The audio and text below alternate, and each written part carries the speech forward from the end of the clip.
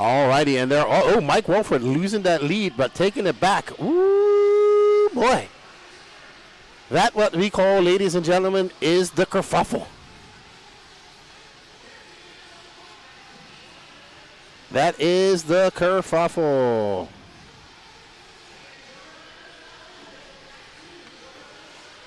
All righty, so just loading up the chat here.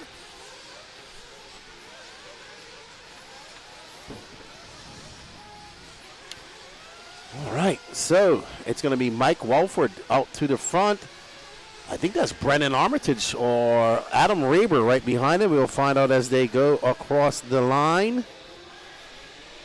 It is Mr. Mike Walford, Adam Raber. Remember, two will bump up. Seth Roulette, Mike Tudor, John Sherrill, Brennan Armitage, Stephen Bailey, Adam Garner, Adam Smith.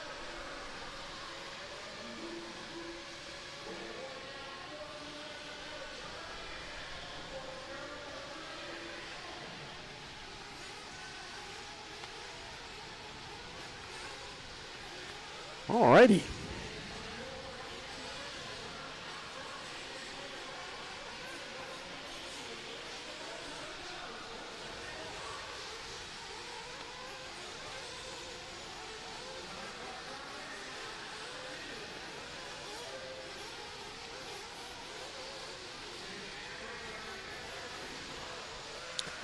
All right, Mike Walford in that PYSCHO. Florida racer down there. Him and the Co2s, they help and do the Triple Nickel Raceway down there in Florida. I got the pleasure of racing there a few weeks ago, last month. Had an absolute blast. Big shout out to all the Triple Nickel racers and people that make that happen down there. Walford getting right. And his young daughter, Brooke, who is a very good friend of ours. Unfortunately, she couldn't be here.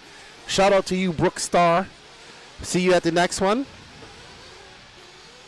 And we are ripping and a gripping here.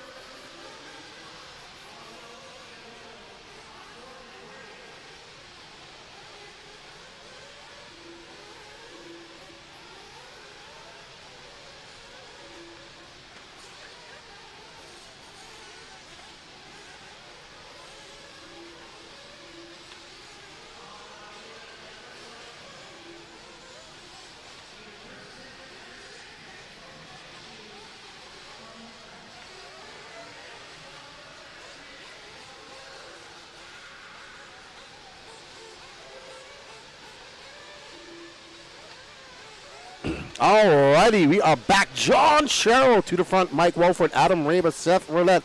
Our camera lady, Josie. She is in 7. Well done to Josie. She was out there doing the moving camera, and her race was up next. We appreciate her. We're greatly appreciative. Triple Nickel. What's up, chat? Hope you guys enjoyed that truggy race. Dude, I think we're in for some. I mean, it's hard not to pick Dakota fan from here on out. Oh, sorry. He was even stronger in the buggy class yesterday than he was truck, and he just picked it up in truck. So, I mean, has he found another gear today? Man, it's just what Dakota Fenn kind of does. When he, it's like, man, it was. I have nothing to say. It was awesome. That was a fun race to call. Fun race. I really enjoyed it. And we saw that action like playing out from minutes before, like, we knew what was going to happen. Great job. Dakota for sure fastest on track that whole race. I mean, it was every lap he dug a half second out of the I know, lead. it's amazing. How do you do that against Mayfield and Fuller? I mean, he did it. That's unbelievable. It is. Alrighty. Well, Adam Raber is out front. Well, was out front. And, yeah, man, I'm getting excited for Pro Nitro Buggy. Whew. And E-Buggy. And then the intermediate class should be good. We got a lot of good racing left to go. I mean, we'll see if Ridgeway can hold up on his call-out. That was a steep interview there. I got to go watch it now. You should. Yeah. Is there a way we can pull it up and show everyone right now? I mean, Danny's a little busy, so he can't really do it. So, If we had if we had a producer that wasn't running the camera, we could. So that's what happens, you know. We need a Danny Paz clone. Yeah, we do. Alrighty, so JBD cheering on Big Bump. I think, what's his real name? Big Bump. I saw. Is it not? I saw his sticker. I just couldn't remember his name. All right, now it's Adam Raber out front. Mike Wolford, one of our Florida natives. Seth Roulette is in third. John Sherrill, Stephen Bailey, Josie up to 6th. Josie be happy if she gets a podium. Well, no, sorry, she needs to get 2nd. This is the C-main. So, let me tell you, if this was a cooking contest, she would definitely be top 1% out there. That dinner she made us last night was the best food I've had since I've been in Tennessee. Every meal that Josie's prepared for us has been good. She made some tamales for us one time. Oh my goodness! I think I ate about 5 of them. You're not really touching this bacon over here. I had a cheeseburger. All right. I also like my bacon extra crispy. We could have put the bacon on the cheeseburger. I had that already. Oh. You jumped the gun. All right, so 8:40 left to go. Walford is out front by 7 seconds. He has not used his joker lane either, so. Oh, man, I wonder if guys are going to learn from Fend and not take the joker lane right off the get-go. I mean, he didn't need it at all. I mean, but sometimes you just have to have the fortitude to know that trust in your game plan. I mean, do you think he knew that he was going to be half second faster than anyone else? I think he has no doubt that he's going to be a half second faster than anybody else. That's confidence right there. That's why he is one of the best in the world. I mean, just to put it in perspective, he was down to 12th in the beginning, he said. And still worked his way all the way up through the pack with no joker to pass cars with. And just, I mean, brilliant drive. Absolutely brilliant drive. There we saw Mike Wolford, Josie Pattershaw, and a no-name RC podcast shirt. Shameless plug. Hey, no, nothing wrong with that.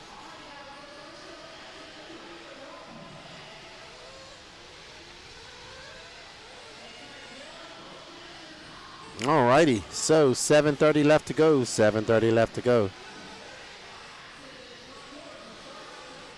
And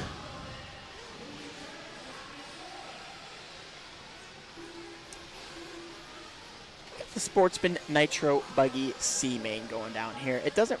Oh, actually, it looks like there's a battle for the 2 spot between John and Adam. They are 1 second apart for that last bump spot. Let's see if we can find that on the camera.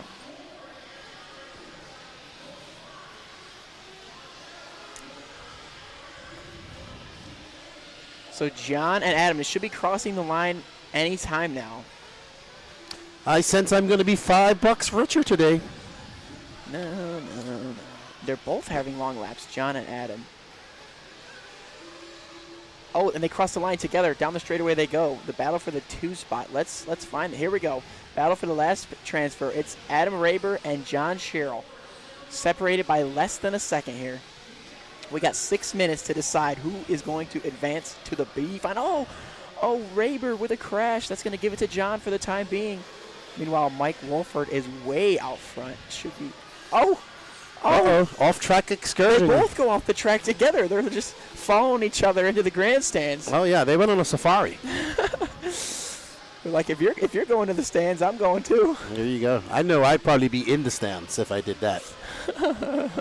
Good thing we don't have people occupying the seats there. Hey, do you remember the... To the inside! He takes it away! Was you here for the drone incident with Joe Bornhorst? No. Oh, I was, because I was right next to the person flying it. Adam Raber is going to take it from John Sherrill that lap. 5:30 to hold him off. Oh, car stuck in the infield. Oh, I thought it was a lipo fire at first. Doing a little burnout there, stuck on the pipe. Let's see if Raber can hold off Sherrill. All Wolford right. just crossed the line half a lap up on these guys. And he has his joker lane, so Wolford doing a reverse Dakota Fan. A reverse Dakota Fan. He's like already in the lead and just waiting for his joker lane. But awesome. His young daughter's probably watching. We want to say a big shout out to Brooke. Oh, mistake by second place, and there is John Sherrill ready to take advantage of it.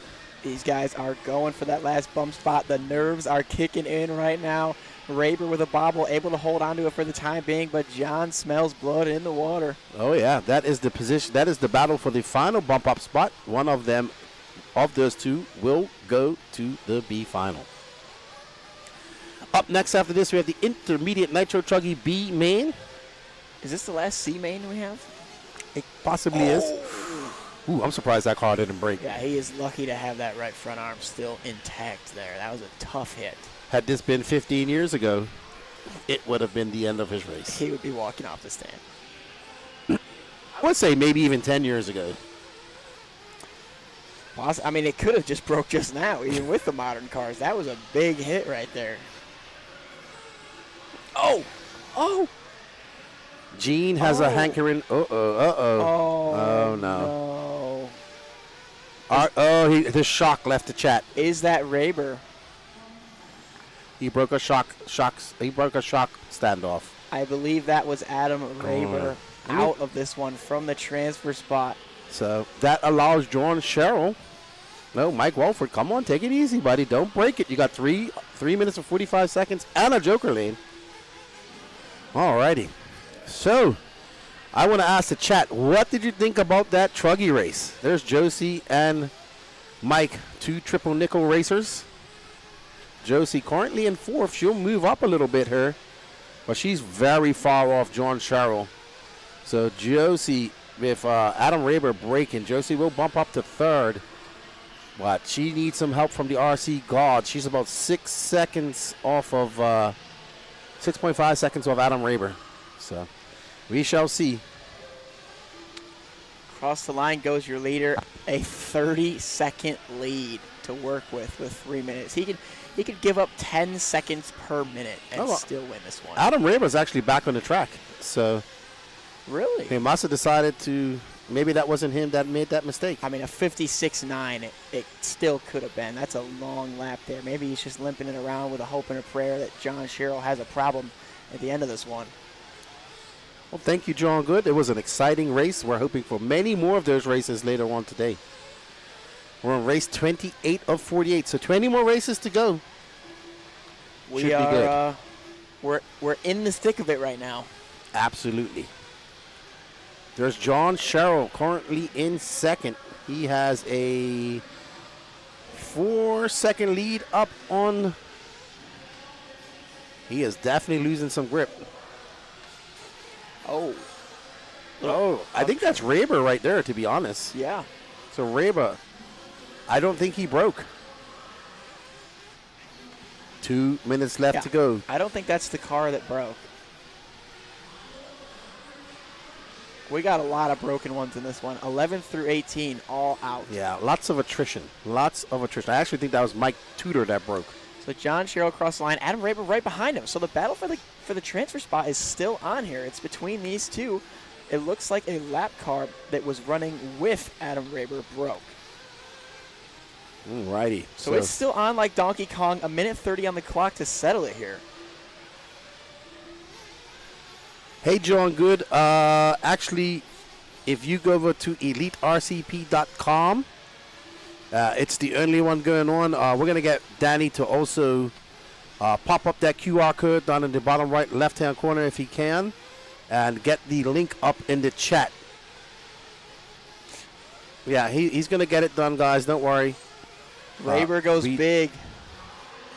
Closing right up on the back of John here. They're going to have 2 laps to go here.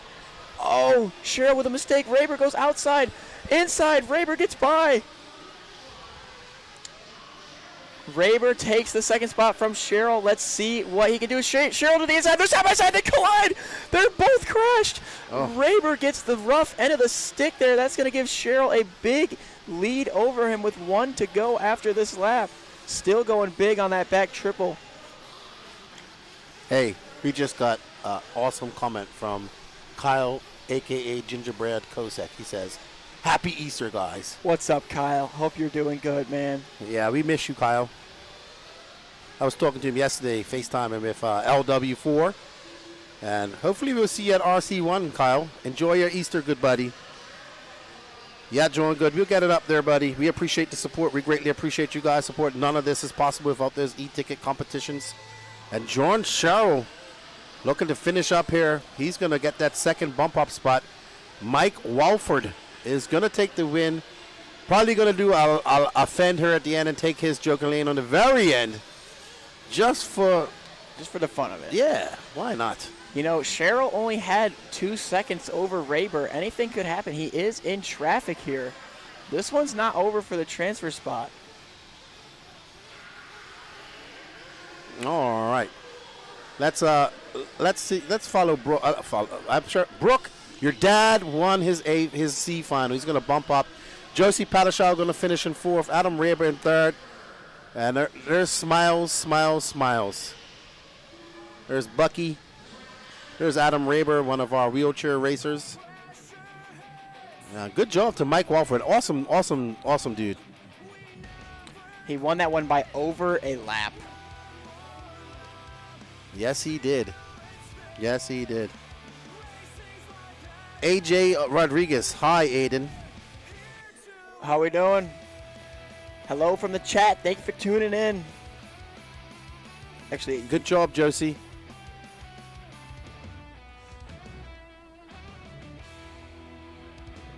Danny said, I'm sorry for your race.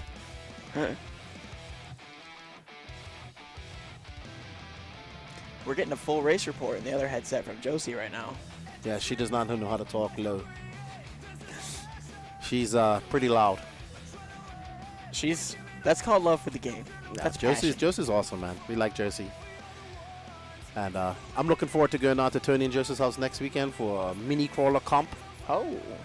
And some fun and entertainment. He has a really nice backyard mini crawler course. Sounds like a good It's job. pretty bad AWS. All right, everybody, there you go. You can scan that coupon code. That's going to take you over to the Elite RC Productions website. You can buy a ticket to enter our e-ticket competition and win a team-associated truggy built by B. Rose himself. Not only do you help out the broadcast, but you help Brandon Rose make a little extra pocket money. And as we know, you up-and-coming RC drivers need all the pocket money that you can get. You've built a few cars as well for us. Oh, yeah. I hammer those things out. How long does it take you to build one? It depends on the car. I mean, the B84 that I built for you guys took me, probably 12 hours. But because I really take my time, and I when I build these cars, I build them to the spec that I would want them to be at to race with. So I take my time, I do everything dialed, I make it as good as it can possibly be. And the 4-wheel drive takes about 12 hours. The 2-wheel drive is faster. I can get a 2-wheel drive done in about 7 hours. So. All right. Well, I just had a wrestling comment in there, and I have to reenact this. Oh, what a rush! Dakota Finn. Actually, it wasn't The Undertaker. It was the Road Warriors or Legion of Doom that did that. I don't even know what that is. That's a little bit before your time, buddy. Yeah. That was Hawk from Legion of Doom. All right. Is that a wrestler? Yeah, it was Legion of Doom, Road Warriors as they're called. They used to be the wrestlers. They used to wear football pads and have like big spikes on them. The only wrestler I know is John Cena. Okay. I can't see him though. He missed out on the great years of wrestling. Nah, I got John Cena. Yeah, John Cena's cool. I actually do still watch wrestling though. Oh God. I do watch it. You don't care that it's fake? We embrace the fakeness. It's fake, but them guys are really athletes and they really do get hurt, and sometimes things happen. Do my eyes deceive me? Are there 20 cars in this race? Yeah. Intermediate Nitro truck. Oh, that doesn't seem right. What happened there? Why are there 20 trucks? Maybe it was only, that was all that were there. So instead of putting a race with 2 cars, they just, I don't know, maybe. That is one loaded up driver stand. I mean, they still have space. Yeah, let's get 25 out there in the next one, huh? Hey, Captain J, what's up? We miss you in your captain hat.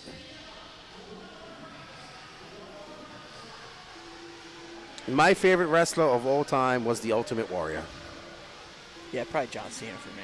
Yeah, well, we're talking about 2 different time periods. Yeah, I mean, you're like BC, right?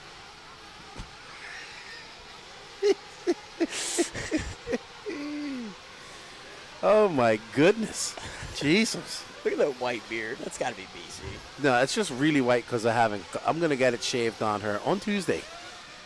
You're looking a little scraggly, man. I feel scraggly. You kind of been eating your beard this whole time, too. You like to just eat it. Yep, there it is. That's the, can't use that word on the ear. You got your flavor saver. Whatever you younglings call it nowadays. Young, I'm an unk these days. I'm 23. Old. What I'd give to be 23 with what I know now. Well, why don't you teach me? I'll live it out for you. Hey, RC sign up, Bobby. The digs is good. It's a little bit messy right now, but we got to clean it up. Sergeant Slaughter was one of my favorite wrestlers, too. He came to Bermuda once. That was awesome. What's up, Sean Kirkman? How you doing? Doink the Clown. Is that a wrestler or something? Yeah, he was like a clown-themed wrestler. He's the GOAT. No, he was not the GOAT.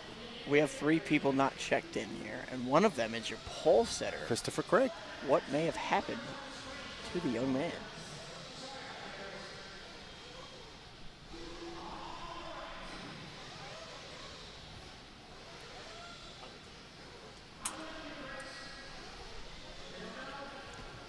All right, Lefty is going to exit stage left for now.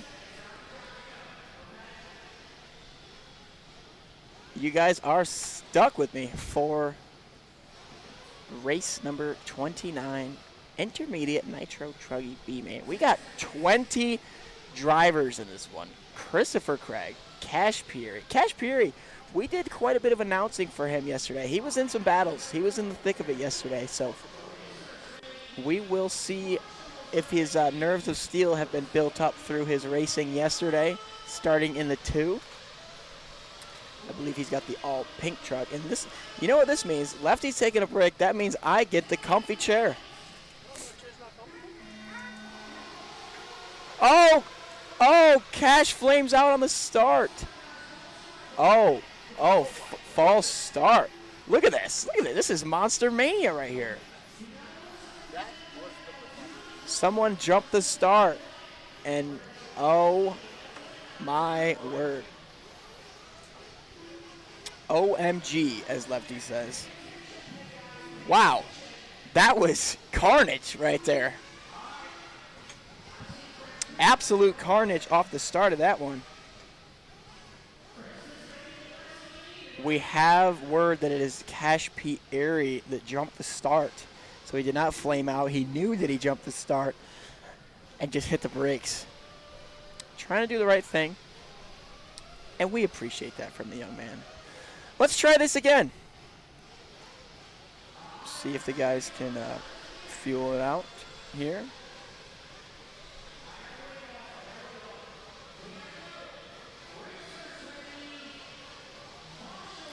Here we go. Attempt number 2. Take 2. We got a 20-minute B main here. The top 2 going to the A. Keep an eye on truck 2. Let's see if he can stay calm here. Boom. He was actually a little late that time. So it's Christopher Craig and Cash Peary with the targets on their back for the A main. These guys working out the first lap jitters here. Oh, Cash gets lucky. Oh, your leader. He's squirreling all over the track in the number 1. Cash going to get by. Goes big in the triple, though. Oh! Christopher Craig having a rough first lap from the 1 to the 4. He is all over the place right now. We got more passes being made. I believe that's Simonson getting around DiGirolamo for the 2. Cash not going for the triple. Half the field going for the triple, the other half not. And Christopher goes for it, gets back into the 2 momentarily. And side by side down the straightaway, they go into the sweeper. And it's going to be DiGirolamo holding off Christopher Craig for the time being. And there's just a gaggle of cars behind him. Everyone's getting sorted out after lap 1 here. Right now it's Cash Peary trying to tuck his tail and run away with this one. DiGirolamo and Christopher Craig. Oh, Craig goes to the inside. He makes the pass stick, and he makes it clean. Truck number 1 is back up to the 2.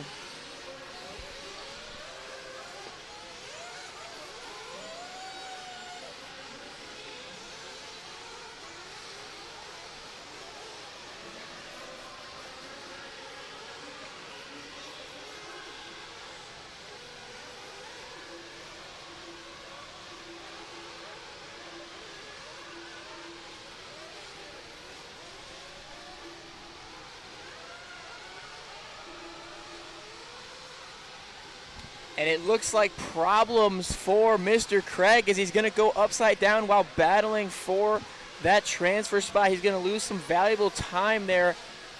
Mr. DiGirolamo is loving what he's seeing, and the Joker lane now coming into effect here.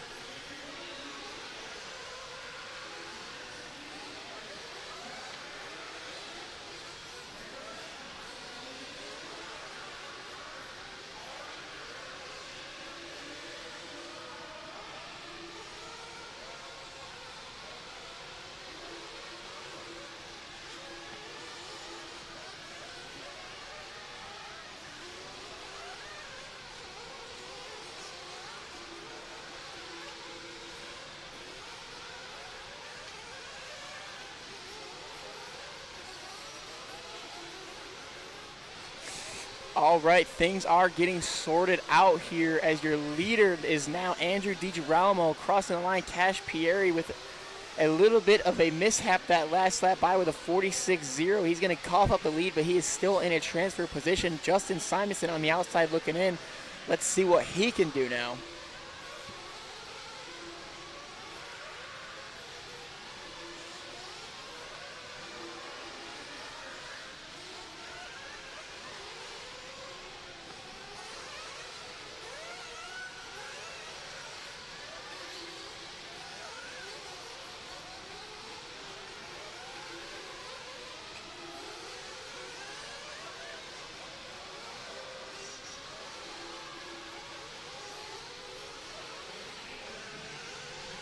All right, we had to do a little battery swap out in the headset. Apologies for the silence there. We have quite the battle going on for the bump spot. Cash Pieri is doing a Tokyo drift around the corner in the all-pink truck, trying to hold off Justin Simonson.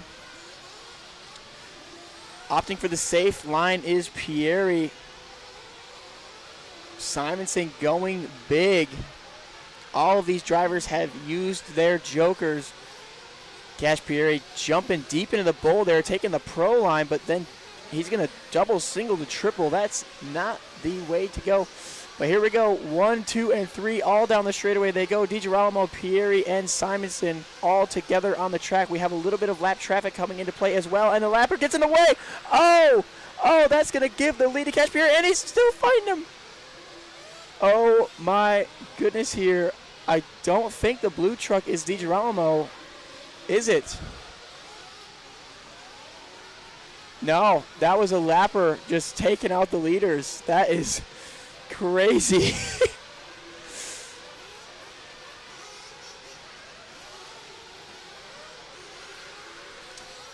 That is crazy right there.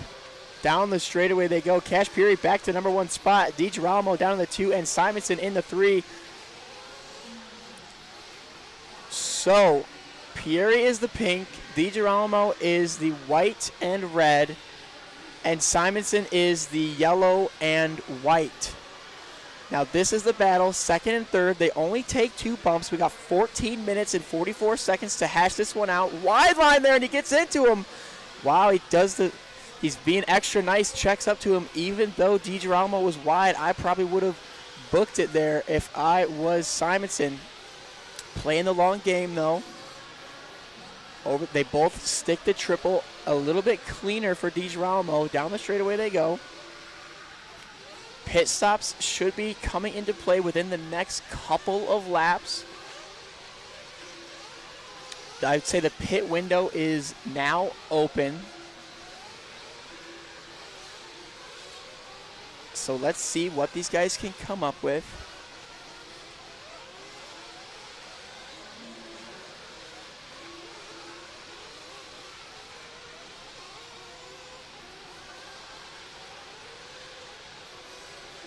here we go. Pieri getting into it with his fellow pink car, lets him go. Down the straightaway, he's trying to build up a little bit of a lead. Simonson just 1.2 back. He does a little bit of a monster truck backflip there. No harm, no foul. DiGirolamo is losing touch just a little bit to the bump spot. I did not see what happened there, trying to watch the screen and the chat at the same time. My ADD is kicking in just a little bit with 13 minutes to go. Looks like the Joker lanes have all been used for the guys battling for the bump spot, so we don't have to worry about it anymore. Cash, wow. Single, single, single on the triple. I don't think that is the preferred line. Across the line he goes. We got a red bar for Simonson. What has happened to the number 2 truck? He is dropping down the line. He just crossed the line with a 53.1. And we do not have a pit stop from him. So Justin Simonson had a huge problem that last time by. He's going to give Jeremy Alvarado the number 2 spot. DiGirolamo still in the 3 here. So Alvarado making a big move last time by, picking up 2 positions from the 4 to the 2. We got a little bit of a traffic jam in the pit lane. Things are getting sorted out. Your leader scheduled to be crossing the line any second now, Cash Pieri.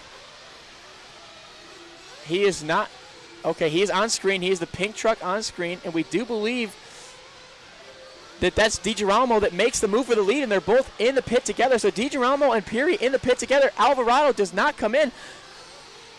And we have, something's wrong with Pieri.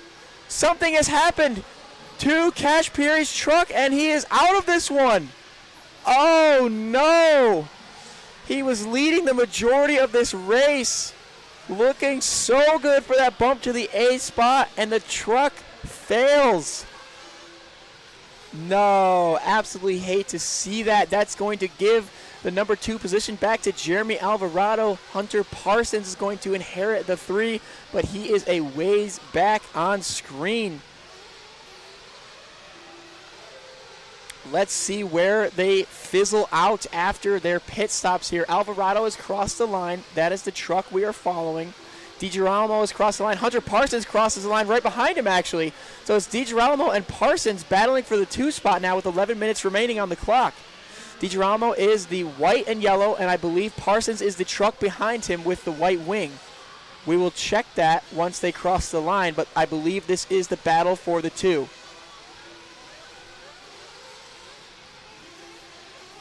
We don't have a pit time from DiGirolamo yet, so I believe he's going to have to come in soon unless he just didn't pick up on his way through. That is a possibility. We have seen it before today.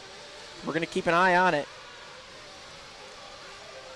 So DiGirolamo to the lead, Alvarado in second, and Simonson in third. So 1, 2, 3. I don't know what has happened to Alvarado, but he has dropped to second with a 50.3. So potentially a pit lap for Alvarado that we missed. But this is 1, 2, 3 all together right here coming in the back section. We got a little bit of a kerfuffle. Oh, boy, here we go. Hopefully no one hits the lapper. Oh! And just as we suspected would happen, there's carnage in the back section, and the truck is still upside down. I do not know if that was one of our leaders or if that was another lapper that hit the upside down truck. We will see what happens as they all cross the line.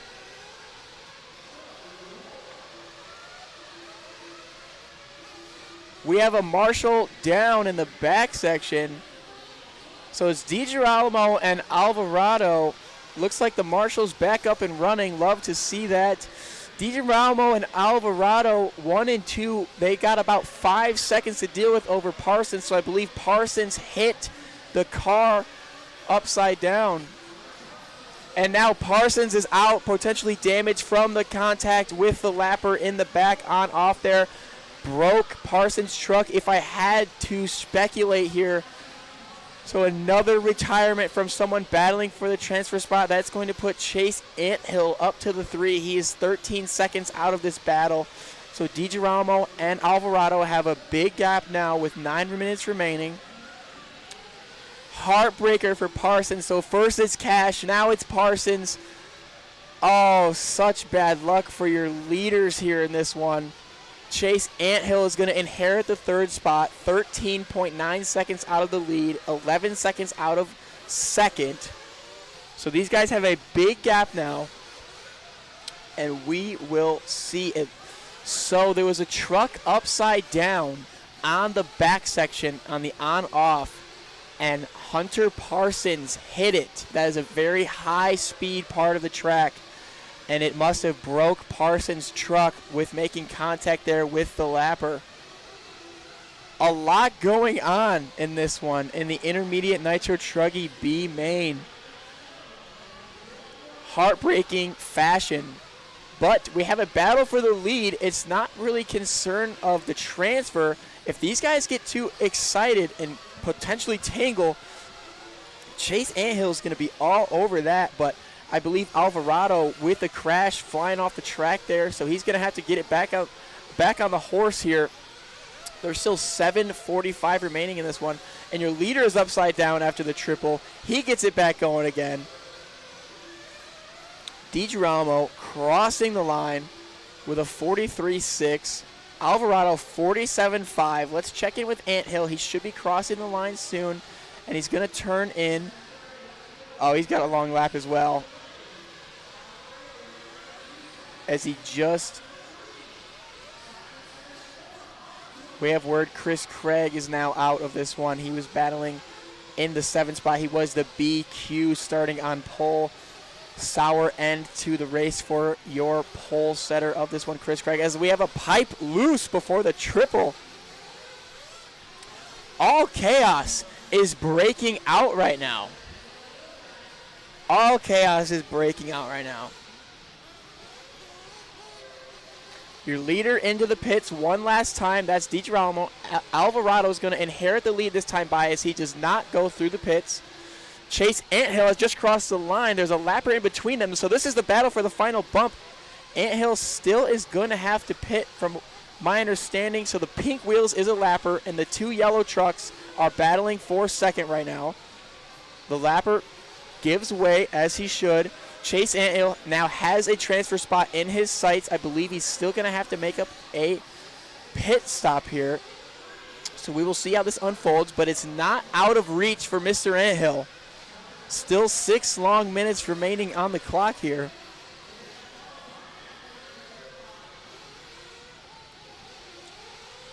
DiGirolamo getting a little bit into a lapper there. Anthill in the pits. He needs a good stop here. And it was. That was a clean stop from his crew, a 5.8. That is the fastest stop of this race. So that's going to help his favor. We have some upside down cars. I'm not sure who that may have been there. We will see how this sorts out as they cross the line again. There's 5:30 on the clock. So we're trying to get a gauge here. Anthill clip of the pipe, gets it back sorted. We have word potentially a front left tire coming off the wheel for Chase Anthill. So if that's the case, that is not going to be helping his cause. Still waiting on Alvarado to cross the line. What has happened to your leader, Jeremy Alvarado? He has not crossed the line. He's still not crossed the line. Chase Anthill are going to inherit the 2, DiGirolamo to the 1, and Alvarado is still missing. What has happened to your leader? Jeremy Alvarado has just crossed the line as he turns in a 1 minute and 3 second lap. He's going to drop from the 1 to the 3. And Anthill is stuck. Where is Alvarado? Oh my goodness. What's going on in this race? So Anthill in the 2. He has a long crash. Alvarado should be close behind now.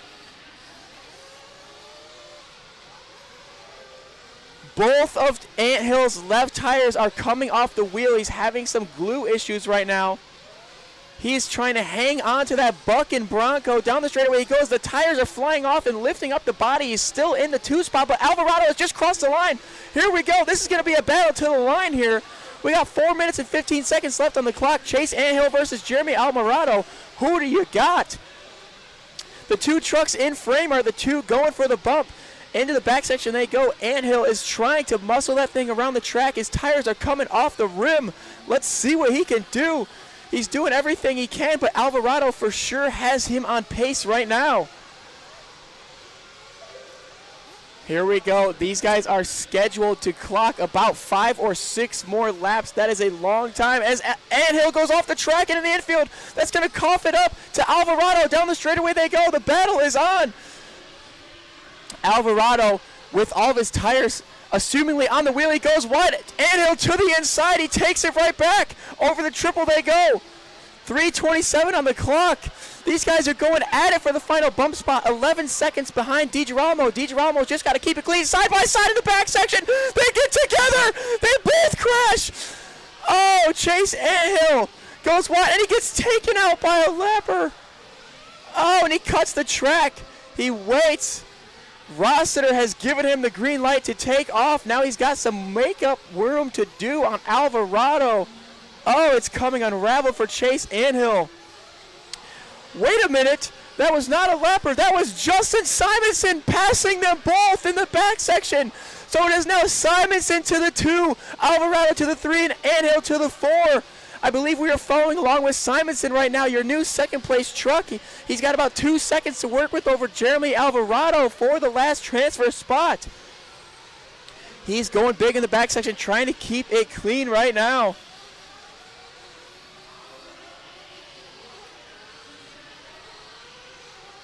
We have 2 minutes and 20 seconds on the clock. Your leader with a big cushion over these guys. He crosses the line. Justin Simonson with the sneak attack, going from the 4 to the 2 in one big swoop. Last lap across the back section. Jeremy Alvarado crosses the line just now, so he is not far back. 2 minutes to go on the clock. He's got to make up about 3 seconds. Oh, Simonson is upside down. He needs a marshal. Where is Jeremy Alvarado? He goes by. They both go by, so it's a 3-way battle here for the final transfer spot between Justin, Jeremy, and Chase. We have a minute 51 on the clock. Here we go. Who wants to bump? Nobody wants it.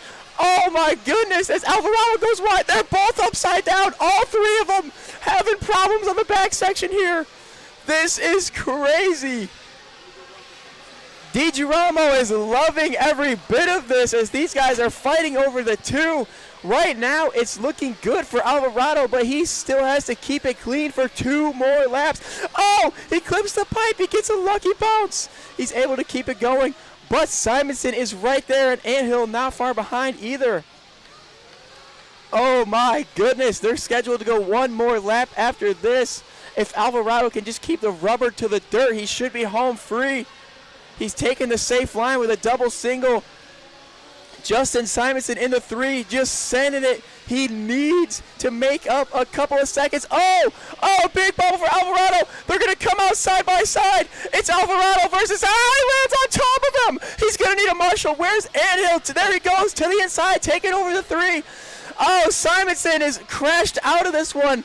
A complete detrimental meltdown for Simonson in the past couple of corners. It is up to Anthill to try to track down Alvarado. He's got 1 lap remaining. The tires are coming off of the bus. He's still sending it. Over the triple they go. Anthill doing everything he can. They're going to have 1 more pass through the back section. Alvarado just trying to keep it clean. Anthill going for it. Anthill making up some serious ground.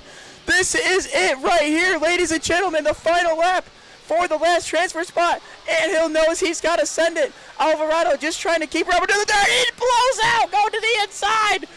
That should do it for Anthill, and it's going to be DiGirolamo and Alvarado, your 2 bump spots. Oh my goodness. What a race. No one wanted to take that one. I am going to go interview Mike Wolford. He won the previous race. I will be right back, and we're going to put it over to Patrick.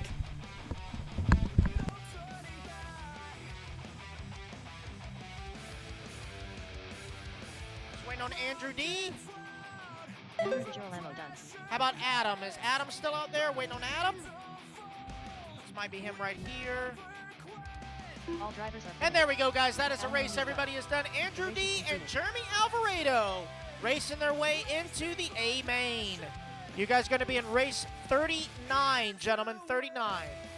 Alrighty, guys, hold them in staging. We do have some pipe repair to do. We do have some pipe repair to touch up, as I'm told. So race number 30, hold them in staging, please. Do have some pipe repair to touch up on. This is Sportsman E-Buggy B-main about to take the track. Do need to use some pipe repair. We are here with Mr. Wolford. You look completely in control that whole time. I think a full lap over the field. You got to be feeling good. Yeah, car's feeling good. We had a little bad luck in qualifying there, and yeah, off to the next one.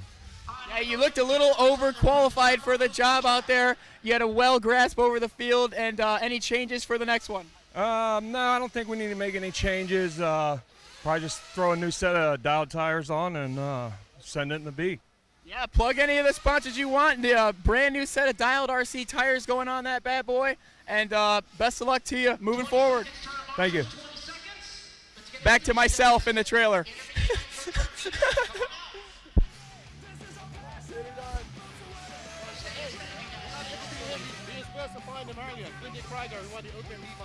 Oh, he won which one? I went to the interview and he won the bumped up to the A final. Of which class? Open E-Truck? Okay.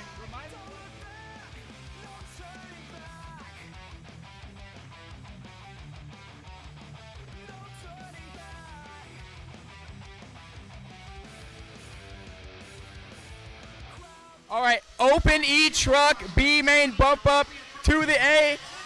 Krieger, we were looking for you for a long time. You were running away from us, hiding, but we got you. Tell us how you're feeling. I'm feeling great, man. I went out there to Marshall immediately afterwards. They were rushing us, so I didn't want to get in trouble or nothing, but I came back around. The truck was feeling great.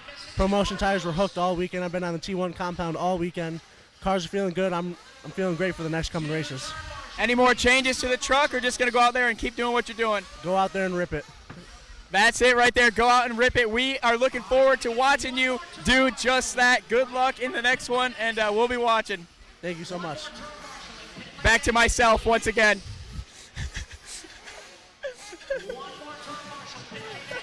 Good luck.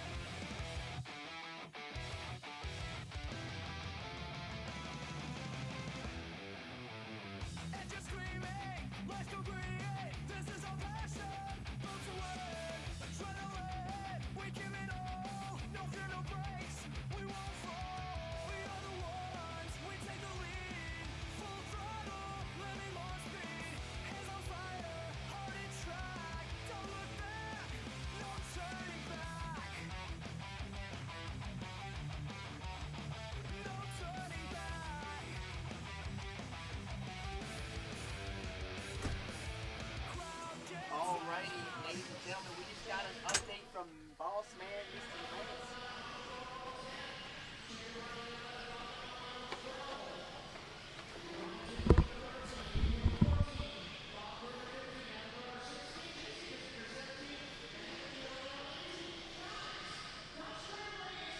Alrighty, we are back. We got an update from Boss Man, Mr. Lance. We got 10 tickets remaining for the Brandon Rose signed and built team associated T4 kit. There's 10 tickets remaining, so for $20 you can scan this. If you're lucky enough, you can go home with that bad boy right there, scan it on the screen. Only 10 tickets remaining. I know y'all want that, John. So right now we got the Sportsman Electric Buggy B-main rolling out. Kevin Moyer starting on the pole.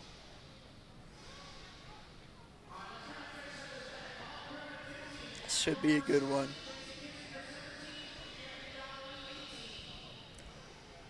That last race was potentially the best race that we're gonna have. I mean, was that better than the Pro Truck main?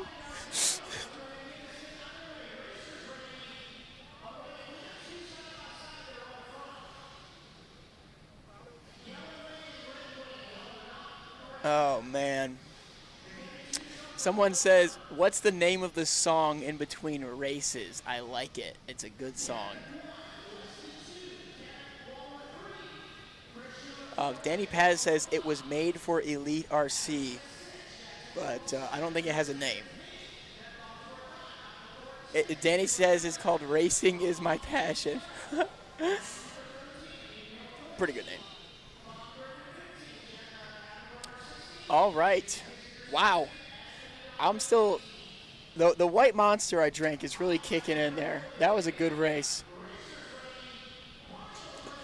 This one's going live. Let's see if Kevin Moyer can convert the pole position here. Clean start so far. Love to see. Oh my God, definitely not a clean. Look at the back of the pack. Oh my gosh. It's just a demolition derby from 7th place down. Look at this. How it seems like there's more than 18 trucks out there. It looks like there's 100. It's like a swarm of bees.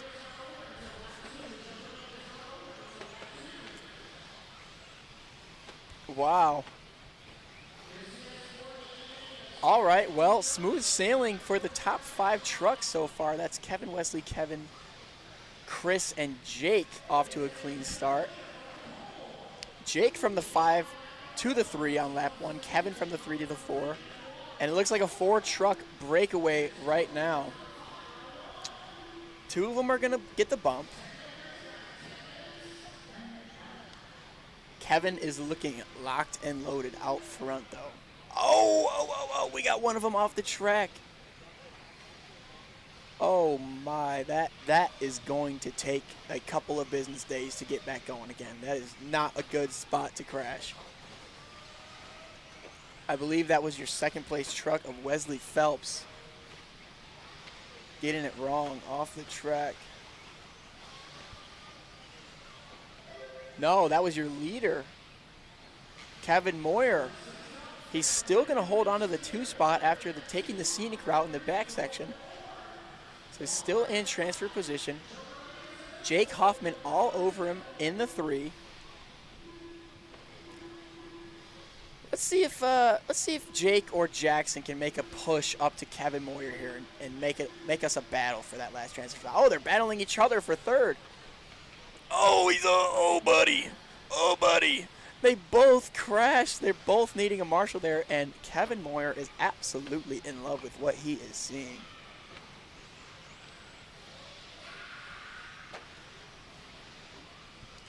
A little bit of an announcer's curse there. Jackson Kroll, after the off-track excursion, is going to take the Joker. Oh, that was your leader upside down. Wesley Phelps in the orange. He's going to cough it up, go back to 3rd. He still has a Joker in his back pocket, though, as most of these drivers do. The only one in the battle for the lead that has already used their Joker is going to be Jackson Kroll. He's going to inherit the lead after that mistake from Wesley Phelps at the end of the straightaway. So Wesley's actually down to 3rd as they run right now. And these guys are choosing not to take their Jokers, inspired by the one and only Dakota Fenn. Going to hold it off till the very end. New leader, Jackson Kroll. Kevin Moyer up to the 2. Wesley Phelps down to the 3. These 2 still have their Jokers in their back pocket, though. So Jackson Kroll better tuck his tail, run for his life right now.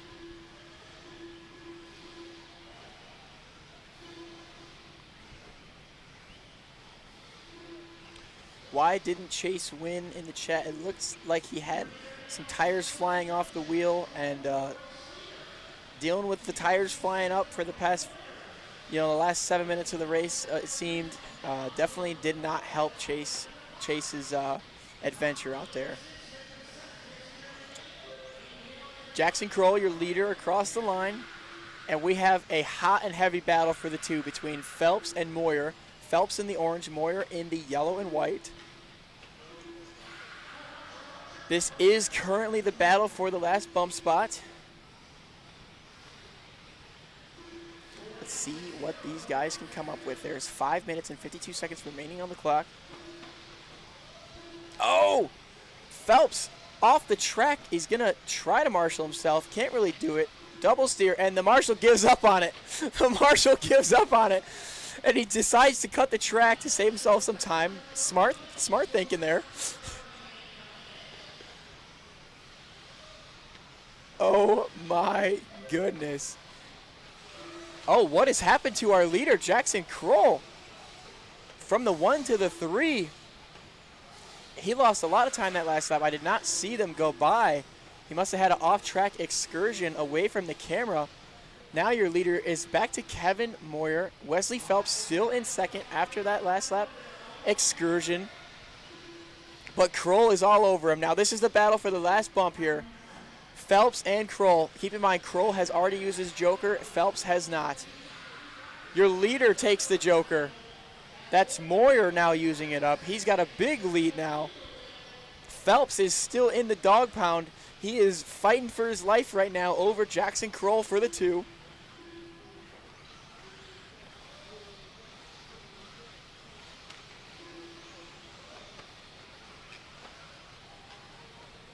So it looks like Kroll has made his way around Phelps here. I looked away from the screen for 1 second. He stuffs the pipe.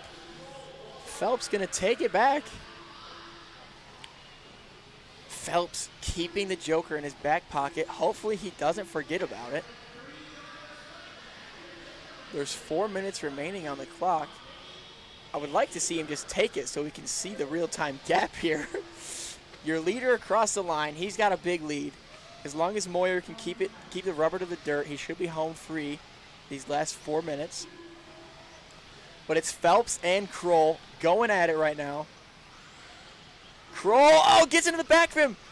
And yeah, just hack him and take off. That's awesome. Oh, and Phelps is upside down now. This is, oh, and the marshal's not worried about it. This is just what the doctor ordered for Jackson Kroll. Just an absolute meltdown for Phelps. Now, surely Wesley is going to take his joker lane now, right? I mean, there's 3:25 on the clock. He's got to do something. We will see if the gap is big enough. Oh, here comes Wesley. Oh, it should be close if he takes it. And he takes it. He's going to come out right. Oh! Oh, and Kroll stuffs the pipe. Wesley Phelps is going to hold on to the 2 for now, but the joker lane is now no longer in question. This is the real-time gap with 3 minutes remaining on the clock for the last transfer spot.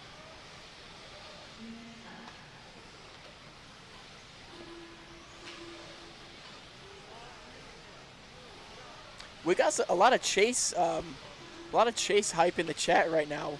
One of his buddies is in here calling him majestic. But right now it's all about Phelps and Kroll. 2:42 on the clock, and the gap is now gone. Wesley Phelps versus Jackson Kroll. Your leader, Kevin Moyer, actually having problems as he just crossed the line. He is not that far ahead of these guys, so he's got to keep it clean this last 2:30. These guys are scheduled to clock 4 more laps here, so this one is far from over as Phelps goes wide. Oh, and he takes it right back as Kroll gets a little bit over. Oh, no! What has happened to Wesley Phelps' truck as it just idles off the track? Oh, my goodness. He was looking so good for that bump, and the truck shuts down. Unbelievable. That is heartbreaking stuff for Wesley Phelps there. Jackson Kroll going to inherit the 2 spot now. How far back is Kevin Waller is the question. So there's your leader across the line, Kevin Moyer, clocking a 45.1. Wesley Phelps is now out of this one. Kevin Waller has gotten around Jackson Kroll, and they are separated by 1 second. So it's Waller versus Kroll now for the final bump spot. I believe that's Waller with the yellow wing, and we are following Kroll. Okay, so this is the gap right here, the 2 and 3. These guys are providing us with a battle no matter what here. Oh, and Jackson Kroll blows it off the track. Oh, no, he marshals himself, but it takes a while to get going. This one's all up to Kevin Waller now to keep it on the dirt. Oh, my goodness. Kevin Waller now, he's going to have 2 laps remaining. He's just got to keep the rubber side down as Kroll has melted down this lap. Blew it into the grandstands. And Waller now getting a little hung up with lap traffic, but not too bad. This one is likely fizzled out here. 38 seconds remaining on the clock. Your leaders just have to keep, oh my goodness, what is happening right now? It's a demolition derby. Who's gonna come out of this one on top here? I don't even know. Oh my, we got guys jumping across the track from the infield. I mean, this is a parking lot palooza right now. Oh, we got more people getting blown off the track. Another guy going backwards. Oh my goodness. What is going out? It's the Kevin show right now. Kevin Moyer, Kevin Waller, but Jackson Kroll has made it across the line for the extra lap. So these guys, the Kevins, still need to keep their noses clean. Kroll is not that far back from Waller. It's not looking great for him, but he still has a prayer. Oh, actually, Kroll has caught Waller. Kroll has caught Waller. Here we go. Over the hip. That's the two trucks right here, yellow and blue. This is the battle for the last bump. He's got to keep it clean. Over the double they go. Into the berm. Oh, he's sending it. He knows he needs to get by. He goes big for the triple. They're side by side. Into the last corner to the inside. Oh, my goodness. And it's going to be Kroll on the last corner over Kevin Waller. He keeps it in there. Oh, my goodness, a last corner pass, a never say die attitude from Jackson Kroll as he turns it a 42.7 on the final lap and steals the bump on the last corner of the race. I am gonna go get an interview and put this over to Patrick.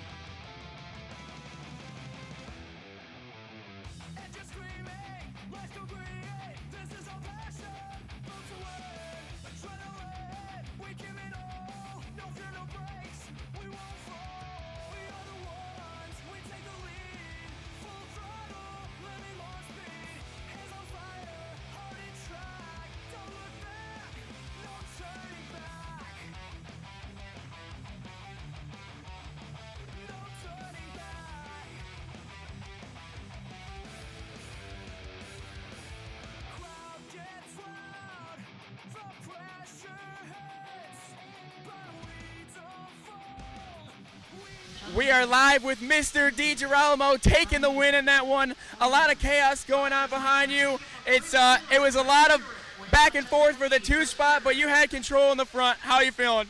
Pretty good about it. I wanted to come here and make the A-main in at least one class, so I'm glad I did, and thankful my brother helped me out getting the car rebuilt for today. Getting it rebuilt, freshened up. Any changes or other than just a full rebuild? I'm going to go make him rebuild it again. All righty, sounds good. Well, best of luck to you and great job out there. Thank you, appreciate it. Back to myself.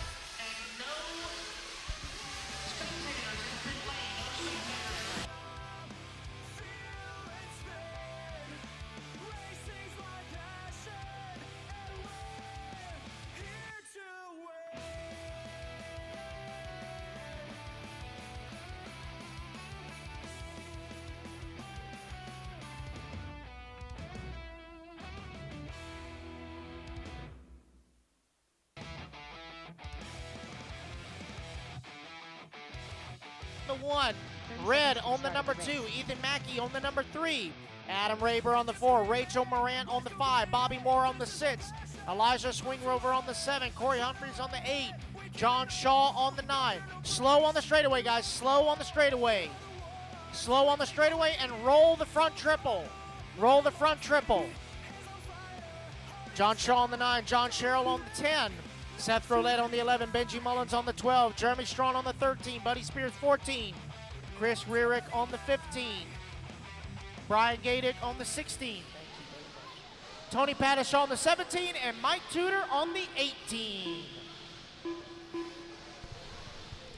Oh My word. I don't think I've ever seen a Sportsman E-Truggy B-main quite like that, down to the last corner. Oh my goodness. What a race. Way to stay in it.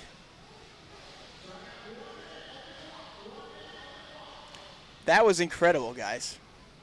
Looks like we have a racer's minute, or what's...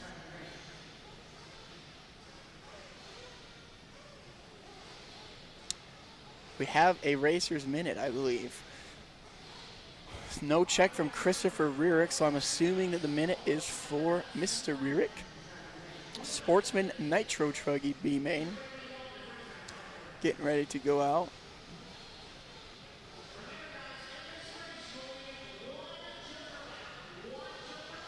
Yeah, wow. Man, what a race, guys. Beautiful. Absolutely beautiful. We love to see it.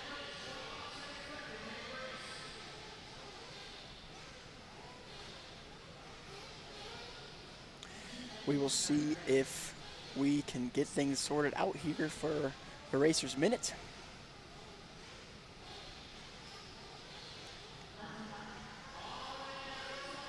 We are running out of time for the minute. Hopefully, Christopher has gotten his program sorted.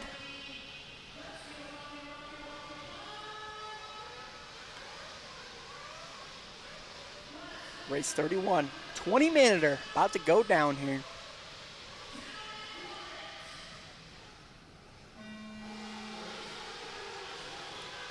Oh, buddy. Oh my God. Oh, look at all the trucks upside down on the Star Straight.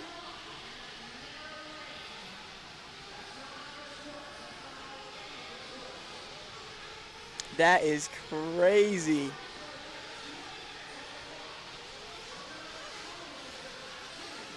That is crazy. Wow. Okay, so a bit of a demo derby on the start there, but we will see who has prevailed.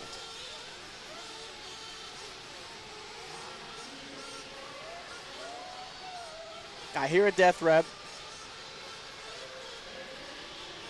Down the straightaway they go. It's going to be truck 3 prevailing here on lap 1, Ethan Mackey.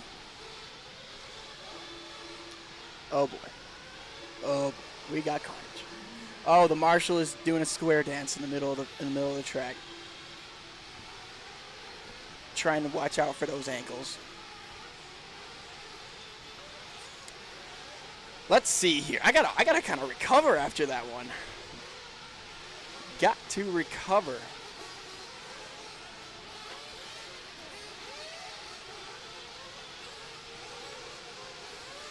Look at the drone shot. Shout out to the elite crew with this drone shot here.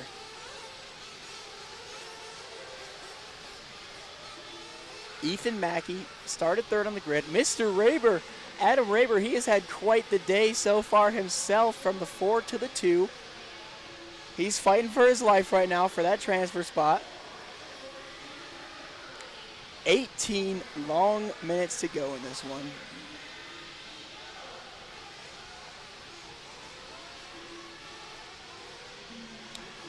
It looks like the top 2 drivers have separated themselves from the pack, but you never know. 17 long minutes to go here. Let's see if we can get another good battle. I mean, that last race was electric. Look at the drone. The drone is ripping right now. I wonder what kind of lap time we could get with the drone if we're going full speed ahead with that thing. Could we dip into the 29s potentially?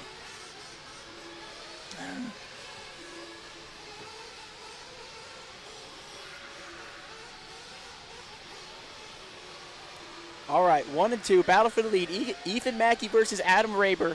They don't need to beat each other to move on. What they really need to do is just not take each other. And the drone is going to the concession stand. Awesome.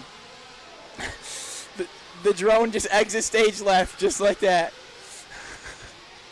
And what happened to the battle for the lead? I believe Ethan Mackey followed the drone into the grandstands. Okay, so we now have a battle for the transfer, and they're kind of hacking each other a little bit here. Over to triple they go. It's Ethan Mackey versus Bobby Moore. Ethan Mackey in the white and orange, Bobby Moore in the all yellow. This is the battle for the final transfer spot. They got 16 minutes to duke it out. To the back section they go. Ethan Mackey potentially with a little bit more pace in the truck than Bobby Moore, but he's going to do his best to keep Mr. Mackey in sight. Ethan Mackey has not taken the Joker lane yet. Maybe that's what happened. He didn't go into the grandstands. He just is opting out of the Joker so far, keeping it in the back pocket. Smart move. He must have watched Dakota Fenn in the pro main. Dakota Fenn with an absolutely electric performance in the pro Nitro Buggy main.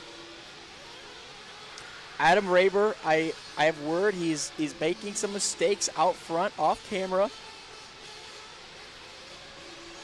This is Mr. Raber we are following now. Oh, buddy! He's upside down. He's going to need a marshal. This is your leader.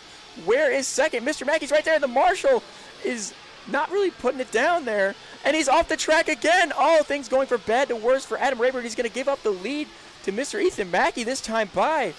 Where is Bobby Moore? In the all yellow, he is a little ways back from this battle. So a horrible lap for Adam Raber. He's going to come across the line with a 51.9. Oh my goodness, that is not good for the program. Bobby Moore crossing the line right now in the 3 spot. He is in the all yellow, so you can see the gap on the track right there. Oh, Raber! Raber is hung up again. Where is Moore? I'm not sure what happened to Moore. He's like just now going over the triple. Unless I'm looking at the wrong truck.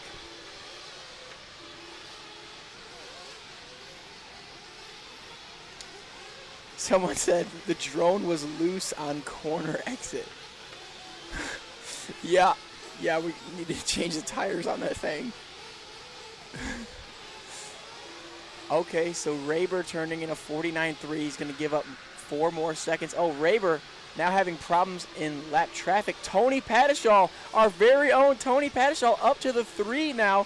He is looking to try to make a charge for Adam Raber. He is only 6 seconds back from Raber that time by. So this is Padishall on screen now. He is bumped from the C to the B, and he said in his interview he is looking for the A main. He's got 6 more seconds to make up on Raber, and he will be there. He can now see him in the same camera frame. That was Raber going over the kicker as Padishall was coming into frame. So this is doable for Mr. Padishall as he lines up the triple. We're going to check the gap this time by Raber turning in a 47.1 to Padishall's 44.2. So Padishall takes another 3 seconds out of the gap, and he can see we are getting closer and closer to the back of Raber here. If Padishall can keep it together on all 4s, he should end up underneath the wing at some point of Adam Raber. Oh! Raber goes way wide. Bobby Moore looks to the inside. So this is a battle for the 3, and that is Jeremy Strawn right there with those guys as well. This is also for position. 6:46 down. The pit stops will start cycling through eventually here within the next couple laps. Your leader crosses the line with his best lap of the race of a 44.5. Adam Raber across the line, 45.9. Padishall turns in a 45.9 as well. Someone is in the pit. Not sure who that was.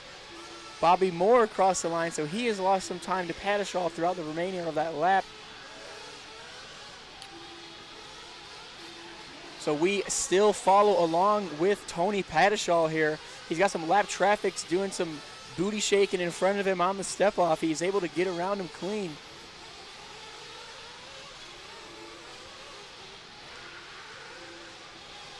It looks like everyone in the battle for the transfer except for your leader, Ethan Mackey, has used the Joker. So things are looking very good for Ethan Mackey right now. And Raber with a long lap. Tony Padishall goes to the 2. What has happened to Raber as he just now crosses the line in the 4?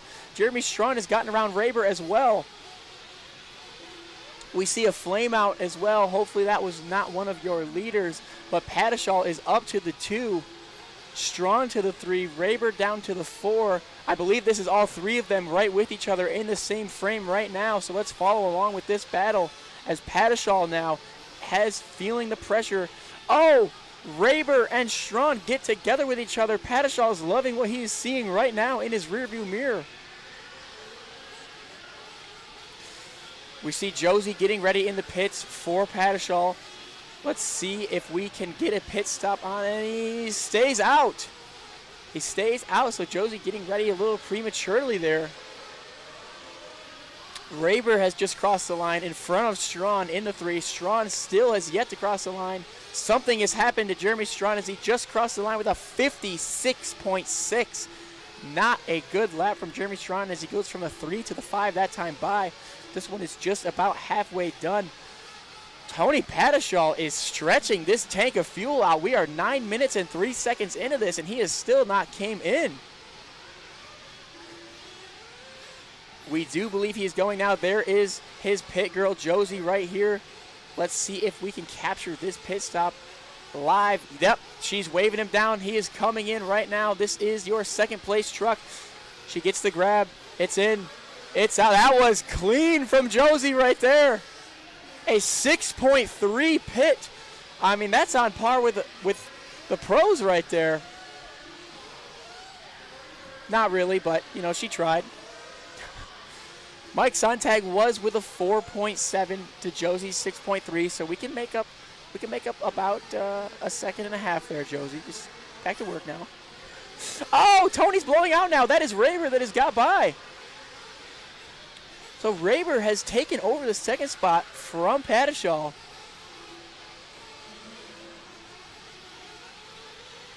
We have some Jeremy Strawn support in the chat. We are not sure what happened to him a few laps ago, but he has collected himself. Here we go. Raber back to the 2, Tony Padishal to the 3. This is the battle for the final transfer spot. We have 10 down, 10 to go on the clock. Going to be coming up on some lap traffic with the next couple corners here. Raber's going to get to him first, barring no issues. Into the back section they go. Raber has it. Padishal wants it. Oh, nice tight line for Padishal there, and he's in the wrong lane. He's upside down. Waiting on the marshal. Does the marshal hook him up? And he does, and he cuts the track and takes off. Absolutely beautiful execution for Padishal. Keeping the battle alive, and he's upside down again. Oh, the marshal doesn't see him. Oh, Padishal, things are going from bad to worse, and that could potentially be the nail in the coffin for his attempt here. Jeremy Strawn now up to the 3. This is the battle for the 3 spot. Strawn and Padishal, both with yellow and grayish looking trucks. You can still see Raber in screen. He is not home free just yet. This is him we are now following along with right now in the pink and yellow truck. He's still got 8:30 left on the clock, so he is far from landing this plane. Not able to put it in cruise control just yet. You gotta wonder, how are the nerves feeling? Can Jeremy Strawn or Tony Padishal put down some heaters and catch back up? Oh, Raber's off the track at the end of the straightaway. The marshal's fumbling. Here we go. That's a lapper that goes by. Raber is still in the 2, but there's Padishal and Strawn right there. It looks like Padishal's gotten around Strawn as they cross the line. So this is 2, 3, and 4 all with each other. We have another barn burner of a race for the final transfer spot. Here we go. Adam Raber trying to hold on to it. They got a lap traffic in front of him. He takes the safe line. They all go safe. Going double, single, not going for the triple. This lapper is not getting out of the way of Raber. He is not getting out of the way. Oh my goodness. This lapper is holding up Adam Raber so bad. He's going to cut in front of him. Oh my goodness. The lapper is causing chaos right now. He is not letting the number 2 truck by. Here they go. Into the pits goes Raber. He says, you guys can deal with this lapper for now. We got someone coming in from the wrong lane. He gets it back sorted. And now it's Padishal's turn to try to deal with the lapper. It looks like Strawn went into the pits as well. So we have Raber and Strawn battling it out for third. Padishal yet to pit. I think Padishal is potentially trying to do a one-stop race. He did not come in until 9:30. So could Padishaw be stretching for the 10-minute stop? And Raber's upside down. That's going to give it to Jeremy Strawn to the 3 spot. These guys need to keep Padishaw on his toes. We can see Tony has now caught the lapper. Let's see if he gets by clean. He's going to have to get around some way or another here. Down the straightaway we go. We're following Jeremy Strawn in the 3. Adam Raber has lost a little bit of ground in the 4. Is that Padishaw that was stuck? Or no, I don't think it was. I don't think it was. Padishaw's still in the back section, I believe. So we have 6 minutes and 15 seconds remaining on the clock. Who is going to bump out of this one? Right now it's still looking really good for Ethan Mackey as he is still yet to use his Joker lane, 16 seconds ahead of the field. Barring any issues, Ethan Mackey can put this thing on cruise control and land this plane safely. Tony Padishaw, we are following along with him in the 2 spot as he crosses the line with a 44.4. Jeremy Strawn and Adam Raber should be crossing the line soon. There is Strawn with a 46.2. He's going to lose 2 more seconds to Padishaw that time by. So things are looking good for Tony Padishaw, but he will potentially come in for a splash and go at some point before this one is over. Oh, as he clips a pipe, he saves it. Lucky save there from Mr. Padishaw. It does not look like Josie is worried about filling a fuel gun right now. We do believe Padishaw is going. Oh, wait a minute. What has happened to Ethan Mackey? Your leader is not crossing the line. Oh, no. Ethan Mackey was so far ahead. He turns in a 1 minute and 3 second lap. I believe it was Mackey that was off the track in the back section. Oh, no. Ethan Mackey, your leader, has chosen to take the scenic route, and he uses up his Joker lane and still with a 103.2 in the 2 spot behind your leader, Tony Padishaw. Where is Jeremy Strawn and Jonathan Davis now up to the 4 spot? Raber with a tough lap. Oh, Adam Raber is potentially out of this one, down to the 8 spot. His dreams and hopes of making the A final are now over as Raber is out of this one. So it's between Tony Padishaw, Ethan Mackey, and Jeremy Strawn. Jonathan Davis is 17 seconds back in the 4 spot. So Ethan Mackey should be crossing the line now. Oh no, what has happened to Ethan Mackey? Jeremy Strawn up to the 2. Ethan Mackey is yet to cross the line. Oh, in the last 2 laps, things have just fallen apart for Ethan Mackey.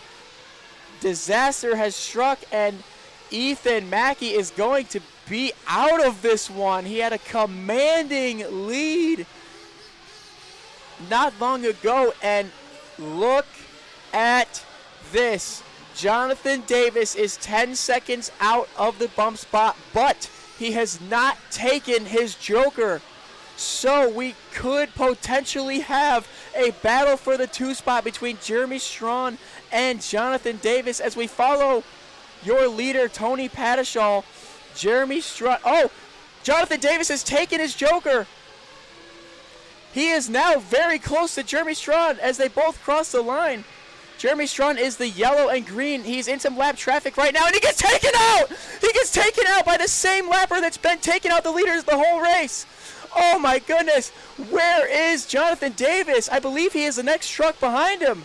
That orange truck is not making anyone their friend out there. I don't know who that is, but he's got his gloves out for sure. So now it is between Jeremy Strawn and Jonathan Davis for the last transfer spot. 3 minutes on the clock to hash this one out.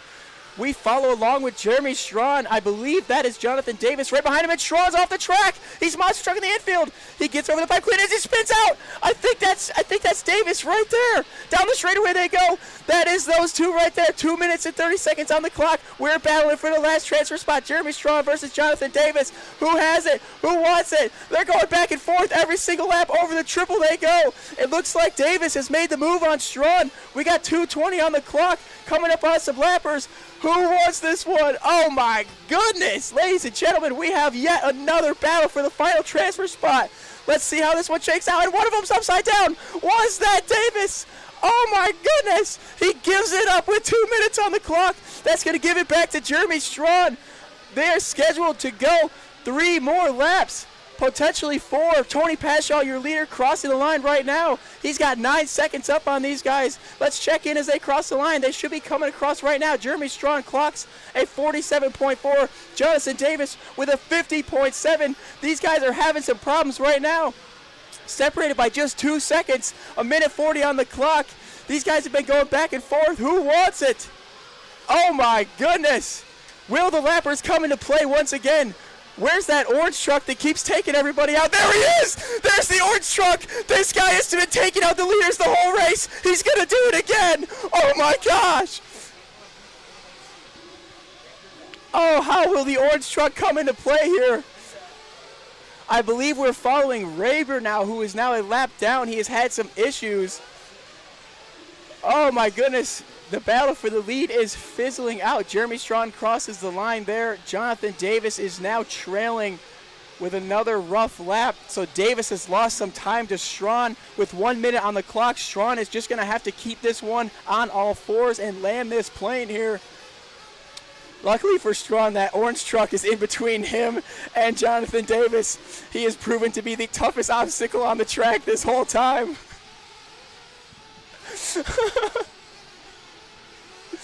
PYSCHO is just about home free.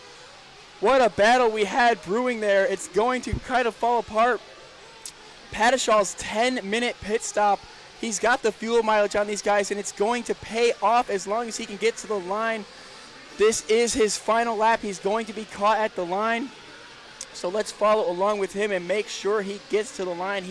He's about 12 minutes into this fuel stint right. Oh, and he's upside down. Your leader's upside down. The marshals don't see him. The marshals don't see him. It's the final lap. They still don't see him. Oh, my goodness. There goes Strawn. Where's Jonathan Davis? Where's Jonathan Davis? That's him right there. They're side by side in the back section.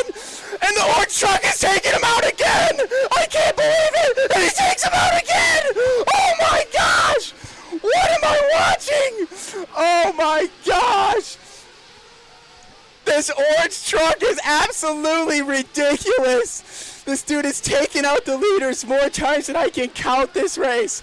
Jeremy Strawn is going to get to the line with the lead. Tony PYSCHO in the 2. And Jonathan Davis is going to come up just short in the 3. Oh my goodness!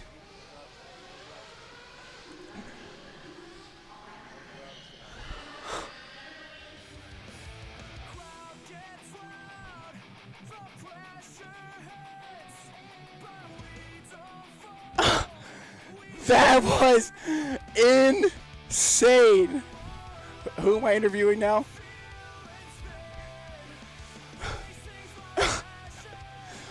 Oh, the hardest section on the track is the orange truck.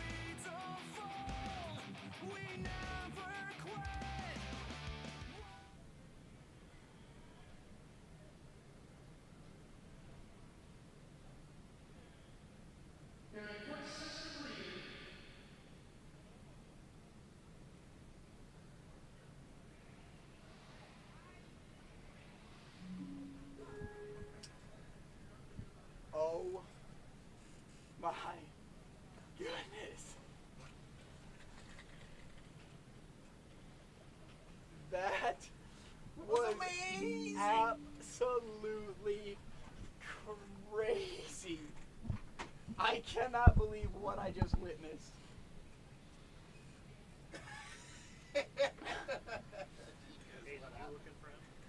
What do we got? Oh, the last one?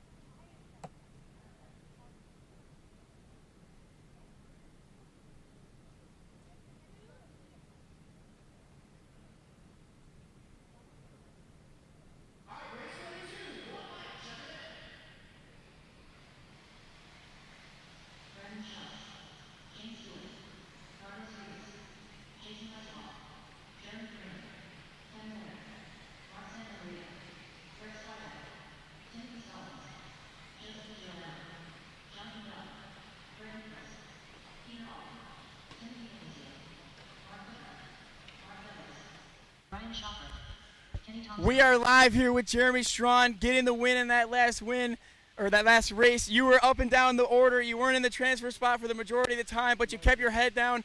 Some chaos ensued out there that whole time. You had some supporters in the chat going, "Come on, Jeremy," and it prevailed. So what a crazy race, and tell me what's going through your mind. A lot and nothing all at the same time. I was pretty nervous throughout the whole thing. The start, I got tangled in that mess on the start. I got the new Reds 321. It is insanely fast, and I think I might have caused that a little bit. But I suffered from that, and it had me in last. So I had to come all the way back, and it took me the whole time. The chat wants to know, did you pay off that orange truck? No. I saw that, but no. He was next to me talking real loud, so I knew it was him. What a great race. We wish you good luck in the A-main. And let's hope for a cleaner start than the last time, because there was a lot of cars upside down on that straightaway. I'll take it easy on the next start. Sounds good. Best of luck. Back to myself in the trailer.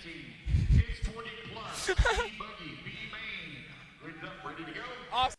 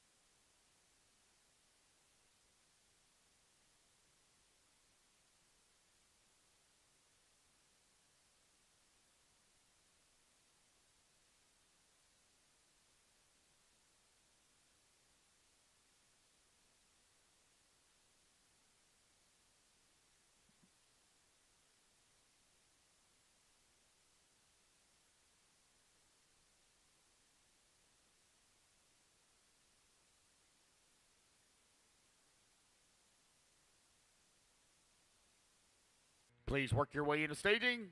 It's 40 plus E-Buggy out on the track. Greg Nicholas led him off here at the start, working that far left-hand side of the track. Coming to the step-on, step-off in the back section. Looks like Carlos Ribas has worked his way up into the race lead. Carlos Ribas running that all-green Techno with the green wheels, black wing. Here he comes throwing that last triple right in front of the driver's stand. Over here on the right-hand side, coming onto the front straightaway. Joker lane is closed, guys. Joker lane is closed.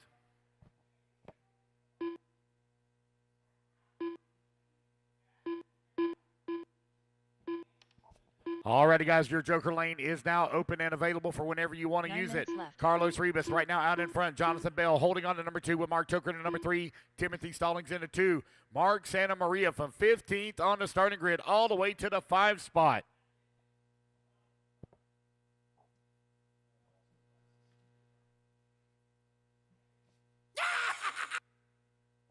Carlos Ribas continuing to lead the way. Got Jonathan Bell using his Joker pass here on lap number 2. So is Kevin Moyer. He now going to use his Joker to move up a few positions. Mark Santa Maria going to take advantage. He's going to move up to the number 4 spot just behind Carlos Rivas. Moyer in that number 2. Bell in that top spot. 140 down, 8:20 left to go.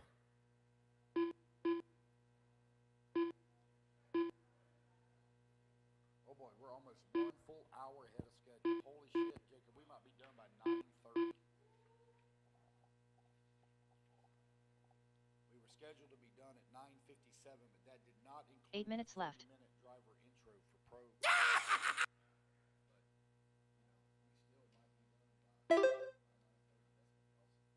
Carlos Rivas right now leading away 1/10 of a second up on Jonathan Bell. Bell now 5.9 seconds up on Kevin Moyer. Moyer 3.5 seconds up on Mark Santa Maria. Peter Auld holding on. Now Jason Westfall going to move to that number 4. Peter Auld now to that number 5. Timothy Stallings in the number 6. Santa Maria in the 7. Mark Toker in the 8. Kenny Thompson out to the 8. 2:30 down and 7:30 left to go. Guys, I got a racer that is looking for a ride to the airport in Knoxville in the morning at around 5-ish a.m. If anybody is available to give one of the elite crew a ride to the airport around 5-ish, 5:30 a.m. in the morning to Knoxville. If anybody's got a flight that's leaving, if you would, please come to Timing and Scoring. I will make it worth your while, give you a little bit of cash to go in your pocket. Carlos Rivas right now leading the way with Jonathan Bell still working in number 2. They're separated by 1.5 seconds.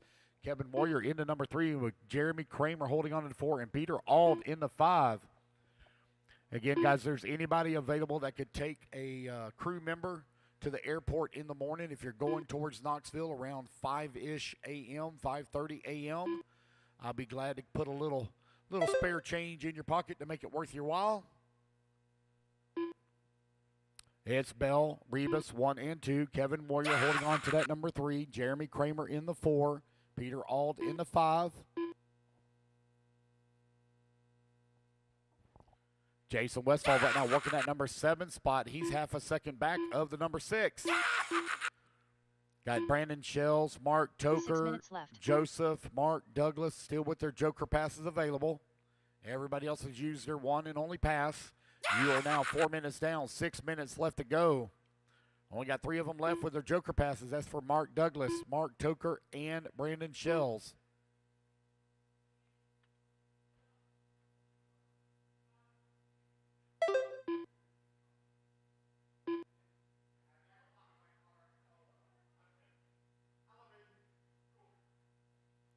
Carlos Rivas right now with a 2.5 second lead here up on Kevin Moyer. Moyer right now 6.5 second lead up on Jeremy Kramer. Oh yeah, I got something. Okay, yeah. Are you staying here at the track? I'm only 15 minutes from the track. Okay, all right. So it's Aiden Horn that just needs a ride. If you want to talk to him, maybe y'all work out the logistics on it. And then if everything is okay, 5 minutes left. 5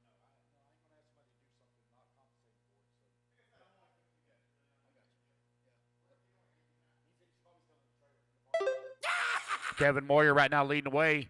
Carlos Rivas holding on that number 2 spot. Now Brandon Shell's going to move up to that number 2 as he uses his Joker lane to his advantage to move up in that number 2 and final bump spot. He is now 3 seconds up on Jeremy Kramer, who's in the number 3 spot, with Carlos Rivas holding on to the 4. The battle for the bump spot only separated here by 3.6 seconds between the 2, 3, and 4.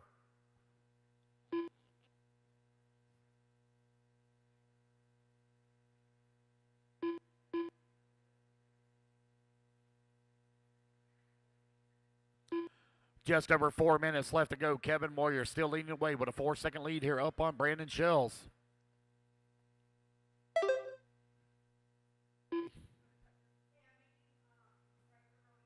Okay, cool. Thank you. 4 minutes left. Should be done if everything goes good. We should be done at 9:30. Yeah, if everything goes well.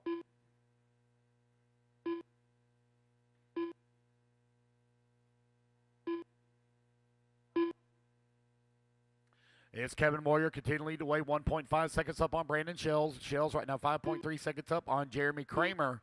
Carlos Ribas holding on at number 4 spot. Timothy Stolings in the 5. Mark Toker in that 6. Jonathan Bell in that 7. Peter Auld in the 8. Mark Santa Maria in the number 9.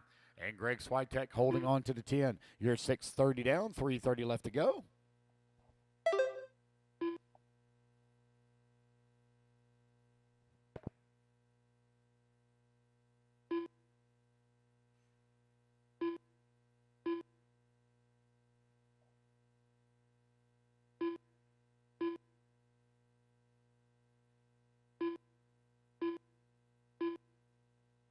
Three minutes left. Brandon Shills right now with 8/10 of a second lead up on Kevin Morgan. Morgan 6.6 seconds up on Carlos Ribas.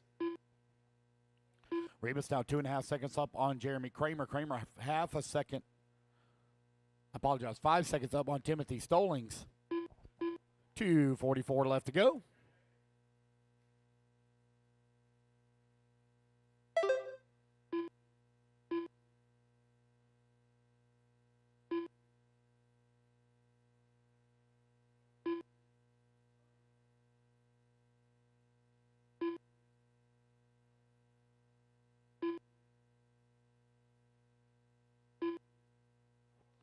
It's Kevin Warrior and Brandon Shell still 1 and 2. They're 2.6 seconds up on Carlos Ribas.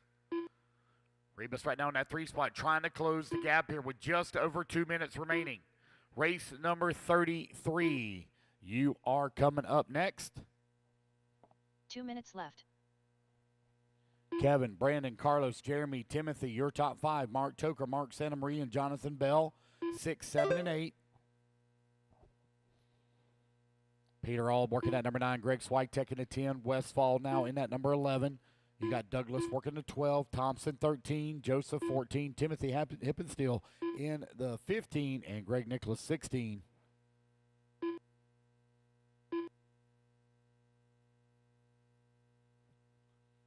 Brandon Shells now nearly 7 seconds up on the field with Kevin Moyer working the number 2 spot. Only 1.6 seconds up on Carlos Ribas. Jeremy Kramer right there in the 4. Only 0.3 of a second back. 1:15 left to go. 1:15 remaining. Race 32 on the track. Race 33, you are coming up next.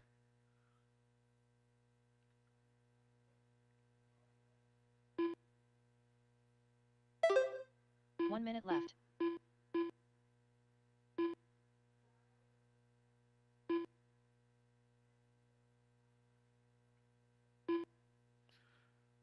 Pro drivers, I need your sponsor sheets, please, for Pro Nitro Buggy. 45 seconds I know left. you got your Pro E-Buggy main coming up here very quickly.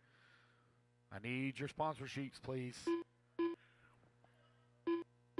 I will tell you, the Elite crew is working on something a little bit better than these old school handwritten 30 seconds sponsor left. sheets. Going to be doing some online stuff here real soon. Make things a lot easier for everybody.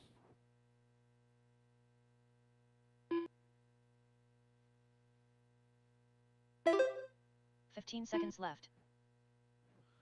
Time winding on down. Now is Kramer, Shells, and Ribas 1.9 seconds apart. Carlos Ribas right now only 1.5 seconds away from the A main. Kramer and Shells trying to hold on to it. Moyer down to that number 4 as the race clock now expires. These guys got about a half a lap remaining. Jason Westfall done. Peter Auld done. Mark Santamaria done. Greg Switek done. Greg Nicholas done. It's Kramer, Shells, Ribas still 1, 2, and 3 as the race clock expires. Kenny Thompson done. Here they come back towards start finish. It is going to be Brandon Shells taking the race win and Jeremy Kramer holding on for that number 2 and final bump position. Kevin Moyer done. Timothy Stallings done. Carlos Ribas done. Mark Douglas done. Timothy Hippensteel done. Jonathan Bell done. All drivers are finished. All righty, guys, that is the race. Everybody is done. All right, Brandon Shells, Jeremy Kramer, you are bumping up into race 41, guys, 41. Race number 33, Sportsman E-Buggy B-Main, going to be coming up next. Quickly, guys. All righty. Hello, everybody. Congratulations to Brendan Shells and Jeremy Kramer getting that bump up to the A final in the 40-plus Buggy B final. What's going on, chat? Happy Easter afternoon. It's 3:11 in the afternoon. Guess what? After this race, Sportsman Electric Buggy B final, we have the Pro E-Buggy A final coming up. Don't go anywhere. Don't forget to smash that like, sub, notification button on the Elite RC Productions page. Thank you, everybody. The Associated T4 e-ticket competition has been sold out, so thank you guys for that. We greatly appreciate it. We can't do any of this without you guys' support. And I just touched Aiden's Monster, and it's still almost full, so maybe I should get rid of it so we can lower the energy a bit. I have a cool video of him just freaking out, talking, calling the race just now. And thank you, Aiden, for all your hard work. It's definitely taken a lot off of myself and allowed me to be fresh for these upper mains. So there you go. There's our schedule right now. So Pro E-Buggy scheduled to start more or less around 3:24. They'll probably get some warm-up. And 48, 8:12, we're looking at being done here with the Intermediate Nitro Buggy A final. We got Pro E-Buggy up next. Pro Nitro Buggy scheduled to go off about 4:22. So about an hour-ish from now, hour and a bit.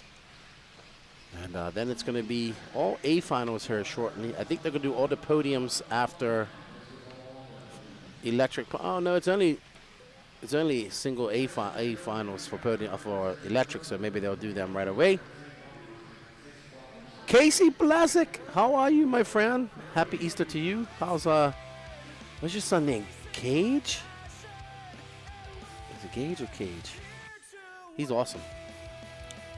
Part of my gaggle of youngsters that follow me around at the races. It was him and a whole bunch of others following me around at trackside. Up next, Sportsman E-Buggy B final. We got Christian Franchuk, Colton Brewer, Caden Schlick, Adam Raber, Mike Wofford, your top 5. Will Taylor, Jake Hoffman, Jeremy Sonnier, Lucas Nikes, Eric Jaramillo, Neb Bosworth, Vincent Donito, Adam Garner, Jason Kissel, Joe Melvin, Philo Hedge the 5th, Mike Malone, and D Nice. And they are off. D Nice is on his 5th bumper upping job. He has come from 18th to bump up at least 4 times this weekend. And let's get going. This is the Sportsman E-Buggy B final. Hello, Tim Lime. Happy Easter to you. Creed. Sorry. That's what it was. I do apologize. I like that name, too. I do apologize to young Creed. He is a splitting image of you, sir. Tim Lime tuned in. Oh, let's see if Camden can get more than what he did at DNC. Pro E-Buggy, he won a few weeks ago. He wouldn't mind taking a win here. 3rd in Nitro Buggy. Let's see if he can take a win in one of those, or both of them. We shall see. But I'll tell you right now, Dakota Fenn is on fire. He put a spanking on everybody in Nitro Truggy. Literally. All right, so 1 minute on and 8:54 left to go. It's Caden Schlick out front, followed by Christian Franchuk. And there is Mr. Schlick.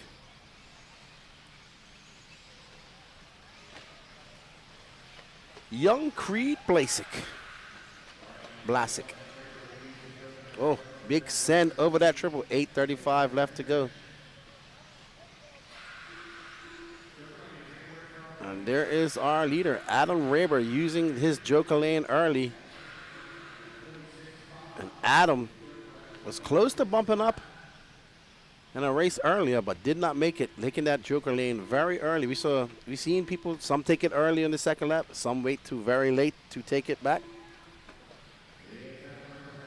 He says, Albert says, hey, Tyler, how you doing? Watching Creed after his main yesterday was a splitting image of Casey after a good run, a deep breath, doing a few smacks of the railing. Awesome. Awesome, awesome stuff. Notafed says, after Aiden, Lefty sounds like he's falling asleep. No, I just know I have to pace myself. And, Aiden is fresh and young and full of monster. And he just gave me a massage. So I know when it's time to get excited and when it's not to get excited. And I've also been going since 5:30. But 2:30 down, 7:22 left to go. And Raber out front by 0.8 of a second over Caden Schlick. And Aiden is back. So what's the latest? We have taken a stroll through the pits with I believe the Pro E-Buggy main is coming up real soon. And guess what I am seeing a lot of. Are we seeing clay tires? Close.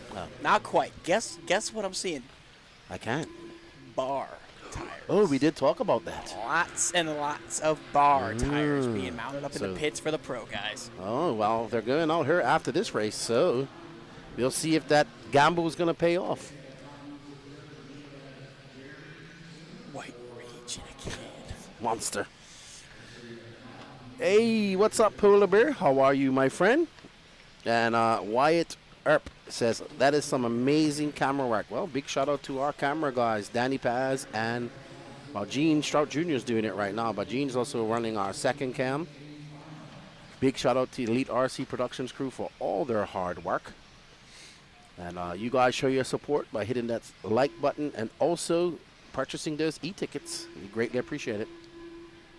So, bar tires. Lots of them. Oh, interesting. It's getting a little warm in here. I think the majority of people are going out on a bar tire in the Pro E-Buggy A. You did say that was going to happen. I'm not surprised. Not at all. You know, just like I'm not surprised about what's going on over at Neoland. But anyway, Adam Rader out front, Christian Franchuk, Caden Schlick, Will Taylor, D Nice. D Nice on the move, up to 5th from 18th, and I feel $5 richer already. Man, Adam Raber, he's had a long day. He's been out there more than anyone. He has. He's at the front of the pack, too. I think he was sandbagging him in qualifying. He's one of our wheelchair racers. I think at AMS we had 3 drivers in wheelchairs. We had him, Paul Thacker, and another gentleman. You, Lefty, you missed, I think, the best Sportsman E-Truggy B-main of all time. Or was that the Nitro? I mean, they were both good, but it came down to the last corner. Last corner pass for the bump. Oh, I missed it. It must have been E-Truck because I was here for the Nitro carnage. Yeah, it was crazy. Man, I had to take a little bit of break, boys. I've been looking at the screen for quite some time, so I went for a little walk around. Lefty's been burning the midnight oil. He woke up right at the crack of dawn. Lefty was in here before the sun was leaving up this morning. I was getting my beauty sleep. Yep. And you've had way more caffeine than I have today. Yeah, we got however many milligrams are in this bad boy. 380. Nope, that's sodium. Can't read. 4:50 left to go. Adam Raber right now out front by 0.4 of a second on Caden Schlick. Caden Schlick right behind. This is your battle for first right now. And I think Schlick just got by. They have a massive lead over D Nice. So D Nice not looking good to bump up for the final time and make it to that A final. But let's see. Let's see what can happen. What happened to our BQ? Our BQ, he broke out, it looks like. No, he's back out there. After 2 minutes and 45 seconds. Hot lap of the race, a 2:45.9. There you go. Gene says he flamed out, but this isn't an electric race, so. 3:20 left to go. Up next, Pro E-Buggy A final. Should I go get some interviews? Absolutely. Oh, my God. Do you feel like it? Yeah. Oh, go do it.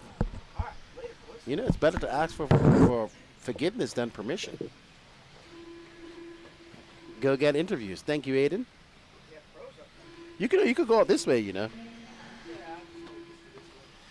Alrighty, so Aiden gonna go out and hunt down some interviews. Thank you all for tuning in. I don't even know how many people's watching at the moment. No, they're probably waiting till the last minute, as usual. No.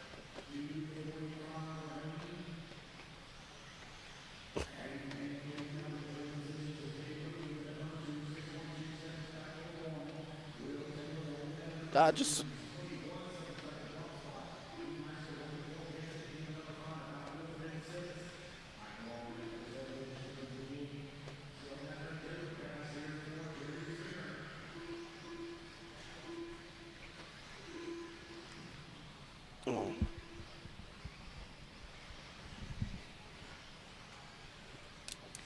Alrighty, so Raber still up front and Schlick not too far behind him. Will Taylor's 13.8 seconds. Mike Walford looks like his campaign is about to, unless something happens, he is going to. So.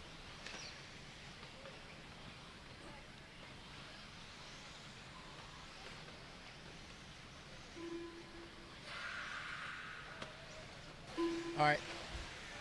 I'm live right now.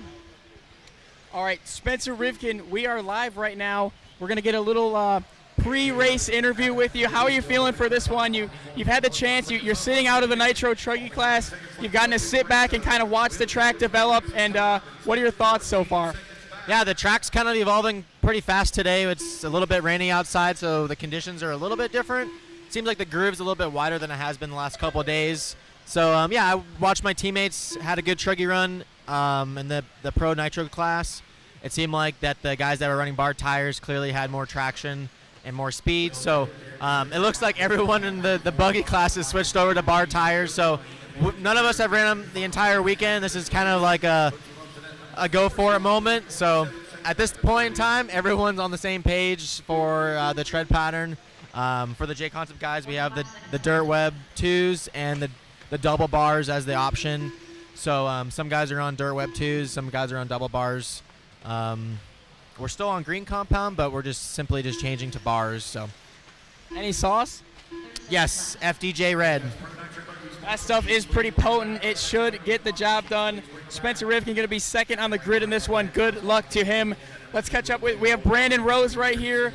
A heartbreaking finish to the Nitro Truggy run, but we have higher hopes for you in E-Buggy. Up next, where are we starting on the grid and how are we feeling? Starting good old P5. Yeah, that truck run didn't go as planned. Sorry for ignoring you there, buddy. I was a little angry. But we're all good now. Starting P5. E-Buggy was really good yesterday, so we'll make it happen. Sounds good. We wish you the absolute best of luck. Let's have a word with Seth Van Dalen. We're about to head up for the driver's stand right here. We're doing some pre-race interviews. Where do you start? How are you feeling? And what's the tire strategy for this one? I think I start 10th. We're feeling pretty good. Did a bunch of changes to the car to figure some stuff out for Nitro Buggy. Went to a bar tire because Dakota was on a different track and truck with a bar tire. So we're going out on some green double bar and see how it goes for Nitro Buggy and hopefully have some good data going into Nitro Buggy. Sounds good to me. A lot of bar tires being ran. As we can see, a lot of bar tires. We have double bars on this car. We have, what do we have here?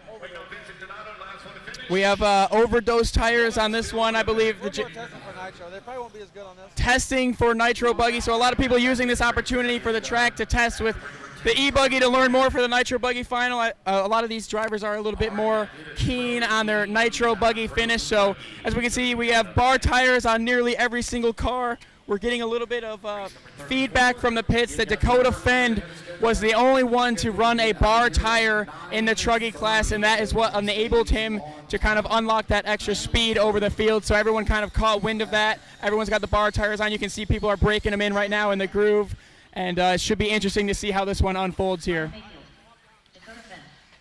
All right, guys, get my marshals on here, please. Marshals, come on out. Everybody hang tight here for 1 minute while we get marshals on here. Everybody hang tight, please. Please hang tight. Please hang tight. Please stay by staging. Alrighty, congratulations to Adam Raber and Caden Schlick taking those bump hop spots. Mike Wolford's going to finish third. Jeremy Sonny and D-Nice's run comes to an end here in the B final. Will Taylor wins it to Nito. Well done. So interesting things. Dakota Fan out on the bar tires. Now everybody's good on them bar tires. So that is correct. 40-plus rules. You cannot have two 20-year-olds stacked in a trench coat to race. So the Aiden called it. He said, you know what? I would go out on a bar tire. And Dakota Fan must have heard you, and he done it. Up, okay. So our Pro E-Buggy A final is about to start. We got Jonah Wilson starting on pole, followed by Spencer Rivkin, Mason Fuller, Camden Lime, Brandon Rose, Dakota Fenn, Ryan Mayfield, Jermaine Robinson, Adam Drake, Seth Van Dalen in 10th, Lee Setzer, Joey Bourdon, Spencer Heckert, Cole Caston, Taylor Sontag, Julian Oliveris, Jacob Hartson, and Jared Tebow.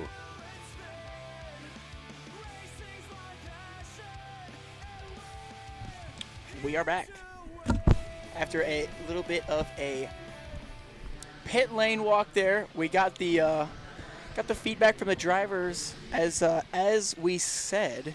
Sounds like Dakota Fend took the gamble, and Truggy was the only one to run a bar tire, and it paid off. He was on a separate track than everyone else, as Seth Van Dalen said. So now that everyone's on the bar tire, I wonder who will be the fastest. It's definitely going to be interesting.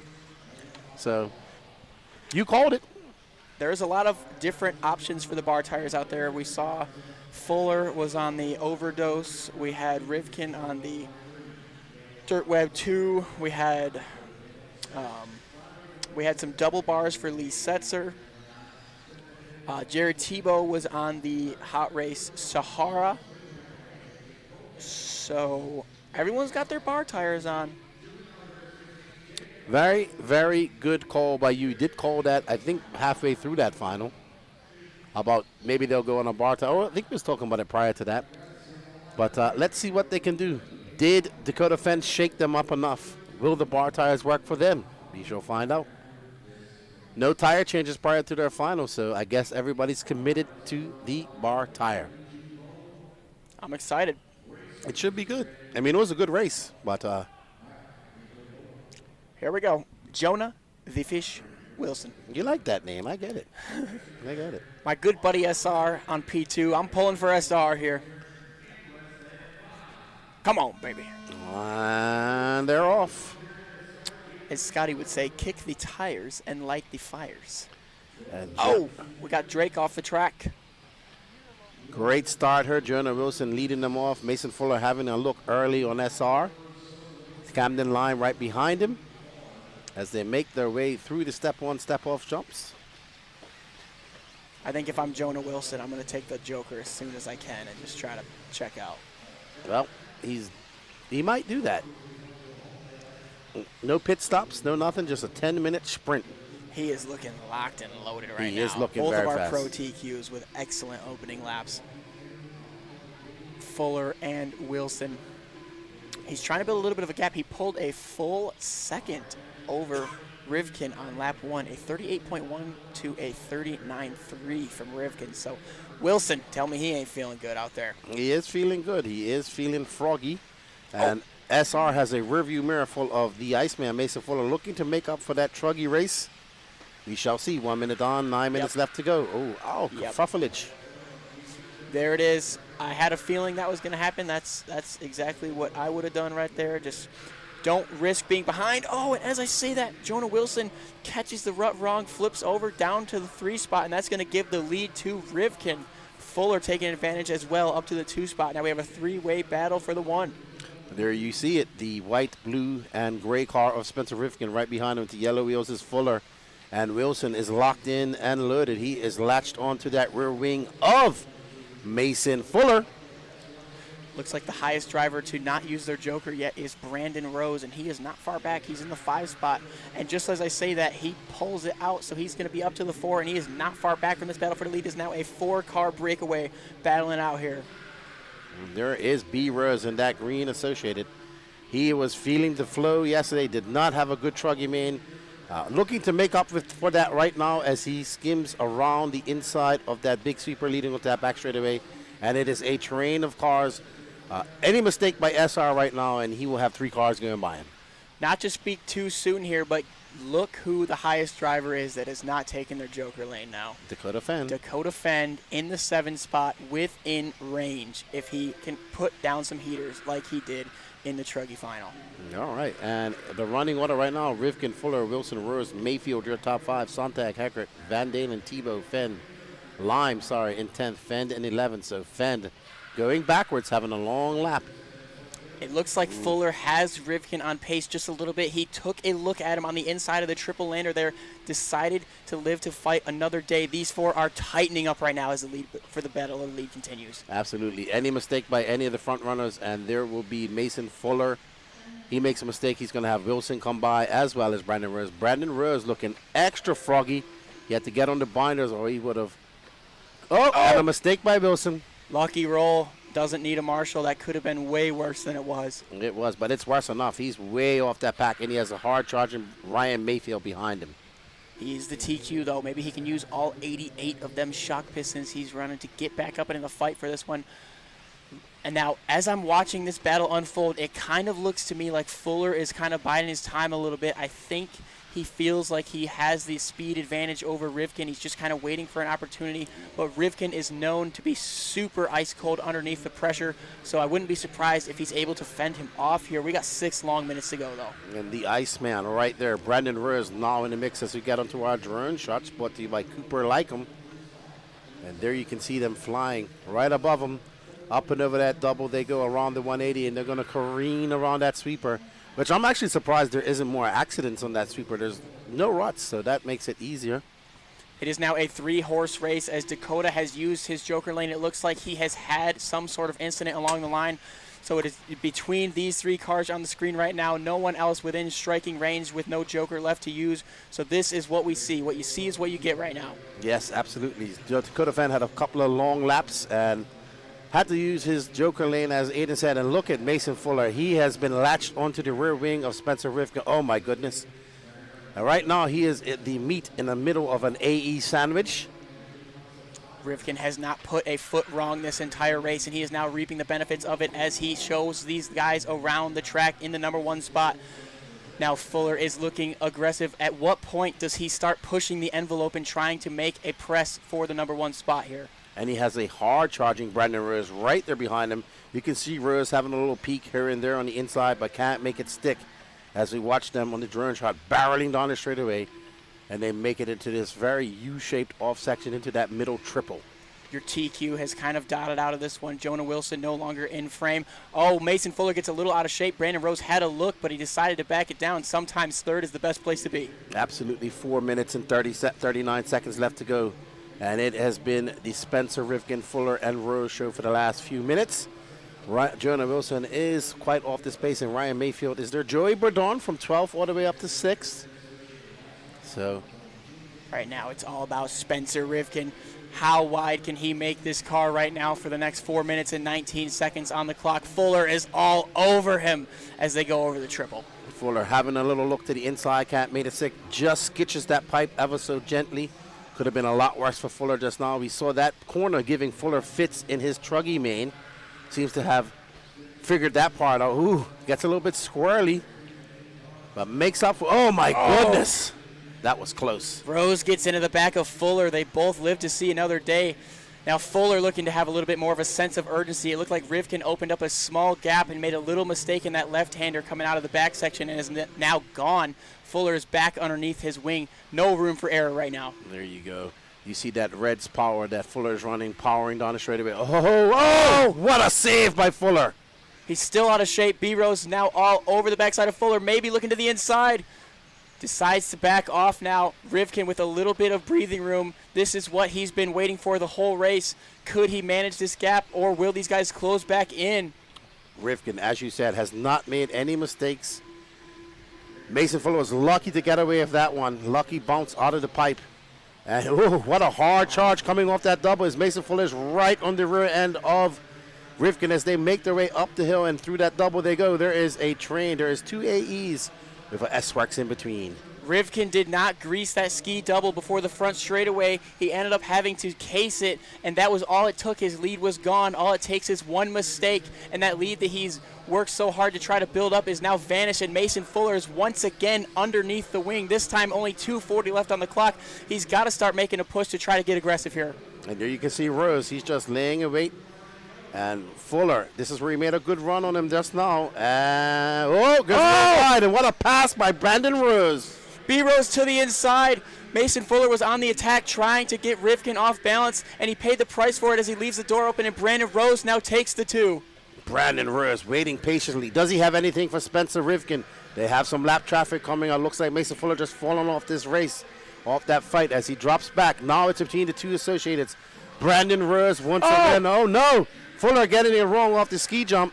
Jonah Wilson is going to inherit the 3rd spot now. It's a 2-horse race between the 2 associated teammates, Spencer Rivkin and Brandon Rose. They are scheduled to go 3 more laps after this one, so the time is running out. If Brandon Rose wants to make a move, it's got to be soon. That's right. Here we have 2 team associated teammates about to get into some traffic right now. And a good job on those guys letting them by. Julian Oliveras and Camden Lime, it looked like. Brandon Rose definitely looks like the faster car at the moment, but Rivkin, wily veteran in this case, he's been in this position many times. He doesn't feel the pressure much, and he is making that car as wide as possible.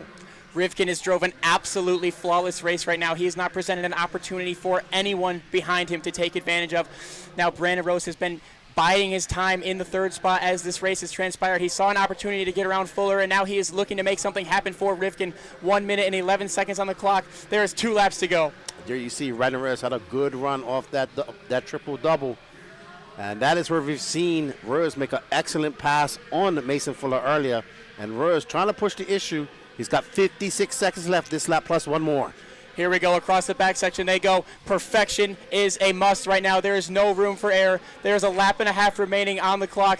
Rivkin has been driving the wide buggy this whole time. Does he have one more lap of perfection in him? Does Rose have any moves up his sleeve? He's got to get desperate now. There's 1 lap remaining after this corner. You got to risk it to biscuit, as they say. As they powered on, Spencer pulls out to a little bit of a gap as they make their way up and over that double, around the horseshoe, and down that short chute into the triple one more time. This is it. Brandon Rose, if he's going to make it happen, it's got to happen right now. The time is gone. The clock is going to expire. This is the final lap. Spencer needs to be perfect. He's been perfect this whole race. He's just got a couple sections left to go. Brandon Rose is giving a look for it around the outside. Tries to cut back under. There's nothing there. Rivkin holding a nice tight line. 1 section, 1 quarter to go. Who's it going to be as the clock expires? And it's going to be Spencer Rivkin with a perfect drive. 81 hundredths of a second. I'm going to go grab an interview. What a race. That was amazing. Great drive by both of those guys. Mason Fuller not happy. Brandon Rose giving a little dap to Jonah Wilson. Unfortunate for Mason Fuller. Was in the hunt. That mistake took him out. He's not happy. You can see him walking off the stand. Brandon Rose would be very happy after that, after a disappointing Nitro Truggy race. Not a win, but still a good run nonetheless. Lee Setzer was out early, co-casting this. Julian Oliveras, Spencer Rivkin. Dakota fended up in 6th. You're running on a Spencer Rivkin, Brandon Rose, Jonah Wilson, and we're going to have some words. Fended up in 6th. You're running on a Spencer Rivkin, Brandon Rose, I said before the race started, I said I'm pulling for my boy SR. You've been wanting this win. You've been greasing. You've been out there. I said it was a perfect race, absolutely flawless 10 minutes. You were under pressure the whole time. You didn't give an inch for anyone behind you. And what does it feel like, man? It's been a while since I've had some good 8-scale results. We've been putting in a lot of work. Yeah, we all kind of threw a Hail Mary for the tires. I went out on Dirt Web 2s, like you said, before the main. The tires were awesome. The car was phenomenal. Mason put on an excellent race that pressured me. And, yeah, Jonah had a bobble at the beginning. And then Brandon, I was like, fudge, this is going to be gnarly. And then, yeah, just it's easy to make mistakes, especially when you introduce the dust. But my stuff was freaking awesome. The Hobby Wing electronics were awesome all weekend. We were tuning pretty heavily with keeping it smooth and easy to drive, especially as the grip came up. So, yeah, big shout out to all my sponsors. And I know my dad's watching, so I love you, Dad. An absolutely flawless race. Did not put a foot wrong the entire time. Spencer Rivkin, ladies and gentlemen, your 2026 Electric Buggy Pro Champion.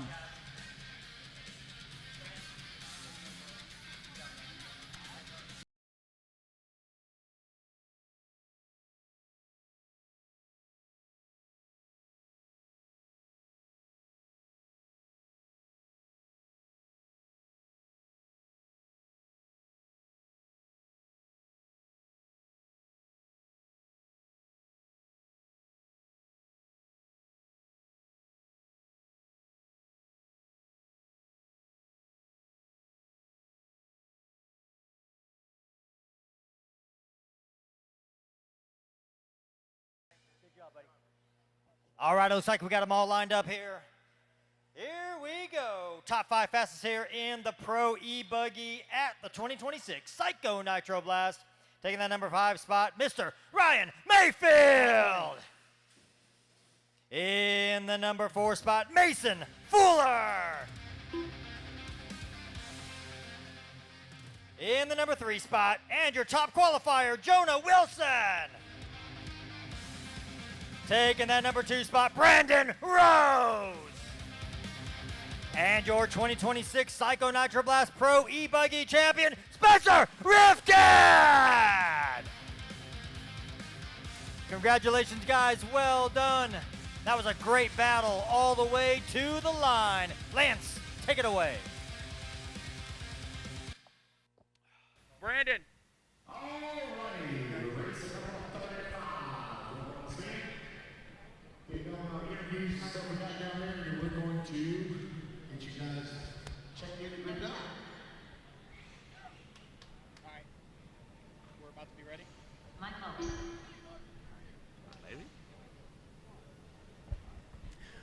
We are here with second overall finisher in the Pro E-Buggy class of the 2026 Psycho Nitro Blast, Brandon Rose. You started right behind those guys. You kept it on, kept the pressure on. You did everything you could there, but Spencer just didn't give you an opportunity. Yeah, my car was super good. It's kind of my fault for qualifying P5. Definitely had a car to win, but Spencer closed the door amazingly. Couldn't get around him. Wanted to give him a little bump, but, you know, got to race him clean. He's my boy. And, yeah, it was a great time. Great battling out there. Mason, Jonah, Spencer. Great time. Two teammates working real clean with each other to close that one out. Congratulations on the P2. Thank you, Aiden. Back to myself in the booth. Back to myself in the booth. Alrighty, great race there. Congratulations to Spencer Rifkin. And I know Brandon Rose will be happy with that as well. What's up, Rip It Up Films? How you doing, Weldon? How you doing, Gavin V? And let's get ready. We have the intermediate E-Buggy B final. We got Evan Tapp from Minnesota, Carter Irish, Javon Mallory, Dylan Coe, Ben Decker, Ezra Corrick, Brandon Shells, Dalton Myers, Zach Carr, Connor Rebus, Clinton Krieger, Parker Shells, Aaron Buran, Nathan Williams, Cash Perry, Mike Lopes, Thomas Kaufman, and Cole Whitehead. Alrighty. Good race there, Aiden. Good race. Well done, AE. As we get ready for our 10-minute intermediate E-Buggy up next after this Sportsman E-Truggy A final.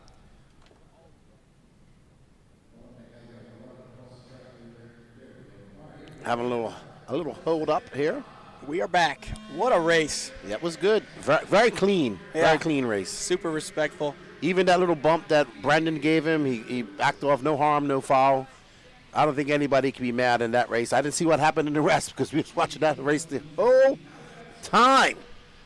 Alrighty. There's Evan Tapp. And that all-white car. Not sure even what car he's driving.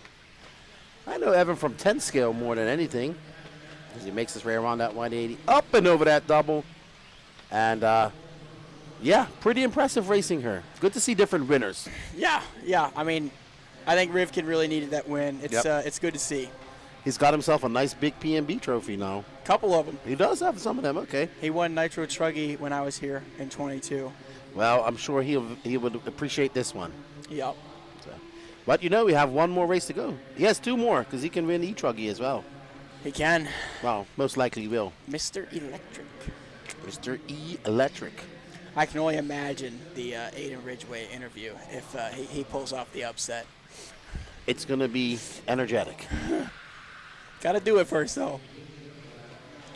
Rifkin's going to be feeling good after that one. Yep, he should be. Dakota Fenn, I guess his secret's out, and he doesn't have a secret anymore. Nope.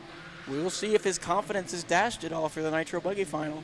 Well, guess what? He'll be starting on pole in the Pro Nitro Buggy. Tough to beat. Hey, Tyler says that I know he drives Schumacher in 10 scale, so he's got he has an X-Ray E-Buggy and a Techno E-Truggy. Are there no spectators? No, this is not actually publicized to spectators, to be honest. The spectators usually are the racers. Yeah, all the spectators are participating. Yeah, pretty much. And now people are getting... Oh, big mistake by Evan. Great marshal by that young man. That's Nash Tebow, I do believe. Wow, Evan has a big lead. Looks like that bump at the end of the straightaway is coming back. It is. It's been causing quite the kerfuffle. I wish there were spectators, though. I wish there was. Don't get me wrong. That's a debate for another broadcast on the No Name RC podcast, shameless plug. Aiden, Lefty. Let's get ready to boogity, boogity, boogity. How much time until the Pro Nitro? You know what? race? Actually, I will give you that right now. So we're ahead of schedule. Good job, And Lance. you check this out while I let you know. All right. Here. Actually, so Pro Nitro Buggy is scheduled to start at 5:27, right? But we are way ahead of schedule because we're supposed to be. Pro Nitro Buggy is, I don't know the race number, doesn't have it here. But we are on Sportsman Intermediate E-Buggy right now. So Intermediate E-Buggy was scheduled to start at 4:24, so we're a whole bunch of time ahead of schedule. So Pro Nitro Buggy. What race number is it? It doesn't say right here. Oh, yeah, it does. Sorry. Sorry, I need my glasses. Pro Nitro Buggy, race number 38. So 3 more races, and they're all electric races. So in about 45 minutes. Let's say about 4:35-ish. So about an hour. No. Less than an hour. Yeah, less than an hour. 45 minutes. About that. We're doing lefty math. That's never accurate. Evan Tapp out front. Javon Mallory's now 1 second back of him. That's Javon right behind him. Evan coming up on the rear wing of, I'm not, that was close. Evan absolutely ripping. And I have no idea who we're following now. It must be Dylan Coe. He's down at 16th. Man, we gotta catch our breath after the racing so far. Here we go. Intermediate Electric Buggy B-main, race 35. Ben Decker right now throwing it down, looking for the bump to the A, taking the Joker last time by, looking at a 7.5 second lead over Evan Tapp. But Evan Tapp and Javon Mallory are battling to the death right now for the last bump spot at the end of the straightaway, if we can pick up on that. That's right. So that is right now Ben Decker, who we're following. All e-ticket competition drawings will be done when we get out of here and back to Lake City. I assume maybe Tuesday evening. I have not confirmed that with Lance. We usually do them. We probably get him late Monday, get some rest, and then we do a live recap. And I'll do a live recap on Tuesday night and hang out with you guys. Was that Evan Tapp? No, that wasn't Evan Tapp. Evan Tapp is all white. Right now, we got to drop back and find Evan Tapp, the all white car, because right now, him and Javon Mallory are locked in. Javon takes over that top spot. The battle is at the end of the straightaway. Here we are. I think Evan took it back. That's Evan in the all white car. And Javon is right behind us. So Javon in the Sparko, Evan in the X-Ray. These guys 7.6 seconds behind Ben Decker. So Ben trying to just manage the gap as these guys battle it out for the last bump spot. Kevin Thompson. D-Nice done well, man. I was hoping he would make it up to that A final. He had a great bump spot. When I saw him out there, I gave him some dap. Good job to D-Nice. He'll be happy with this. That was he got a lot of run time today. So he could have been in the A final, but he made that mistake of taking that second Joker lane. So Javon Mallory is the orange wing here. Gray Nope. body, orange wing. Nope. Yeah. It is? Yeah. You sure? Positive. Okay. And Evan Tapp is the all white. So this is the battle. This is 2 and 3 here. All right. So Javin put some orange wing dams. I think all cars should have colored wing dams, by the way. Shout out to Co-Defend. Because it just makes things easier. So Javon out, stretching that lead a little bit. Evan Tapp right behind him. Ben Decker has about 9.4 seconds up on these guys. I think Carter Irish was part of this battle, but he tapped out at the end of the straightaway last time by, so he's going to fall off a little bit. And there is Evan Tapp, though. He has made some inroads on Javon. Is that pink car for position? No. No, that is, I don't know who that is. I think that's Lapper racing them. Oof. A lot of that going on today. Oh, yeah, lots of it. Brap 76, you definitely missed Pro Nitro Truck, and it was a good one. Not going to tell you what happened. Go back and watch it when you get a chance. That was a good race. Was a very good race. And e-buggy race was good. So I got what I wanted. Good racing. Because I hate walk. I know as a racer you love a walk away. Oh, yeah. As the guy walking away, for sure. But as a spectator and fan, I love good races. 2:20 left to go. Ben Decker took over that lead and has not looked back. Javon now about 0.8 of a second up on Evan Tapp. So Evan still got some time. Oh, big Javon mistake throws by it Javon. away. That's going to give Evan Tapp the 2 spot here with 2 minutes remaining on the clock. Let's see if Javon can mount a charge, and the lapper is taking him out. Oh, my goodness. I don't know who. We're going to find out who that car is, that pink car, as they go across the line. If it's Carter Irish, then that's good. But Yeah. if it's not, then... But Carter has a... Yeah, let's see. It's Parker Shells. He's in dead last. He's in dead last. He's 18th, taking out the leaders, battling for a transfer. That's absolutely incredible. All right, so Javon trying to catch up to Evan. He's got just under 90 seconds as they make their way up and over those ski jumps. More traffic. And that's going to be the 12th man, as we say in these races. Or it's really more like the 19th man. Evan Tapp, your BQ, looking good for a transfer spot here. Javon has fallen back a little bit. Not too far back where it's impossible, but barring no issues for Mr. Tapp, he should be able to bring this one home. He's going to be in some lap traffic here. Javon is making a push, though. He is. Javon's a very good racer. Racing out of Virginia. Adrenaline is his home track. And he's been on the Sparko buggy for some time now and enjoying it. But he loses a little bit of time. And he's out of shot. And usually when you're out of shot like that, you are not in the hunt. There's Ben Decker, though. He's from Pennsylvania. LCRC is his home track. He has a beautifully painted car. Yeah, that is a nice-looking paint job as he gets by some lappers here. Kind of forces his way by, but you got to do what you got to. Oh, boy. Oh, gotta wow. do what you got. Oh, God. Got to do what you got to do. He's in a gaggle of lappers here. Yes, he's in a myriad of trouble. This will be his final lap unless it's a heater. Oh. And looks like Evan Tapp is very much to declare as Javon Mallory drops down to 4th. Ben Decker, Evan Tapp, Carter Irish, Javon Mallory, Clinton Krager, your top 5. Yeah, Javon getting caught on the pipe in that last shot we had of him there. That will probably do it for him as long as Evan Tapp can just finish this one off clean. It'll be Ben Decker and Evan Tapp going to the big show. There's Ben Decker. There's Evan Tapp. And unfortunately for the rest of them, all of them are done. Alrighty, up next, Sportsman Electric E-Truggy A final. That's going to be kerfuffulating for sure. You should have seen the B-main. All right, Ben Decker, Tapp, Irish, Mallory, Shells, Connor Rebus, your top 6. Clinton Krieger in 7th, Thomas Kaufman, Zach Carr.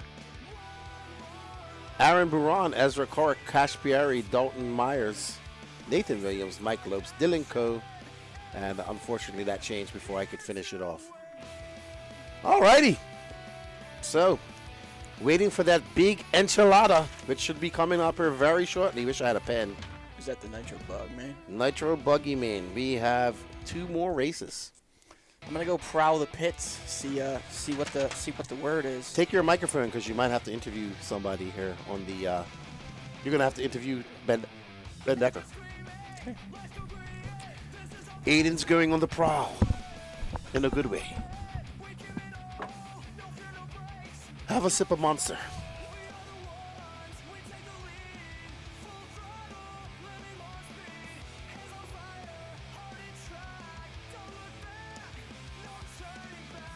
Alrighty, so up next is our Sportsman E-Truggy. We have Hagen, Stevenson, Caden Schlick, Ethan Mackey, Philo, Hatch the 5th, Bentley Schwartz, Anthony Granra, D. Nice starting in 7th, Chris Harris, Mike Mitchell, Colton Lingerman, Reed Frame, Jeremy Strawn, Kenny Thompson, Joe Melvin, Mike Malone, Braden Dalmono in the sledge, Kevin Moyer, and Jackson Kroll. Jackson Kroll has bumped quite a lot today as well.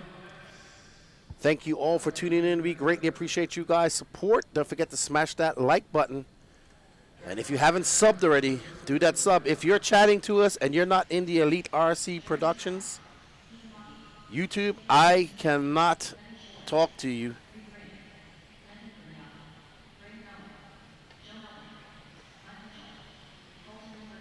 So that's the chat that I'm monitoring. The Traxxas made the main. Wright made the main. He's a good driver. Alrighty.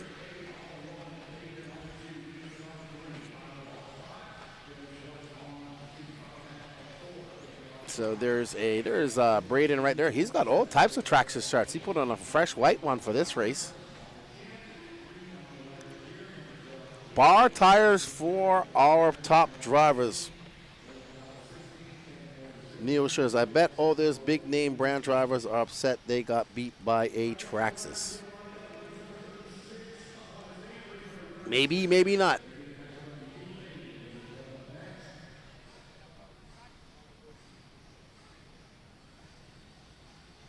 All right. So 90 seconds, they're getting ready. They're getting all gridded up. Up after this intermediate Nitro Buggy B final. Believe that's 15 minutes. And then we go on to the big enchilada, the Pro Nitro Buggy final.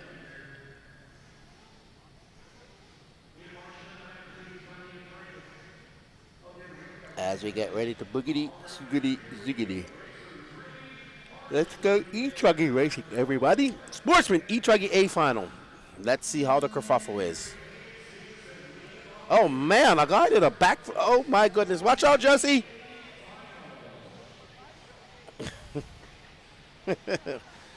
Oh, my goodness. Wow.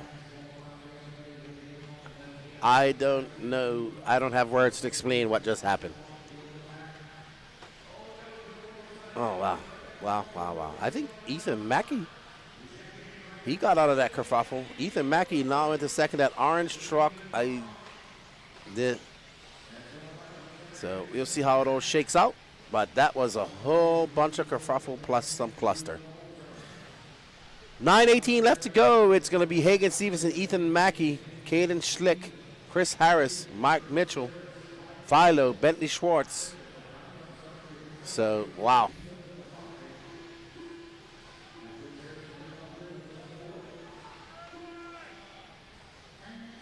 All right, so Hagen out front, stretching that lead out a little bit. He is. That was that start was crazy.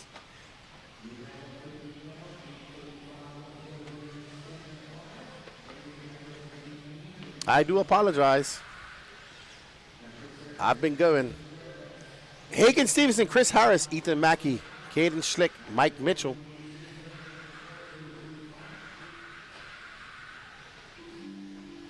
Wow.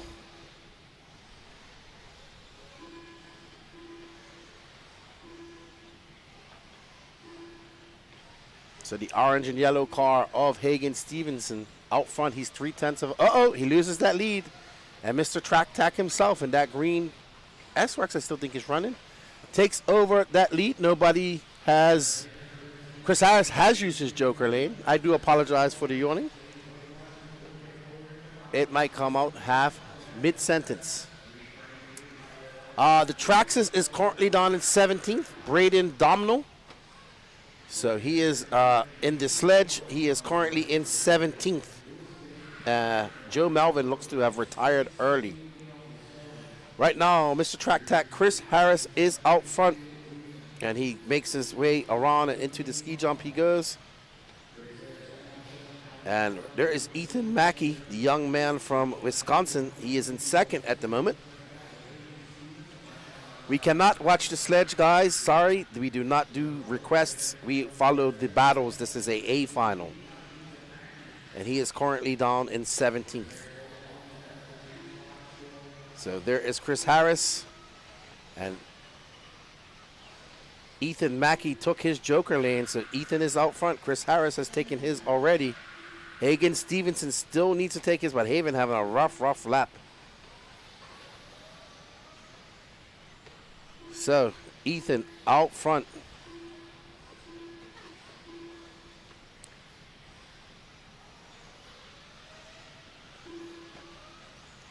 It's going to be a running order. Ethan Mackey, Chris Harris, Hagen Stevenson.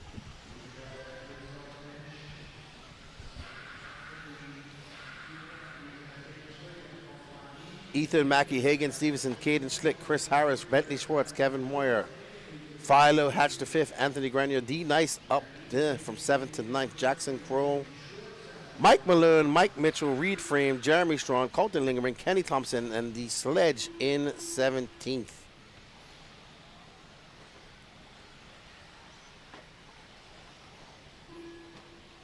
All right, so we're going to pick up on our closest battle here. Chris Harris got out to, is now down in 4th, and there is Hayden Stevenson. He is currently in 2nd. Ethan Mackey out front by 4.4 seconds. Ethan Mackey in the orange and white car. We just saw skying it over the triple. Hagen Stevenson, this orange car with yellow wheels, is in 2nd. So they are about a corner's breadth away. Hagen trying to push the issue, trying to catch up to Ethan.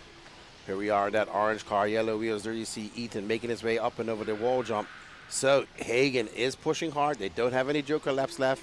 We're coming up to the 5-minute mark, halfway point. Will we see a last lap battle? Chris Harris is kind of 4.7 seconds off this battle. And around that 180 he goes and powers on the straightaway. You saw the wheels ballooning up a little bit, turning into pizza cutters. Ethan Mackey about to come into some traffic. Will that play into effect and reward Mr. Hagen with some positioning? They were separated by 4 seconds by that time by.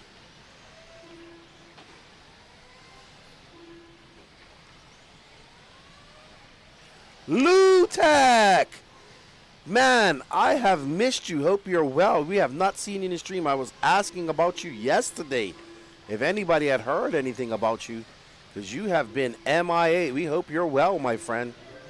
I have not seen you in the stream. I have not seen you on any of my live shows. So I figured you're just busy with life. But here's our leader. Ethan Mackey is about to come into some traffic.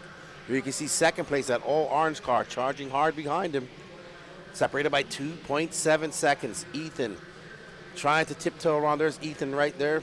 In the trackside shirt, there's Mr. Traxxas. There's Jeremy Strong. And there's Jackson Kroll. So Braden Domino is now up to 15th. As we're seeing some attrition take effect.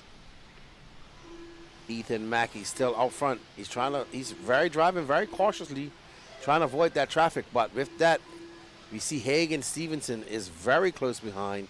And that traffic let him by, but he's in more traffic at the same time. And I get why he's nervous. It's not easy.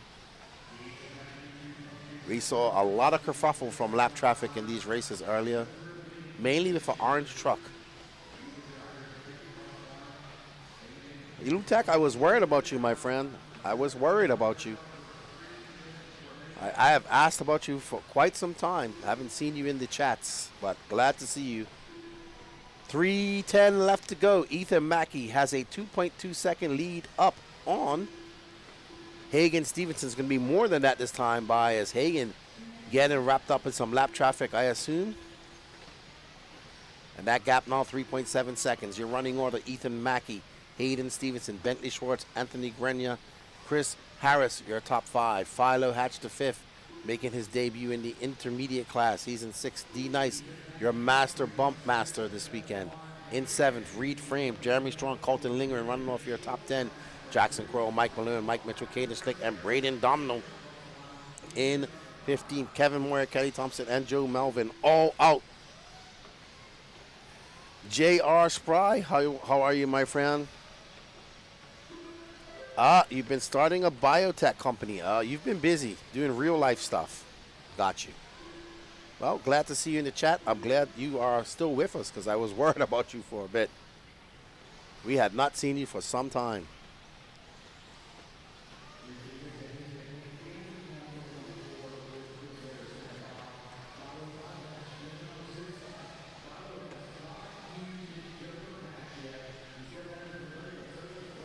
All right, so Ethan, with 1 minute and 47 seconds left to go, has driven a very cautious race. But there you can see Hagen.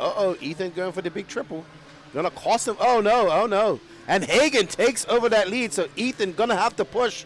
Hagen Stevenson now to the lead with 90 seconds left to go. Can Ethan Mackey, who has led the majority of this race, makes that one mistake and allows Hagen by. There you see Hagen in the orange truck making his way up and over that triple into the double. They go. Ethan, a very good 10-scale racer, short course truck racer, making his way down here from Wisconsin. Hagen throwing a little bit of sparkage as this chassis scrapes up and hits a rock or something there. And now you can see Ethan right behind as they come into that wall jump. The only person with a actual joker lane left is Philo Hatch. He's currently in 6th. Ethan Mackey going to have to push. They got this lap plus one more. Hagen comes by. They're separated by 1.4 seconds. So there's Ethan. There's some lap traffic in front of him. Will that come into play? It has. So let's see. That orange and yellow car, orange car, yellow wheels is in front. That's Mr. Hagen Stevenson. Ethan Mackey is on the way. They might get one more. Oh, Hagen makes a mistake. Ethan gets by. So Ethan, can he hold on for 24 more seconds plus a lap? And Hagen is in a rush. He knows he has to rip it and grip it. 16 seconds left to go. They're going to get one more lap. Philo Hatch, if he's going to take his joker, he needs to take it now. Ethan Mackey and Hagen will go around for one more lap. Some lap traffic right there in front of him. Ethan has to keep it on all fours. Can't make any mistakes. Hagen has to push the envelope. Try to make Ethan make some mistakes, and they are neck and neck. I thought they're going to take each other out just now as they make their way into that ski jump. One more time. This is where Hagen lost the lead. Ethan on the binders. Gets it stopped and rotates it into that wall jump. They go. Hagen trying to get by him, getting a little eager. And here we go through that double-double. If Hagen's going to do something, this is where he's got to do it. Ethan Mackey going for the triple. Hagen as well. Hagen jumps to the side. And Ethan Mackey going to take this win in the Sportsman E-Truggy A final. Well done, Ethan Mackey. Going to get himself one of those awesome PNB trophies. There's Brandon Donald. The Traxxas ended up finishing 13th. So with Ethan Mackey, Hagen Stevenson, Bentley Swartz, Anthony Grenier, Philo Hatch, Colton Lingerman, Chris Harris, Reed Frame, Mike Malone, Mike Mitchell, Jackson Crow. Ethan Mackey right here. Man, what a drive. What a battle. You were able to hold on to it back and forth. He was on you till the end. Yeah, dude, it was such a good race. Oh, my God. I'm shaking so bad right now. This is only like my third big national level event. I'm so thrilled to be able to take a win like that. You know, he ran a really, really good drive. He got TQ. I mean, I don't know what to say, man. I'm just speechless. Yeah, that was no gimme. He made you earn every inch of that, and you got to feel good. Congratulations on the win, and good luck, man, for the rest of the day. Thank you, Aiden. I really appreciate it, man. Thank you. What a drive.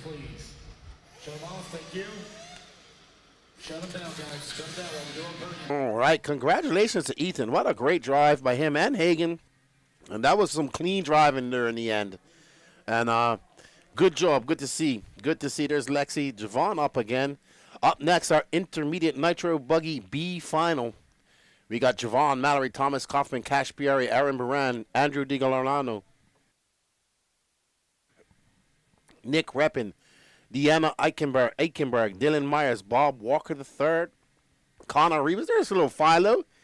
He got on the podium. Ah, that's awesome. Look at that. That's what I like to see. Young racers respecting each other. There's Ethan Mackey. He's pumped. He's not too old either. But look at that. That's what RC is about. Awesome, awesome stuff. Good, good stuff. Ethan's super pumped. Look at that big trophy. Man, I love those trophies. Look at that. That's awesome. Good thing he's driving back to Wisconsin because he ain't gonna have no room to take that home on the plane. Awesome. Look at that big smile by Philo. He's happy. Young Bentley Schwartz, he's happy as well. Good job. Awesome, awesome, awesome. I love this. Love RC. All right, so they got to get their trophies. Okay. All right, here we go, guys. Top 5 fastest here in the Sportsman E-Truggy class. In that number 5 spot, Philo Hatch. Taking that number 4 spot, Anthony Grenier. In the number 3 spot, Bentley Schwartz. In the number 2 spot, and your top qualifier, Hagen Stevenson. And your 2026 Sportsman E-Truggy champion here at the 2026 Psycho Nitro Blast, Ethan Mackey. Congratulations, guys. Well done. All right, Lance, guys. take it away. Fire them back up. Let's get our turn marshals out there, please.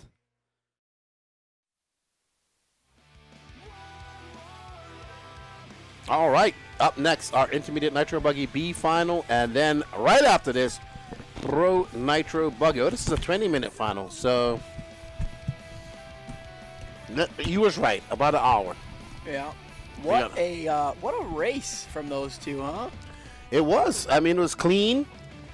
They both made mistakes, and Ethan Mackey won it. Ethan Mackey made that mistake on the lap before that Hagen made, and then Hagen made that mistake, and then Hagen tried to go for the triple, jumped to the inside, and they took the win. So, well done. I'm super sure he's pumped.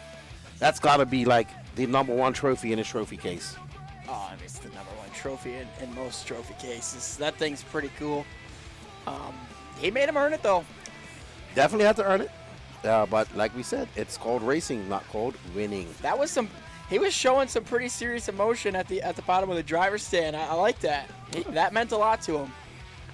A lot of these guys spend a lot of money. Racers spend a lot of money to come here, a lot of time, a lot of effort. And to take some hardware home like that after a great race is rewarding. Ooh, Pro Nitro Buggy A-main is up next. So I did a little prowl in the pits. Oh. Guess what I saw? I saw all the Pro Nitro Buggy drivers with the diffs out of their cars, all going up. And I saw people switching to the tighter tread bar tire. So Rivkin ran a dirt web. Fuller ran an overdose. The overdose has a lot more tread, it's a lot tighter. Rivkin had the more widespread bar tire, but that was only a 10-minute final, and Rivkin's tires were pretty worn out. I mean, he had only probably less than half pin left on height as far as that means. So if he were to run a dirt web, he would be out of tire by the end of the race for sure. And I think he knows that. So he's switching to the overdose, which should be better on wear. It's got a lot more tread and it's tighter together, so it'll hold up better. And that's what Fuller ran, so it's obviously fast. Fuller had pace. So the pro guys have given up on the pin tire altogether. 100%. Got you. Not a single one of them will go out. And there. what compound are they going out on? I believe still sticking with green. And any saucing? Oh, yeah. Okay. So maybe you can explain to our listeners out there the advantage of saucing and what it gives these drivers. Just more grip. Yeah. It just softens up the rubber, lets it bite the dirt a little bit better. Now, how long does this last? Is it something that lasts the entire race? I'm talking about a 30-minute final. It just softens up the rubber a little bit, okay. So it's going to change the way it affects the grip the whole race. I mean, once the sauce is kind of worn out of the tire, then it's not as crucial. But when you sauce your tires to begin with, they're going to wear out quicker. So you're going to have less tread at the end, and they're going to be softer the whole time, not just in the beginning, but more crucial in the beginning than the end, I would say. Okay. Good stuff, good stuff. Thank you for the synopsis and the breakdown. We greatly appreciate it.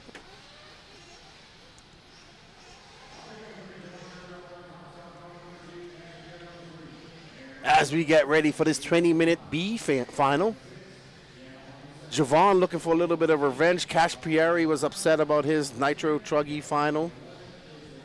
Yeah, suffering a DNF there. Not ideal for the young man. Not at all. It's warming up a little bit, too. We're running out of B mains. We are. The big enchilada is next. Pro Nitro Buggy A final. This is the last B main, right? I do believe. Let me look at my schedule while you start this race. Looks like there might be a problem. Oh, yeah, it's A mains from here on out. Love it. So what, if there's 44 heats? Or is that all that we can fit on the screen here? 48. Yeah, so we got roughly 10 more races to go, sorry. We're due to be done about 8-ish or earlier. Gene's excited. Gene needs a waffle.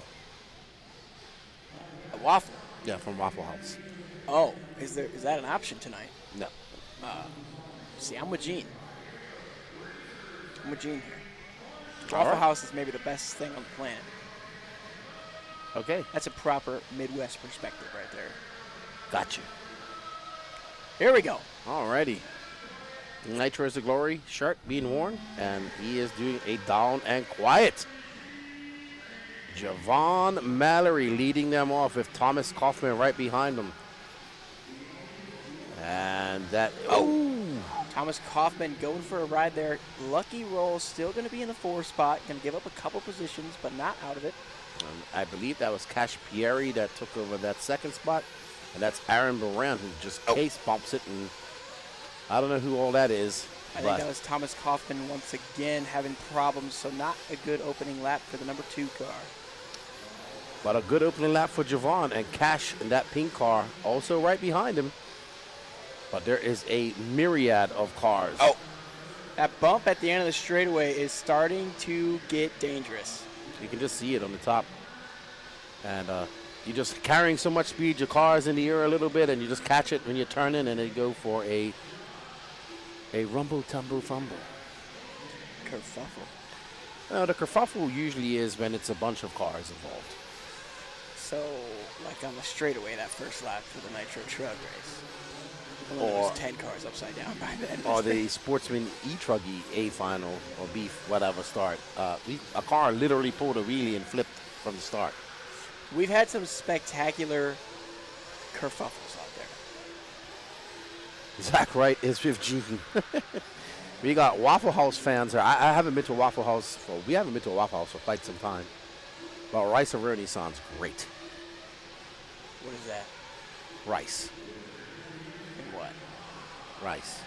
Just rice? Yeah. We're just going to eat rice. Yeah. Awesome. Javon out front, 1.4 seconds up on Bob Walker. Bob Walker using that Joker lane, going from 9th to 2nd. Cash Pieri, Thomas Kaufman using his Joker lane now as well, jumping up to 1st. You gotta have the discipline not to use it. Use it when you plan to use it. Understand that you gotta think big picture. Oh man, Cash had a very long lap. He went from 2nd all the way to 7th. Oh, buddy.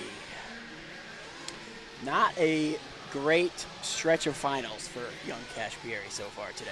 Yeah, we're expecting 2 pit stops in this 20-minute final. One, most of the people will come in at 7:30 and come back in at 15. Or you could do 6 and 6.5, 6 and 4, I don't know, 7 and 7. But if you're gonna do 7, you might as well do 7:30. Man, there must be a 2 stop pits. A little bump developing at the beginning of the straightaway there. Javon Mallory was driving onto the straightaway and just went up on 2 wheels, like completely on his rims, and somehow brought it back down. That would have been a long crash there. Yeah. Well, these straightaways are never really fully smooth. I've seen some that like waves going on. I'm surprised that this hasn't formed any divots coming onto it. Yeah. Especially with the 180. Usually when them cars dig into the ground, they make, like right here we'll see is Javon. Usually when you get on power here, usually there's divots forming there. But it's held up quite well. Yeah, I mean the whole track really, except for that one bump that's kind of coming in at the end of the straightaway there. That's really the only part you got to watch out for. The track looks pretty darn highway smooth. Yeah, well that's a high braking point too. You're coming off high speed, you're digging into the front of the jumps, and it's just attrition. But Chase Anthill from 12th to 2nd. Javon still has not used his Joker lane. Oh, we just had a broken car there. Oh no. One of the ones coming out of the back straight. Something happened. That is Chase Anthill now. He is in second, and Javon Mallory is absolutely on a mission. He has pulled out to a massive lead, and he has not used his joker lane. 4:10 down, 15:50 left to go. We got a Death Rev. We got Pitman running. Chase Anthill, he's looking for some redemption from that Truggy run. He was kind of held back by some tires coming off the rim, so hopefully they used a different bottle of glue on this set of tires, huh? Maybe, but Anthill looking quite solid right now, but he wants to get a win. Well, he doesn't need a win. He just needs to finish second at the worst, and he will bump up to that A final. And like you said, this is our last B final of the day. It's all A mains from here on out. That was Chase, just, ooh, this is the 2-car upside down. That is a costly mistake there. Luckily, he had a huge gap. He's going to hold on to the 2 spot for now, but now look at what has happened. Oh, Jeremy Alvarado is actually taking the joker lane and taking the 2 spot. Yeah, well done, Jeremy. Can you hold off Chase Anthill now and keep it going? 5:11 down. Pit stops coming up soon. From the 17 to the 2, Alvarado is greasing out there.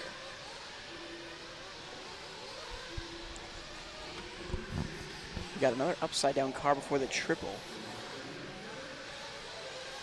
All right, so Javon stretching that lead out to 8.9 seconds. With no joker as well. Exactly. So he is well in control of this one. There's Jeremy Alvarado in second coming by. That is the position he wants to be in there or first. Anything less, he's in trouble. He's done. Chase Anthill just now crossing the line. He's about 7 seconds behind the transfer spot, so he's going to have to put his head down. 14 minutes left to go, 6 minutes in. Alvarado, he's got a 7-second lead up on Chase Anthill, though, so that's pretty good.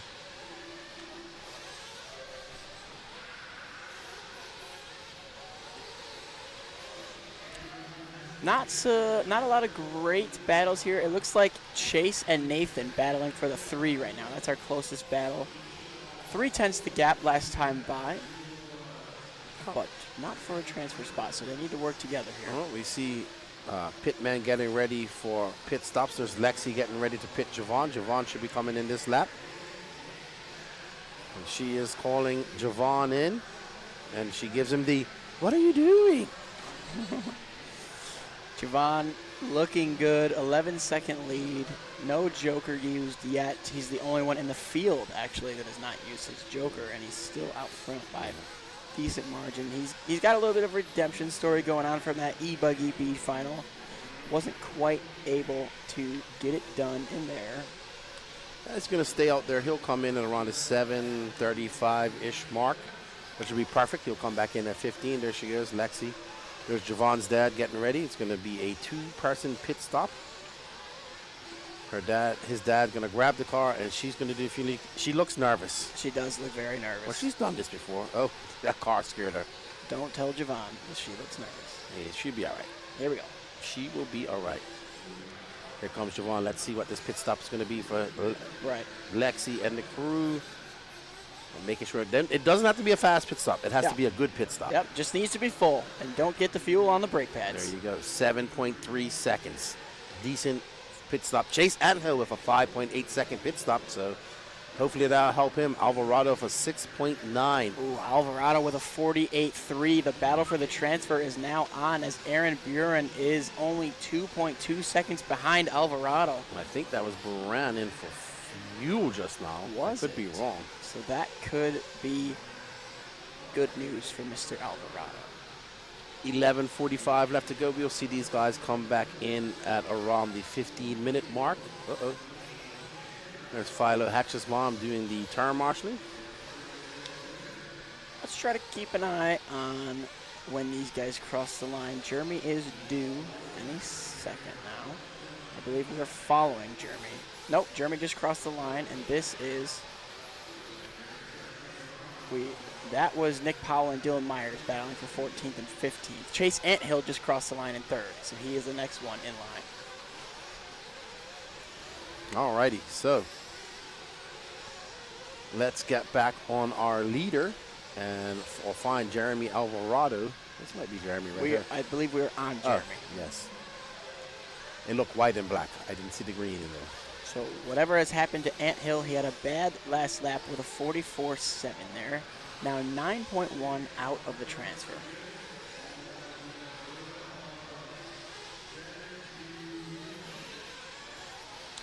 He's going to have to make a push. He's got 10 minutes to do it, though. Just crossed the line, lost another 6/10. So he's got to get it in gear. Got to get it into gear. Javon got a 14-second lead. And Jeremy has a 9.7-second lead up on Chase Anthill. Baran is 7.3 behind him. Cash Pieri is in 5th. Kaufman 6th. Nick Reppin 7th. Brady Lingerman in 7th. So only Josh Fine out early. Only getting 10 laps. No start from James Williamson. So 10 minutes left to go. 10 minutes left to go. It's been the Javon Mallory show. He's already coming for fuel. Still has a joker lane in hand. And we are on board with the Jeremy Alvarado, who made the trip over here with his dad from SoCal. Oh, wow. Anthill takes 2 full seconds out of Alvarado's gap there that time by. So this is not over. If Chase can just keep pounding out those low 40-second lap times, he could potentially be there in time to steal the transfer spot. We'll have to see how this unfolds here. Jeremy now 6.3 seconds back of Javon. So Javon's lead is kind of slowly being chipped away at. Oh, wow. Another 3 seconds taken out of the gap between Jeremy and Chase. Chase is now hammering the lap time down to 42.4 for Alvarado to Chase Anthill's 39.6. So he smells blood in the water. He's coming. He's got that gap down to 4.8 seconds for the transfer spot.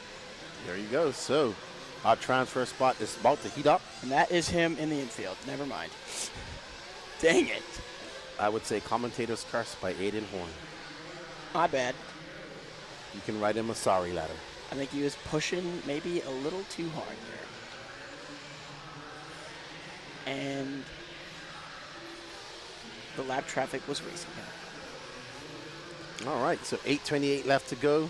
This is kind of turning into a not so exciting race. Not so exciting. Still only 5.9 between the two. Even with the monster truck through the infield, Anthill only lost 1.1 seconds to Jeremy Alvarado. So if he just puts in clean laps, he'll catch him. The problem is, not all the laps have been clean up to this point. Let's keep an eye on it this time by. The yellow car is the fastest car on the track. He's in the 3 spot. He knows he needs to go for it. This looks like a good lap. Let's check it this time by. 43.7 for Alvarado to a 40.2 for Anthill. So Anthill takes out another 3.5 seconds. At this rate, he's going to catch him. 7.5 minutes left on the clock yet to go, so plenty of time to work with. If I'm Chase Anthill, I'm smelling blood in the water right now. Your leader still has yet to use his joker lane. He's saving it in case of emergency. That's smart. Jeremy Alvarado should be crossing the line right now with a 41.8 compared to Chase Anthill's 41.1. So another 7/10 taken out of the gap. The gap is now only 1.8 seconds for the final transfer spot, but we do believe Chase Anthill just went in for fuel. Alvarado should be going in for fuel eventually soon as well. So we're going to have to see the gap once Alvarado comes out of the pit lane. There's 6:40 left on the clock. It's prime time to get some fuel. You got to imagine Alvarado's going to be coming in this lap. Okay.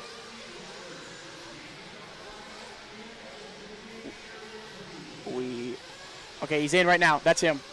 The white one that just went by, I think. One of them.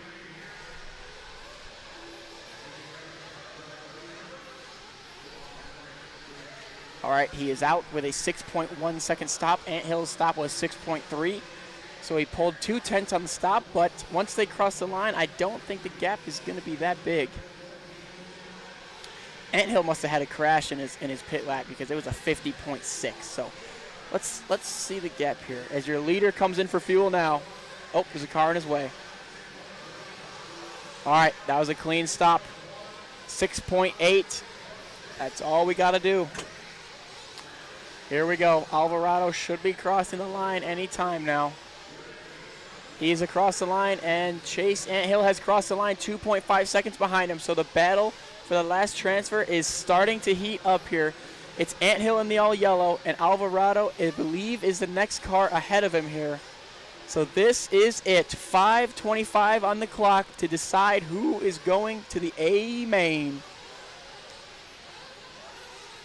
I'm going to have to see which one of these cars is Alvarado as they cross the line. I do believe it is the one directly in front of Anthill. We got a battle now, Lefty. Here we go. Yep, it is the one closer to Chase. Chase has him in his sights. He is in the same section now, same straightaway. He can smell the fuel coming out of the exhaust of Jeremy Alvarado. We are scheduled for 8 more laps, so plenty of time. Oh, that's Alvarado upside down, and Anthill's going to get by up to the 2 spot. We have a new second place holder, and Alvarado has still yet to come into frame. There he is. Oh, long crash from Mr. Jeremy. Not what the doctor ordered there. Let's see if Alvarado can now hunt down Anthill.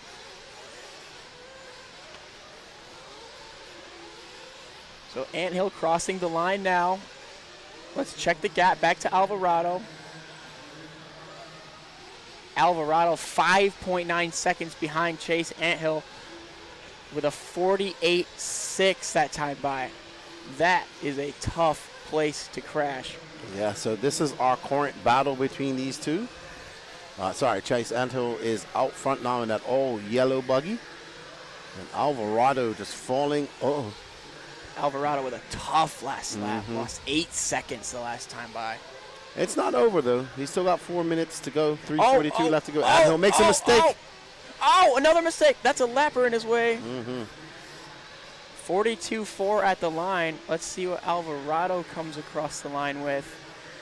It's a 42.4, so even with the mistake, he doesn't lose time to Alvarado. I believe Chase has Alvarado outpaced by quite a bit. As long as he doesn't have any long crashes, he's got the speed to fend him off. But Anthill has to be consistent. He can't make any big mistakes, can't get wrapped up in traffic. We still have 3 minutes left to go.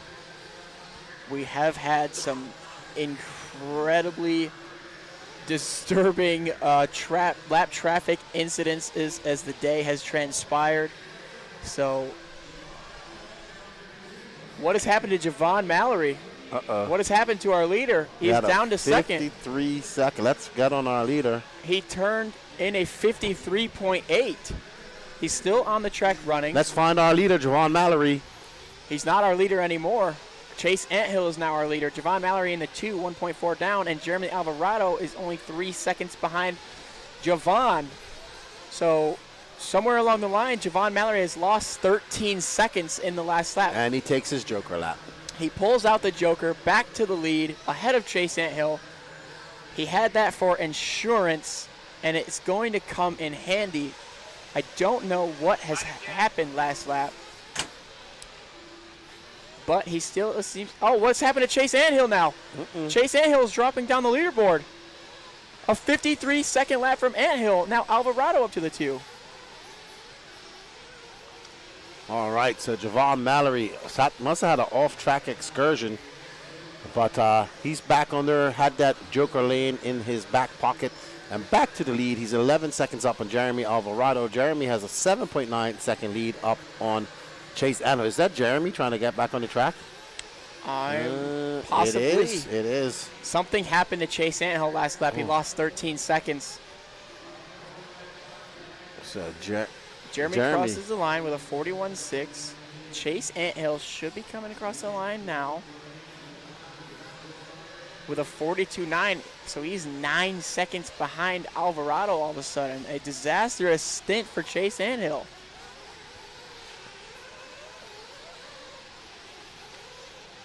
All right, so 1 minute left to go. Mallory has a 10.6-second lead up on Alvarado. Anthill is 9.2 seconds back.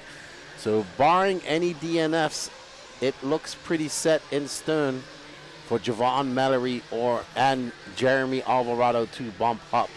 There's Javon making his way up. And come on, Javon, just keep it calm.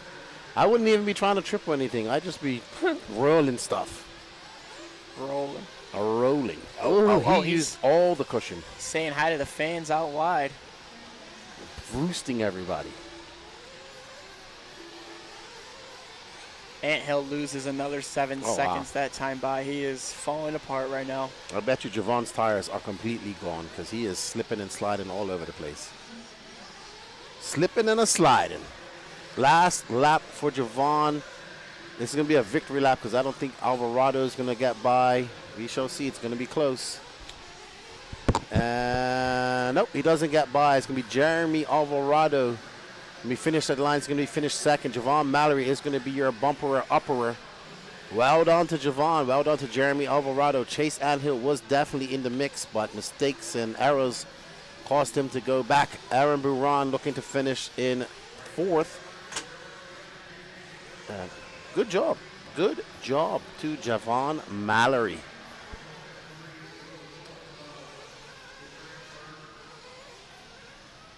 All right, so we're going to get an interview with Javon Mallory.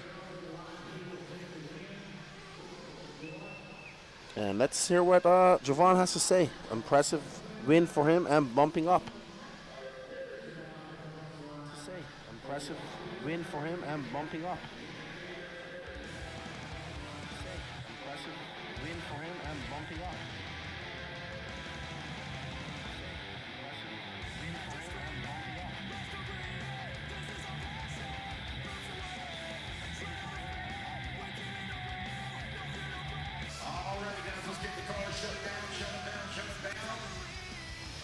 We are live here with Javon Mallory, the intermediate Nitro Buggy B-main bump up.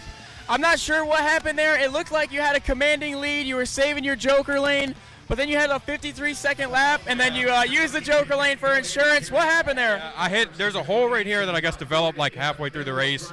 It was there in the beginning a little bit, but I think it got bigger, and then I just traction rolled and it grabbed me, and I came way over here. Well, we're going to have to look out for that in the Pro Nitro Buggy main, some track character developing. But nonetheless, you saved that Joker lane, you used it to get back in the lead, and you're in the show now. Yep, thank you. Good luck. All mechanics, please carry your cars to. Thank you. Good luck. All mechanics, please carry your cars. All righty then, congratulations to Javon Mallory as we get ready for a driver's intro of the Pro Nitro Buggy A final here at the 2026 Psycho Nitro Blast.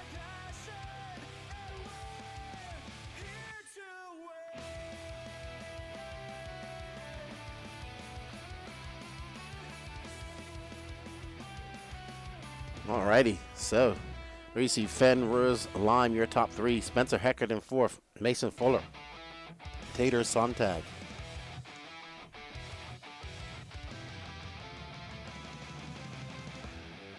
All right, so we're going to do some interviews with the drivers as they come out.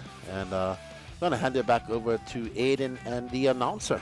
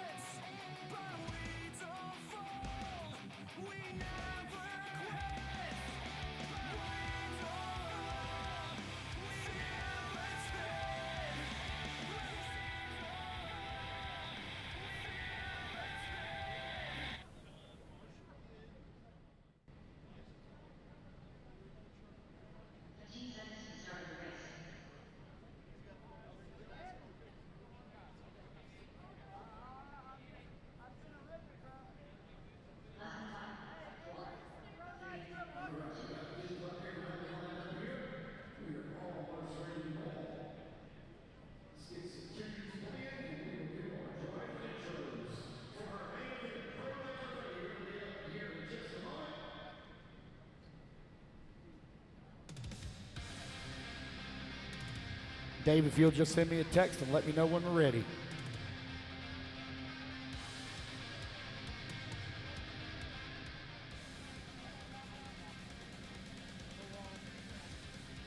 can go up a little bit.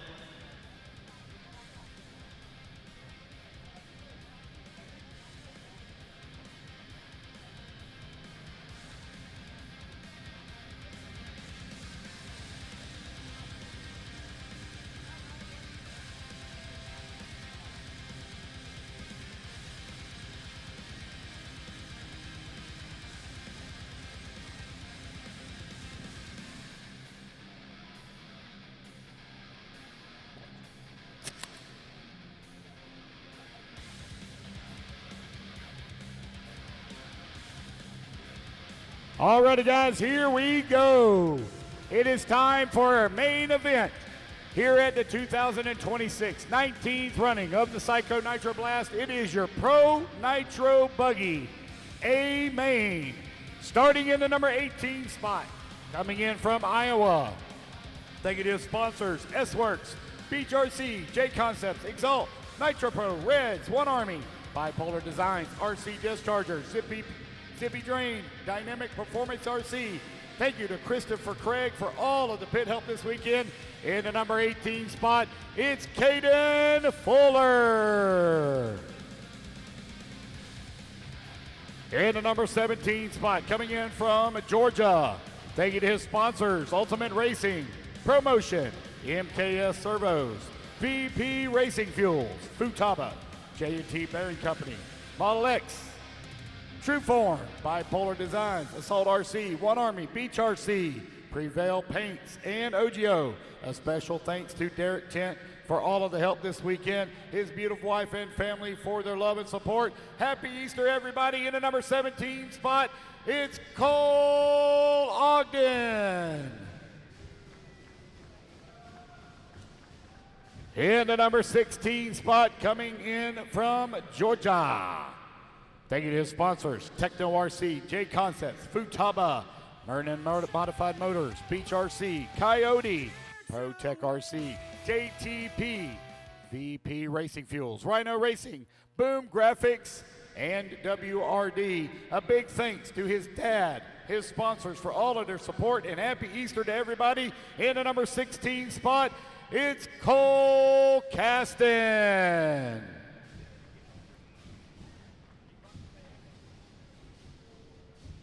In the number 15 spot, coming in from Virginia, thank to his sponsors, Sparco, Power Hobby, J Concepts, MKS Servo, A-main Hobbies, ProTech RC, Team Coyote, SS Hobbies, Setzer RC Art, VRP, Stick It One, Drake Engines, VP Racing Fuel, RM2. Big thanks to John, Jonah, Jason, for all of the help and support this weekend, along with his beautiful fiancee, Ms. Hannah, for all of her help. In the number 15 spot, it's Lee Setzer. All right, in the number 4 spot, coming in from California, thanks to his sponsors, Mugansiki, OSB, J Concepts, Hobby Wing, Futaba, ProTech RC, A-main Hobbies, Gestapo Racing, Stick It One, MIP, The Drake Racing. A very special thanks to Paul, Rhonda, Red, Elite RC Productions, and his dad watching back home online. In the number 4 spot, it's a 14 spot, it's Adam Drake.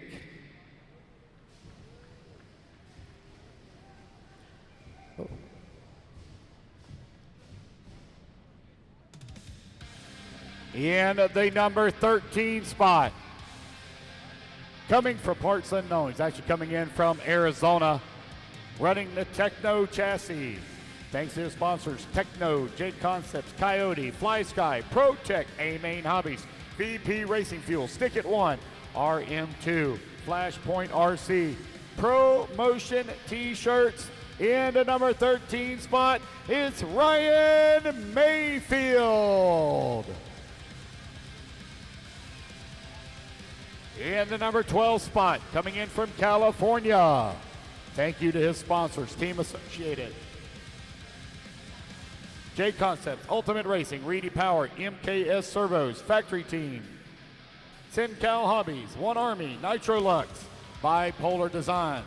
Thank you to his dad for all of the help, and for everyone and his mom watching back at home in the number 12 spot. All right, so it's just the audio, but we are live here with Ryan Mayfield, pre-Nitro Buggy A-Main. Not the P&B that you were probably hoping for up until this point. What are you going to do for this Nitro Buggy final to turn things around? It's been a pretty easy day. Haven't made really any changes at all. Just been sitting back there chilling, relaxing in the pits. So just looking forward to this race. We're starting in the back. We're going to try to move forward, try to be smart, get through traffic. We'll see where we net out at the end of the day. But the first two mains were decent. Not great, but decent. Had something to talk about afterwards. So, yeah, just reset, go racing with Nitro Buggy. When I got here this morning at 9 a.m., you were pretty much the only pro out in the pits, full rebuild on the car. Just rebuilding or wholesaling? Yeah, I don't know. I don't remember what's been changed. It's been a blur. I've been literally holding a diff or something in my hand all day long. I've basically just had to run up here, you know, every main event, just like barely getting the cars back together, just trying to figure it out. We're in kind of a learning year. You know, it's been a little rough, but we're trying to make everything better, trying to learn, trying to get better, and it's sometimes it's really difficult. So, but we're doing okay. We're making progress, and after this race, we're going to go back to work and figure it out. Sounds good. We wish you best of luck in the main. All right, thanks. Boom Graphics, Prevail Paints, LFR, One Army, RC Rad, thanks to my amazing family, and the Lord Jesus Christ, and happy Easter in the 9th spot, Jared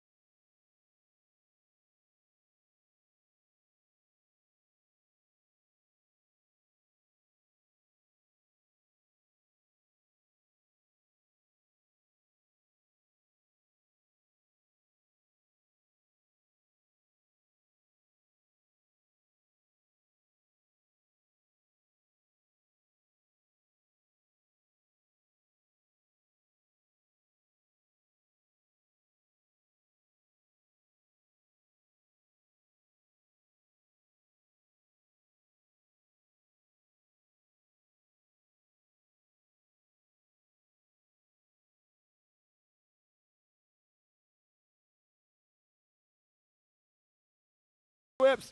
A big special thanks to his pops and girlfriend Deanna for all their help this weekend. And the 4 is Spencer Heckert.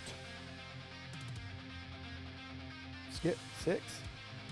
From Peoria, Arizona, sponsored by S-Works, Promotion, Ultimate J&T Bearing, Tekin, Futaba, Beach RC, Trueform, Nitro Lux, Bipolar Designs, Adobe RC, Prevail Paints, Dynamic Performance RC, Factory Tracks, Model X, Wheel and Trigger. Thanks to all of my family and friends for all of the support and believing in me. Your number 3 qualifier, Camden Lime.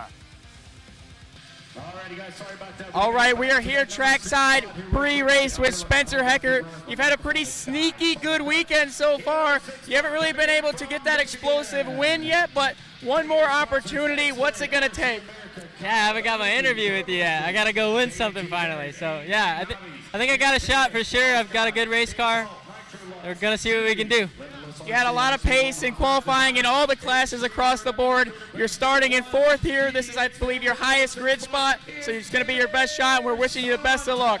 Yeah, this is our best shot. We got to make it happen. We're going to send it. Hopefully we can get it through the start clean and see what we can do. I'm sure the chat would love to see it. Best of luck. Let's go, chat. Associated J Concepts Nitro Pro, Reedy Power, Mike's Hobby Shop, Factory Team, Integrity RC Designs. Thanks to my dad for all of his help and my entire family. In the number 2 spot, Brandon Rose. All righty, guys. Your top qualifier here for the 2026 Psycho Nitro Blast, a Pro Nitro Buggy. Guys, I'm going to ask again, please do not start your cars until I give you the okay. In the number 1 spot, coming in from Indiana, running the X-Ray chassis, the Matrix tires, Nitro Pro Servo, Extreme Aerodynamics body, Ultimate Racing engine, Nitro Lux fuel, Fly Sky radio. Thank you to his sponsors, X-Ray, RC America, Matrix, Coyote, Ultimate, Gens Ace, Nitro Pro, Hootie, Fly Sky, Nitro Lux, Extreme Aerodynamics, Beach RC, A-Main Hobbies, Elite RC Productions, Critter Paint, Stick It One, J&T Bearings, DRC. A very special thank you to all of his family for their help and support. Your top qualifier, Dakota Finn. Hold your cars, guys. Hold your cars, please. Hold your cars. Do not start them just yet. All right. We're going to let them do their interview real quick here. Do not start your cars. Do not start your cars, please. Bring it on over, Mr. TQ in the Pro Nitro Buggy division, starting on pole. Dakota Fend, after a dominant truggy run, you got to be feeling good for this one. Yeah, for sure. Like I said, we had a good truggy run. E-Buggy didn't go so well. I just had a stupid mistake there in the berm, hit that one bump, so we'll make that correction for Nitro Buggy. I had a really good last round for that, so yeah, we'll keep it rolling. Sounds good. Dakota Fend starting on pole here after a dominant qualifying effort in this class as well. We wish you the best of luck out there. Cool. Thank you. All righty.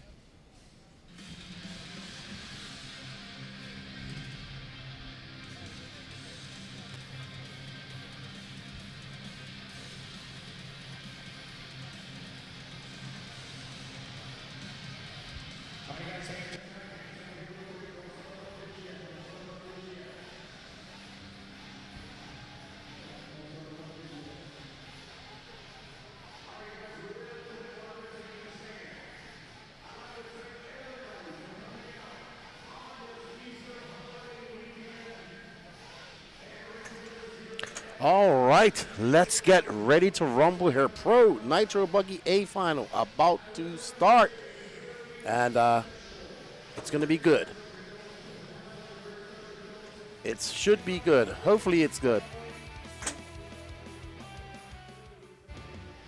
We want to thank you guys. We got over 1,000 people in the chat watching right now on the Elite RC production side of things. All right, so we're going to have some silence for Wiggins.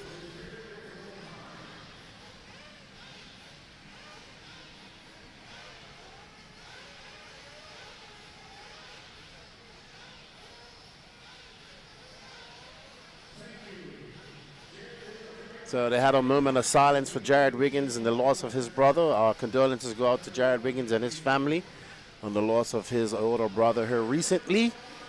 We know he would be here if it wasn't for that, but you're in our thoughts and prayers, but you and the family. So let's get ready to rumble here as these guys get warmed up, as these RC Gladiators get ready to do battle here in the Pro Nitro Final. 30 minutes long. Whew, I don't know. It's going to be interesting. Let's see how it goes. They're all on bar tires. They're all saucing. But there can only be one. Who will it be?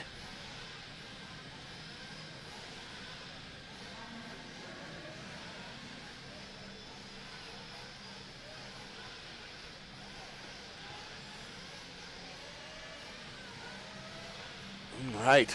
So there's our camera lady, Miss Josie Pattershaw, getting their shots for you. And the pit lane is packed.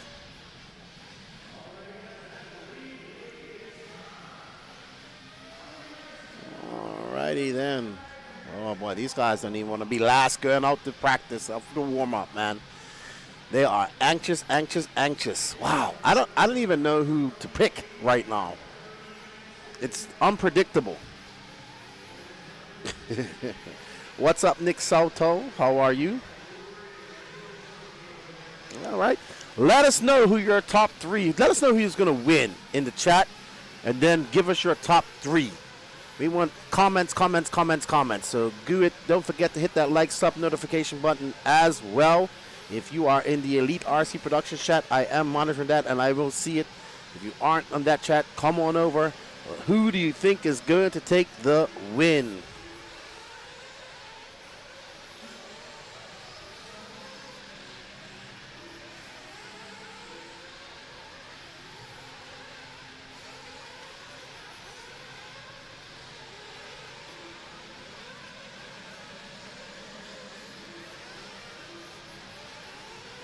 All right, so we got B-Rose for the win. Fend all the way, says Goebbels. Okay, he's a little bit further back, praying for his family. Hey, Danny Class, how are you? Thank you, sir, for the support. Tuning in from Belgium. Fend Fuller Rose. Hey, Paul Rodman, how are you? Fend Mayfield Rose says, Ajatek. X-Shark says Fend Rose Mayfield. Troy's Toy says Jonah Wilson. Goebbels defend all the day. RC Car Guy cheering on Tater. No defend. I would like it to be Brandon TLR Camp C Lime.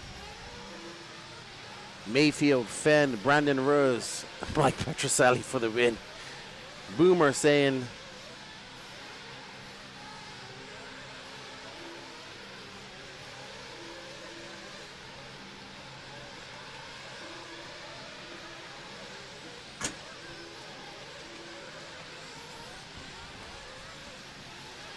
all right. It's going to be, are you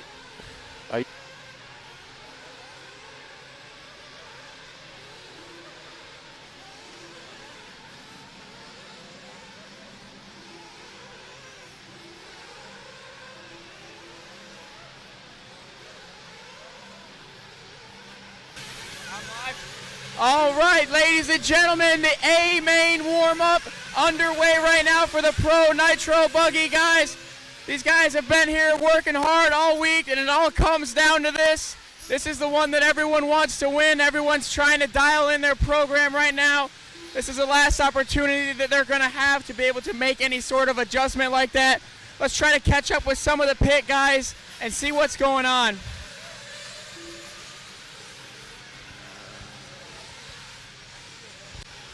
Scott Heckert, we're live here. How are we feeling? Where do we start? What are we doing? Starting fourth, feeling good. You on the bar tire? You saucing? What's the tire strategy? Bar tire with a little bit of sauce. So car looks good. So see how it goes. Still on super soft or soft? Super soft. Still on super soft. Using a little bit of sauce as well. We got Ryan Mayfield getting a little bit of a ride height adjustment here. Everyone's making sure their stuff's dialed in. We got Mr. Borden. We are live with the camera. Your boy's been doing real good this weekend. A little bit of a hiatus, but he's back like he never left. Yeah, he's doing great. I'm proud of him.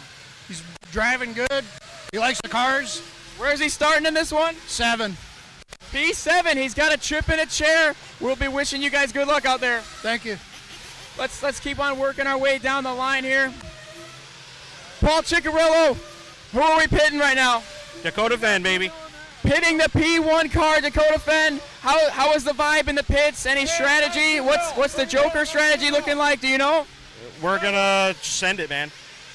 The strategy is to just send it. Dakota Fen, the Phenom. That's something that he does extremely well. Megan Tebow, we are live here. This is the pit crew for the Tebow family right here. How are you feeling? Pretty nervous. Pretty nervous. Do you get more nervous than Jared? Oh, all the time. All the time. Are you feeling good for this one? Are we thinking about a win? Oh, yeah. But, yeah, it'll be good. It'll be good. We just do as best we can. Eyes on the win. P1. Thank you. Best of luck. We're going to work our way down the line. Excuse me. Who are we pitting here? We are pitting Lee Setzer. We are pitting Lee Setzer. Where are we starting? 14th. I think so. No, 15th.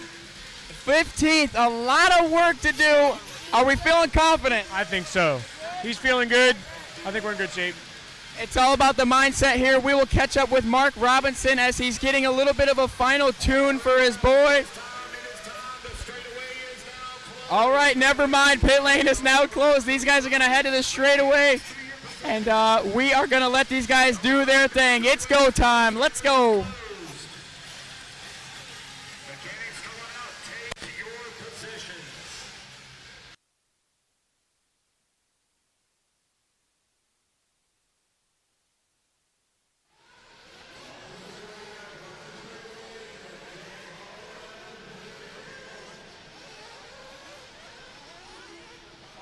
All right, everybody. We're getting ready to get started here.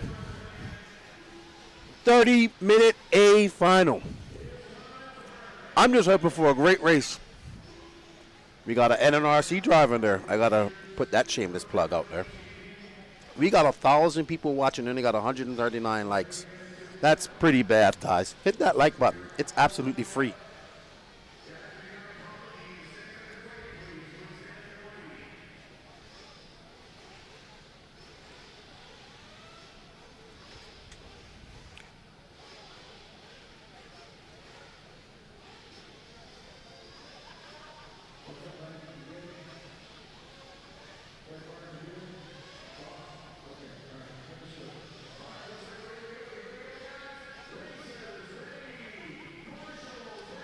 All right, let's get ready to fuel them up and get burning.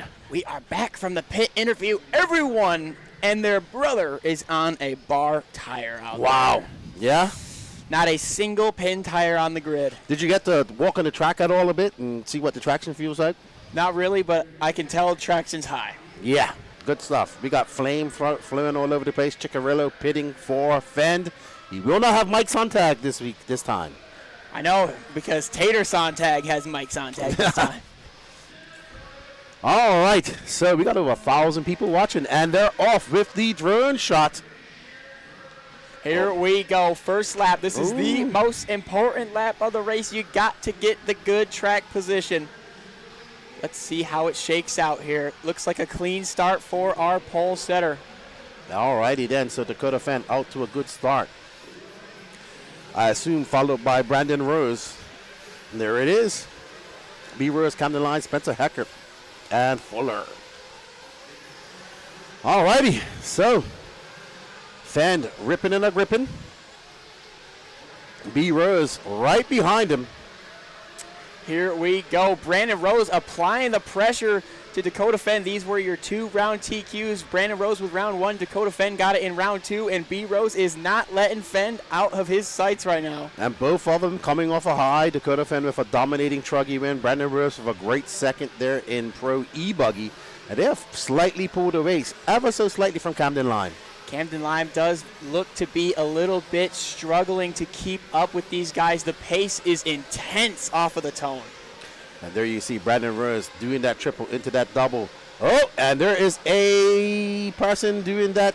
It was Camden Lime, I assume, or Jonah Wilson. So Jonah Wilson, Camden Lime doing their Joker lane early out. And I think that is Dakota Fenn behind Jonah Wilson right now. It's all about track position. Camden Lime, Jonah Wilson, they couldn't agree more as they are eager to take that Joker lane and get out front. And look at the lead Camden Lime has on track. He's going to have to throw down some heaters, see if it lasts. Absolutely. Don't forget, no more Joker lanes for those guys.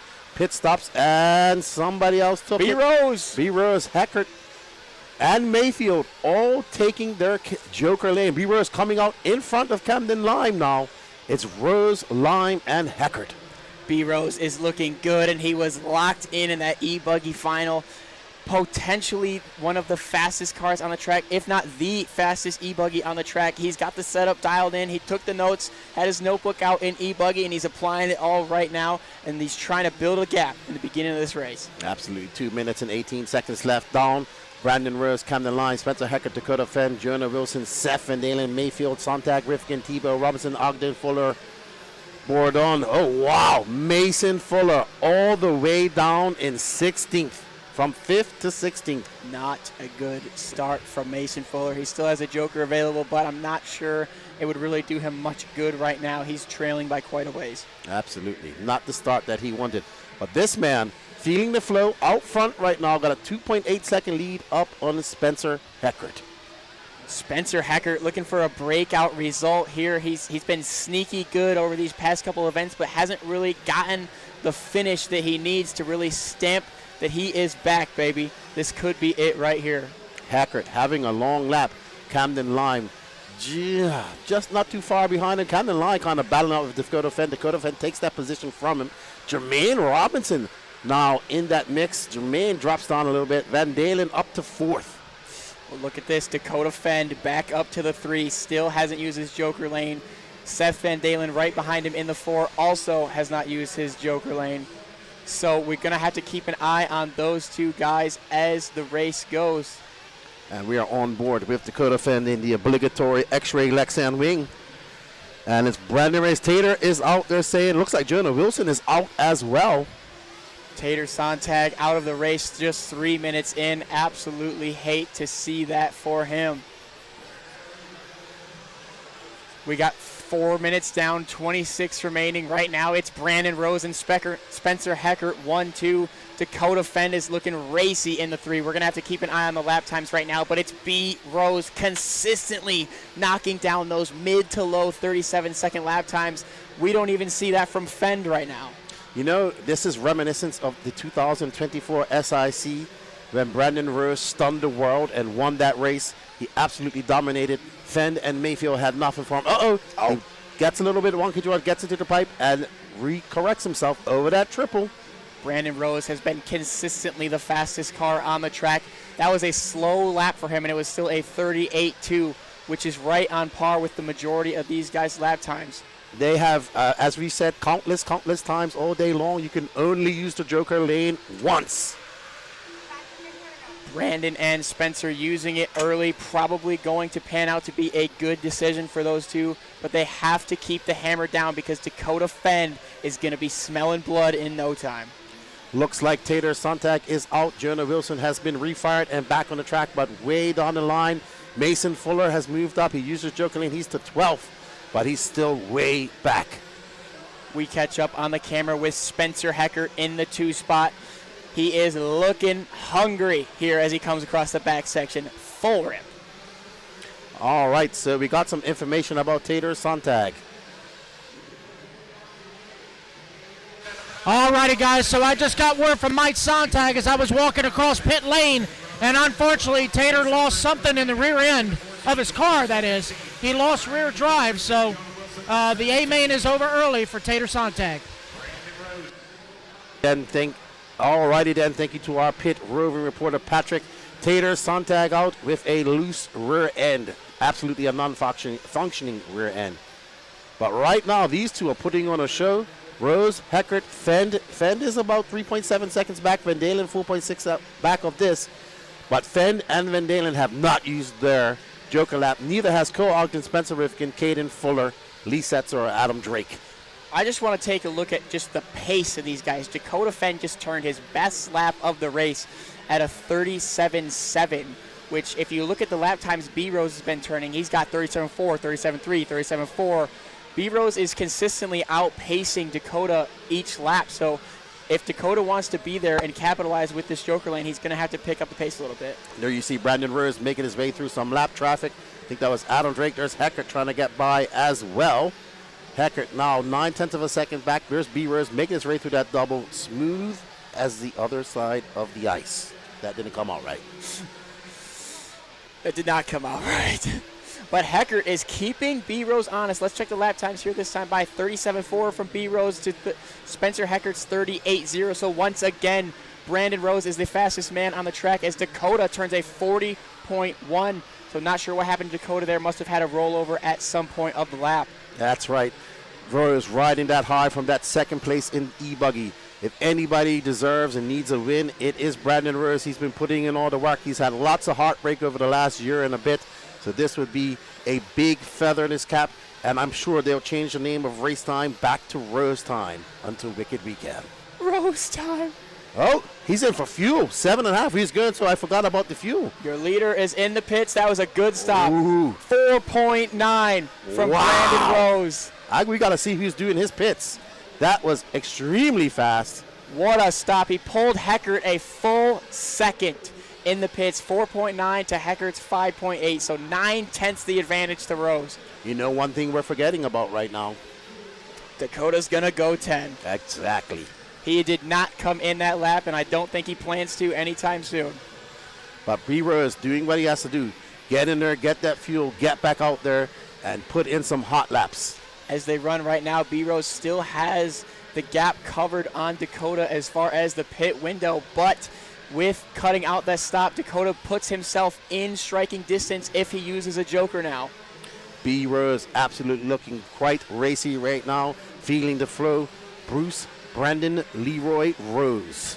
The gap is 2.7 seconds. The Joker advantage is about 7 seconds. So Brandon Rose is going to have to pull out about another 5 seconds on Dakota. Okay. So our roving pit reporter says that Seth Van Dalen missed his pit entrance, so he is going to have to go an extra lap. And this is a big track to miss your pit entrance. Yeah. Very big track. Extra 40 seconds. Hopefully he's got that in the back. All right, your running orders. Brandon Rose, Spencer Heckert, Seth Van Dalen, Dakota Fenn, Camden Line, Tebow, Ogden, Caden Fuller, Joey Burdon, Spencer Rifkin, Mason Fuller moving up the ladder. Lee Setzer, Jermaine Robinson, Ryan Mayfield, Adam Drake, Cole Caston, and Jonah Wilson back on track. Looks like the only people keeping the Joker in their back pocket so far are Van Dalen, Fenn, Ogden, Fuller, Rivkin. Looks like Fenn did make it. I'm sorry, looks like Van Dalen made it into. All right, so we have some reporting to do. All right, guys, I'm down here with Sean Van Dalen, pit crew for Seth, and dude, he literally came in one lap and missed the ramp. I had to go another lap. Thank goodness he came in. How low was he when he came in, roughly? He still had about 20 cc's left, and actually he was supposed to come in the lap before, but opted out with all the traffic that was there.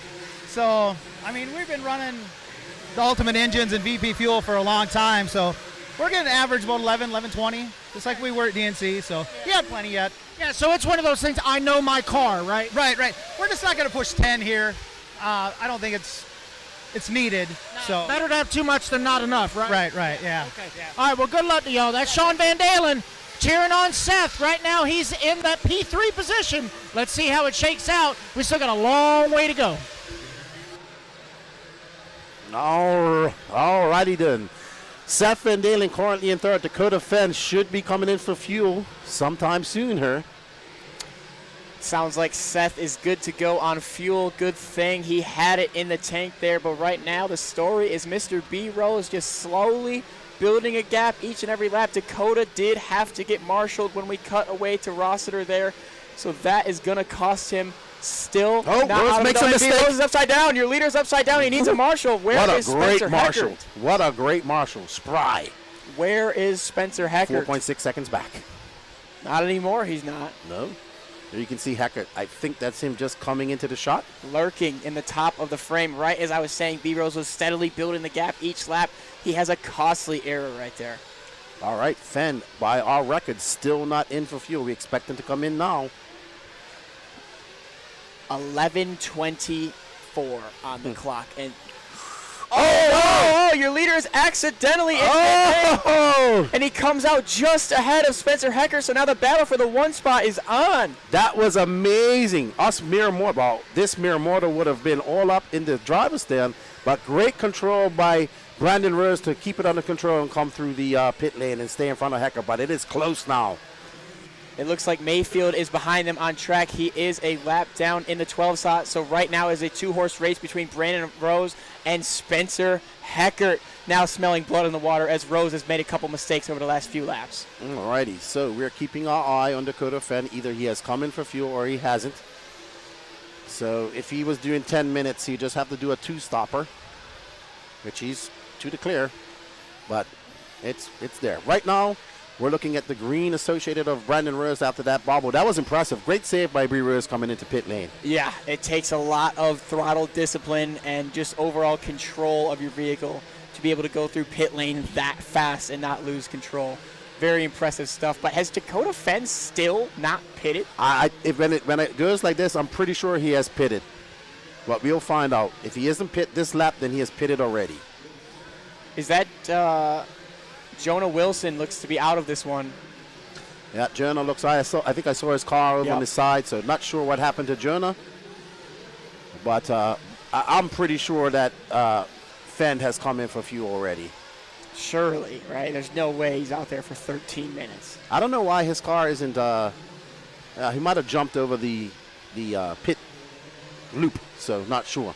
Well, right now, Heckert keeping B. Rose honest. They're separated by 0.6 of a second. There's Brandon Rose going into that bill turn as they make their way up the triple. Man, Specker Heckert wants this one.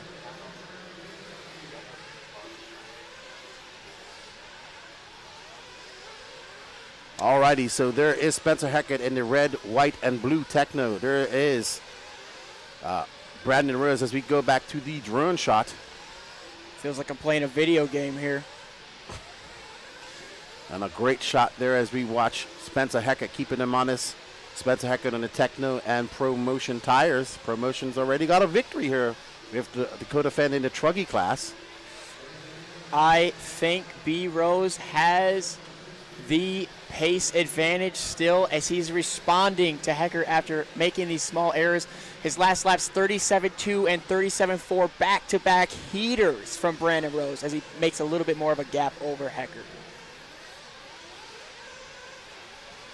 All right, so Brandon Rose coming up on that 14-minute mark. We should see pit stops here shortly. He did have a pit lane entrance, but that was by mistake.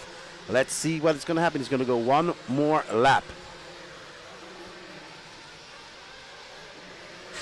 All righty, guys, so I just got done talking to John Blaze. He is currently pitting Jonah Wilson. Unfortunately, it looks like the tank lid on his gas tank is actually cracked in half. So when he landed upside down, he lost every bit of his fuel. So right now, Jonah Wilson is out there on borrowed time because with that crank lid that tank lid cracked, the air pressure is going to be a little different. So his tune is going to be way off. But as long as there's tires on, he's going to keep sending it. But anyway, back to you. All right, so we found out what happened to Jonah Wilson, a cracked tank lid. But right now, Brandon Rose is out front. He should be coming in for fuel this time by Joshua Heckert. Now we have to think about the high attrition of the tires. And he stays out. He stays out one extra lap. And there is Scott Heckert doing the fueling for his son, Spencer. So Heckert is now going to inherit the lead for the time being until he comes in for his fuel stop. He's already been in for his fuel stop. Has he? Yes, he was just in. Oh, I read that wrong. So I don't know how. He must have tripped it when he went in. But Brandon Rose is in front. He's about to lap Mason Fuller. Ooh, who would have thought that would be happening this weekend? So we expect Brandon Rose to come in for his fuel now. But Brandon Rose is ahead. He stays out again. Yeah, Brandon Rose is ahead of Heckert. There we go. Yeah. I read a little malfunction inside of my tiny head there last set. No harm, no foul. Brandon Rose is out here and leading this one. He is stretching this fuel tank. According to our numbers, Brandon Rose has not pitted, but yeah, he is really stretching this run right now. He knows his car. So let's see what he can do. He came in at 7.5. He might have come in already, but we've been following him this whole time. Let's see. He must have then. He must have. Well done, AJ Rodriguez. Let's stay on Brandon Rose. Our pit lane counter not really working right now. So Heckert now drops to the 4 after this pit stop. Seth Van Dalen and Dakota Fend both sneaking by as Heckert was in for fuel. Heckert actually now 19 seconds behind Rose, so he must have had an issue somewhere. Must have. Brandon Rose now 5.7 seconds to the good of Seth Van Dalen. Dakota Fend is 5.9 seconds back of him. But both of those drivers have their joker lap. So Brandon Rose absolutely doing what he has to do, which is peel off hot lap after hot lap. Yeah, we must have missed his fuel stop somewhere because he's still ripping out there. He is. So he must have pitted during one of our interviews. As the chat says, he did pit. We are counting. We're looking at our numbers here. It didn't say he had pitted. So we do apologize. Something to keep in mind, Van Dalen and Fend both have still not taken their joker lanes in the 2 and 3 positions. They are 10 and 11 seconds behind Brandon Rose, so they're going to have to make up a little bit more time if they want to come out ahead. Brandon Rose absolutely ripping right now, so he should be back in. He came in around the 15-minute mark, I assume. So I'm assuming, what's that? Do the math. Oh, man, I'm off today. But Brandon Rose, really nobody out there challenging. He's got a 10.5-second lead. We might be getting a new name here at RaceTime Entertainment for this weekend. All right. Seth Van Dalen with a long lap, turning in a 41.3 to Dakota Fend's 37.5. Fend to the 2 over Van Dalen. B. Rose still 12 seconds now ahead of Fend. All righty. So there we have Dakota Fend now into second as Seth Van Dalen makes a mistake. And thank you, C. Bruce. We Fend pitted while they were talking about Jonah Wilson's tank. Oh, wow. Ooh. Oh, wow. That was crazy. Fend splitting 2 lappers, getting tangled in front of him on the face of the triple. That's a scary sight to be one of the leaders there. Dakota Fend now 10.9 seconds back of Brandon Rose with 11:15 left to go. Seth Van Dalen just turned the fastest non-joker lap of the race at a 37.1, so he is moving after that crash. It's going to be Rose, Fend, Van Dalen, Camden Line, Spencer Heckert, your top 5. Gaden Fuller into 6. Cole Ogden uses his joker lane. Rivkin hasn't used his either. Rivkin is yet to use his joker lane either in the 8 spot. He's a ways back from the battle for the podium, though. If he wants to get into that top 3, he's going to have to make something happen. I'm looking at the lap times here. B. Rose just living in the mid to low 37 range as he clicks another 37.4 every lap.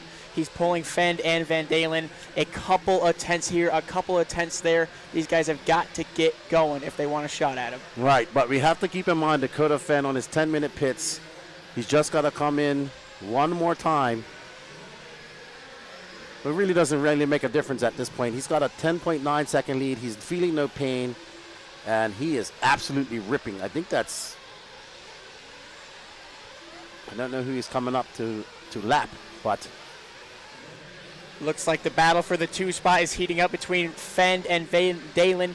So that will be pictured on the screen now. It looks like Dakota had 1 second over Seth last time by. There you see Dakota Fend making his way up over the wall jump. And there's Seth Van Dalen. Both of those drivers still have their joker lap. But right now with the lead that Brandon Rose has is not really going to matter. And it's looking quite spicy. Brandon Rose riding that wave of confidence that he built up yesterday. He was upset after his truggy run. He was out early. But he went back, gathered himself, got his composure, and he is in tune. What a redemption story it would be for Mr. Brandon Rose if he was able to come back from the DNF in truck and potentially get a win here in Nitro Buggy. He's still got 9 long minutes left of racing to go, and once these guys take their jokers, they're only going to be about 4 seconds back, so that is not that big of a lead. He's still got to keep the hammer down. Yes, but as we saw in that Truggy main, Dakota Fenn is capable of throwing down fast laps whenever he wants. So let's see if he can do it this time and catch up to Brandon Rose. It's now 10.8 seconds, that gap. That is a massive gap. Van Dalen with a little bit of a slow lap that time by 37 flat to Rose's 37.8, or 39 flat from Van Dalen to Rose's 37.8. See, the difference that we saw in the Truggy race was that we had Mayfield and Fuller kind of battling with each other, and right now, Brandon Rose is just out there clicking off lap after lap. Yeah. Nobody bothering. Traffic's moving out of his way. He has no pressure from behind, so he is just absolutely killing it right now. Every lap is a 37 from Rose. 37.8, Fenn 37.8, so no advantage to either driver this time by 8 minutes to go. Dakota's going to have to find a gear if he wants a shot. There you go. 8 minutes left to go. We should see Brandon Rose coming in for his final pit stop. Let's see who was pitting him. Oh, it's Gabriel Santiago. That's who's pitting him right now. His father right next to Mr. Bordon. There's Richard Saxon. So Brandon Rose coming in for fuel right now. He should be coming in this There lap. we go. And he is. Leader is in. Mr. Santiago. Wow. 4.7 seconds. That was a good pit. That is a Mike Sontag-esque pit right there. 4.7. That is tying the best stop of the event for Brandon Rose. Wow, and he's done 3 very good pit stops like that, because the last one was so fast we missed it. Wow, let's see what. Well, we don't have any pit data from Dakota Fenn, so. None whatsoever. He's going so fast, he's just going over the pit lane. Yeah, his transponder is not really picking up. Yes, but that gap is 8.7 seconds. Let's see. Brandon Rose got 7 minutes. I have to imagine Fenn has already done his last pit because there's only 6 minutes left, or 7 You could minutes just left. tell.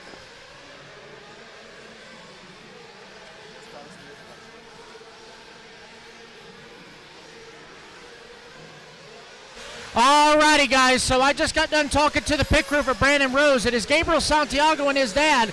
And the most important question everybody wants to know, what tire is Brandon Rose out on? The answer, J Concepts Green Overdose. That is the brand new bar tire, or bar tire / high bite tire that J Concepts released. And so far it seems to be looking good. There he goes down the straightaway. He is currently out front. We got right at 6.5 to go. So let's see if B Rose can close it out. Back to you guys. Oh, wow. Rose making upside some down. mistakes. Another great marshal. Where's Fenn? I think that's... Fenn's in the pits. Fenn is in the pits. 6 minutes left to go. Fenn doing his final stop. What will the gap be? It's going to be so crucial because, like we've been saying, Fenn and Van Dalen still have the joker in the back pocket, so this next pass, the gap between 1 and 2, is going to tell the story here for this final 5 minutes and 45 seconds.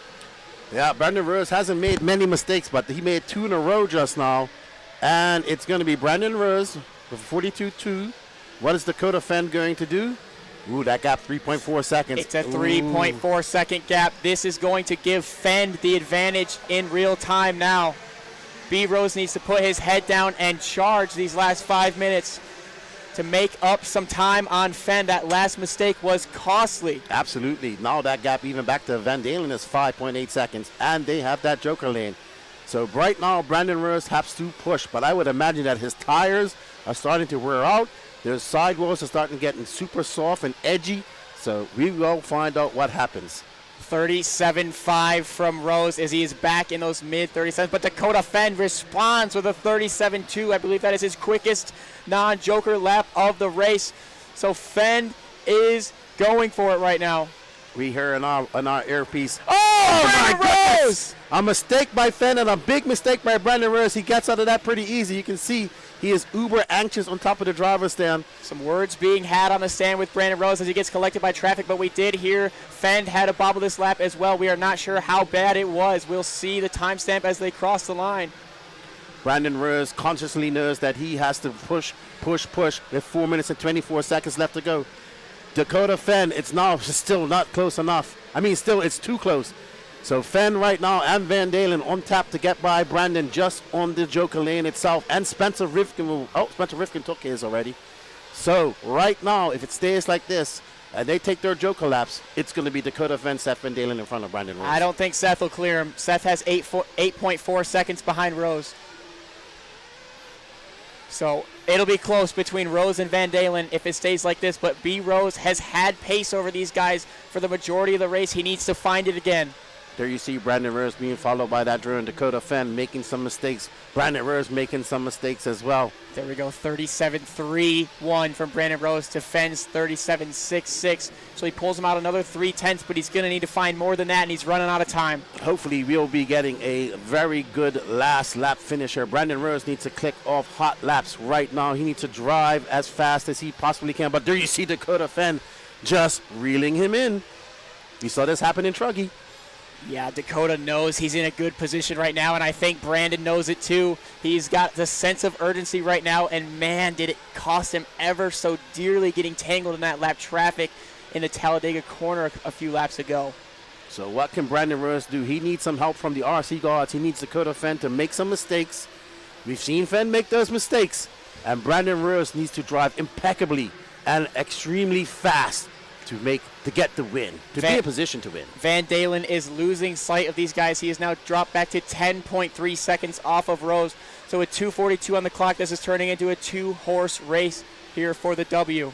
Yeah, Seth Van Dalen now 10.3 seconds off of Brandon Rose.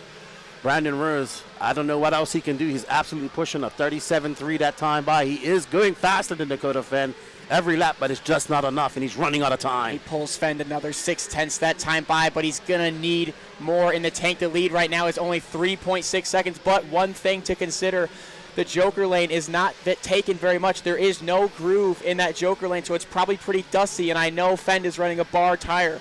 So that could potentially not be as easy of a pass through the Joker lane for Fenn, and maybe it's not quite as big of an advantage as it has been throughout the event. Yes, but Fenn is probably going to take that on his last lap and not give Brandon Rose much time to chase him down. He's going to have to get through it clean as Rose comes across the line with a 38 flat to Fenn's 37.5, so Fenn reels him in another half a second. Minute 45 on the clock. Rose needs to hope for a miracle at this point. He does. He needs a mistake, but Dakota Fenn is locked in. He is not making any more mistakes right now. 90 seconds left to go. Brandon Rose, that if he trace back that race, we can go back to those two mistakes, and that's where, if he loses this race, that's where he would have lost it. His last time getting marshaled after the straightaway really costed him big, and it'd be a lot closer if it wasn't for that. Absolutely. Brandon Rose for 37.7. Fenn going to come by with 37.8. Looks like Van Dalen took his Joker lap, but Van Dalen is now 4 seconds back of Fenn. Of Rose. These guys scheduled to turn this lap and one more. Van Dalen busts out the Joker. Still 4.1 behind Rose, but 1 second behind Fenn. So honestly, Van Dalen pressuring Fenn right now could be Brandon Rose's saving grace. Dakota takes the Joker. And Dakota Fenn and he will take the lead. Well clear of Brandon Rose. Coming in. They're going to have 2 laps remaining now. So it's all in the hands of Dakota Fenn. He's got a 3.5 second advantage over Brandon Rose. He's just got to close this one out nice and smooth, no mistakes. B. Rose is just got to send it and hope to get lucky here. Oh, wow. Brandon Rose leading this race almost the entire time, but not going to be able to lead this race at the end. He's rolled in some traffic right now. He is pushing. There's one car between them, but they got one. I don't think Rose is going to get that next lap. Van Dalen is in Rose and in striking range of Rose right now for the 2 spot. And Dakota Fenn, Rose gets by for another lap.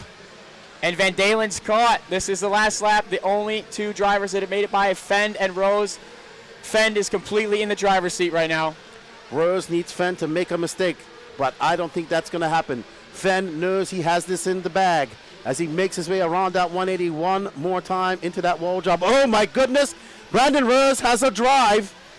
Oh, he gets it wrong.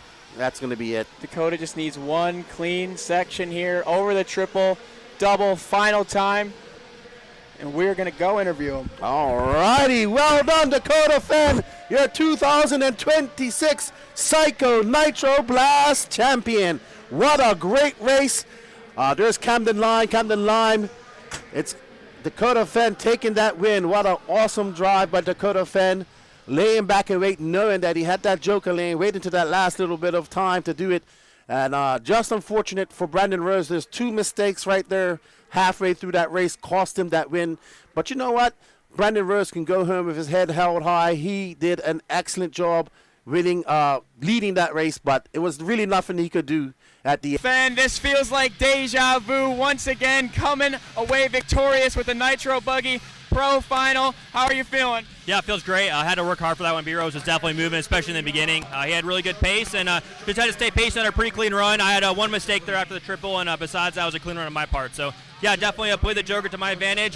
Traffic was pretty gnarly out there, too. I know it got him a little bit. Got me there towards the beginning, and, yeah, it was tough, man. Bar tires on a really dusty track like this, it's not easy, but car's great. Ran the Matrix Ultra Soft and the Black Hole combination, had a lot of grip, and I just got faster and faster as the race went on.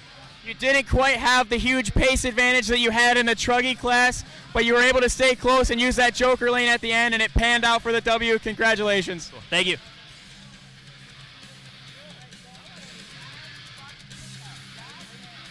Wow, what an impressive win. I really wish I had the final standings up in front of me. But let's bring it up here on my phone. We're going to get some interviews with Brandon Roser after the podium. And let's see how it finished. 1 second, everybody. What a great race. What a great race. I think that one chance of using the joker lap really made for some great strategy. We're able to follow, we're able to predict it. So, great job.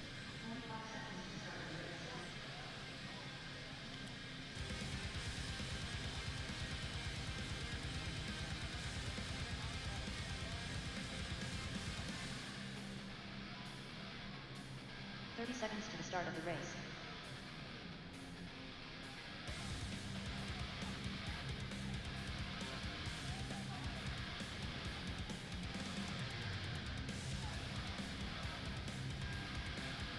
Seconds to the start of the race.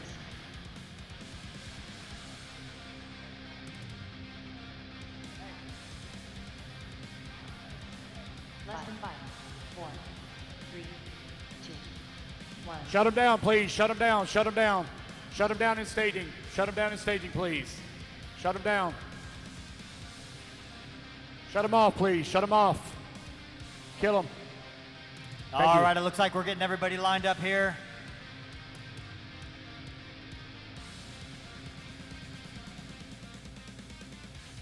All right, here we go. Top 5 fastest here in the Pro Nitro Buggy for the 2026 Psycho Nitro Blast. In the number 5 spot, Mr. Spencer Rifkin. Taking that number 4 spot, Camden Lime. In the number 3 spot, Seth Van Dalen. In the number 2 spot, Brandon Rose. And your top qualifier in 2026 Pro Nitro Buggy PNB champion, Dakota Fand. Congratulations, guys. Well done. 30 minutes of non-stop action. That was a battle all the way to the end.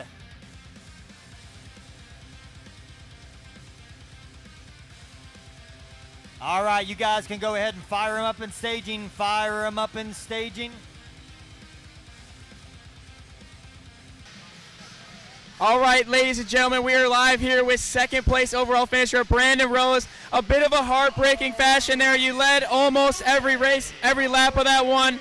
Did you know that Dakota had the joker in his back pocket? What was going through your mind? Yeah, I knew it was kind of game over. I was keeping tabs on whenever I would come down the straightaway and he was around the joker, and I was way on the triple and he was hitting the joker. So I knew when he took it, it was game over, but I was pushing hard. I was trying. One too many mistakes out there.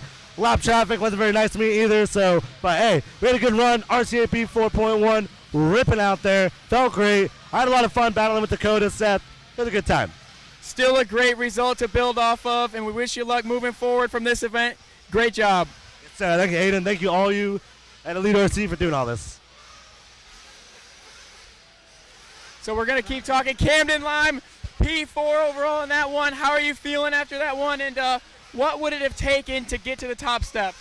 Probably harder tire. A little disappointed in my tire choice. Got super hard to drive at the end, and I just really had a really bad first 5 minutes. I think I went down to like 10th or 11th and then just clawed my way back.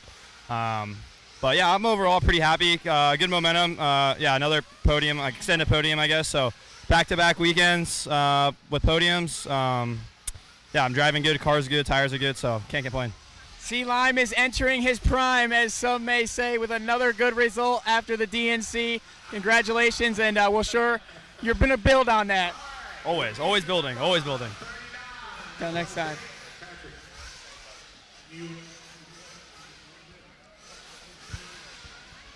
Who else we got? We got anyone else around us here?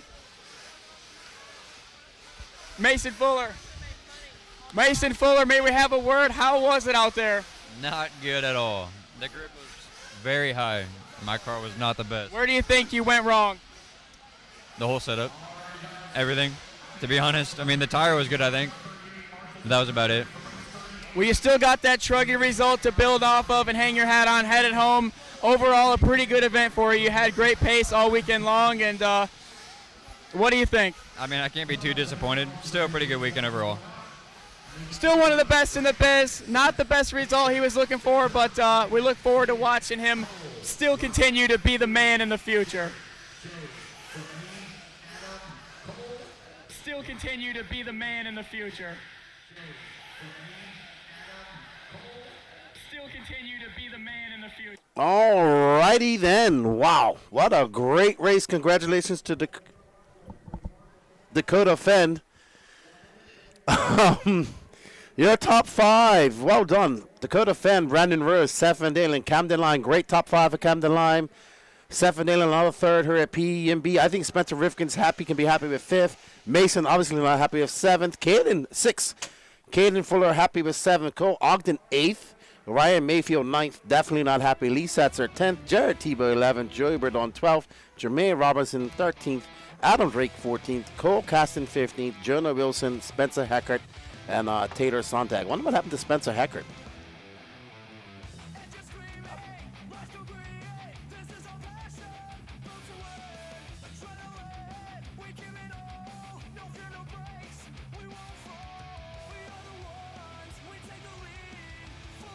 So I heard somebody earlier complaining about this not being the last race of the night. Well, they never have the Pro Nitro Buggy main at the end of the night because they know that the Pro Nitro Buggy main is going to be the most watched race. So they do it where pretty much everybody can comfortably watch it, even our friends across the pond or around the world. So RaceTime never has their Pro Nitro Buggy main at the end of the event. Never has. Oh, we got Sace Q leak. And yeah, not a great weekend for Mayfield, but you know, you just got to bounce back. Great weekend for Brandon Rose. Great weekend for Dakota Fend.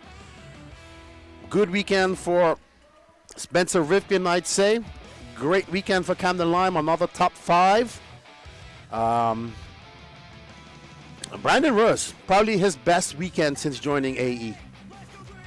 Two mistakes cost him a victory. There's two mistakes in that one lap. So, had this been a race without a joker lane, things might have been different, but it had a joker lane. So, there you go. Now, up next, everybody, Intermediate Nitro Trucking A Final. Don't go anywhere. These intermediate classes are going to be good. They are some of the best races we have here. We have young up-and-coming racer Ada Ridgway, Gabriel Santiago from Florida, Colton Fernari from New Jersey, Matty Long from Virginia, Chris Morant, a veteran here. I believe he's, not sure, part of the Midwest. Ben Dacker, oh, my good friend, LW4 from Wisconsin in 7th. Ryan Rand, Trevor Owens, Ryan Daze, Don Elliott, Cole Whitehead, Javon Mallory, Trevor Michael, Dylan Coe, Ashton Webb, Andrew Degalamano, and Jeremy Alvarado. Thank you, chat, for tuning in. What you guys think about that race? That was awesome. Don't go anywhere. We still have a open E-Truggy A-Finals to go. We have all these intermediate races to go, and man, support these up-and-coming racers, these young kids who are out here racing and trying to cut their teeth per se and climb the ladder of RC. Thank you, Donald Talbot. We greatly appreciate your support. And X-Shark, I give you 100. Dude, that guy was uber fast. I want that guy marshing me every time I crash on the whole track. Alrighty. So Aiden Ridgway feeling confident. Let's go. Gabriel Santiago, the young Floridian, making waves in the southeast. Wow, that was very impressive by Fend. You can never outclass Fend. So guess what? Neoland doesn't finish till tomorrow, so I'll accept my payment late Monday night. I heard there was some kerfuffle in the e-buggy. Yeah, I gotta go watch it. But you know, European kerfuffle is different from American kerfuffle. Yeah, why is that? Well, European kerfuffle is usually something easy. American kerfuffle is usually something big. I have no idea what you're talking about. You have no idea what I'm talking about. You've checked out.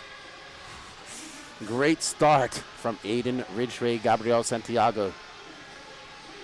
This is your intermediate Nitro Truggy. 3 youngsters, Aiden, Gabriel, and Furnari, and Mad Matty Long. That's how it should be. And 1 veteran right there in the mix in the top 5. Chris Morant. Chris Morant. Trying to catch up with the chat here. I believe he won the Truggy class here last year. I read incredibly slow. Well, nobody said reading was your strength. Sorry. I haven't been to school in a while. All right, I'm just about caught up. So, that is a good reminder from the chat. This is the class that Aiden said he is going to win. As he goes upside down, he's going to drop to the 4. And there is his biggest nemesis, Mad Matty Long, getting by him. I can't tell you how many times those two have clashed and had moments. He has stamped this one in the interview. He said, I'm going to win tomorrow. Nothing can stop me. My truck is amazing. He don't care what no one says. This is a W in his mind. He's got some room to make up now. Absolutely. If you're going to talk that type of talk, you got to back it up. But I like it. You got to walk the walk as he takes the Joker lane to steal the lead back away from Gabriel Santiago. All righty then. So it's Ridgway, Marant, Gabriel Santiago, Fulnari, Mad Matty Long, Andrew DiGaloramo. Oh! Big mistake for Gabriel just now, and that's going to allow Mad Matty Long. Still early days here, 150 done. Funari taking the Joker lane.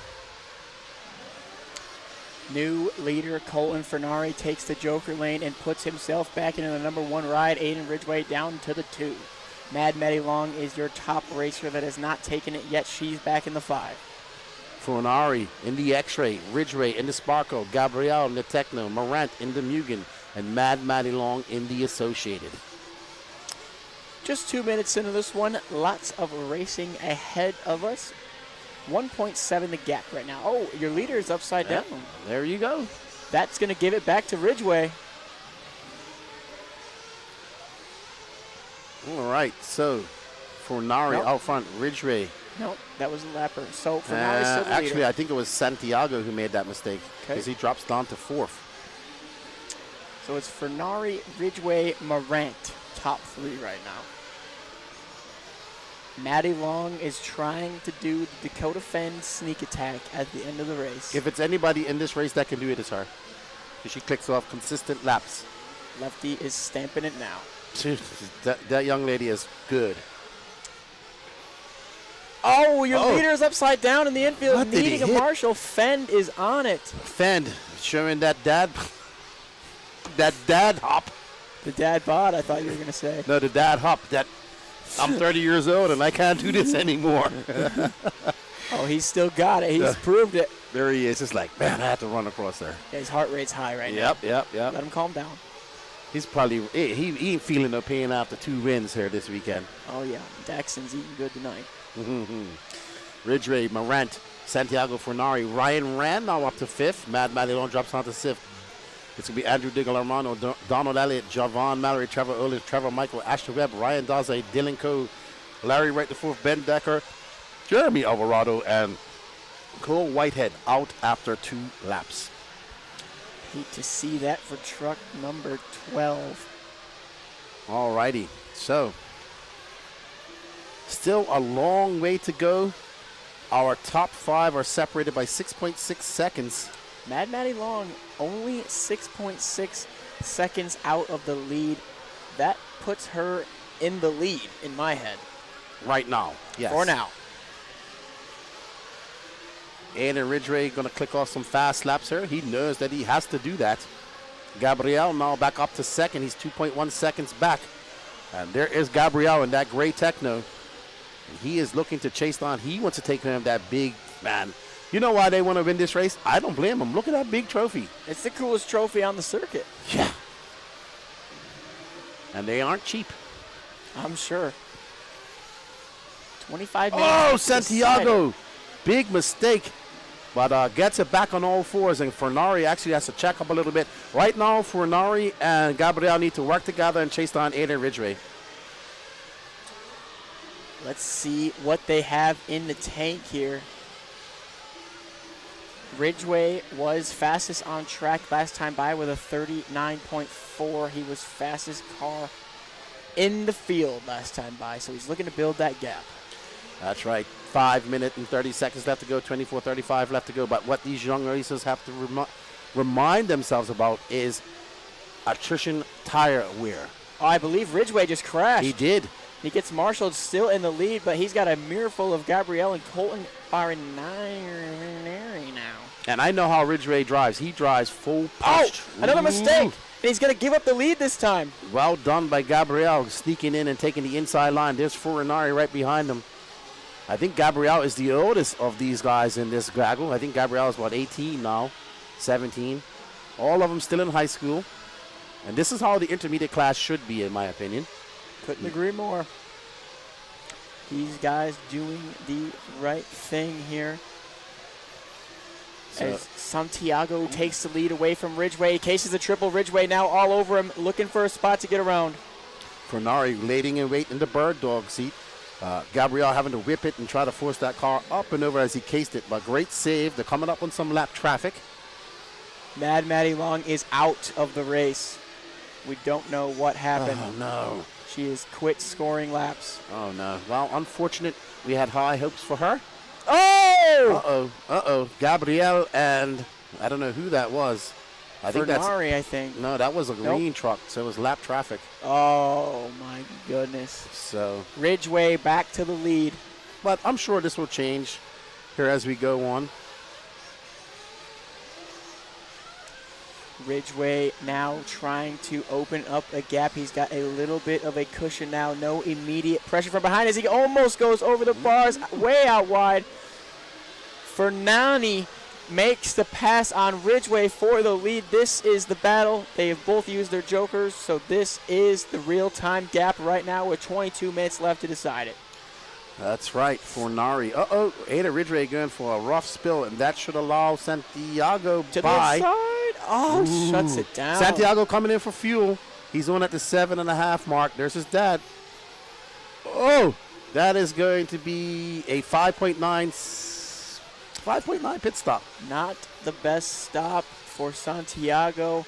Let's see what Ridgway can do in the pits. It's going to be crucial because I think they're going to come out of the pits very close, especially with a mistake for Ridgway that could give the advantage to Santiago. We will have to see.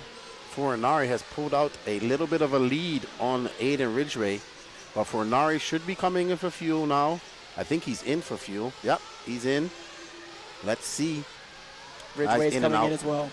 Ridgway in. There's his dad. Where is Santiago? Good pit stop. Santiago having a long lap. Santiago should be right behind him. Nope, well in front of him. I don't know. I think that's Santiago just behind him. That car in front of him is not for position. It is lap traffic ahead of Ridgway, but Santiago is the next car behind him for the 2 and 3 spot. Colton looking to build a gap now. All righty. Uh-oh, Santiago having some woes back there. He is all sketch. Well, Santiago just got to calm down. We got 8 minutes and 50 seconds left to go. After a 3-minute and 5-second lap time, Mad Maddie Long is back running laps again in the 17 spot. She is 4 laps off the lead. All right, so Santiago now 2.1 seconds back of Aiden Ridgway. Ridgway 3.8 seconds back of Furnari. So it's still very close.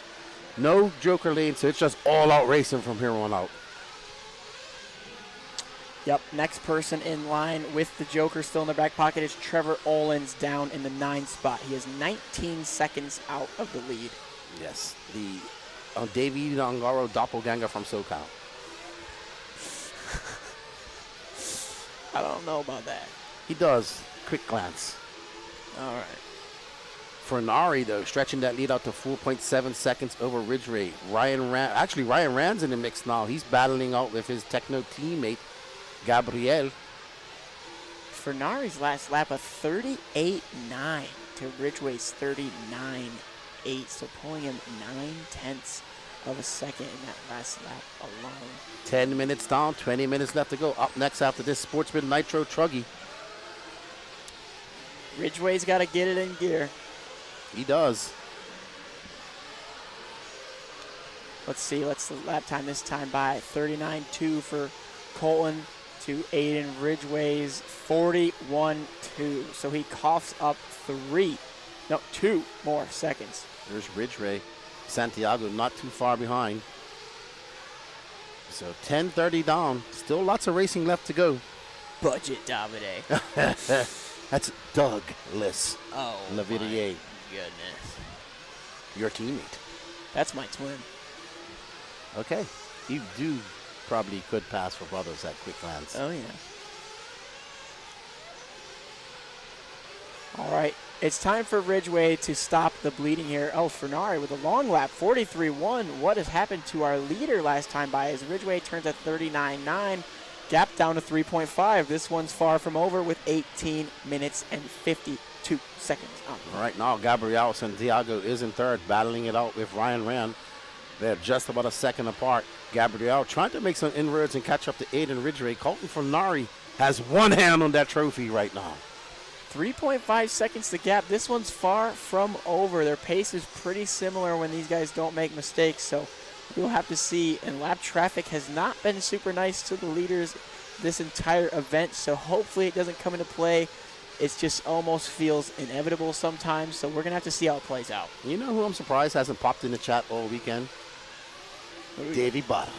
Davey Butterscotch Biscuit. He's not supporting us this weekend. Not supporting. That's not cool. We're going to have some words with him at RC1. I haven't seen Davey all weekend. I don't know if he's coming to RC1. Oh, okay. Colton Furnari, Aiden Ridgway, Gabriel Santiago, Ryan Rand, and Chris Morant, their top 5. Ben Decker, the X-Ray driver, is 5.10 seconds out of a top 5. Trevor Erlin still not using that joker lane. If it stays like this, he can possibly be on tap for a top 5 run. 39.5 for your leader this time by, and Ridgway is now not far behind with a 39.9. 4 seconds the gap. You can see the 2 cars in frame for a split second there. That was the gap between 1 and 2. As the race approaches halfway point. Oh, Ridgway, big crash. He is lucky if that car is still running. And that allows Gabriel by. I think he ripped a steak out of the tubing there. Something went flying just now. That was a big hit for the Sparko Truggy there. So there is Gabriel. Can he put his head down and chase down Furnari? And Aiden just going for a cartwheel or 2. He's melting down. He is having a meltdown. 47.5 for Ridgway as he drops down to the 4 behind Ryan Rand. Rand is now just 9/10 clear of Ridgway, so we have a battle for the 3. All right, I actually think that Gabriel is catching up to Furnari. Yup, 38.9 from Santiago. The 38s are scarce in this one, so. Ridgway, another mistake there. There is Furnari. Oh, Furnari makes a mistake going into the triple.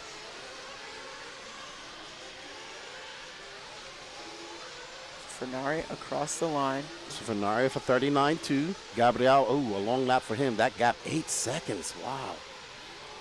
Right now, the closest battle is Chris and Ryan for third. Okay. Ridgway not far behind. So Fernari is absolutely doing what he needs to do, clicking off fast laps. Oh, somebody's lost a wing just there. And we are on board. I believe that is Fernari. Nope, that's not him. So there is Santiago.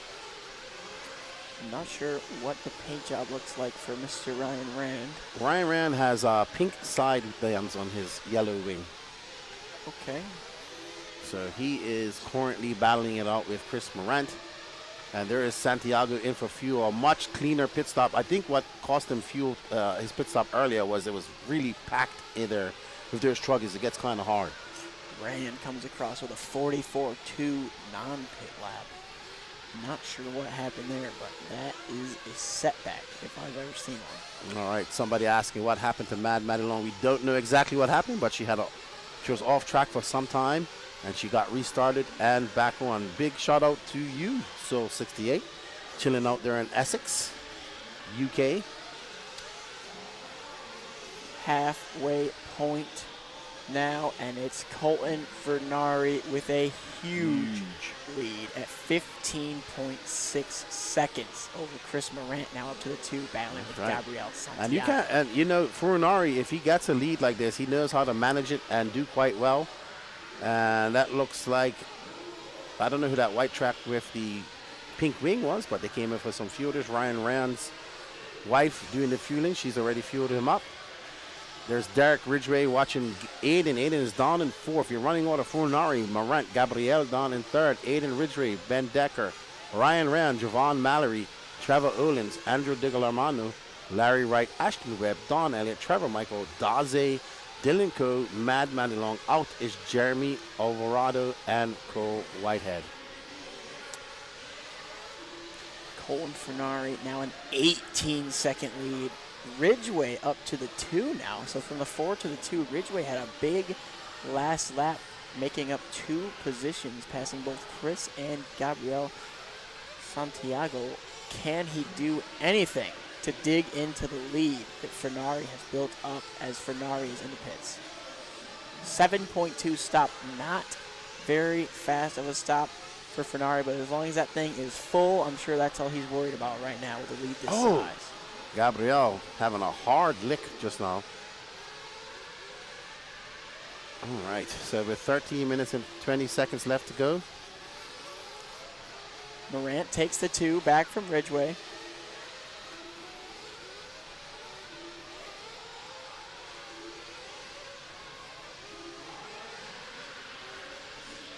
All right, 13 minutes left to go. It's Colton out front. Did I say Colton had one hand on that trophy? He's got one hand and a couple fingers on it now. He's almost ready to go. That trophy's almost back in New Jersey right now. 12 minutes remaining for Colton Fernari. Let's get a time check as Chris Morant comes across the line. 14 seconds back. That's a big lead. Yeah, 12:39 left to go. Morant now moving up to that second spot. Ben Decker, Aiden Ridgwell, Gabriel having a rough session right here. And we're on board with the Mugen of Morant. He's got a couple of these big trophies back home in his trophy case. Yeah, it's going to be tough for him to add to that trophy case this time as Colton Fernari turns yet another 38-8. He's getting tough to catch now. Yeah. If Morant's want to take one of those trophies home, he's going to need some help from the RC gods. And Fernari, he's already, I can hear the ticker tape parade getting lined up in New Jersey. I think he did quite well last year. He didn't actually win a race, but he podiumed quite a few, if I'm not mistaken. I could be wrong. Anything can happen in 11 minutes and 44 seconds. I definitely don't want to jinx him. Trying not to jinx the young man. Right now, it's like the closest battle is for third between Ridgway and Santiago. 3 seconds together.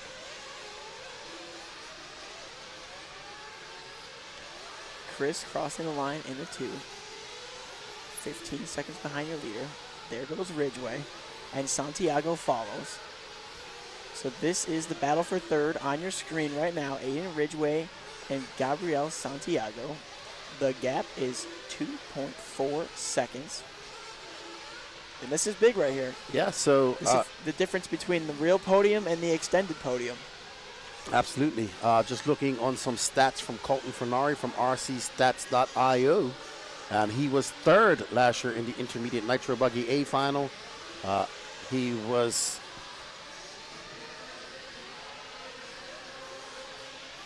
he won E-Buggy last year. Sorry, I had to read that clearly. So he does have one of these big trophies. He's looking to add another one here. And the big one is the Nitro Buggy one. He did finish in 9th last year in Truggy. So Colton Fernari looking to add to his trophy collection here at the PNB. The Nitro Buggy, that's the enchilada. That's right. So I ate the big enchilada. And I don't even like enchiladas.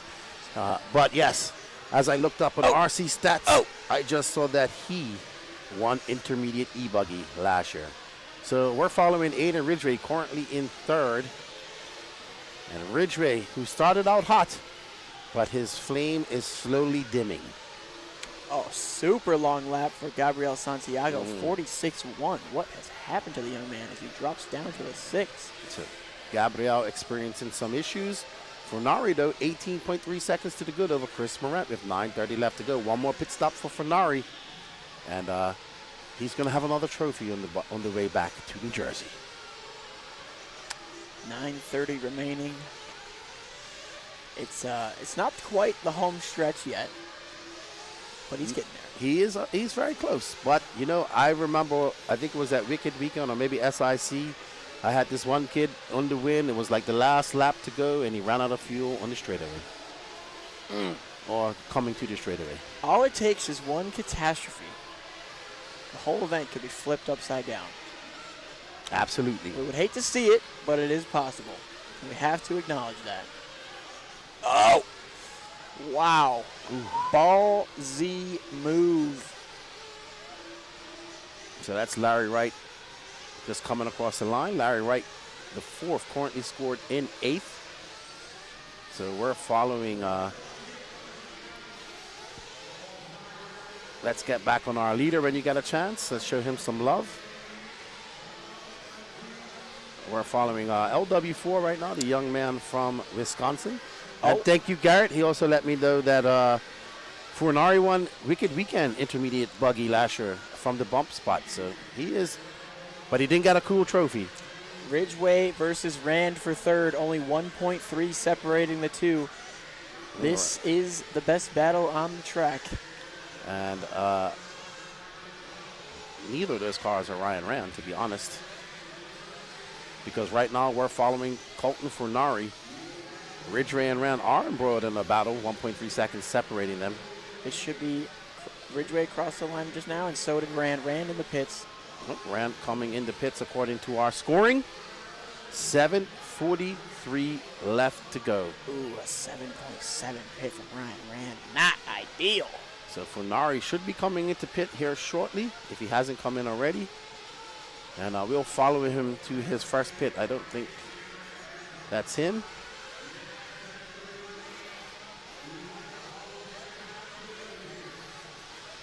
That is not Furnari. Oh, Chris Morant, really long lap. Oh, yeah. He's having a rough one. What has happened to the number 2 truck as he dropped down to third? Ridgeway gets around Morant. 48.8 second lap from Chris Morant. Not what the doctor ordered. And there's Furnari coming by, 40.2. He's probably just backed it off a little bit. Knows he has a big lead. I mean, he's only 30 seconds up. He got to keep pedal to the metal. Wow, yeah. You know what happens when you do that. Eventually you crash and break. Yeah, real big lead for Furnari, barring any issues. This one's just about wrapped up. Still 6:30 on the clock. A lot can happen in 6 minutes and 30 seconds. But it's looking good for him. Aiden Ridgeway up to the 2, and they are less than 1/10 of a second between Ridgeway and Morant. Let's find this battle. They should have crossed the line a couple seconds ago over the triple, probably. I think it's these two. So there is Ridgeway, and Morant is in front of him because I think Ridgeway came in for fuel. So this will be Morant coming up in the back section right here, the yellow ring. And he's going to have to come in for some fuel as well. Okay, so once they come out, it should be neck and neck once again here. Let's follow him into the pit. This is the number 2 truck on camera, Chris Morant. Up next, Sportsman Nitro Truggy A final. Oh, he stays out. Stays out. He might have come in for fuel already. He might have come in. Maybe. Ridgeway just crosses the line with a pit lap of 46.7. Fernari's right behind Ridgeway to put him a lap down. Fernari coming into the pits according to 6.2 stop for Fernari. He's good to go. Came in for a little splash and dash, I assume. And man, he is very close to having that PNB trophy in his trophy case. Will he lap the field? He's on fire right now. It's unfortunate because he doesn't really get to do a lot of the big races, but he's a good driver. Oh, yeah. He's a very good driver. We must have missed the Chris Morant pit stop. We had to. Because he's still out there ripping laps. And he is in a good second place, 6.3 seconds up on Eddie Ridgeway. Ben Decker, the other young man from Pennsylvania, now into 4th. Ryan Rand in 5th. And Gabriel Santiago, who was in the hunt and probably a favorite to win this, is in 6th. But he's 2.1 seconds back of Ryan Rand. So Gabriel's still trying to get a podium with 4 minutes and 45 seconds left to go. Rand only 9/10 of a second off the back door of Ben Decker for the 4 and 5 spot. That is the new closest battle on the track.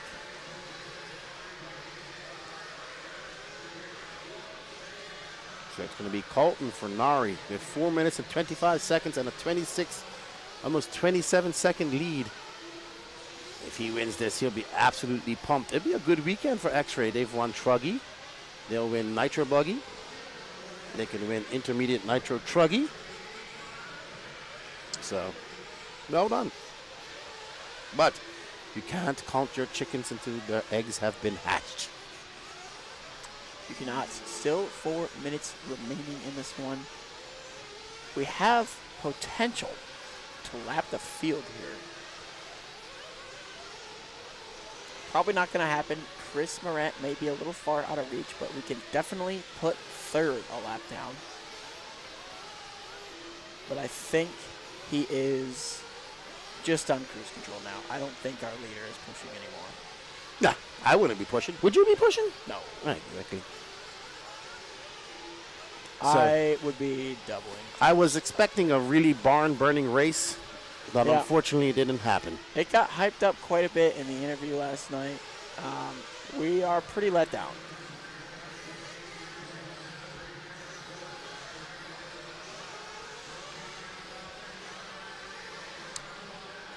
Not all the races can be barn burners. We understand. It's okay.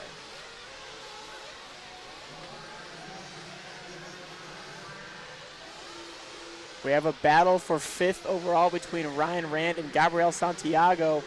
6/10 of a second splitting the two. We believe this is Rand leading and Santiago behind him. So this is for the last spot on the box. 2 minutes and 41 seconds remaining on the clock to decide it. All right, 2:30 left to go. There's Ryan Rand. There's Gabriel. To the inside. Has a look side by side over the kicker. Oh, that was Rand close. with the drive. Oh, and he gets into him. Side by side again. Still side by side into the bowl. These guys are going at it right now for the 5. That's Fernari trying to lap them both. Oh, yeah, that is your leader behind him watching the battle go down for 5th. Oh! Looks like, was that Santiago upside down? Going to give the 5 to Rand. Did Fernari get by them both? Oh, yeah. Yep. He we did. have lapped 5th place. Just under 2 minutes left to go. And it's Fernari, Morant, Decker, Ridgeway, and Santiago. We are now on the home stretch for Colton Fernari. Yes. We've probably been on it. Yeah. We are certainly on it now, though. It's not. Gabriel Sounds like Gabriel has had some issues. may have parked it. He might have parked it. He is dropping down the board. Danny is following Ben Decker right now, who's currently in third. And that's Ada Ridgway is behind us. So this is the closest battle here. Can Ridgway pip him and get that third podium spot? Ridgway is trying. You can see him pushing. We missed Decker get around Ridgway. But Decker just driving smooth out there. There's Decker and the other X-Ray. He has got a lefty butt pick. Ridgway making some mistakes, trying to get back up to the 3. Decker keeping it smooth. Across the back section they go. There's Decker. There's Ridgway now in frame. 40 seconds remaining. They're going to have one more lap. All righty then. Colton Furinari looking quite good, man. He just, nobody was on his pace and consistency this entire race, and he did a great job. What has happened to Chris Morant? The 2 truck. Oh no, down to the 3. We have a 3-way battle for second, third, and fourth here on the final lap now. Chris Morant has moved up into third. Furinari gonna be on his victory lap. I don't see Ben Decker, Chris Morant making the finish, so it looks like it's going to be Colton Furinari on his victory lap. Ben Decker's going to be caught at the line if Chris Morant doesn't pass him. And we're going to go have a word with Colton Furinari.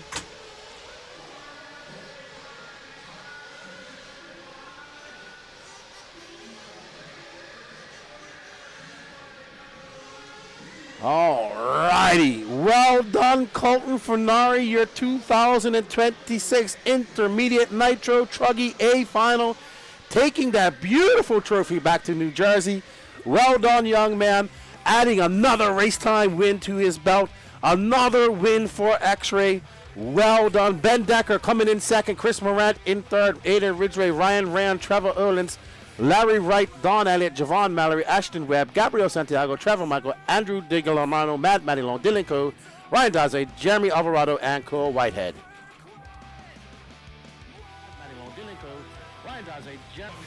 All right, we are live here with Colton Furinari, an absolutely dominating performance there. At one point, we thought that you may lap the field in that one. You got to be feeling like the man right now. Yeah, I mean, the steed was really dialed. It was absolutely amazing. I was a little nervous in the beginning, but once I got in my rhythm, it was kind of lights out from there. Yep, huge lead. Just had to land the plane. You made it look easy. Congratulations. Thank you. Back to myself.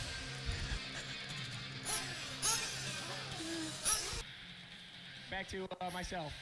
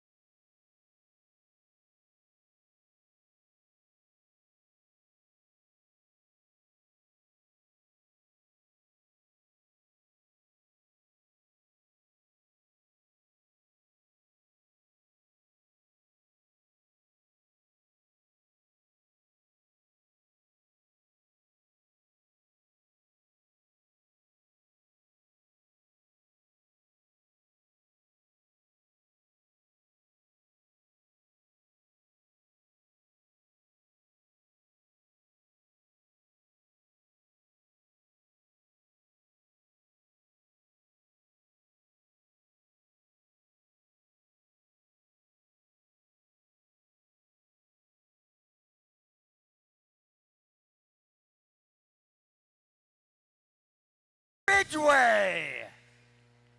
Taking that number 3 spot, Chris Morant. In the number 2 spot, Ben Decker. And your 2026 Psycho Nitro Blast Intermediate Nitro Truckee Champion, Mr. Colton Ferneri. Congratulations, guys. Well done. All right, Lance, take it away. All righty, guys. All right, Lance, take it away. All righty, guys.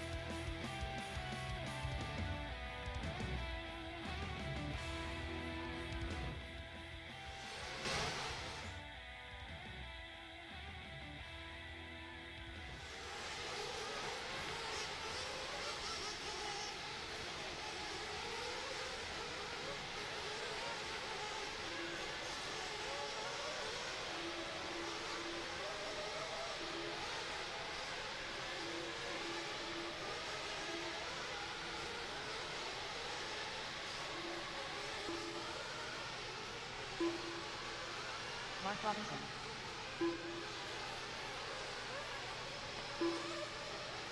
Christian Frankie.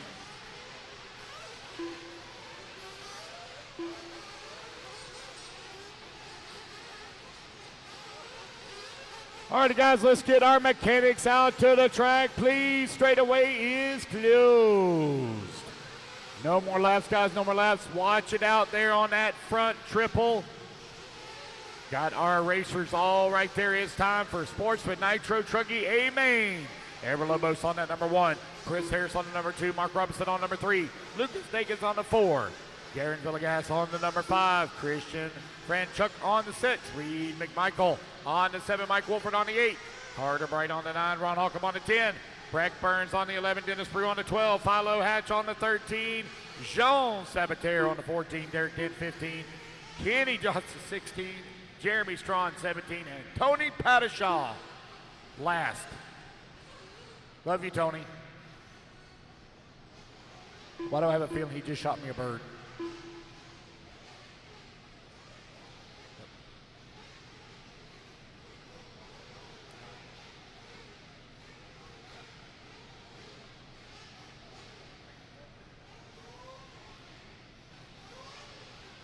All righty, guys, we're looking pretty good. Here we go, guys. Now, if you have a problem or an issue, please stand up and wave. I got a lot of you to have to look at on that straightaway. Racers ready. Marshals ready. Let's fuel them up, fuel them up, fuel them up, fuel them up. Let's clean them out, clean them out, clean them out. Down and quiet.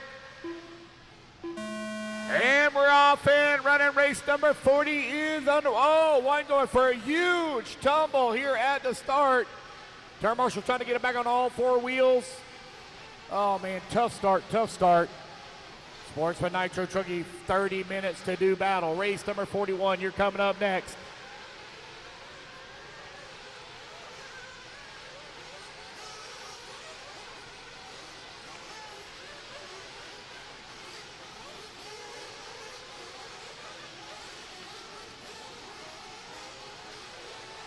Oh, man, one going for massive.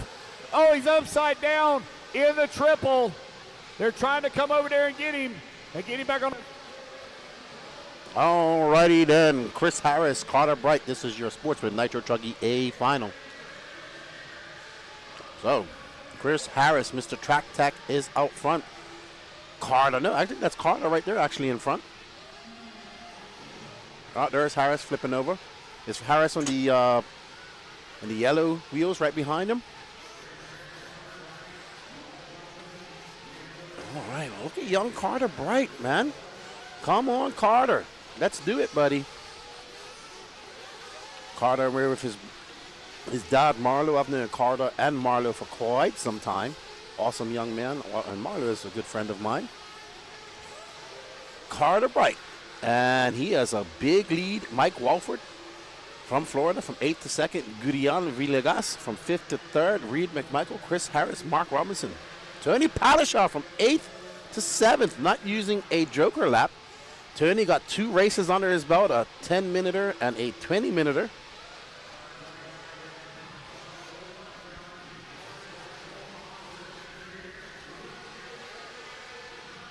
All right. Oh. Take that. He might as well take it. There you go. Oh, wow. All right, so Carter Bright forced to take his joker lane earlier than he probably was. But no harm, no foul. Up and over that triple he goes over that little ski jump into that back double. We got Redbeard out there. Terry Marshland, he said it was too hot to bring his chipmunk costume, but today would have been a great day to wear it. So thank you to Gene Sharp Jr. and Danny Paz for all their hard work on the cameras over the last couple of days, guys. Those are the guys who've been doing all the hard work, as well as Josie Pataschow. So they have been tirelessly up there running the cameras, doing the moving cameras, as Carter Bright gets it wrong once again. Good hustle from Javon. You can see those divots. He was just carrying a little bit too more speed and just had too much side bite. So that's it. You never can count out Tony Pataschow. He is an OG truggyist like myself. We were converting buggies to truggies back in the early 2000s. And Gideon is, I still don't know where Gideon is from, so nobody has been able to answer me or tell me anything about Gideon Villegas. But he's now out front, and he's 5.7 seconds up on Carter Bright, Mike Walford, Breck Burns, and Chris Harris, Ever Lobos, Mark Robinson, Lucas Nikens, Tony Pataschow, Christian Franchuk, Kenny Thompson, John Sabater, Jeremy Strong, Philo Hatch the fifth, Ron Halcomb, Derek Dent, Reed McMichael, and the Bump Master. Well, didn't have to bump this time, but Nitro Caddy Man himself, Dennis Brew. Want to thank you all for all the support over the weekend. Jake Lasco tuning in. Jake, you coming on to Mills? No, probably not. Gaines RC. So Florida racers cheering on the Floridians. We got Mark Wolford and Breck Burns in the top 5 right now from Florida. Carter Bright from North Carolina, and I have no idea where Villegas is from. Mark Robinson making a trip over from California with his son, Jermaine. All right, now we are following this all-white car that belongs to Gideon. Awesome, Jake Lasco. Bring me some candy when you come, please.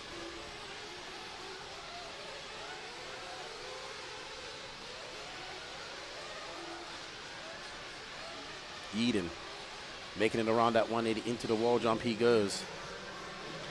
Up next after this 40-plus E-Buggy A final, we can get into some electric mains. The last race of the night will be the intermediate Nitro Buggy final.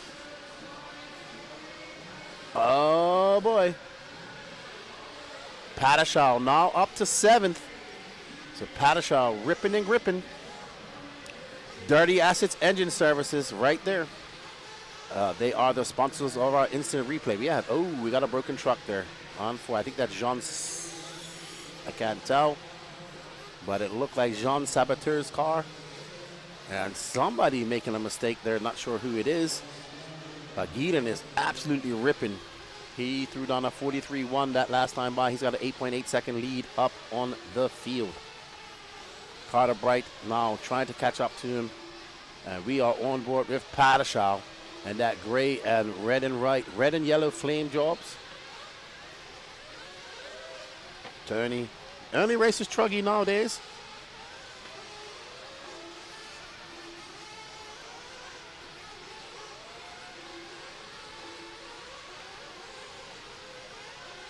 Alrighty, so we are on board with Tony PYSCHO, who's currently in 7th. Thank you, Andrew. He says Gideon is a SoCal native. Awesome. What's my favorite candy? Asks Zach. The gummy type. I like anything like any type of sour gummies. Yeah. I like Nerds. Oh man, I can't get them back home. The Nerds, the chewy ones. And Twizzlers.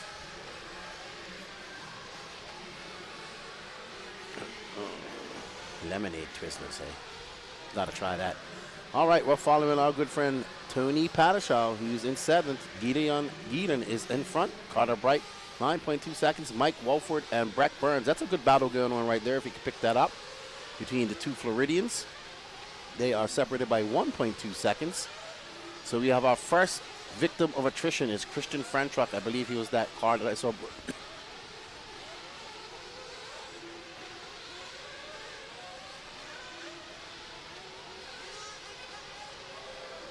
Yeah, I like the Nerds rope too, Zach. Really like this.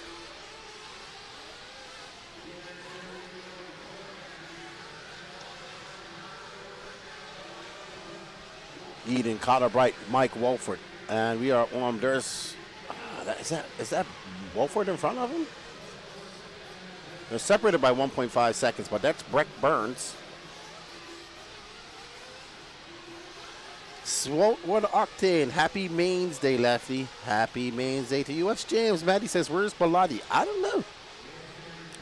It's Easter. Who knows what Bilotti's up to? What's up, James? How you doing? Eden coming in for his fuel at the 8-minute mark. So is Breck. But Eden had a big lead over Carter Bright. There's Breck getting some fuel from his dad. In and out. Going to be a long pit stop for him. 8.9 seconds. Gideon had a 7.6. Carter had a 6.6. So Carter coming in on the same lap as Gideon Villegas.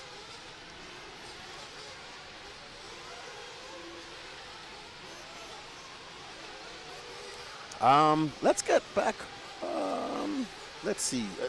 No real tight battles at the moment. Mark Robinson, Luke and Nikens.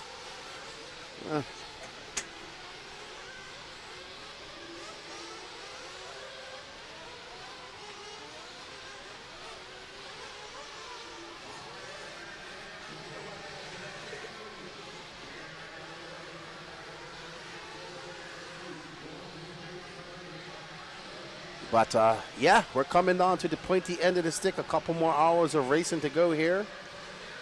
And it's going to be, hopefully, a good night's sleep for me tonight.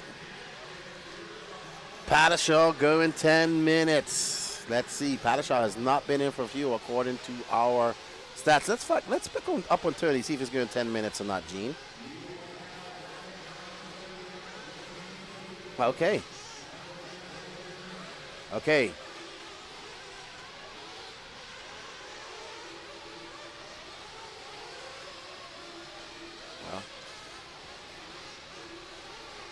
Okay, well, it sounds like he's on a 10-minute pitch strategy. With 10 seconds left to go, he should be coming in here soon. Dirty Assets engine service, I think is running. They were running Dakota fan engines at one point, but he is going to trust his tune and his pit lady. And there is Josie coming in, so that means one more pit stop for him at the 20-minute mark. Josie getting all that fuel in, a good pit stop, and he's going to be out. It's going to be a 6.8 pit stop for Josie. And Tony, one more pit stop, and he's good to go. Hello, James Keaton. Thank you guys for tuning in. We can't do it without you guys' help. And subbing and participating in the e-ticket competitions. You guys do not understand that without those competitions, this coverage cannot happen. So we appreciate it. And up next will be the race time entertainment for us will be Wicked Weekend. And that is one of my favorite races.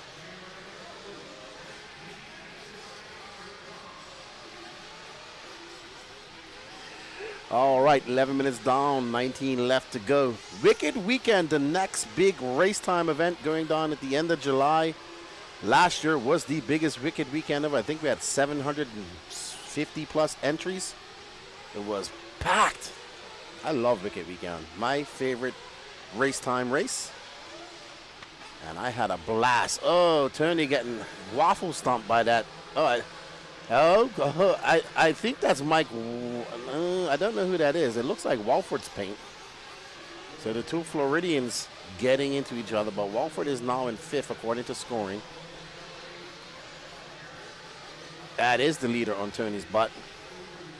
That is Geeden. So Geeden is our leader. Tony's going to have to let him by. And Geeden go for a jump pass. Tony making that techno as wide as possible.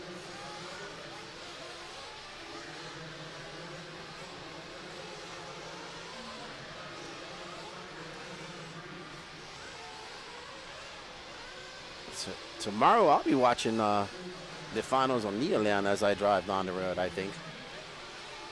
Because they go to the holiday over there in England. They have a bank holiday. I know they ran up to A2 in the E-Buggy class. Ronafalk took second in A1 with Ongaro, and he won the A2. Uh-oh, Tony having a big mistake there. We're seeing a lot of people slipping and sliding coming into the straightaway. So now the temperatures, they ain't dropping. It's still cold out there, but as the night goes down, maybe the track losing a little bit of traction.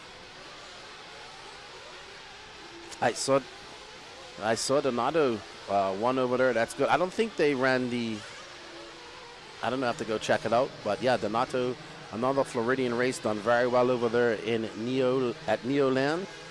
Wyatt Gaskin says, INS is the next race for me. This weekend was a blast. Right now, we're following our leader, Ward, that all-white car. We followed him for about the first leg of the race. You know, when you lead the race and you're up by 9.7 seconds, you actually don't get much run time. You don't get much video time. We try to find battles and interesting things that are going on. Eden is out front. Carter Bright is about 9.3 seconds back. Breck Burns, so two young drivers there in the middle. I don't know if Lucas is a young driver. Mike Walford is in 5th. Ever Lobos, Mark Robinson, Tony Palaszczuk, Jean Sabater, Chris Harris, Kenny Thompson, Jeremy Strong, Dennis Brew, Reed McMichael, Ron Holcomb, and Philo Hatch. Philo making the final here in Truggy, his first year of running intermediate. Don and Quiet RC, High Lefty, will you be at Pro-Am? I do not think so, not this year.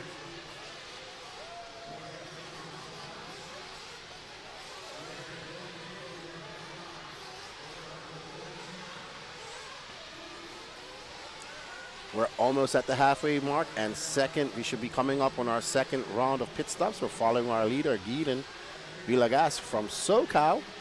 He gets to race out there on those cool tracks like, Chris, what is Thunder Alley called now?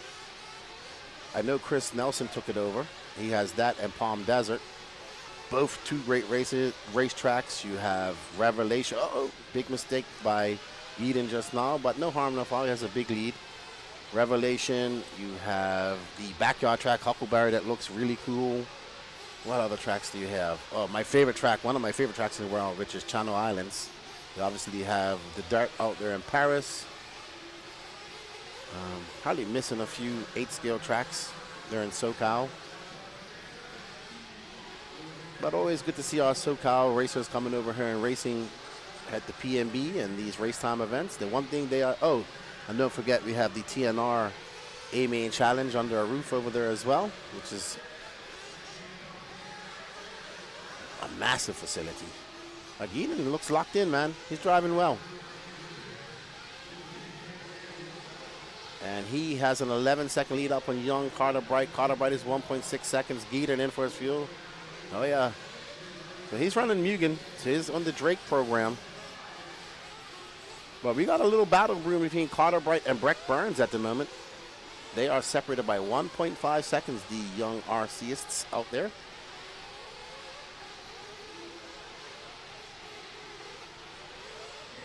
We'll be at INS, Wyatt. That's going to be a long drive. There's Breck, and there is Carter just in front of him. So Carter, that white car, white wheels, white wing. I think he went wide just now. Oh, no. Breck. Maybe his tires are wearing out with 13 minutes and 45 seconds left to go. But I think he got by Carter, actually. Breck Burns, the young racer from Florida in the yellow and red truck.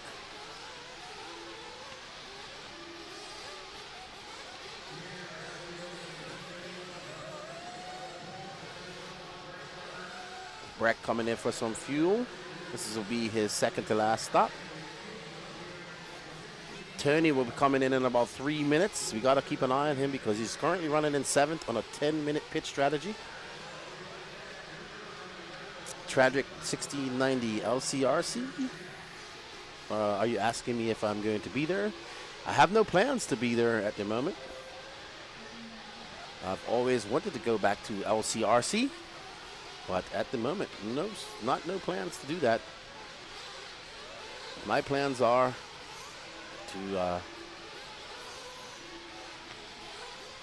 go to a few races here in the USA, do some racing myself. Get to do some crawling next weekend, which I'm pumped about. And race at the Florida RC Championships at Mills Pond. Oh, no, Brett. But you have a flame. I don't know who that's, an all pink car.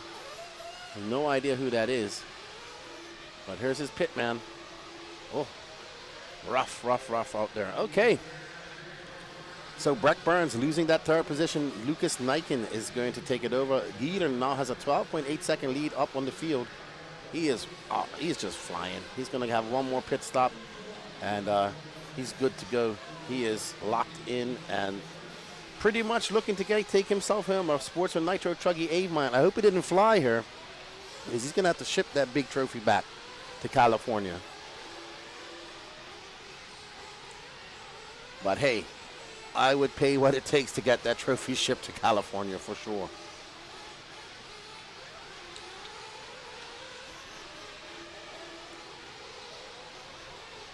No, the Fed. I feel like a kid right now. Fish sticks and RC. I couldn't tell you last time I had a fish stick. I haven't had a steak on in years. I don't know why that came to mind. Maybe because I'm hungry.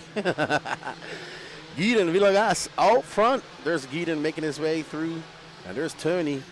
So Tony, we assume, should be coming in for fuel here shortly. That's why we're following him.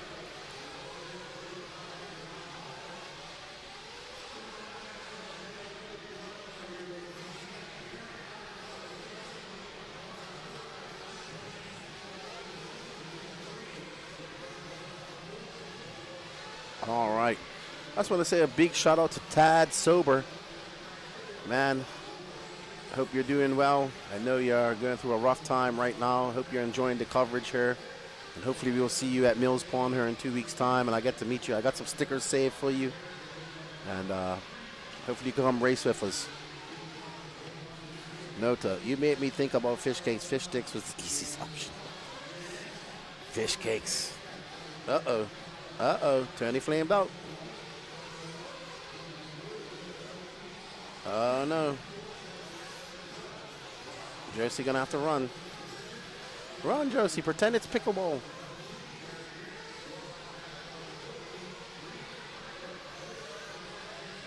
All right, so Tony, his 10-minute pit strategy, not gonna happen. All right, so our closest battle is actually Mike Walford and Ever Lobos. I guess we can show our leader again, because he's now got an 8.4 second lead over Carter Bright. So Tony, not gonna happen. Nate Wilson, I'll bring you a steak and cheese at ONS. I've never had that. What is that? Just like a steak and cheese sandwich? And there's our leader making his way around young Philo Hatch. I do believe Philo Hatch is currently scored in 10th.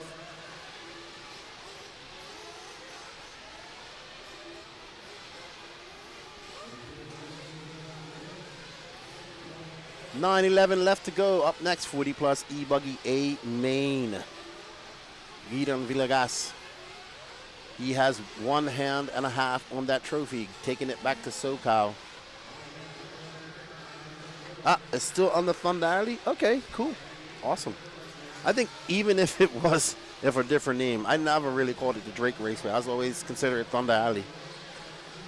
And I remember the first time I went to Thunder Alley, I used to see it in the magazines and all that stuff. I got to go with Paul Coleman there to visit it back in 2005.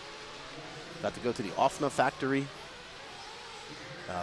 And then we went to ARC, I think the track was, for some practice. We also practiced at the Dirt at Hemet. And it was raining, so we didn't get to Thunder Alley. And then we went to the first ever Silver State at Boulder City. And that track got amazingly rough, and I only got to practice one day on it. Then I got sick, and I was sick the entire week. I don't know what a steak and cheese is. Are we talking about a sandwich, like a Philadelphia cheesesteak sandwich? I've had plenty of them, but not just a steak and cheese. I don't know what that is. 7:50 left to go. Gideon should be coming in for fuel. He's got Drake pitting him. I wonder if he's going to come in now. He's got a 12.4 second lead. Nope, going to stay out there a little bit longer. I would have loved to hear Josie mic'd up running to get his car, because I'm sure we was yelling at him, and who knows what else she was saying. Yeah, there probably wouldn't have been a lot of expletives. Beep, beep, beep, beep, beep, beep, beep, beep, beep. How you doing, Amber? Jean, your wife's tuning in.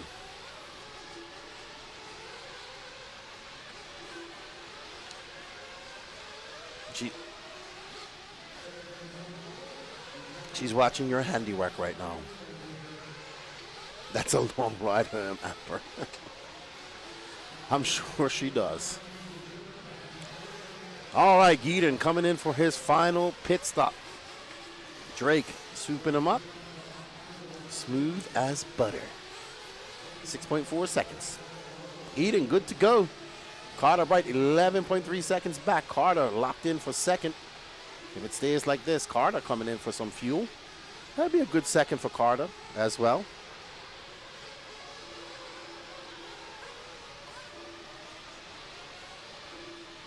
Carter Bright had a good pit stop of 5.4 seconds.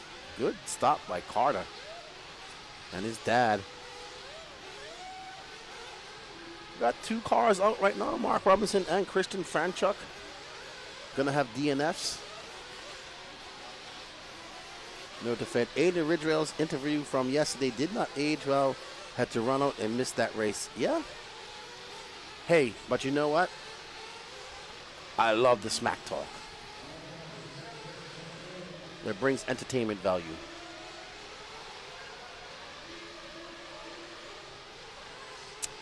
Okay, Racers Lefty, are you guys going to back to Shaw's at Ardmore again? I don't think so. I think we actually have a race that clashes with that, if I'm not mistaken.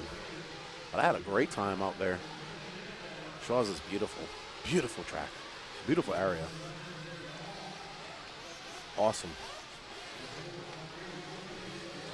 Ate lots of Easter food. I haven't eaten Easter food in about 3 years.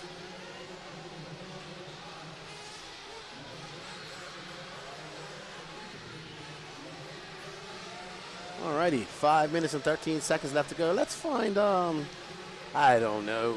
Let's find Lucas and Carter Bright. They're actually, Carter Bright just lost his second place to Lucas. But he's in for fuel. So Carter in second.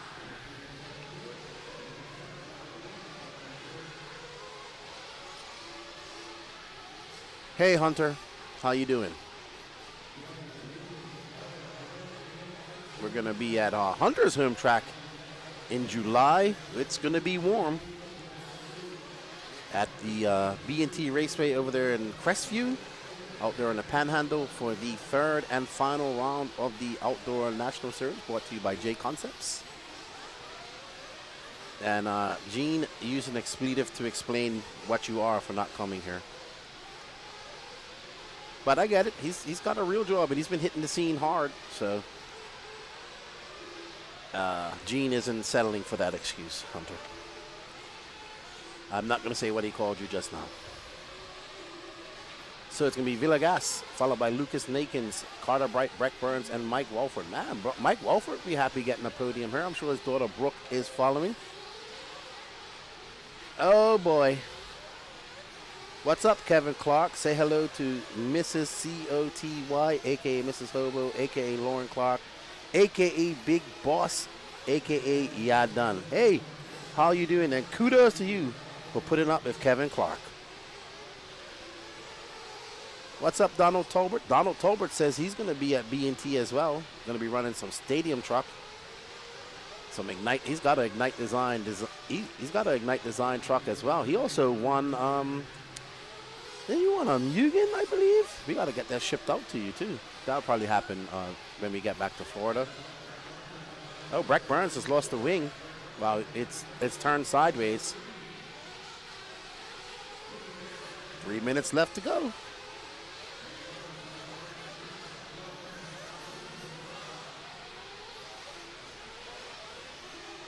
Matthew says, I'm practicing my pit skills lefty for BT. Awesome. I got to just tune my engine. Then you won't have to worry about it. So I've been out of work since Wednesday, by the way. Oh, you lost your job? I'm sorry to hear that, man. Hopefully you got a new one. Gene says he's going to B&T to win Gash's truck. Well, I know a guy who might have something to say about that. I don't know. He has a crippled left arm.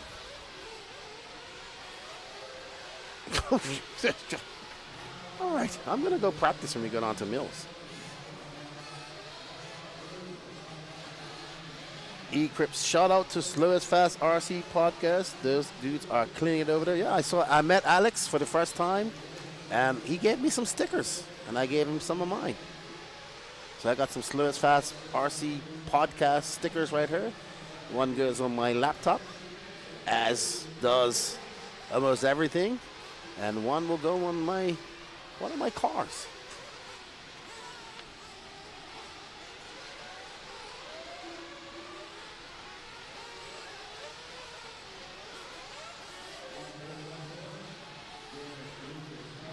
So did you lose your job or you just took a vacation? I'm confused.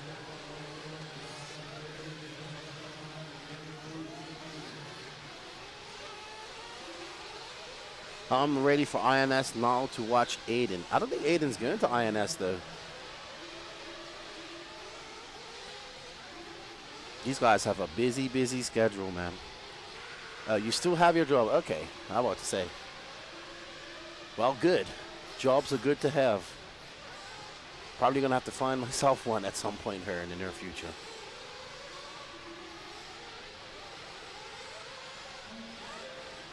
Well, Gene, that sounds like a great career. Hopefully you make lots of money. Eden Villegas, though, let's follow him to the end, our leader. He's got a 21-second lead up on Lucas Nakins, and he is absolutely flying.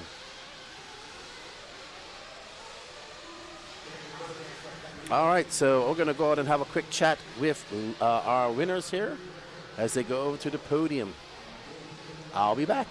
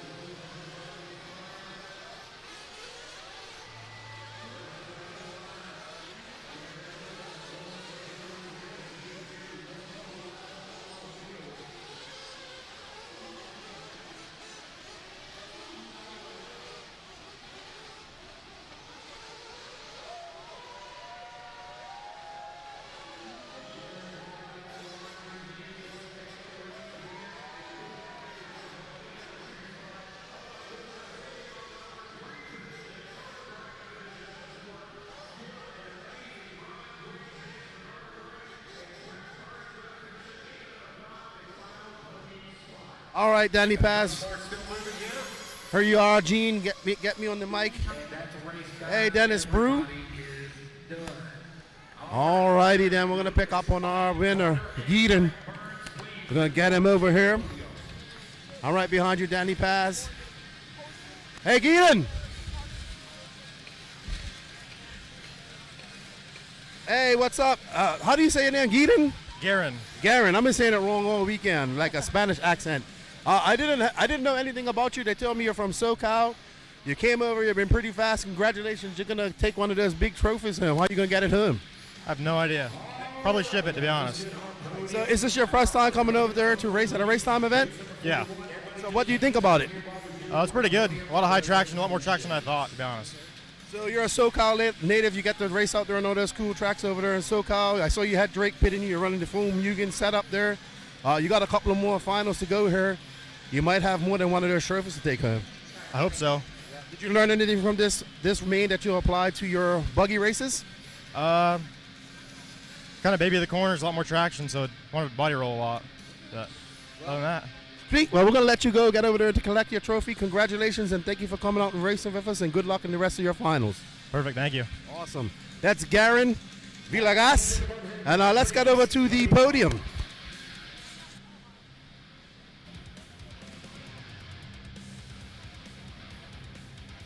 All right, looks like they're making their way over to the podium.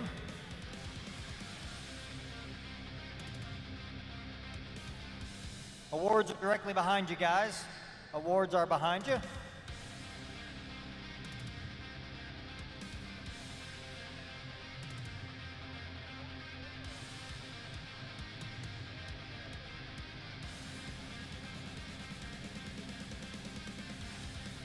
One minute to the start of the race. All right, it looks like we're getting settled in here.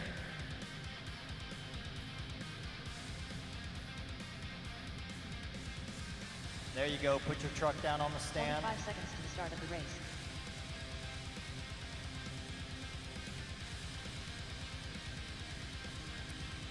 All right, looks like everybody's in place. Here we go, guys. Top 5 fastest here at the 2026 Psycho Nitro Blast. This is Sportsman Nitro Truggy taking that number 5 spot. Breck Burns.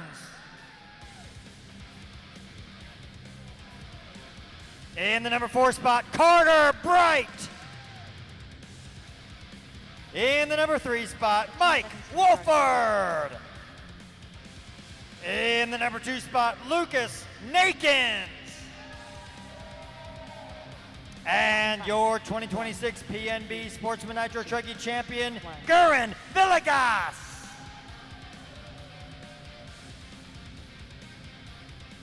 Congratulations, guys. Well done. All right, Lance, take it away. Alrighty, guys, congratulations to our podium winners on Sportsman Nitro Truggy. Race number 41. 40 plus E Buggy coming up next. Let's get the rest of our marshals out here, please. Marshals to the track, please. Marshals to the track. 40 plus E Buggy, A final, race 41 coming up next. Aaron Duran.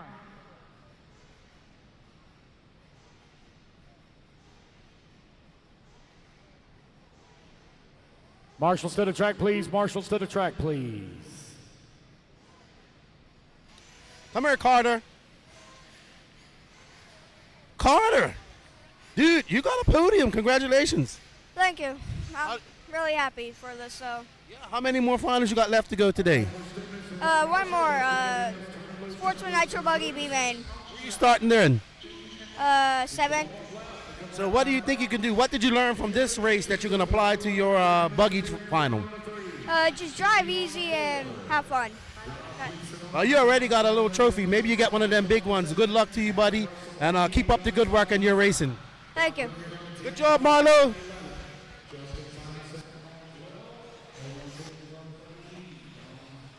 On the 14, Mike on the 15, Will Taylor on the 16, Brandon Shells on the 17, and Jeremy Kramer on the 18. All right, guys, straightaway is closed. Straightaway is closed. Let's get them lined up here. One lap, guys, line them up. One lap, line them up. Straightaway is closed. Park them in your positions, please.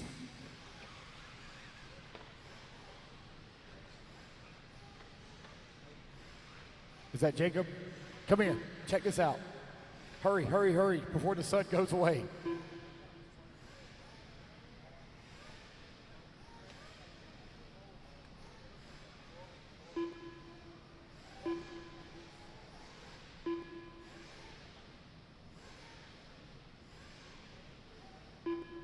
All righty, guys, come on around. Let's get them all lined up here. Race number 41. Grid them up. Oh, I'm missing a Marshall on the far left side. Far left side. Far left. Missing a Marshall on the far left side. Shouldn't be missing anybody. Had plenty in the last race. Missing a Marshall. Far left side. Far left. We got to have a Marshall there, guys. You're holding up the program. I need a Marshall. Far left side. Garen, Lucas, Mike, Carter, Breck, Philo, Ever, Jean, Tony. I see somebody running that way. Thank you. All righty, guys, here we go. Racers ready. Marshals ready. Here we go, racers on the tone in less than 5. All righty, guys, it's going to be Jason Scriffler leading them off here at the start in the Sparko. Oh, no, he gets a little bit of a bad bounce there on that lander. Oh, my goodness, they're all tying up here behind them. Oh, boy. I think we have a change for the race lead. Wait for him to come back around. I can't quite make out the paint scheme to see who it is out front. Here to come in through. He step on, step off. Oh, one getting it all wrong on the lander there. Looks like Jason Scriffler going to be back out in front. Jason in the Sparko.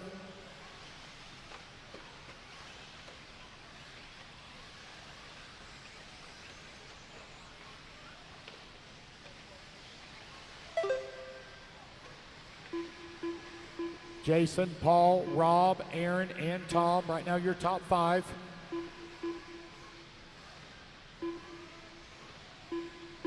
One minute down, 9 minutes left to go. 9 minutes left.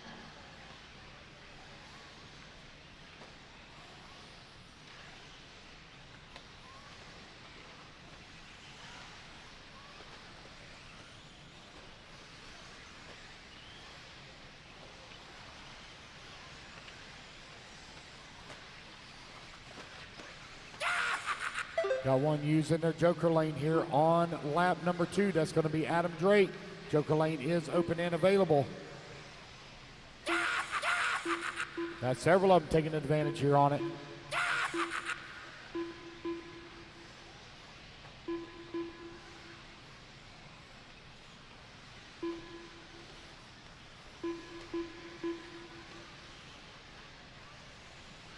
Jason, Adam, Rob.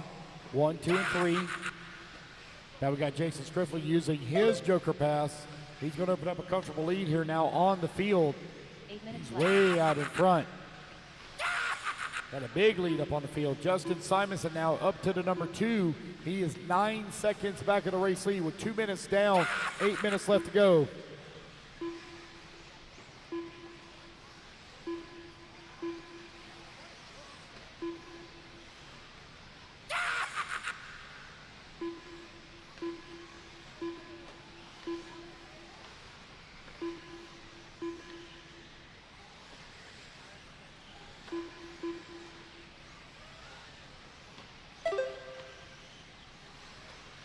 With 2:30 down and 7:30 left to go, Jason Scriffler right now leading the way. Justin Simonson in at 2, Adam Drake in at 3.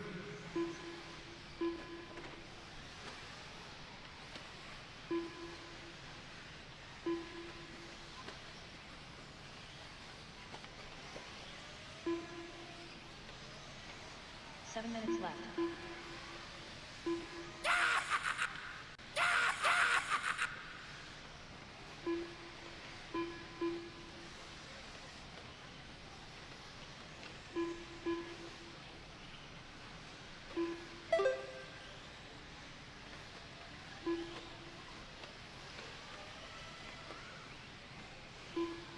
Is Jason Scriffler, Adam Drake, Paul Cicerello, Aaron Braun, Justin Simonson, Rob Gleason, Elwin Simmons, Mike Lopes, Don Hilliard, Tom Bishop. Right now, your top 10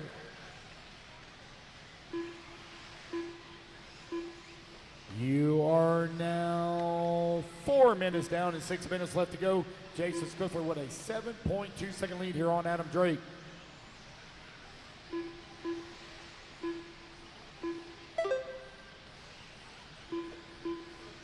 Left.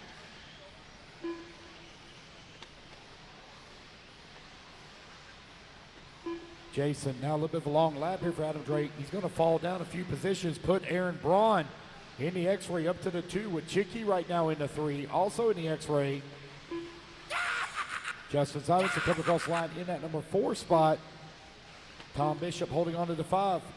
And Adam Drake dropping down the leaderboard here very quickly. His transponder signal strength was fine last time by the line. Let's see if we can pick up his car here. Should be Adam right here in this all yellow car. Oh, going for a big tumble.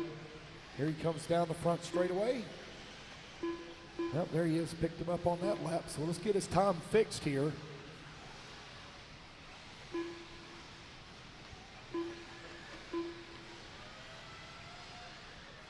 So Adam Drake right now showing in that number 2 spot, 4.2 seconds back at Jason for the race lead. Chicky holding on to the number 3, 6.9 seconds back at that number 2.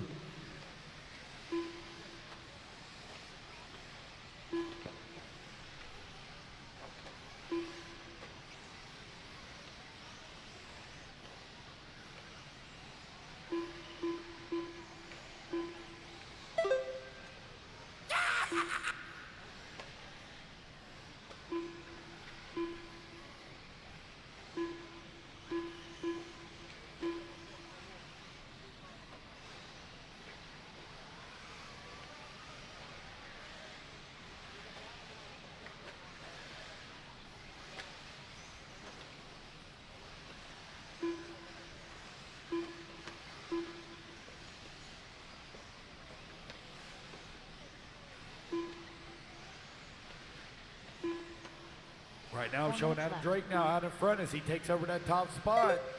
Jason Scriffler holding on number 2. You are now 6 minutes down and 4 minutes left to go. 40 plus E-Buggy A-main on the track. Race 42, you are in stages. Sportsman Nitro Buggy B-main coming up next. Excuse me.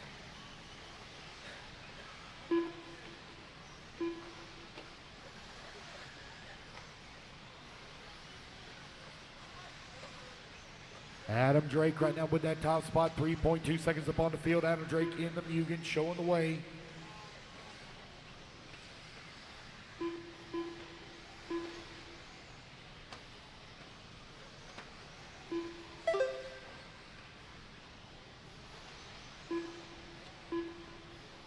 Adam, Jason, Paul, Aaron, and Don right now your top 5.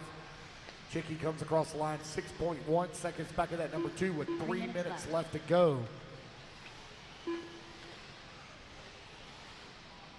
Race 41 on the track, race number 42, you're going to be coming up next.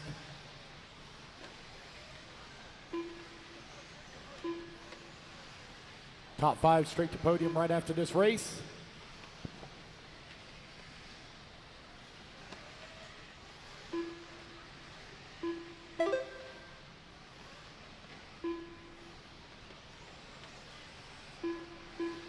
Adam Drake in the top spot, 5.4 seconds back up on Jason, who's at 2.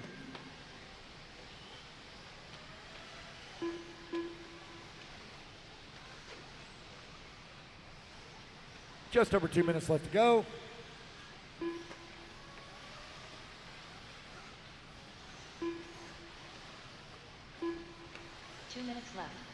It's 8 minutes down, 2 minutes remaining. Oh, there's Owen Simmons using his Joker pass. You got Philo Hatch, the only one left with a Joker lane available. A little bit of a long lap here for Jason Scriffler. There he is coming across the line. Now 8.7 seconds back.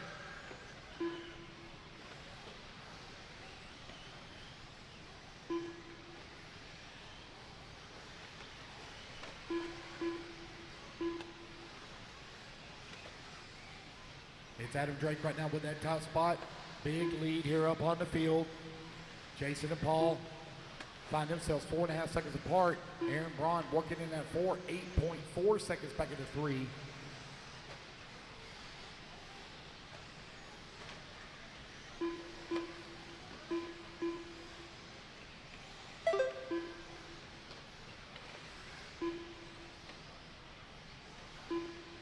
One minute left.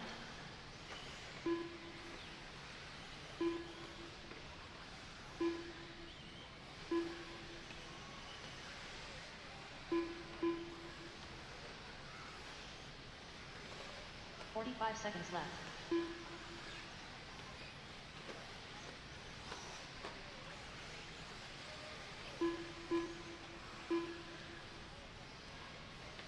Jason Scriffler right now with an 8.8 second lead on Paul Cicerello. Cicerello now with a 5 second lead here up on Aaron Braun. Braun now 16 seconds up on Justin Simonson. Adam Drake holding on to that number 5 spot.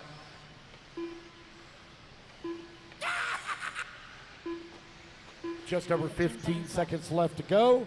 Race number 41 on the track. Sportsman Nitro Buggy B final. You're coming up next.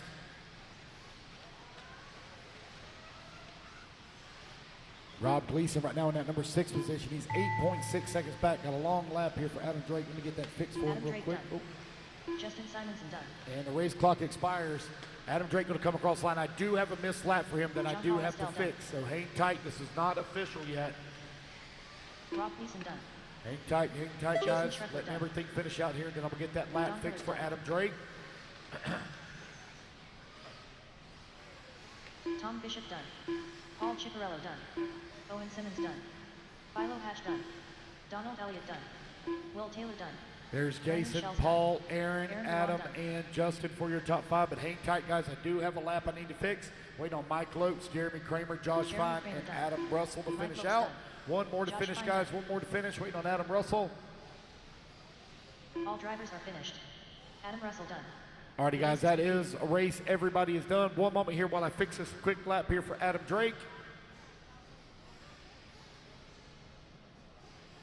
Chris Harris.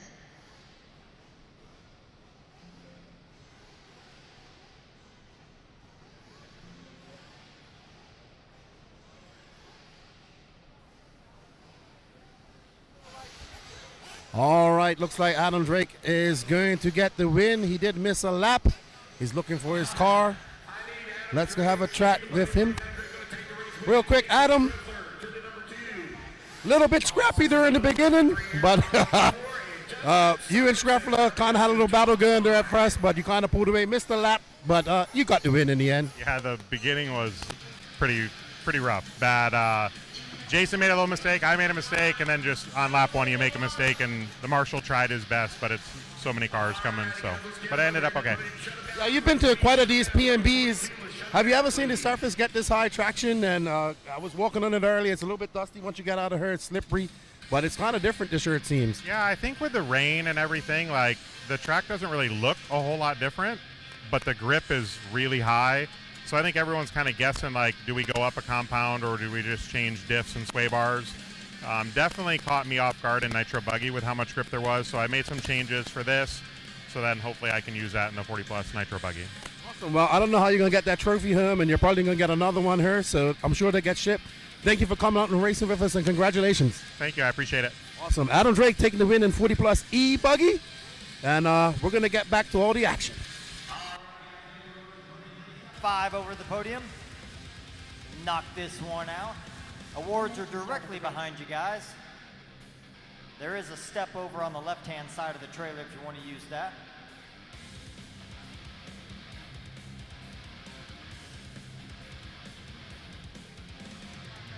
$45 seconds to the start. Look at you guys, like pros. Awards are directly behind you.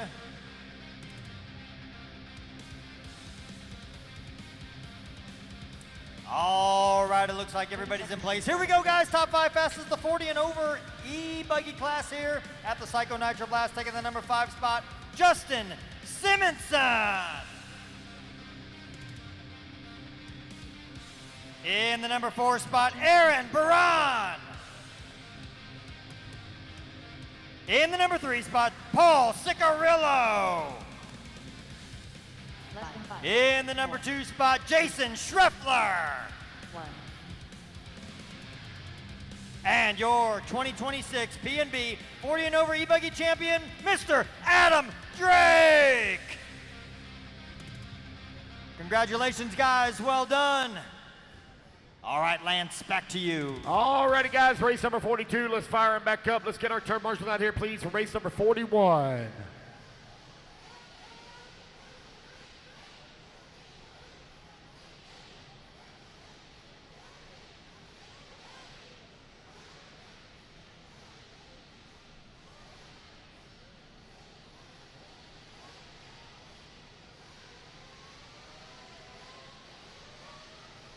Marshals to the track, please. Marshals to the track, please. Race number 43. Going to be coming up next. Intermediate E Buggy A final. Here's Sportsman Nitro Buggy B-main up on the stand. Come on, guys. I need my marshals out here, please. Marshals to the track, please.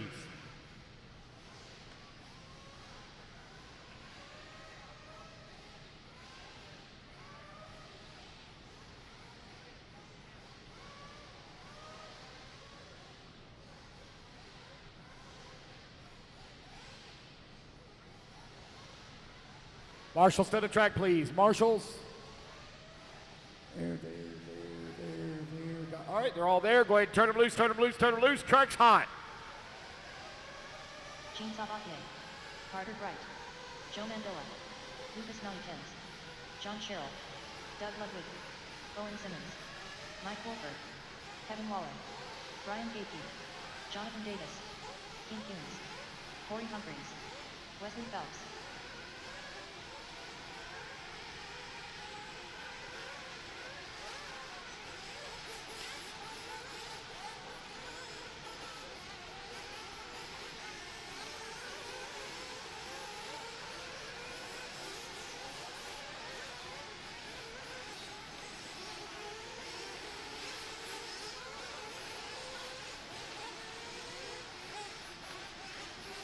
These guys get their warm-up flag in, waiting on a check from Rachel Morant, Brett Burns, Tony Brewer, and Chris Harris.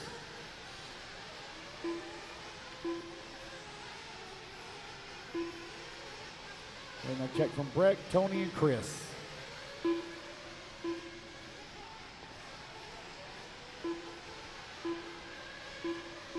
Chris Harris.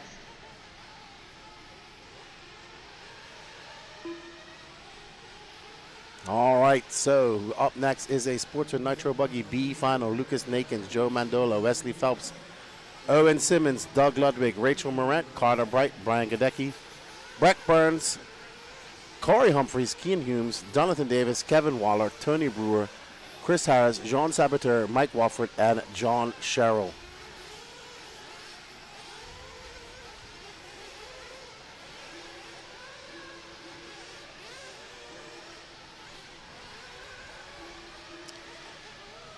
All right, tell me, chat, tell me a little something about Lucas Nakins. I hope I'm saying his name right because I found out I was saying Garen Villegas' name wrong, Villegas. So, if anybody knows anything about Lucas Nakins, let me know.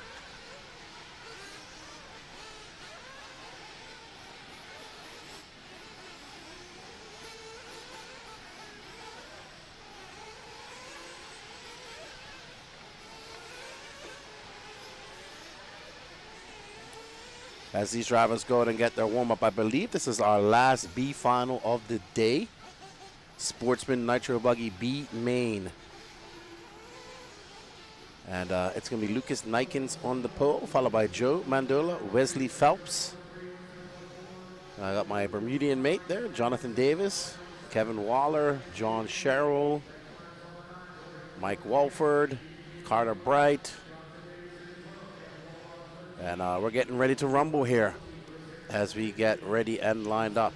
Ready for the down and quiet.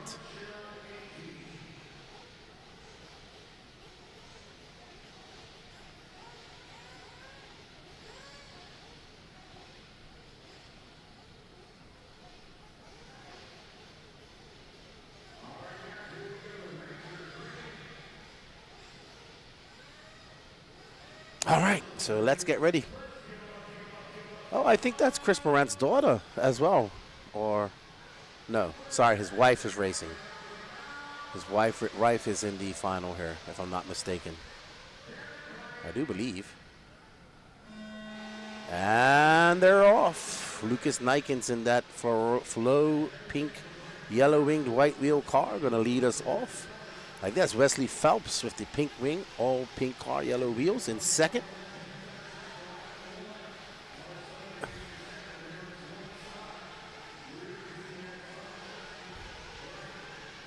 Lucas Nikens, Joe Mandela. Let's see, Lucas getting that lead.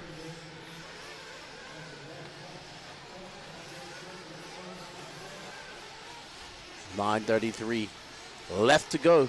Nikens pulling out to a big lead right now. Uh-oh. Oh, and that white car. Oh, man, that white car's got a bad wing right off the bat. I don't know who that is. It's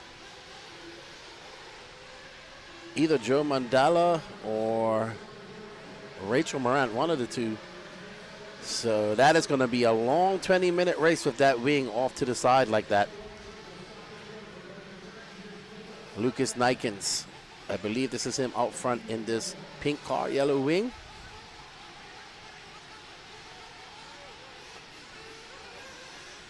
.116 done, 8:15 left to go.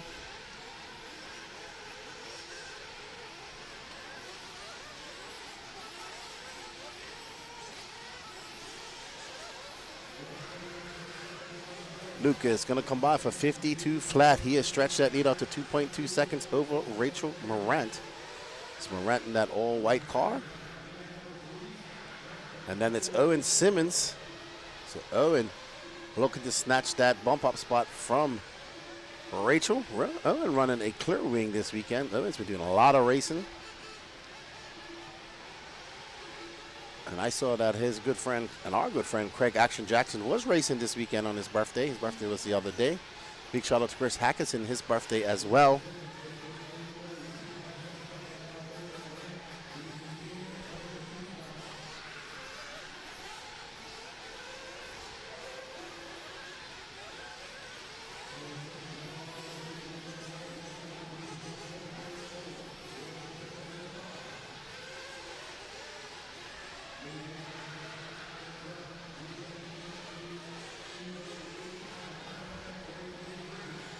Alrighty, so we are on board with our second place driver, Owen Simmons, looking to take that bump out spot, and he is going to take over that first place spot.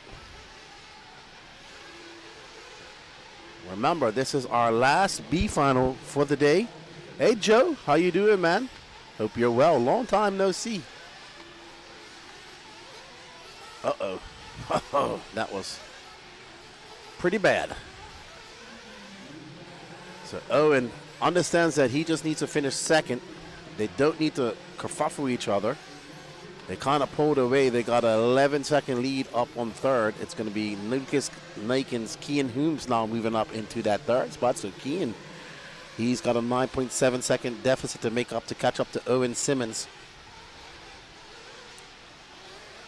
And lots of time left to do with 3 minutes and 30 seconds in the books.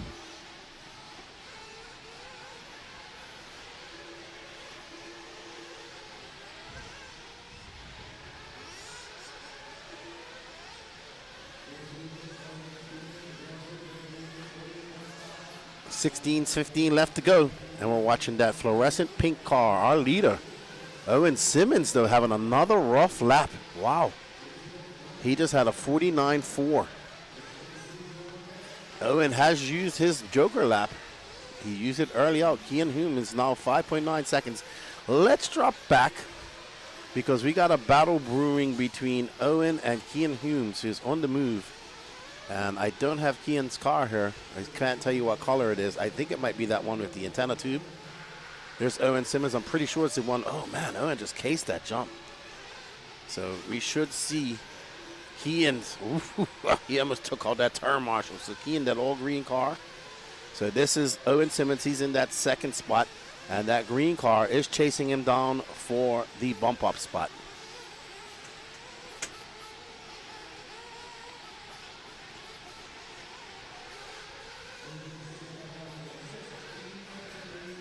Owen Simmons. He's going to have to push because he has a hard charging Kean Humes behind him, and Mike Walford as well. So Mike Walford from that 17 up to 4, looking to bump up into that A funnel. Already got a 5th place podium, I believe. Mike Walford looking to add to his hardware as he goes back to Florida. Owen Simmons from Georgia trying to bump up as well. And Lucas has stretched that lead out to 14.6 seconds. We are back, chat. So, what's the latest in the pits? A little hiatus. Went around, talked to some people. Pretty typical. You know, the guys that did good are happy. The guys that did bad are, you know, set up mysteries and wrong tire choice, wrong compound, wrong diff fluid, wrong bars, this, that. I mean, you know, that's how it goes. So, basically, they just made some wrong decisions before going out into the final. Yeah, easy to do. Easy to do. Easy, easy, easy. Man, the shadows looking pretty intense right now. Well, I've been taking a little bit of walk on the track when I went up there the last few times, and it has grip, and then you get to a little patch of dust, and it's just like that. So I can imagine what that feels like while you're driving. I talked to Drake, and he says the track looks the same, but the grip is way different from years past. And we kind of saw this at SIC, to be honest. It was a completely different surface than we've seen in a long time. So who knows? Maybe the watering, the building, who knows, with the weather the way it is. It throws drivers for a loop, as we saw everybody going on bar tires here in the pro classes.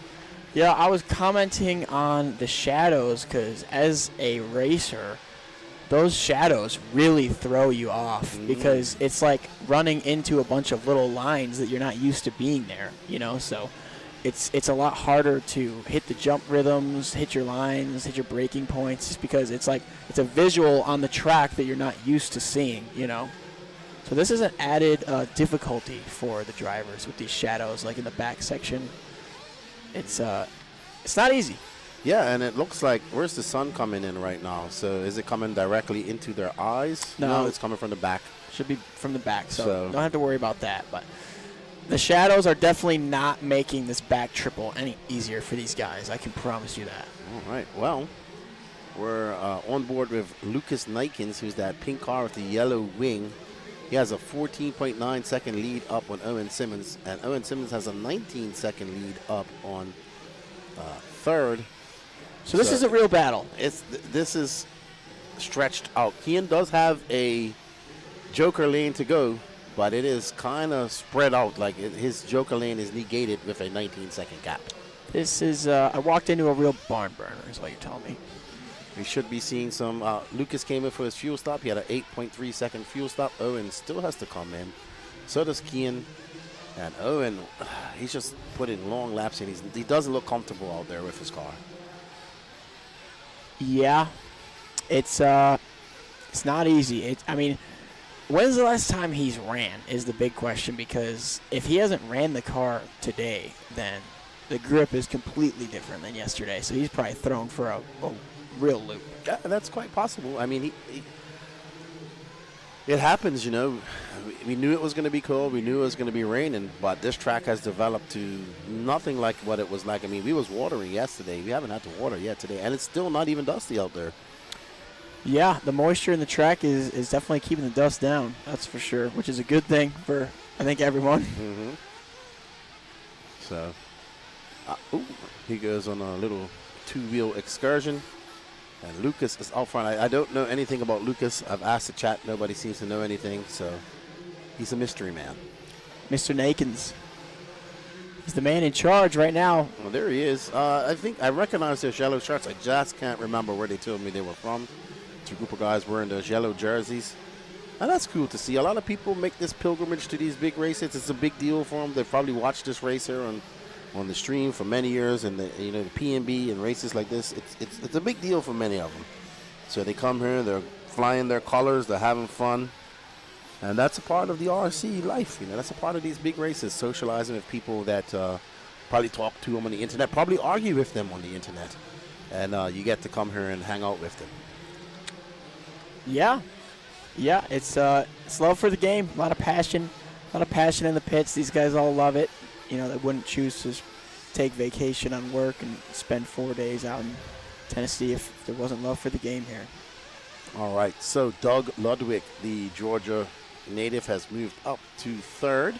John Sabater from 16th to 4th. John is a good racer here. Up next after this, we have our intermediate E-Buggy A final. That should be good. 38.5 second lead. So basically, Owen is all over the backside of Lucas with the 10 minutes remaining here. Real close battle we're watching here, and gonna go down to the wire. 9:30 on the clock. There's like 30 seconds in between each car right now.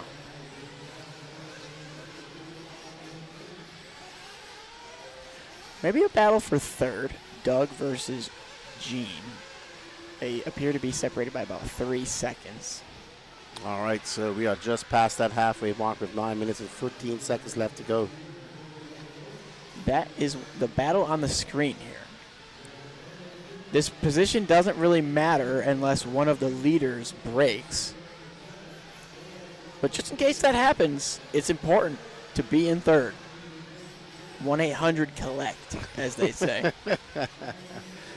Oh, man, I don't even think that exists anymore. Uh-oh, that's Off. Doug going for an off-track excursion, I believe. From bad to worse. Could be wrong. Usually I am. We're coming down to our last few races here, 42 of 48, so we got 6 more to go. We got number 43 Intermediate E-Buggy coming up next.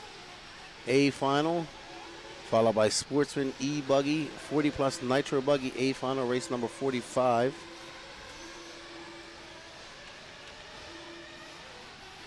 And then, of course, we have Open E-Buggy, Sportsman Nitro Buggy, and then Intermediate Buggy. Hold on. Where's Open E-Truggy?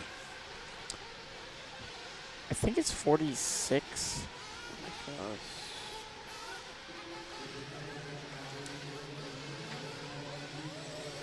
gosh. Oh, sorry, E-Truggy. Misread that. Needed my glasses. All right, so we are following this car right here. I don't know who it is. I think it's the battle for 3rd between Gene and Brian. This is our leader, though, right now. Okay. Yeah, the battle for 3rd right ahead of our leader. These are the 2 yellow cars here going at it for P3. The pink car is the leader. Mr. Lucas, the mystery man.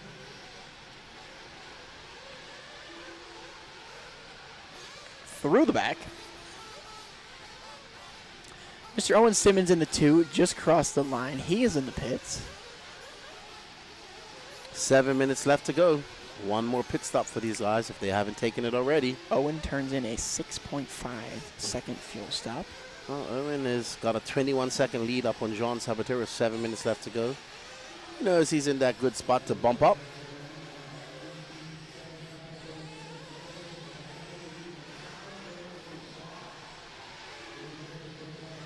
And it's 6:45 left to go. Oh, your leader taking the scenic route here. Yeah, he doesn't want to break. He's got 22 seconds over Owen Simmons. If I'm his pit guy, I'm just telling him, take it easy. You got 6:30 left to go. Don't do nothing too crazy. You don't want to breathe in it like it's the first few laps. Oh! Ooh, that could have been bad. Could have been bad right there. Could have been bad. He is switched over to double single. Not going for the big jump anymore. Probably smart at this stage in the race. Now 32 seconds up on Simmons after Simmons comes into the pit. We got just under 6 minutes left to go. I didn't realize it's 7:30 in the evening here. Oh, yeah. It's so daylight outside. I'm just not used to that. It's been a long day. I've been going for 14 hours now. Nice. Oh, yeah. You've been going hard in the paint today. You're locked in, left. I'm just thinking about a flight home right now. Checked 5:30 out. left to go. Couple more races left. You're almost there. Yeah, we're good. 5 minutes left in this one. Mr. Simmons currently locking down the number 2 spot. He's got 16 seconds to work with over Mr. Gene Sabatier. So, no real, it's just been spread out. The closest battle we have is Rachel Morant and Doug Ludwig. They're separated by a bit. We got Jonathan Davis, the Bermudian. He's in 7th. He's still got his Joker lap, so he's going to use that at the end and try to get himself. It doesn't matter if you got a top 5 in this anyway. Wesley Phelps, I think they're using his Joker lap. 42. That's Wesley Phelps, who we're following right now. He's currently in 8th. Ooh, oh, framed it. And there's our leader way back there. That is Wesley Phelps. And he is not our leader. He is currently scored down in 8th.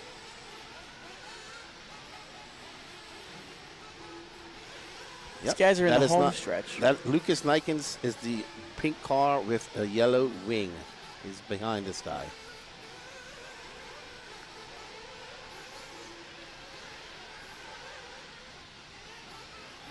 In the home stretch here. Time for Lucas to land this plane. Same with Owen. So this person in this white car actually lost, their wing's been like that since lap 1. Lap 1. Yeah. Wasn't quite able to get the screws bolted down. That's a bad way to start out. Okay, Nakins is from Southwest Missouri around the Joplin area. Probably won 66 RC Raceway in Joplin. Okay. I have no idea where that is, but you might have a better clue. I've never heard of it. I'm not too familiar with the Midwest. I still haven't figured out what exactly is the Midwest of America. Just it's a beautiful place, really. Did you hear the runaway about 20 minutes ago? I did not. Oh, it was a good one. I mean, it was like textbook runaway. I mean, the pitch got increasingly higher and higher and higher, and then held at maximum decibel, and then eventually just stopped instantly. Where did this happen? Right? Probably. It sounded like maybe in staging. So they were warming it up. Potentially. It was probably one of these DNSs right here. It was probably either Breck or Tony Brewer, if I had to guess. Okay, so it happened in this before this final. Okay. Yeah, well. I think so. Well, that's unfortunate. That's a loss of a race and a loss of an engine. They are not giving those away these days.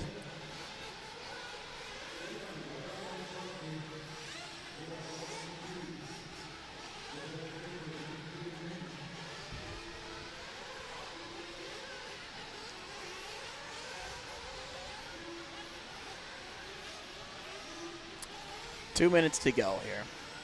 Lucas is completely in control. He could probably pull it in, eat a little hot dog, get back out there, still be in the lead. You know what I'm amazed at? I'm amazed that that white dash line is still on the track over there coming onto that back straightaway. Yeah, that's some good paint there. Yeah, it isn't going anywhere. It'll probably be here next year when we come back. Or not come back. Yep. Joe Jenkins, Aiden does not race 8 scale anymore.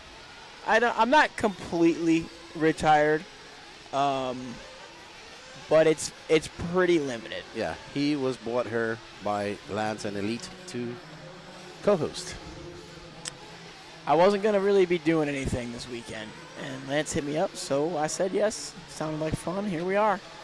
I will be racing the Fuel Nationals, though. I'll be coming out of retirement for 8 scale in the Fuel Nationals. And he does have a spot at the Worlds, but he hasn't decided whether he's going to do it or not.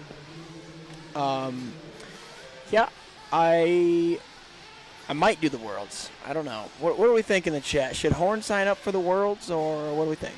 Why not? What do you got to lose? Besides the race. Valuable time. Okay. Oh, wow. Yeah. All right, so our leader into the pipe. I keep it running. But he has such a big lead. It's really not going to matter with 20 seconds left to go. I think if he didn't finish, he would still win. I think so. Pretty sure he would. I don't think Gene's going to make it another lap.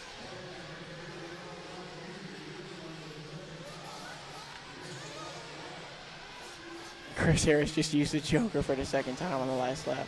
Herky said, Herky is my homeboy. It isn't the world if AH ain't there. Well, he wasn't there in 2024. What's his? He says, it isn't a world if AH ain't there. Well, all right, well, somebody having some kerfuffle. I heard Lance making some noise. Oh, no, so something might have happened to Owen Simmons. Well, Gene's caught Gene's up the done, line. so Owen Simmons is good. Yeah. Almost 1-800 there for Gene. Yeah, it wasn't, well, 24 seconds back. Well, it's going to be Lucas Nakins, followed by Owen Simmons, John Sabater, Brian Gadecki, Rachel Morant, Jonathan Davis, Wesley Phelps, Doug Ludwig, Carter Bright, Kean Humes, Chris Harris, Joe Mandela, Kevin Waller, John Sherrill, Mike Walford, Corey Humphreys. Good run to Lucas and Owen. Making the advancement into the A-main, baby. Up next, intermediate E-Buggy, A final.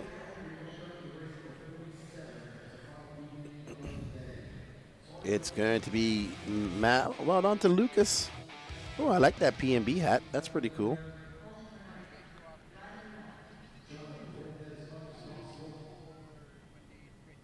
All right, so up next is intermediate E-Buggy A final. Mad Matty Long, Colton Fernari, Cooper Johnson, Gabriel Santiago, Andrew Bishop, Aiden Ridgway, Trevor Owens, Paul Ciccarello, Ryan Daze, Patrick Rossiter, Bob Walker III, Chris Morant, Larry Wright IV, Brady Lingerman, Ryan Rand, Rylan Rubel, Ben Decker, and Evan Tapp.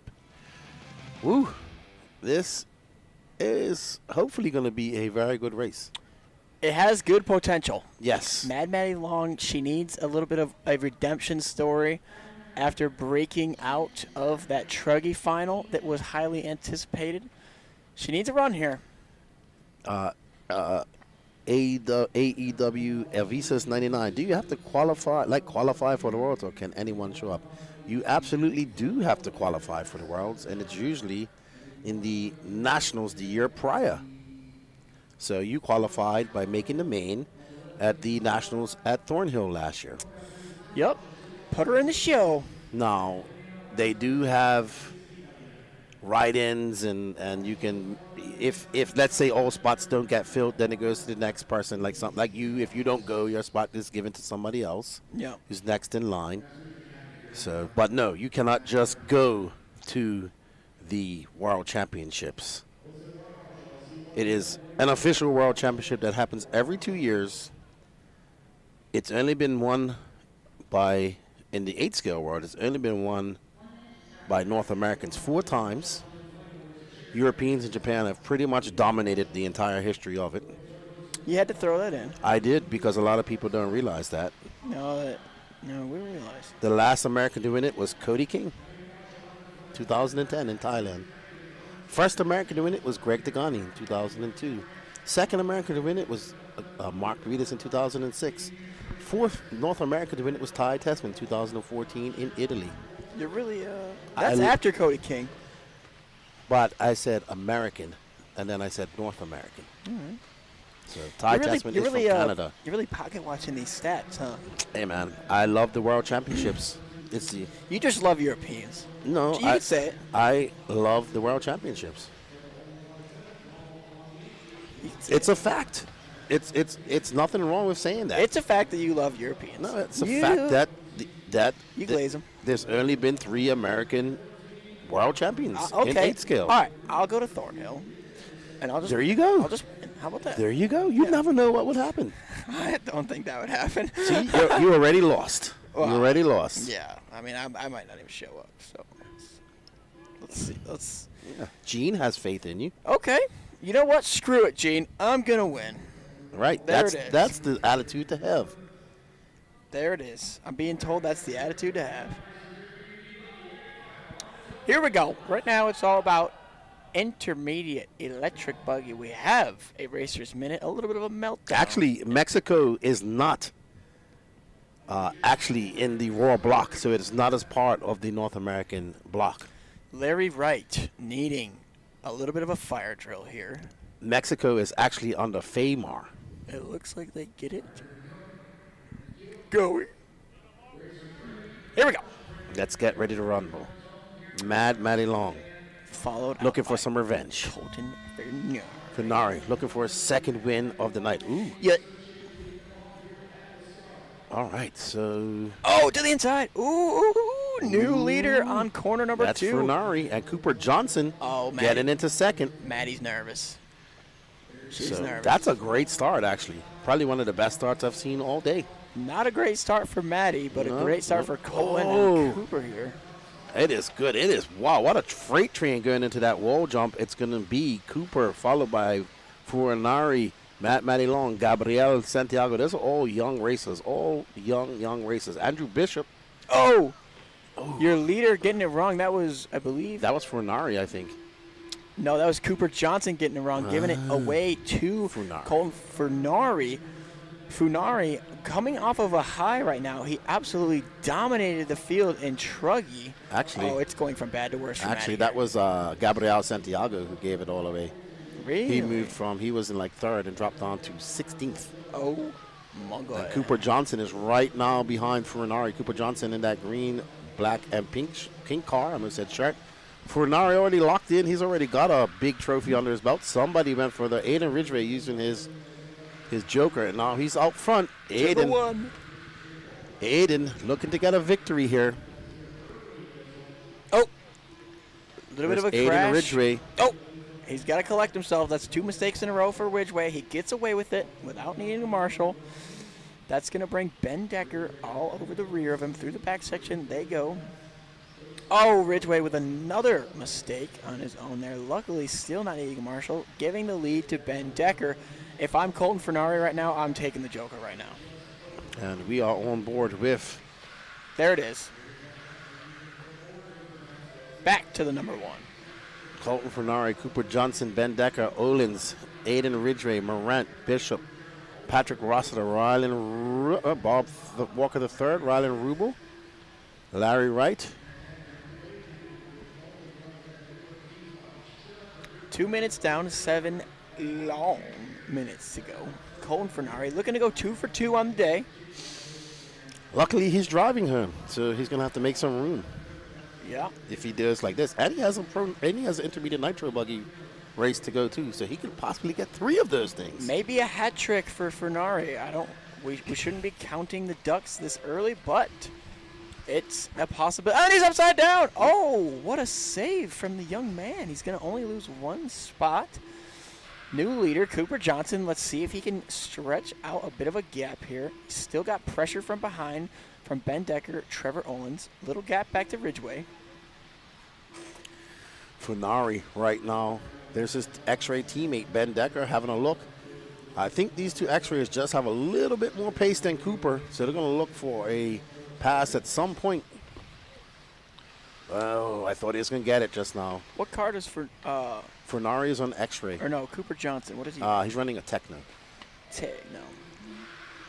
He's from Texas. Trevor Owens doing it for AE up to the 4.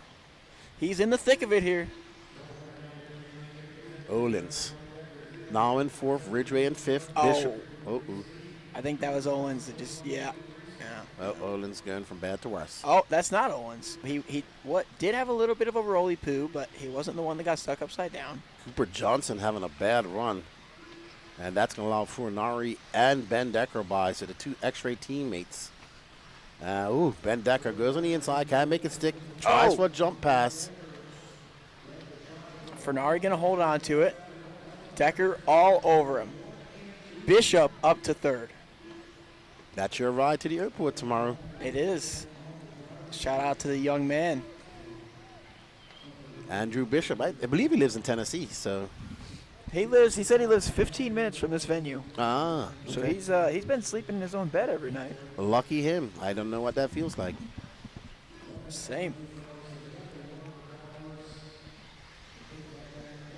5:30 left to go in this race. Coming up on the halfway point. Big spill by Decker.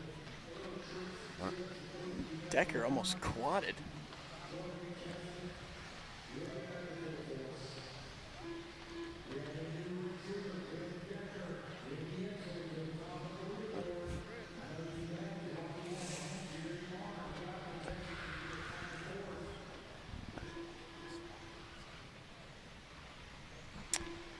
Ben Decker leading us out here. Fernari putting on some pressure. All right, Fernari, I have a question for you. What do you got? So I don't want to interrupt this race because we got a good race, but remind me after this that I have a question for you. All right. All right? We can go back to the battle for now. It's Decker, Fernari all over him. Andrew Bishop up to the 3. 4:40 left to sort it out. They're scheduled to go 8 more laps. They've turned 8 in, 8 to go. So this is the halfway point for the racers. Nice little driver stand shot of the boys looking locked and loaded here. There's Decker to the left, Fernari right to his right. The X-Ray boys, Andrew Bishop and the Associated. We got Evan Tapp, and that is Mr. Antil. No, is it Antil? I don't think so. No, that's not his name. I do apologize. I can't remember his name. I don't know. I just Brady know it's not- Lingerman, sorry. Okay. There we go. Whoa, Ben Decker bumped into this one. Yeah. He could win the A from the B. There, that would be great. That is not something you see very often there. So.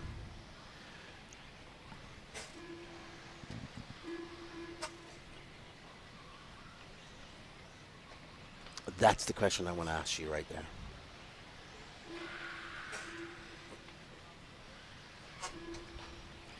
All right, Ben Decker pulling out to a 2.6 second lead over Furnari.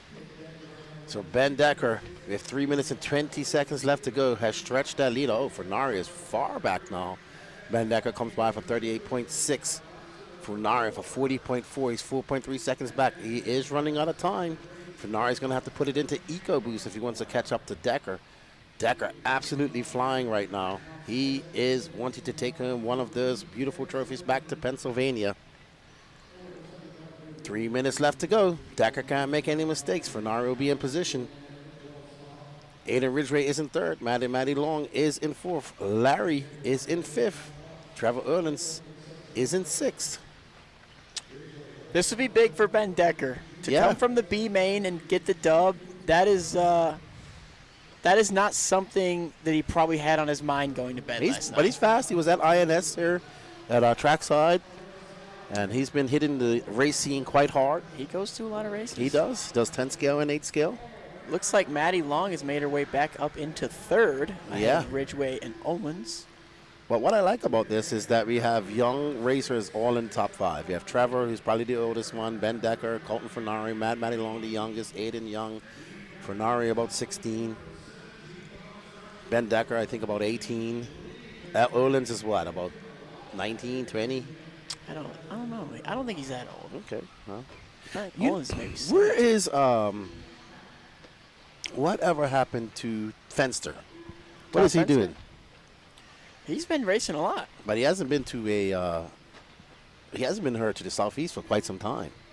I think he just kind of sticks around the West Coast. I mean, he was at DNC. I think he did Silver State. Yeah. Does Mason Templeton still race? I don't see him often. Okay. I haven't seen him in a long time, actually. So he was it was him and Fencer and those guys heating up the stock class for a little while there. It was pretty exciting. Yeah. Oh, Ben and Colton are 16. Ben, awesome, thank you. Ben with a spin out. And where is Furnari? Furnari is 6.7 seconds back. So Ben locked in. And this will be another X-ray victory if it stays like this. Actually, Furnari has a very hard charging Matty Long behind him. Oh, yeah. So Furnari was very fast at the beginning of this race, but lost some pace about midway. Not sure what happened. And it's looking pretty sharp. You know, they're following suit of their X-ray driver over there in Europe at the moment, David Ronefalk. I haven't really checked in over there, so not really too sure what you're talking about. Oh, they're going to finish up tomorrow. All I saw is that Angaro won A1, and then I kind of just was like turned it off because I figured it was kind of over. No, he didn't win A2. So we'll see. We'll see who wins A3. I heard that the pole setter has the best chance, though. Fernari, just his car looks like it went off. Something went wrong. They're going to go one more lap. They are. Ben Decker's got 5.5 seconds up on him. Am I going to go get an interview with Mr. Decker here? You are. All right. So have fun. Thank you.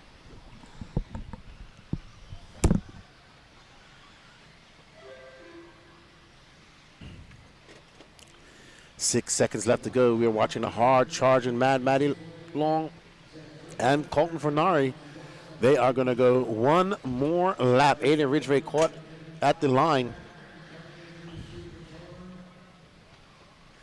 And Mad Matty Long get aggressive and take this second place from Fernari. Fernari doing a lot of defensive driving. His car seems to have run away from him mid-race, but he is making that X-ray as wide as possible. Oh, Fernari making a big mistake, and he's going to get caught out, and that's going to be allow Mad Matty to get by. Not a first place, but a good second for Ben Decker. Checked out. Well done to Ben Decker, 16 years old, and taking home a big, big trophy. I'm sure his dad's watching. Congratulations to young Ben Decker on the X-ray team. Another win for X-ray. Goebbels, you must be doing a happy dance right now. Good stuff. Good stuff. Awesome. Up next, 40+ Nitro Buggy A final. And in the B main, did you have any idea that this could have been the outcome of your E-Buggy?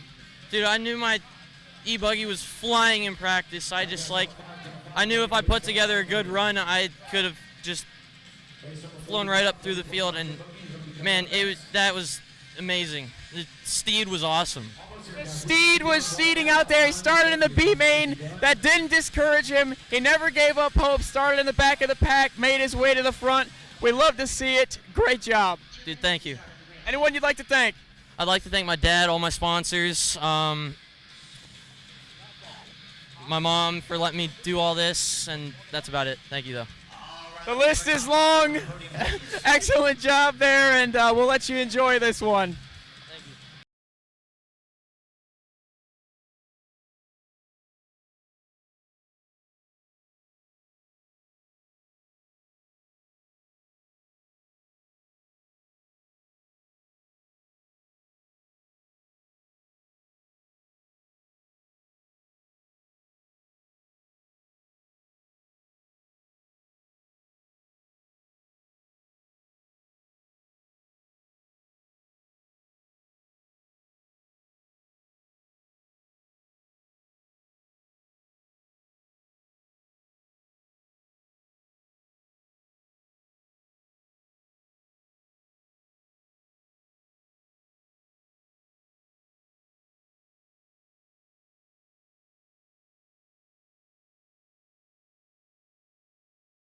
All right, looks like they're filling in here. 45 seconds to the start of the race.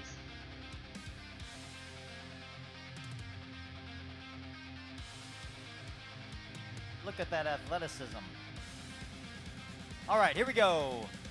Everybody looks like they're lined up. Here we go, guys. Top 5 fastest and intermediate E-Buggy here at the 2026 PNB. Taking the number 5 spot is Chris Morant. In the number 4 spot, Aiden Ridgway. Taking the number 3 spot is Colton Fernari. In the number 2 spot, Mad Matty Long. And your 2026 PNB Intermediate E-Buggy Champion, Ben Decker. Way to go, guys. Congratulations. What a long weekend. Good job putting it on the podium. Lance, back to you. Alrighty, guys. Race number 44 up on the stand, ready to go. Let's get our turn marshals out here quickly, please. Reed McMichael. All right, big shout out and congratulations to Ben Decker, and some respect between teammates just now. Great news, everybody. I have convinced Aiden Horn to do the World Championships. You know what I told him? Never give up the opportunity to win a race. I'm gonna give Brent a text. You know, we're gonna lock it in. You know, time for AE to start handing me over my consulting fee. Right now, I wouldn't mind being tased. Yeah, it could be a good little wake up. No, don't say that too loud. Lance will hear it and he'll come in here. Hopefully I'll tase and have to go home. Right now. Emergency. I'll keep the chat going for you, Lefty. All right, Sportsman E-Buggy up next. We got Hayden Stevenson, Garen Villegas, Mason Monotony. I know I'm butchering that. Bentley Swartz, Reed McMichael, Anthony Grania, Adam McCown, Kason Brown, Jonathan Orcutt, Owen Simmons, Ethan Mackey, Kevin Moyer, Brett Burns, Noah Napoli, Colton Lingerman, Joe Mandela, Adam Raber, and Caden Schlick. An absolute barn burner between right. Hagen Stevenson and Ethan Mackey in the Truggy division. It was a great race. And, Garin already has a trophy, big one. So really, he might be going home with another one. He's going to have a chance. Hagen, I know, not happy with giving up the Truggy win there. This could be a redemption story for him. He's got an opportunity here, starting on pole once again. Zach Wright, that needs to go on a shirt, Lefty. Oh, I would, but it's not my quote. Oh, so let's bring up my question here that I brought up earlier, because we have this a lot of times when we see these young racers doing well, winning intermediate and all this type of stuff, and it's immediate, like, these guys need to get a pro contract and this type of stuff. As a young racer who's made it, who's kind of making it and, struggling in this world, it's just not that easy, is it? I mean, define pro contract, because he can sign up for pro with the contract he has. So I don't really understand. Well, I think people think that as soon as you win these guys have to get paid and get travel and all that type of stuff, and it just doesn't. It just doesn't apply. Just to put it in perspective for the chat, most of the guys that make the Pro A don't get paid. There you go. I'm glad you said it, because I've been kind of saying this for years now, but what do I know? So, I mean, yeah, he's probably going to have to bump up to the pro class. Son, probably Lance shaking the trailer. But that doesn't really necessarily mean that he's going to have a life-changing. Yeah, he's got to bump up to the pro class and win it and do well and all that type of stuff constantly. Yeah. All right. So, I agree. have no idea. Oh, I know that. Oh! See the sparks. That was impressive. Lance is shaking some booty in the trailer right now. Oh, man, he's sparking all over the place. Wow. This guy's got titanium skip plate on that bad boy. He's got some firecrackers under him. Guess what else he's got is a huge lead. Maybe he's got a taser attached to his truck. Get that thing away from us. Garin. I've been calling him Girin. I was saying Girin. But it's Garin. Oh, your leader's upside down. There's no marshals. Oh, he's going to lose 3 spots. Garin dropped way down the line. He was caught up in that first lap wreck. Yesterday I was calling him Girin. Peanut Mason, a.k.a. Peanut Monotony, is down in 17th. I don't think it's monotony. I can't. Montme. I was saying Montmini. Okay, that works.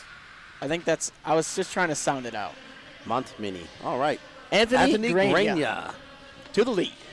Reed McMichael to the 2. Reed McMichael. He hasn't raced since he raced here 4 years ago. Dominic Valentine, Northeast drivers dominating. Chat is so savage. What are we talking about? Northeast dominators. Drivers dominating for once in a lifetime. Yeah, normally it's Europeans. Isn't that right, Lefty? Lefty just loves himself some Europeans. I'm like the #1 American fan of the No Name RC podcast. Oh, my goodness. Jonathan Orcutt up to 2nd. Reed McMichael into 3rd. All 3 of those guys have used their Joker lane. Hagen going to wait. He's going to pull a Dakota Fenn. Hagen, for sure, not happy with the ending of the Truggy race. Actually, I saw him cross the line in 2nd, and he didn't let off the gas at the end of the straightaway. He launched his car all the way to the very far lane by the wall there. So definitely some frustration coming out. He's got a chance to redeem himself here, keeping the Joker in the back pocket. I mean, if it were me, I would want to just take it and get back to the lead right away. But, maybe he feels a little more comfortable pushing from behind. There we go. 2:50 on, 7:10 left to go.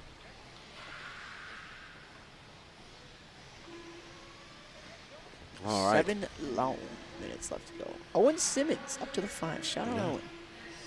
Owen Simmons having a much better run than his Nitro Buggy run earlier, and in the B-main. Is it just me, or have I seen Adam Raber in like 15 races? He's a racing machine. That guy's been on the driver's stand more than he's been off of it today. Yeah, good job for him, man. One of our wheelchair racers. It's great to show that RC can be done by pretty much anybody. Yeah, so the chat is talking still about the pro class. I mean, if you look at the lap times, Fernari is about 3 seconds a lap off of the pro guys. So definitely not an insurmountable gap with a lot of practice, but it's pretty steep. All right, so we're on board with our leader. He's in that blue, white, and pink car. There's Hagen right behind him now. So Hagen using his Joker lap, and it is bunched up. Reed McMichael is 1.2 seconds, so Reed is not in shot. So Reed having a mistake somewhere along the line. And Adam Raber in 9th from 17th. Oh, nice shot, Josie. I didn't even know there was a ripple section on this whole time. you couldn't see it from the sky camera when you got down low. I just thought it was some bumps. I think I'm starting to see double at this point. Oh, and look at that. Hagen taking the lead away from Anthony. Hagen, a one-can wonder. Look at all the sparks coming off of that, John. What type of car is he driving? I wonder. Maybe it's a Sparko. I cracked myself up. I'm glad somebody laughs at your jokes. There we go. Battlefield lead. Lock it in. Ethan Mackey now up from 11th to 3rd. He's 5.8 seconds back. That is Hagen's Achilles heel right now. That's his nemesis. And where's Mackey? He's back there. He's quite far back. But we're about to get into some lap traffic, and we know what is a Sportsman driver's biggest problem. Lap traffic. Yes. Oh, second car is upside down. That's going to take a while. Oh, and I think that is Anthony. Anthony Grenier. Anthony Grenier, excuse me. Potentially losing out on. Nope, you're going to keep on a second. Ethan Mackey is now. Ooh, Ethan having a long. It's still 5.4 seconds. You're running order. Stevenson, Grenier, Mackey, Orcutt, and Reed McMichael. Adam McCown. Oh, McCown bumping up to that 4th spot. 5.9 seconds back of Ethan. Woo, great. Woo. Throwing fat whips here for your leader. He is just sparking all over the place. If Ethan Mackey gets up to 2nd, maybe that paint job will get in Hagen's head. He's got a lock in here. He does not want to see the man that put him down in Shruggy get up to the number 2 spot. Ooh. I mean, he's sparking from the front and the rear. And at this point, all the sparks flying off this car, he'll just be lucky if he gets to the line without his car catching on fire. Uh-oh. Here we go. He's coming up on a gaggle of cars. He is coming on some very serious amount of boy. traffic. Back it in, Terry. Put it in reverse, Terry. Right, what's it going to do? Grenier was 5.8 seconds back. Mackey is making some moves on Grenier. Man, this track, it's weird, the surface is. Oh, yeah. Very Tough. weird. Oh, he's going for the quad single there. Nobody's done that yet.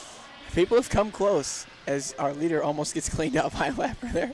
I mean, he's sparking everywhere. He must have really low ride height.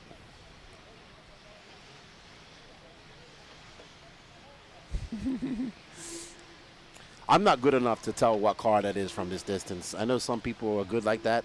Patrick and Gene are pretty good like that, but not me. Imagine it's actually a Sparko. That'd be hilarious. That even zooming in isn't going to help me. If only I could see the stickers. Honestly, I think it's because he's got a titanium skid plate on it. Yeah, of course.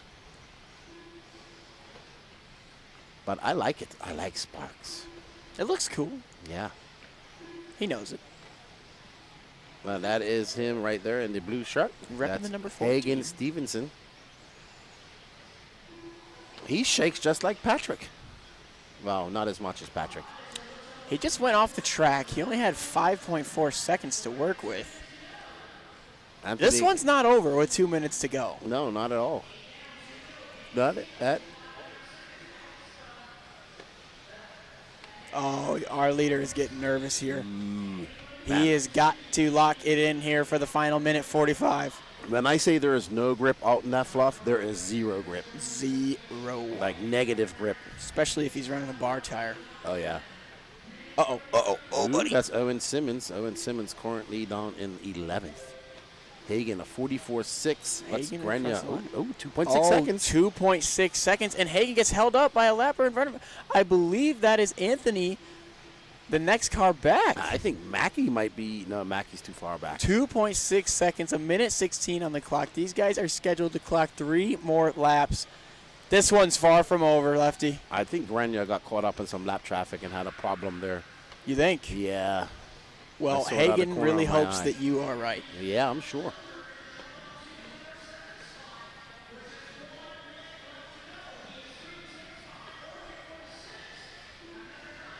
Two laps remaining for Hagen.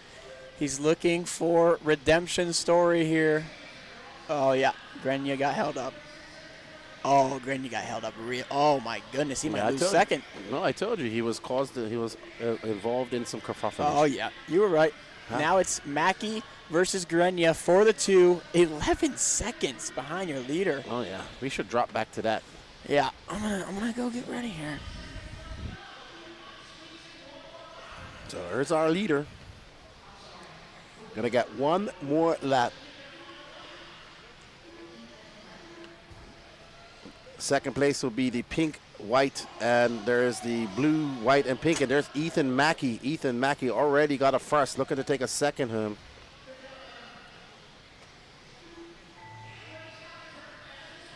Oh, they're going to be caught at the line. It's going to be Grenier finishing second. Hagen on a victory lap. Ethan Mackey going to finish third. Adam McCown, Reed McMichael, Kason Brown, Bentley Schwartz, Duncan Orchid, Caden Schlick, Kevin Moyer, Adam Raber, Garen Villegas. Man, unfortunate for him. He was probably one of the fastest guys out there, but just got caught up in a bad wreck and some kerfuffle in the beginning.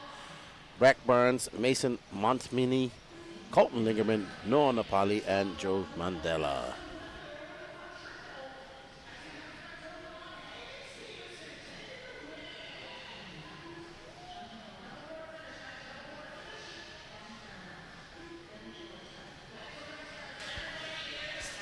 Yeah, mic's on. Yeah, can you hear it?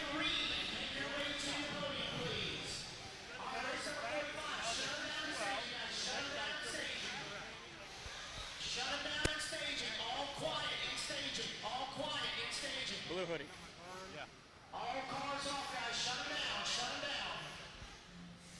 Hagen, we saw it didn't quite work out in Truggy, a bit of a heartbreaker there, but you got your redemption story. For sure. Car was really good. Track kind of come to me. So that's honestly got to say. Thanks to Derek Lewis for letting me run his cars. And thanks to Jake Hoffman for letting me ride with him. That's about all I got. We noticed the car was sparking every time it hit the ground. What's up with that? It's got titanium skid plates on it. So every time it hits a rocket, whoop, it's pretty sweet. All you need for the dub is a titanium skid plate. That's some factory hop-ups right there. You got it done. Congratulations. Thank you. Appreciate it. All right, over to the podium.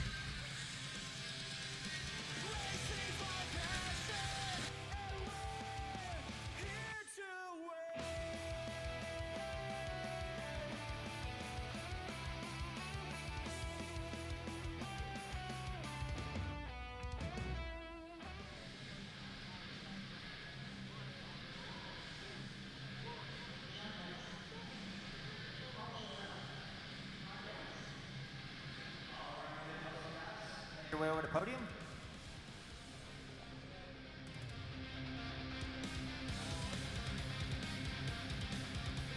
Marlo Wright. We got Josie Pattershall in place. We're ready to do some camera work. Peterson setting up.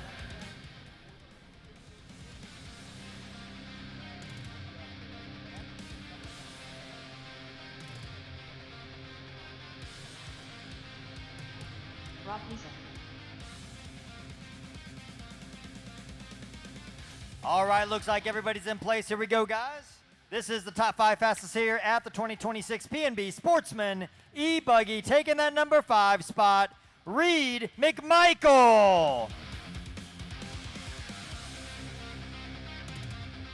In the number 4 spot, Adam McCown. In the number 3 spot, Ethan Mackey.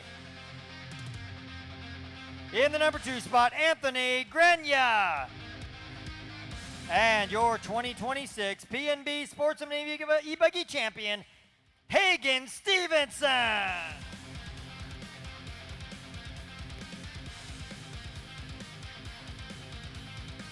Congratulations, guys. Well done. All right, Patrick, take it away, buddy.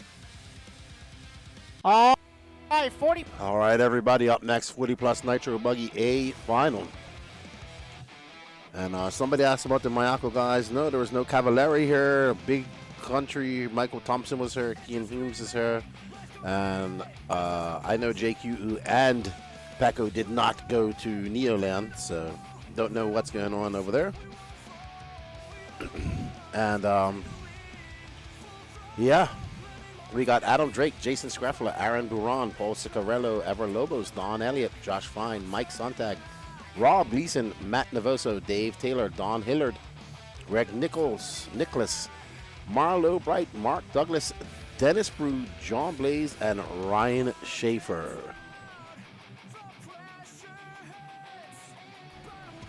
All righty. There you see Pit men getting ready to do their fueling. Looks like it's going to be Mr. Furonari pitting for Ciccarello. And Lee and Jonah pitting for John Blaze.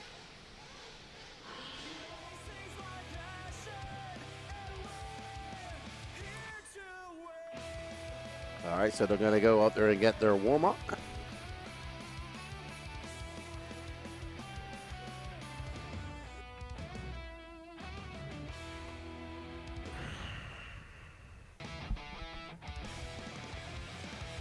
$40 plus. Drake already got one of these trophies. I know Scraffler's looking to get one. All of these guys want to get one. There's the Angry Elf. Matt Navoso right next to Ever. And yeah. Paul Ciccarello, Josh Fine, Dennis Brew, Marlo, they're in the end running the X-Ray. No?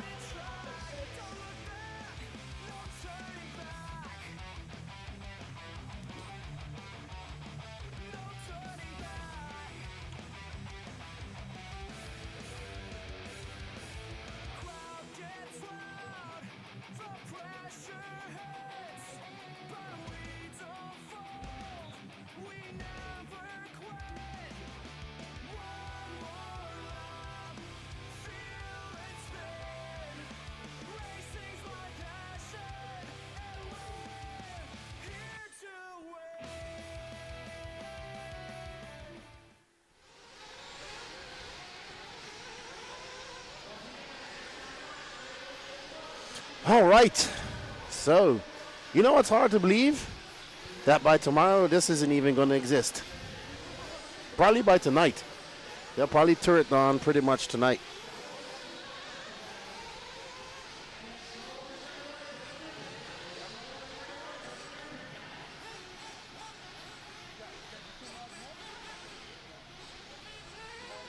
All righty. So these guys, get ready and lined up, fuel them up, and get going. We got a 30-minute race going on here. Let's see, we got this plus Open E-Truggy A final. Sportsman Nitro Buggy, we got 2 more A finals, so we got another hour and 10 minutes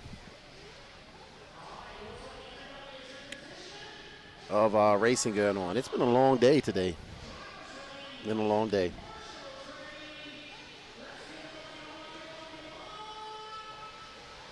All right.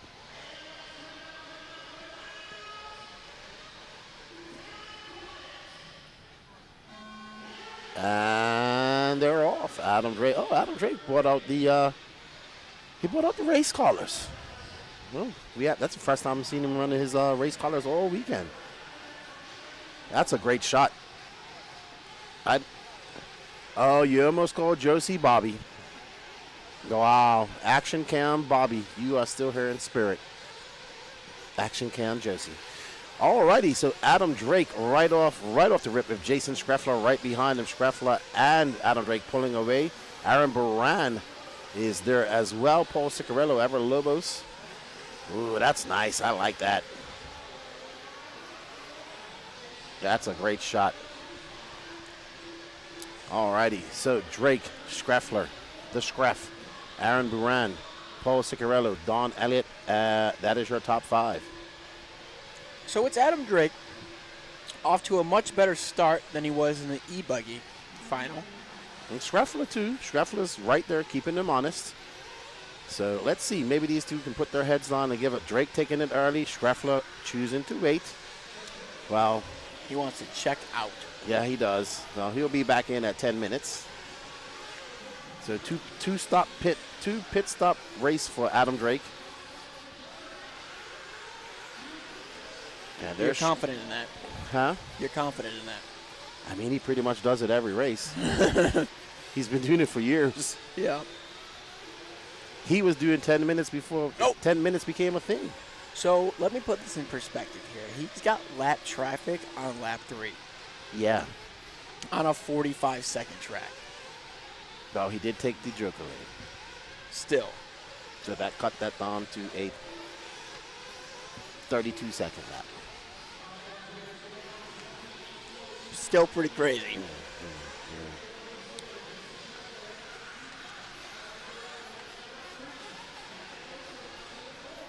I agree with you, Donald Talbot. He says the cameramen have done a great job all day. And they are the true heroes of this production. And we thank them because they're out there in the dust and the fumes and everything else and standing all day. And Josie's volunteering. Jean's here. Josie risking her life out there, getting those shots. You know it's been a long weekend when Aiden Sans wore out. Yeah. Oh, yeah. We're running out of fumes right now. Yep. We used up all the excitement we had earlier in the day. It's been fun. It's been fun hanging out with you all weekend. I'm glad I did it. Yeah. You definitely helped me because I would have been dead and buried by 12 today. You would have found a way. I always do. Oh, my goodness. That was close. That could have been ultimate carnage. I mean, that could have been an end right there for Drake. That could have been a run ender. He's about to get hacked by this lap. Oh, slap wheelie. Oh, Marshall, look out. Whoa. Did he get hit? No, he almost did. All right, so 3:30 down. Adam Drake out to a 7.7 second lead over Jason Schreffler. Schreffler and Ciccarello are separated by 2.8 seconds. Aaron Baran is 8 seconds back of them. Don Elliott is in 5th. Is Don still running the Agama? I believe so. I don't know. Nota Fed, I think you have been here just as much as us. He's been a top contributor to the chat. We appreciate it. He watched all of practice. That's dedication. That's dedication right there. You should be top fan. We love it. And you are. Look at that. We love it. He has a #1 emoji. Absolutely love the support. Thank you. We greatly appreciate it. We greatly, greatly appreciate it. Look at the Drake here. He's got 4 seconds. Honestly, 4 seconds. That's not that much. Josie risking her life out there in the berm shot. Thank you, KRD. We honestly can't do it without you guys' support. But we ain't done. We got another about an hour and 10 minutes left to go. Oh, your leader getting held up a little bit. That's going to bode well for Schreffler. Schreffler's only 3.3 seconds back. Probably only 1.5 now. Hey, Schreffler is no slouch. He's there. Keeping the Drakester honest.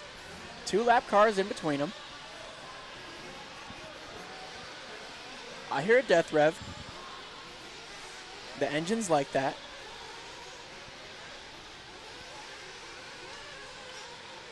You know, my first 8-scale car was a Mugen. Yeah? A Mugen MBX4. I've only ever had AE 8-scale cars in my life. Oh, Drake going for a rumble, tumble, fumble. Gets the lucky roll. It looks like Schreffler had an issue. I wish I still had an MBX4, to be honest. They would be on the shelf. That and the MBX5. Kind of jamming X1. A jamming. Because that's what I left Mugen for back in the day. I got sponsored by the hobby shop. Full ride. Oh, wow, you're crazy. Yeah. Kind of a big deal. First ever Bermudian national champion. You got a natty. Never even got a trophy for it. Nice. Must have been pretty serious.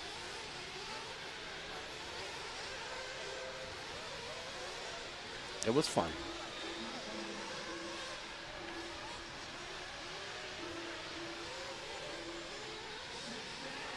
Sixth on, Adam Drake has stretched that lead out to 7.7 seconds. Schreffler has a 5.3 second lead over Ciccarello. Baran is 10 seconds back of them. Wow, the Everlobos and Don Elliott are the closest battle going on right now. Everlobos is 1/10 of a second back of Elliott. That's for the 5. That's big. That's a big spot right there. That is the last podium spot.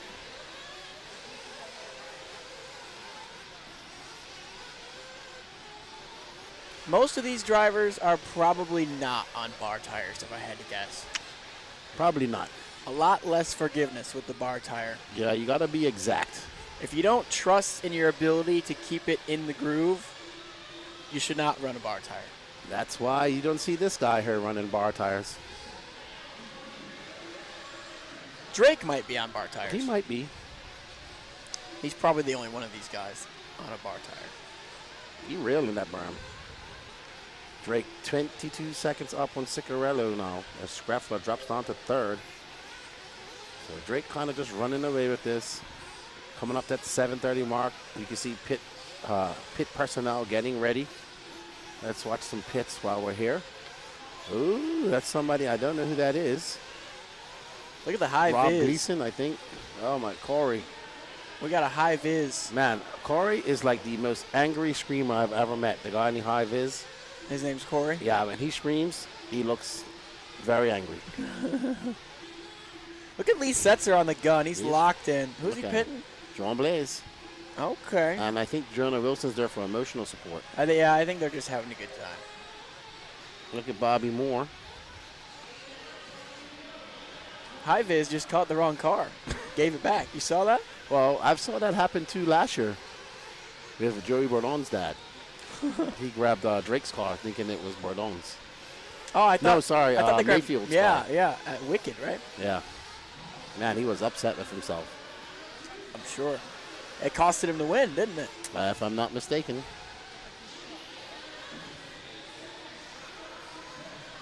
I run slicks because they're free.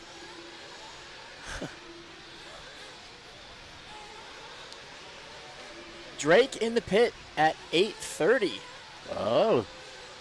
Well, I was wrong. Again. You know what I'm not wrong about, though?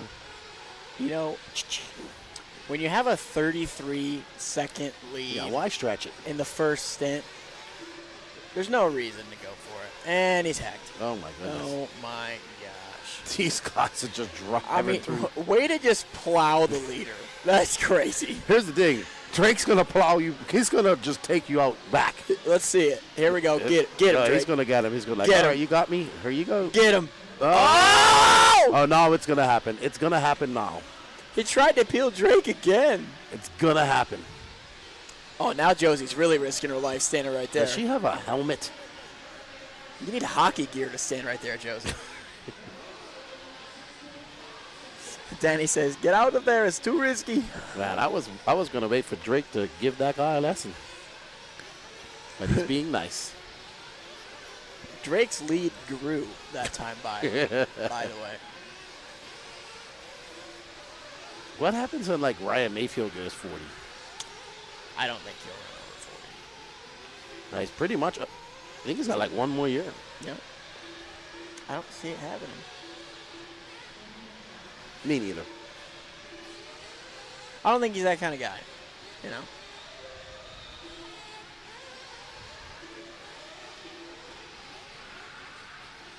All right, so Drake's looking dialed, though. His car looks good. He's just out there having fun. When you have no pressure, you can just kind of relax and enjoy yourself. Let's bring up the Schreffler. Scraffler looking to be the top Sparko here this weekend. Scraffler about to come across the loop here. We're a little behind. There he is. There's the Scraff, the green, white, and blue. Scraffler and Paul Ciccarello are battling it out. So great. We found a battle between the Sparko and the X-Ray. Both of these guys from the Northeast, too. Wow, Ciccarella's from Ohio, right? Yep. Yeah, well, We would love to see a good result from Chicky. Is Ohio considered Northeast or Midwest? It's Midwest. See, I'm confused because it's kind of like Mid-East. It's Midwest.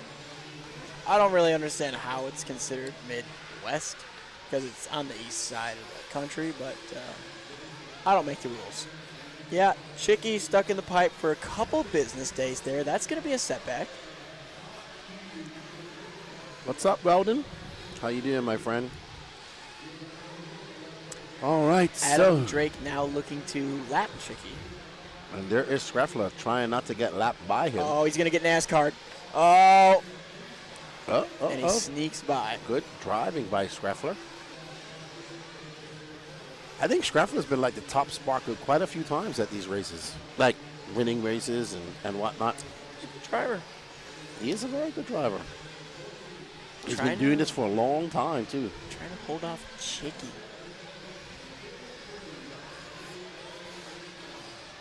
Oh, we're having a tire switch, according to Danny.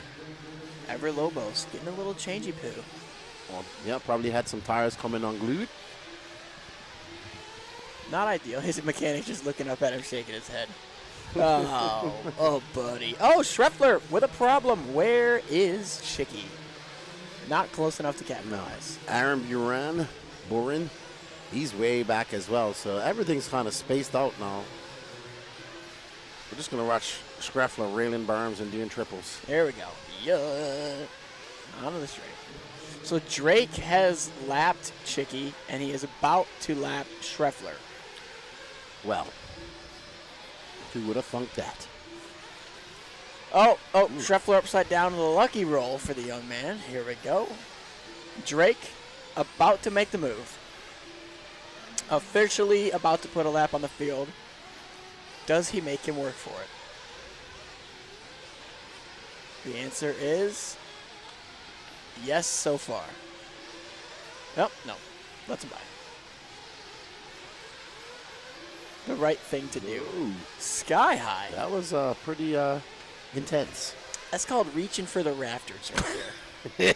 Oh, Schreffler's upside down. Where is Cicerillo? The battle for third is back on. Schreffler crashed, and Chicky is behind him now. And that is here, right. Okay, here we go. Second and third, both in frame. Let's see if Chicky has anything for Schreffler. Coming up on some lap traffic. Let's see how nice they are.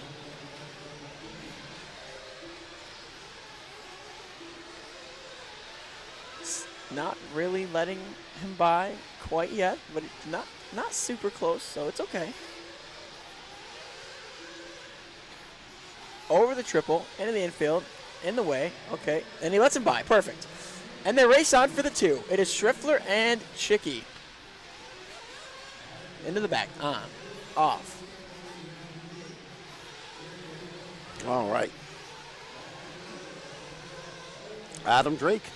Oh, to the inside. He makes the move. Chicky to the two on Schreffler. Schreffler got a little loose there. Little wonkus donkus. And Chicky makes it happen. He's working on some lappers. Lap traffic is nice to him. And they race on. 15 to go.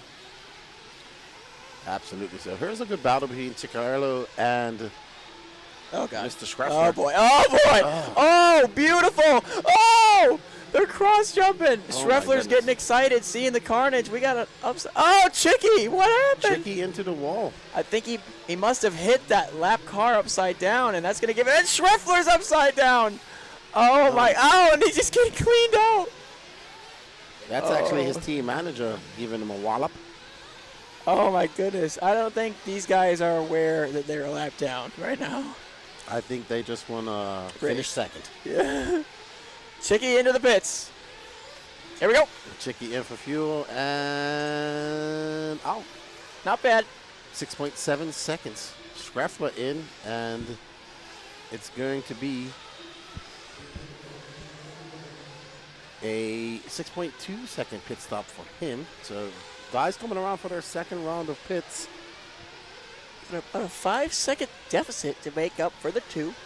Schreffler now doing the chasing. Oh, Chicky's upside down. Where is Schreffler? He's right there. He is. Probably the most exciting battle for second we've seen in quite some time. Yep, it's been a little bit of a dry spell for the battles. Chicky and Schreffler are gonna bring us back. Alrighty, so Adam Drake just out in front by 1 minute at the moment. Just 1 minute, not much. Oh, Schreffler's all over the backyard. Chicky, oh, Chicky with a little mistake. Schreffler looking outside, looking inside, side by side. Schreffler to the inside. Chicky does a donut. New second place holder. That's all right, but I'm sure this position is going to change between now and the end of 13 minutes and 15 seconds. You think so? Yeah, it's quite possible. Very possible. Here we go. Schreffler looking to pull away here. He's got a little bit of a gap, actually. Oh, and he's in the infield. And he's upside down. And he's monster trucking. And there goes Chicky speeding by. There it is. That didn't take long. Chicky back to the 2 like it never even happened. We're 12 minutes and 46 seconds away from Open E-Truggy, where your boy, SR, looking to take home some big hardware back to Arizona. That is my boy. He's Mr. Electric this weekend so far. Chicky did a little spin out there. Schreffler almost got back into the 2, tightened it right back up.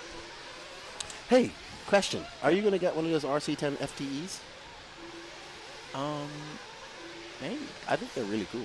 If I go to the vintage race in Vegas, I might pull up with one of those bags. That's actually a race I was a big vintage hater until ONS, and it was pretty cool seeing those cars out there, and I want to go to that race.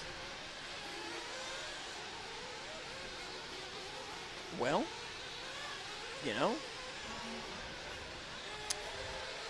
Drawing will be done this week at the No Name RC Podcast.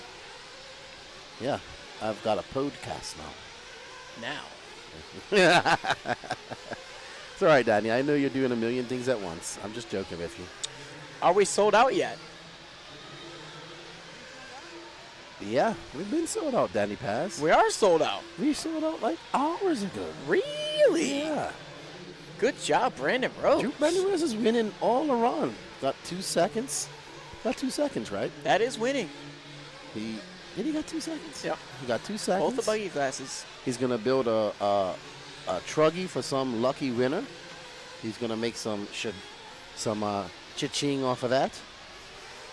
Ironically enough, Chicky's monster trucking, and there goes Schreffler back to the 2. Schreffler. Wow, what did I tell you? It wouldn't be long. Oh, and Schreffler's upside down. Gives it back. Can I have second? I'll take it. Nobody seems to want it. Yeah, no one wants to get second. Ironically enough. What? Nate Williams says, I'm building my FT right now. Did they start shipping already? Oh, they must have. What? So ironically enough, the B Rose Truggy is being built by B Rose. B Rose, his Truggy actually DNF'd. So that's kind of the irony there. But it is what it is, you have that. Yeah, the No Name RC Podcast. Okay. And so is it Chicky back to second? These guys have swapped places like 7 billion times by now. So how far back is fourth? Aaron Buren, he's quite far back. 30 seconds behind. So it's a 2-horse race for the 2.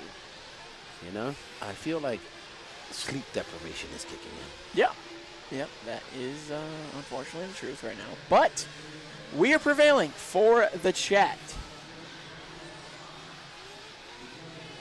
I think it also doesn't help that it's 8:41 p.m. and I can only eat so many goldfish before I need an actual dinner. Yeah, I'm ready for a meal. Yeah. Oh, so the FTEs have been shipping. That's awesome.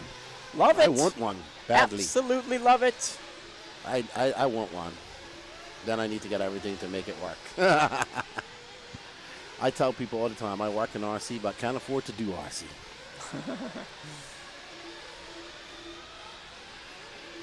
Chicky out into second. Drake is just chilling. He's like, all right, guys, just wrap that big trophy up, put them both in a box, and ship them to my address out there in, he was up in Beaumont, I think.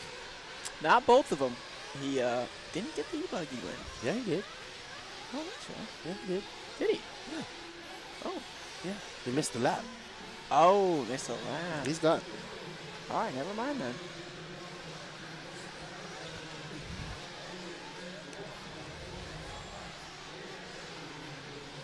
I wasn't commentating for that one. Didn't quite see it. Oh, no. No. I just remember No, he someone didn't. came back to the pits and said He didn't get it. No, he must have missed the loop and missed the lap. Okay. He got it. So we have a Sparko out of this one. When Spencer Rifkin said he was making his buggy easier to drive, what was he referring to? I think he was referring to the fact that he went up in his diff oil quite a bit, and 10 scale guy, he glued his front sidewalls on his tires. That's how high grip it's gotten out there. It worked.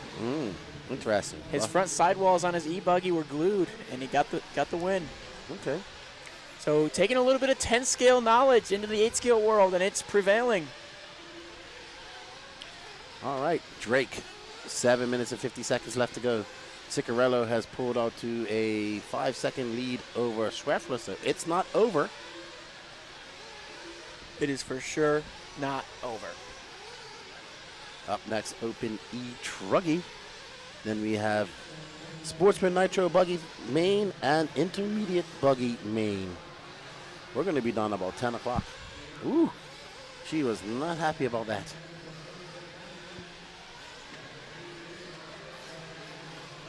Chicky in for fuel, and he's out. Schweffler in for fuel. They passed each other real quick. So Pecco was actually supposed to be going to the Worlds in China that has been pretty much canceled or postponed. And I think he's just at home enjoying some time in Finland. He's been on the road quite a lot. I saw him, he was smoking some salmon for his mom's birthday. So, and preparing some reindeer, special reindeer treats. Reindeer. Yeah. And Gene needs a chocolate chip waffle. Yeah, you know, that would be nice.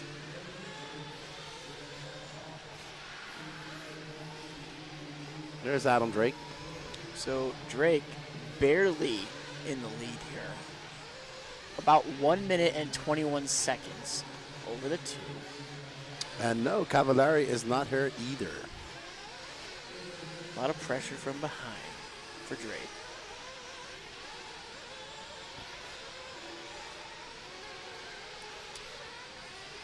Six minutes left to go. Approaching the home stretch for the Drake, and he parked it. Car's upside down everywhere. So he's approaching Chicky to put another lap on the field. Well, Schweffler having a long lap. He had a 50.3. That got now 12 seconds back to Ciccarello. So Schweffler kind of out of it. Probably resigned to a third place.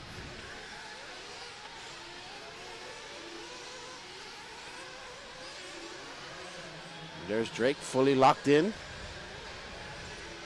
He's still dialed in right now. He is not letting off the gas. Let's see what this lap time is as he comes across the line with 40.1. He's capable of low 38s. He's clocked a 38.4 not long ago. So he's kind of easing up a little bit, putting his second lap on the field. That was Chicky that he just went by. Well done. Just under 5 minutes left to go. And kind of what we expected of this race. I mean, at first I thought Schweffler was going to hang with him. But Schweffler kind of missed his setup, it looks like, because his car looked very hard to drive, making a whole bunch of mistakes. So thank you, Matt Kosick.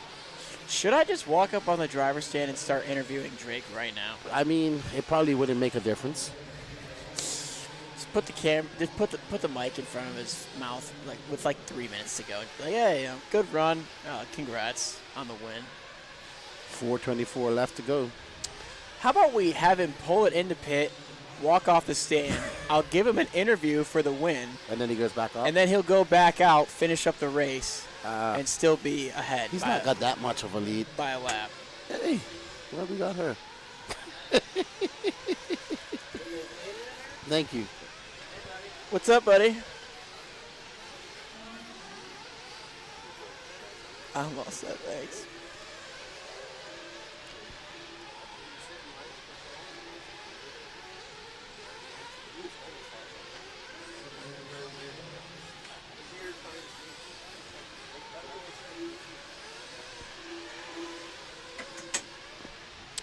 .338 on the clock. Hey, Michael. How you doing, Michael Kuntz? I saw you had the house fire the other day. We got Ronnie Rivkin in the chat. I like Ronnie. Your son was just in her. You want to know why Ronnie's in the chat? Because his boy is up next. I'm sure if my son becomes a professional gamer, I won't miss a match he's in anyway. Professional gamer? Yeah, my kid's good, dude. Okay. He's winning tournaments now. What games? COD. Okay. He's like 13. He's got like a clan and all that type of stuff. Getting serious. Yeah. He showed me his PayPal the other day. He's like, look, Dad, I got $800 in my PayPal. I was like, what? Derek V. How are you, my friend? Hope you're well. Adam Drake is... No, let's get this right. At the other races like DNC and Silver State, he can run 40 plus. He just can't run pro in the same race. I'm going to go prep for my training. At this race, it doesn't really matter because all the mains that are run here on Sunday, it was more of a disadvantage for the pro class, not the 40 plus class, in my opinion. So he chooses to run pro out there at the West Coast races. But being as this race has open practice, it has all the mains are run today. All the qualifiers are run on the same day. When you go to races like Silver State and DNC, they're run on separate days. So basically, everybody gets track time on this pretty much the same track, if that makes sense.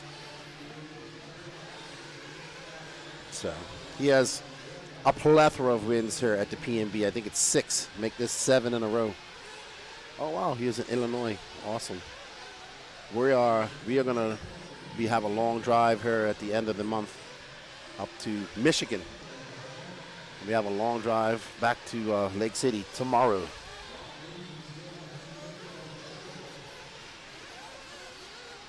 All right, so you've moved into a new house. Hope your dad's good. I assume you lost all your RC stuff as well.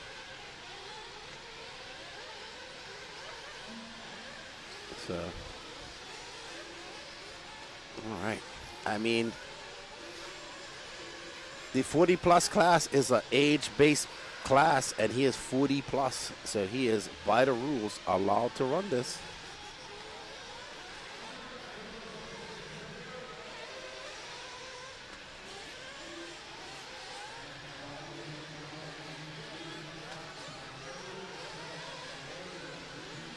Alrighty.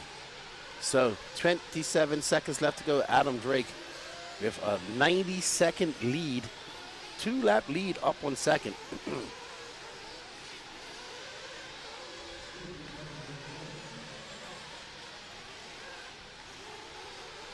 I vote for no on that, Lance. But who knows? We actually don't have that much stuff to pack up. Sorry, guys. I'm just going on random tangents here. I do apologize.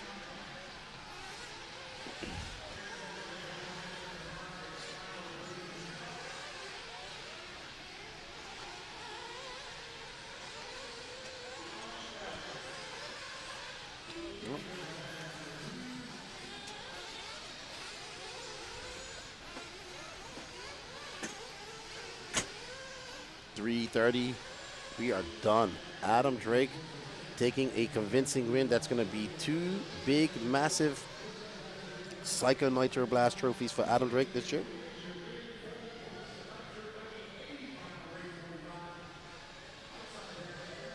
Well done to Adam Drake, Paul Ciccarello, Jason Scraffler, Don Elliott, and Aaron Buran, Dave Taylor, Rob Beeson, Mike Sontag, Josh Fine. Yeah, Pro Nitro ran already, Derek, and Dakota Fenn won it, and Dakota Fenn won it. It was actually a really great race. You got to go watch the Truggy race, and you got to go watch the Nitro Buggy race.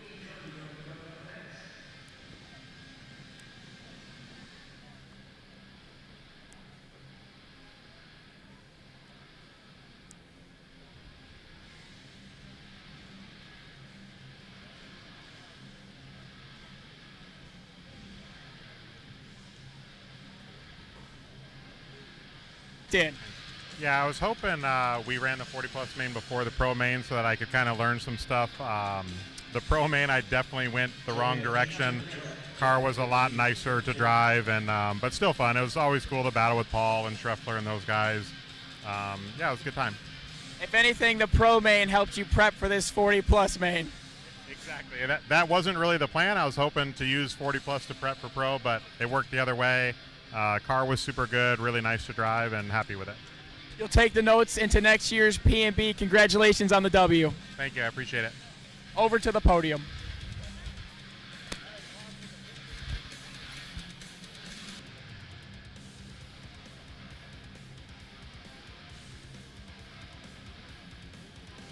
All right, make your way over to the podium, please.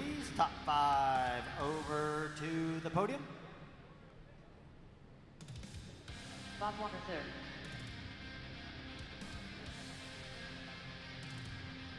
Looks like we're getting them all lined up. 1 minute to the start of the race.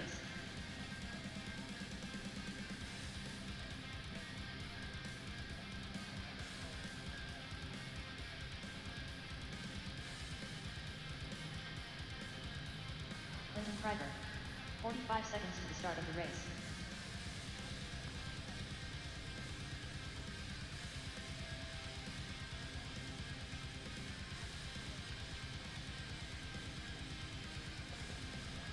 Seconds to the start of the race. All right, looks like we got them all lined up, guys. Here we go. Top 5 fastest in the 40 and over Nitro Buggy class here at the 2026 Psycho Nitro Blast. In the number 5 spot, Aaron Barad. In the number 4 spot, Donald Elliott. Taking that number 3 spot, Jason Schreffler. In the number 2 spot, Paul Ciccarello. And your top qualifier in 2026 P&B 40 and over Nitro Buggy champion, Adam Drake. Congratulations, guys. Well done. What a long weekend, late nights, dialed setups, putting it on the podium. All right, Lance, take it away. All righty, guys. It's race at number 46 up on the stand. Ryan Rim. Let's get our turn marshals out here, please. Marshals, come on out. I got a couple of empty buckets. I see 1, 2, 3 empty buckets out there. Let's get our turn marshals to the track, please.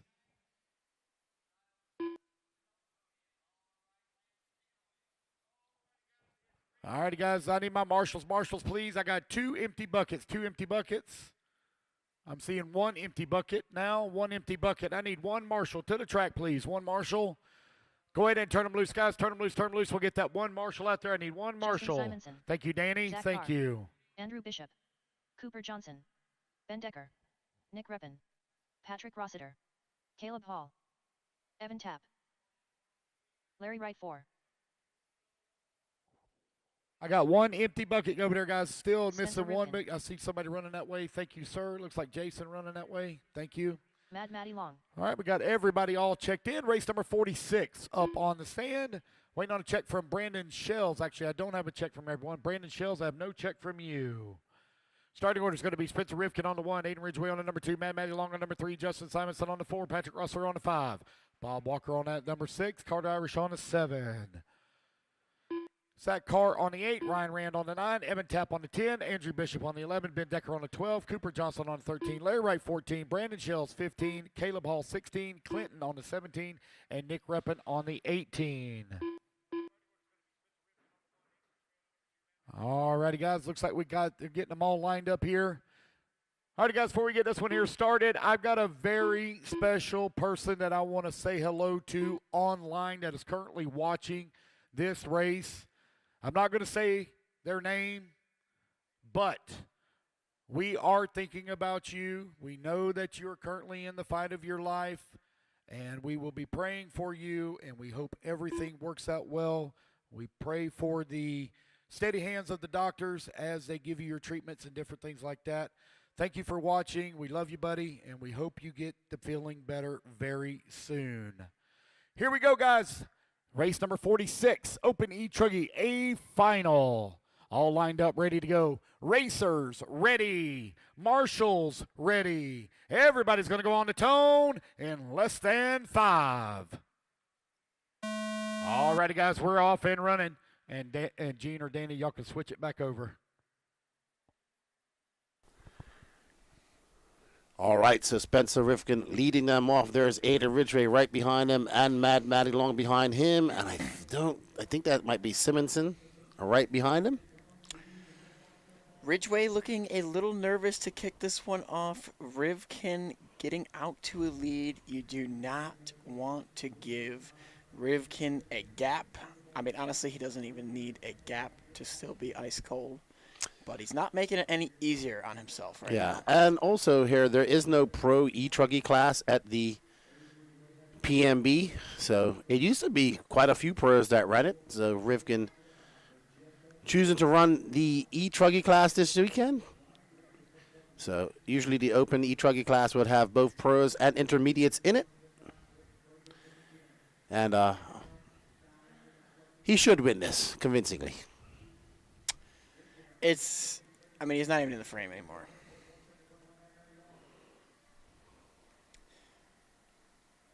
Oh, Joker Lane. We got a new leader here. Bob Walker III. And somebody get a picture of the screen. Patrick Rossiter leading out Spencer Rivkin here. That means he's shaking extra hard this time around. There's Patrick. Oh, Rivkin behind Rossiter. Here we go. You know what? Rivkin should not take his Joker Lane. Make it a little bit easier. Here we go. He's going to take it right now. Yeah. And. Oh! Opting not to do it. To the inside. Shuts him down. And Rossiter jumps into it. I thought Rossiter was going to jump into his wing there. Oh, no. Rossiter would have a heart attack if he did that. That would have been quite the heart rate spike there. All right, Rivkin looking to eye up Bob Walker III. Aiden Ridgway now in the lead as he has taken his Joker. If I'm Rivkin, I'm taking it right now. No, Rivkin's still not taking it. Another Joker being taken. Mad Matty Long. So now your order is Aiden Ridgway, Mad Matty Long, Bob Walker III, Rivkin in the 4, still with the Joker in the back pocket, and Rossiter rounding out the top 5. There we see. I'm a little surprised that Rivkin is choosing not to just get back to the lead right now. I think he's just having fun. Potentially. We'll see when he makes the decision. Still not going for it. Ridgway is 1.1 seconds up on second place, Mad Matty Long. Rivkin trying to go outside of Bob Walker. Bob holding strong here. Not giving in to the pressure of the 2-time WC and E-Buggy winner from earlier today. Rivkin looking to take 2 trophies home. Oh, Rivkin gets a twofer. That is going to help him out immensely. Now let's see if he can put his sights on Ridgway here and reel him in. Maybe he won't take the Joker.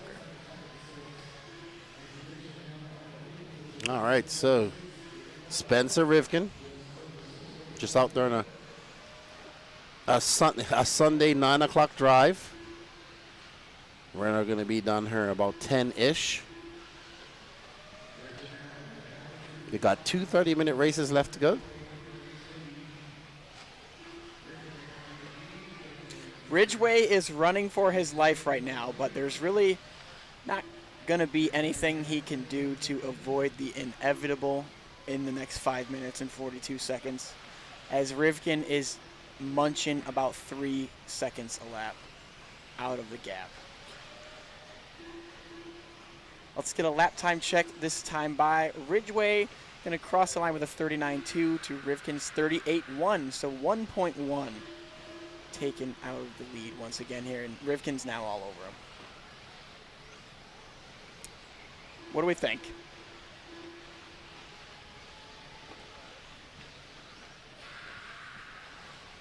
He might not take it. Well, he just took it. No, the Joker. He might not take the Joker. Oh, yeah, he might not. I wouldn't take the Joker. As he takes the lead, still, okay, now he really might not take it. Ridgway got a little excited. And he's still upside down. He is excited. Oh, Rivkin with a lucky roll. Man, I think you guys even crash lucky. Like, the crashes you guys make, I'm like, how did that pull it off? That was a little bit of a lucky roll for the young man. That is amazingly older than you. Amazingly. Well, I mean, you know, you're an old soul. Ridgway with a 49.8, a little bit of a meltdown lap there. There's Mad Matty Long. So it is an AE triple crown right now. AE 1, 2, and 3. Sparko and Techno rounding out the top 5. Rivkin still not taking the Joker. And there is Patrick Rossiter, who's currently in 3rd. Good old Squirrel. He had his moment there. Squirrel, you know, he used to be one of these young racers back in the day, but now he's a veteran racer here, and he's probably like the gatekeeper for a lot of these classes here in the intermediate classes. In the electric, he doesn't run much nitro because it just takes up too much time, and he's at these events, and he is a valuable member of elite. So, and he's not shaking right now. So, wow, that's impressive. He's feeling the aura of Rivkin. He's channeling his inner Skylar. I'll channel it. I don't really. Oh, Patrick. When he blows out.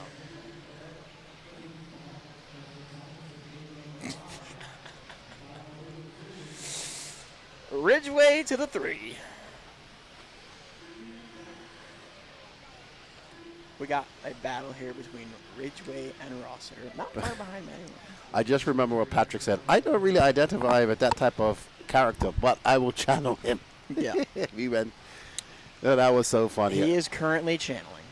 That was a funny dinner. Oh, Ridgway. And Patrick back for the lead. Oh, my goodness. He did a helicopter. You got to channel it a little better than that. He did a helicopter. He did a 720. That was acrobatic from Rossiter. I bet you couldn't do that again. No, he could. He definitely could. Here we go. Following truck number 2, Mad Matty Long. Looking to make a charge. She's got to make up 11 seconds and cover the spread of the Joker over Rivkin. Never saying die. Ridgway crossing the line in the 3. About 5 seconds back of the 2. Ronnie chilling out watching this over there in Arizona. It's looking good, Ronnie. Things are looking good for you right now.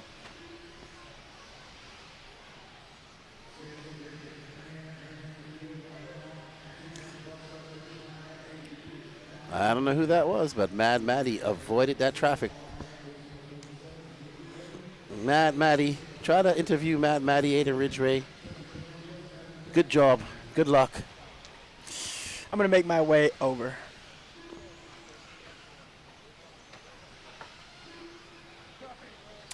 LW4 has used his Joker lap, Matt Cossack. He is down in 15th, unfortunately. Oh, man. Maddie has used her Joker lap as well.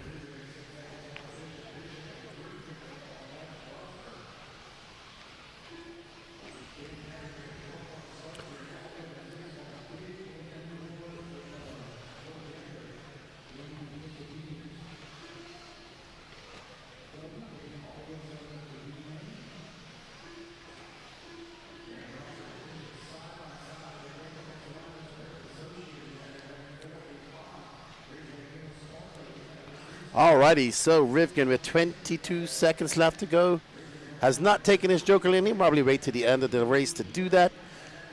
Matty Long, Aiden Ridgway, Patrick Rossiter, and Andrew Bishop up to 5th.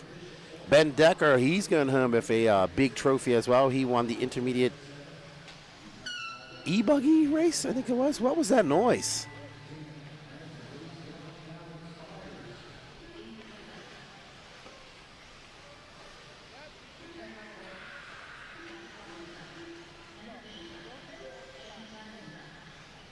All right.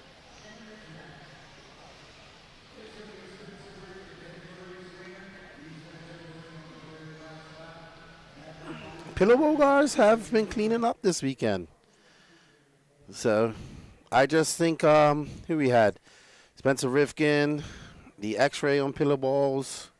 I mean, they have some pretty good drivers as well. So that would be part of it.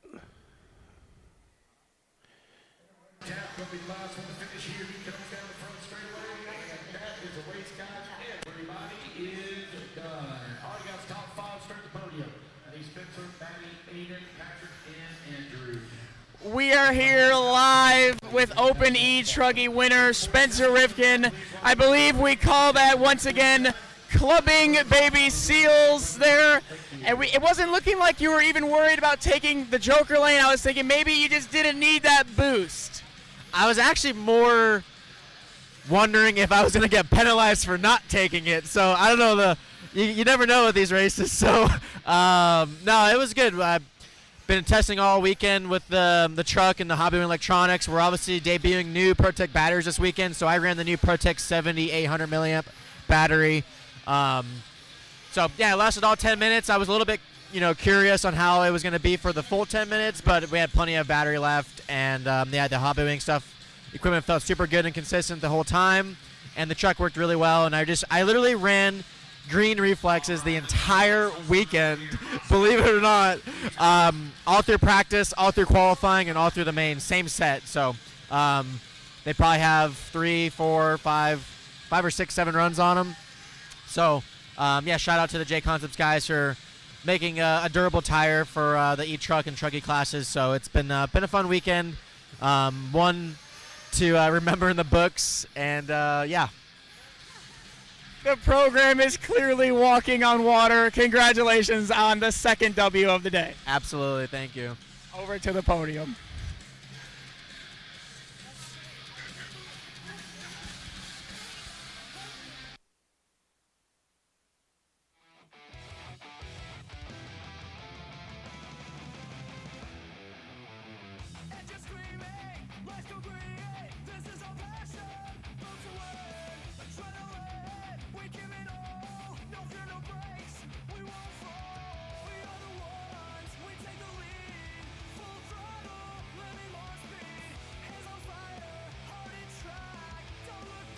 Boards are directly behind you. Here we go. Top 5 fastest here in the Open E-Truggy class of the 2026 Psycho Nitro Blast.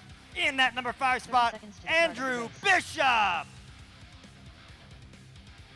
In the number 4 spot, Patrick Rossiter. Taking that number 3 spot, Aiden Ridgway. In the number 2 spot, Matty Long. And your top qualifier in 2026 PNB E-Truggy Open Champion, Spencer Rivkin! Congratulations, guys. Well done. All right, Lance, back to you. All righty, guys. Race number 47. Let's fire them back up. All right, we're going to get an interview with Mad Matty Long coming home in second place that main event. Beating Spencer Rivkin is a pretty tall order out there, but you tried your best. Yeah, I did. A lot of insight from Mad Matty Long there. You're going to go back home, practice up, and try again next year. Yeah. How was the car? I mean, can you say anything? We made a few changes from Nitro chugging, and I felt like the car felt pretty good. There we go. A full sentence from Mad Matty Long. Congratulations on the P2, and best of luck next time.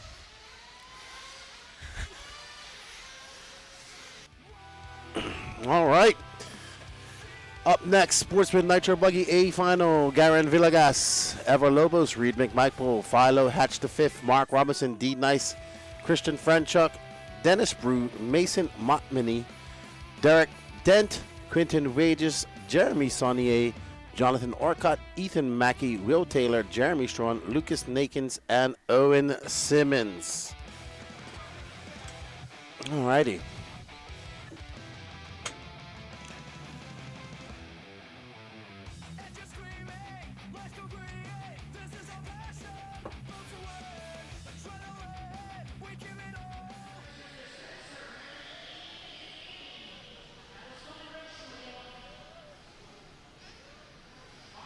You know,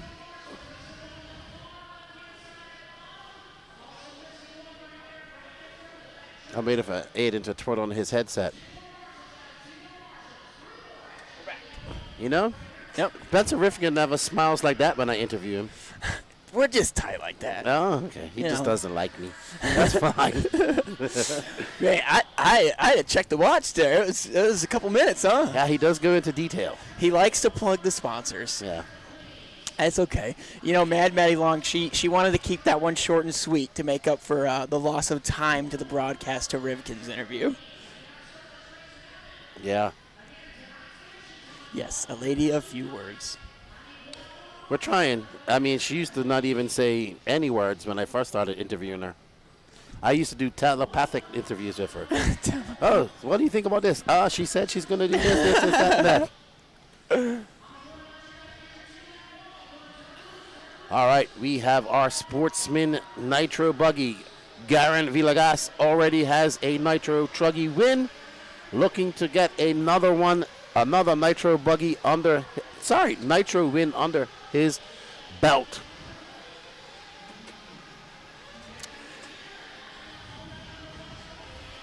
Do we have 48 or 49 heats? This is the penultimate race of the night. So second to last. Yes. So we have 48 heats. Yeah.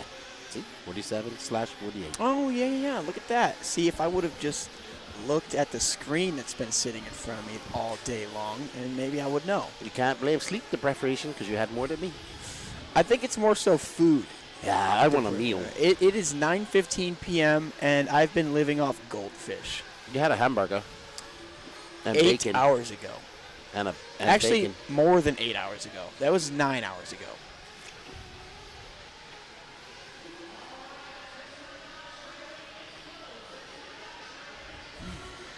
All right, who do we got for this one?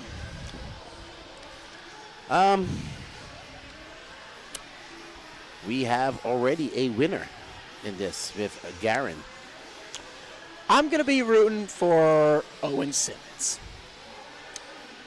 He starts on the inverted pole, so he's looking good for the win. Let's go Owen Simmons. Well, you like to live dangerously. Owen Simmons is the dark horse here.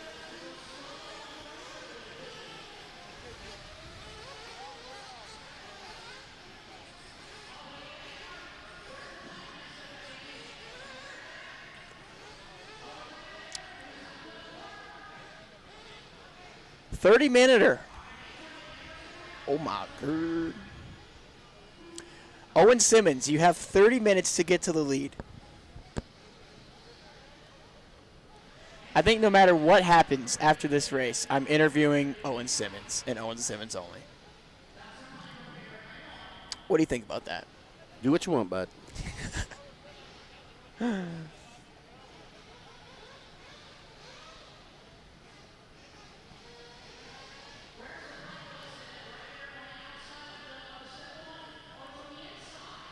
currently sleeping on everyone that's not named Owen Simmons right now. That's my mindset right now. Got you.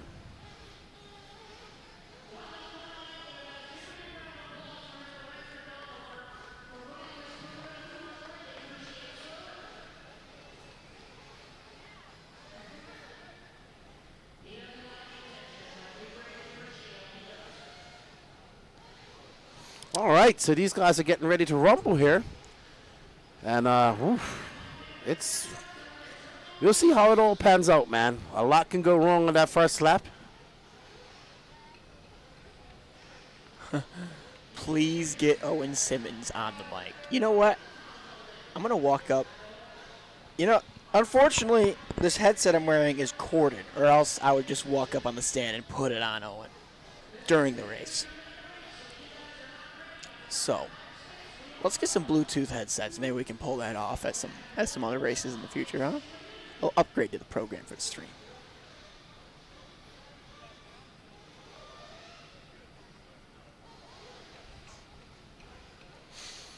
Alrighty. So we're ready to go, dude. Time to kick the fires and light the tires. We're ready to just on and quiet and go. Yep. Let's the Joker lane. The Joker lane can be used once. It makes you go faster. You see where those flashing lights are of that bar right across there? I'm pointing to the screen like you can see me. So the drivers can take it once per race, but they cannot take it on the opening lap. It cuts out about 8 seconds of your lap. Yes. So you can go from the back to the front. We saw Dakota Fenn utilize it in 2 races for 2 wins, actually. In his Nitro Truggy win and his Nitro Buggy win. He waited to the very end to use it, and it paid dividends.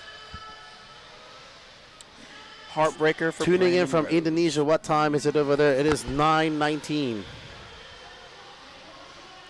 Oh, not a good start for your pole setter, and he's going to cut the track and just go. Honestly, screw it. Yep, perfect.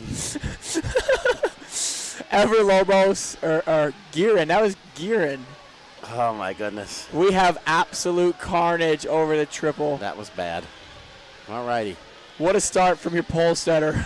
I think that's Ever Lobos out front. Yep. Man, it is hectic out What? there. Oh, my. Look at the lead. Look at the lead that these guys have already. There was chaos ensuing over the triple on lap 1. That is, wow. To the inside. What a pass. All right. So, waiting for it to all shake out. So it's Ever Lobos to the 1. Your TQ down to 5th. Philo 5 hatch from the 4 to the 2. Big mover off the start. 10 to the 3 for Derek Dent. All right. Ever Lobos, Philo Hatch, Derek Dent, Mark Robinson, and Garin in 5th. Would you look at this? Owen Simmons from the 18 to the 9. We are halfway there, baby. There you go. There you go. C-main sidekick. That's what they call him. We are halfway there, Owen. Just keep doing what you're doing. All right. So, 90 seconds down. Oh, just fuel spilling out of that car. Whoa! Did you see that Marshall's dedication? Look at the fuel. That Marshall did a barrel roll over that. He did an acrobatic move. Are we not going to talk about the fuel? There was quite a lot of fuel, Aiden, yes. Yeah. But the move by the turn marshal was actually excellent. Oh, your leader's upside down. And he gets marshaled. I think it's his car that has the fuel leak, to be honest. That's not good. Look at the sparks. Oh, how cool would it be if the chassis sparked over that puddle of fuel and just exploded the whole car? That'd be something right there. Yeah, look out, Josie. All righty then. Ever Lobos has used his Joker, and now out front, Derek Dent uses his. All right, Owen, we are going the wrong way. Philo Hatch still has yet to use his. Will Taylor, Reed McMichael, Garin, our pole sitter, up to 5th. Owen, come on. Okay, back up to 10th. Beautiful. Simmons to 10th. 2:38. 27 left to go.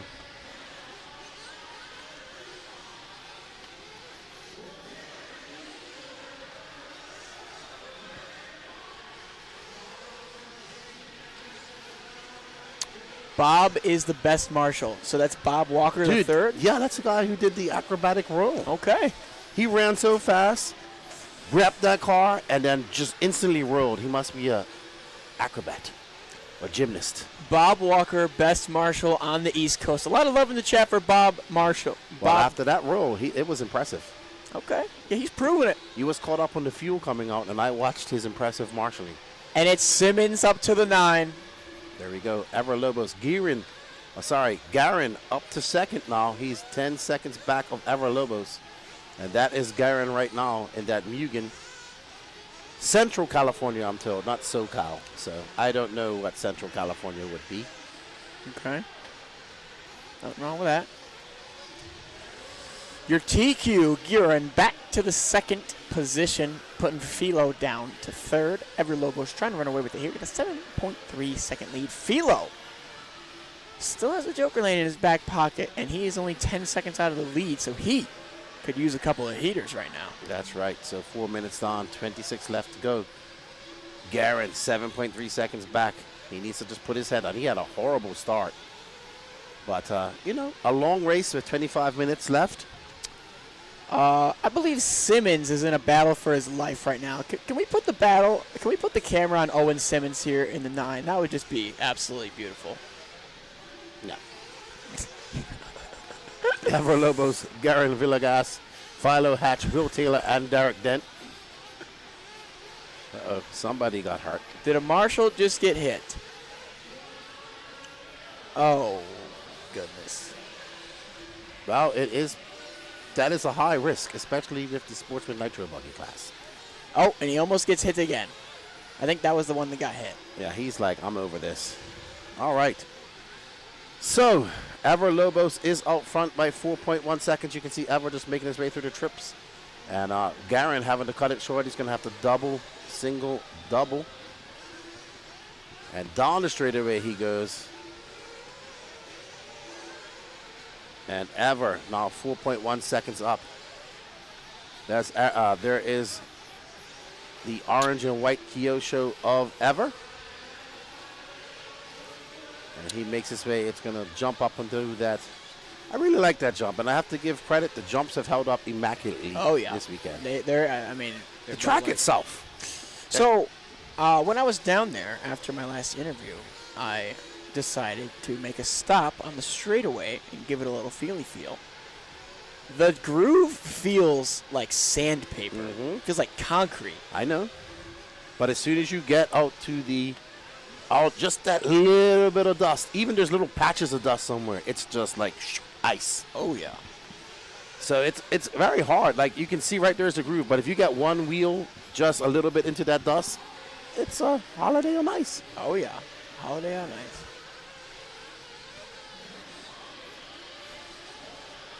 Alrighty, so 23:45, Ever Lobos, Garin Villegas.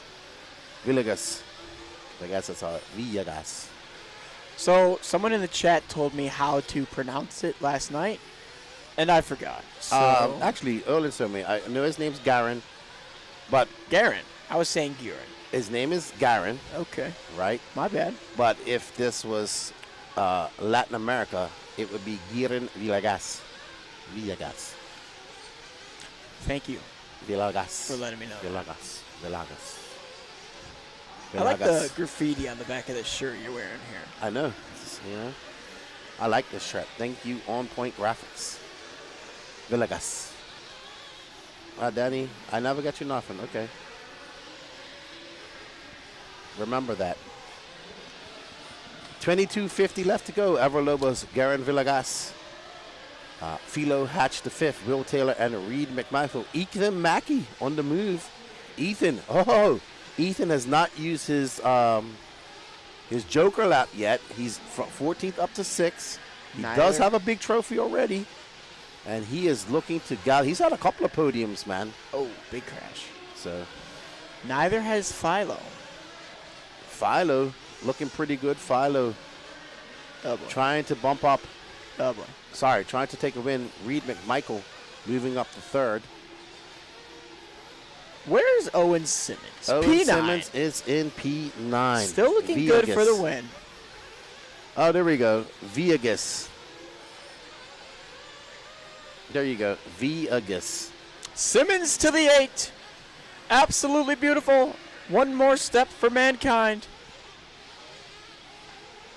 That was like the slowest pit entrant I've ever seen. A 5.7 from Gearin.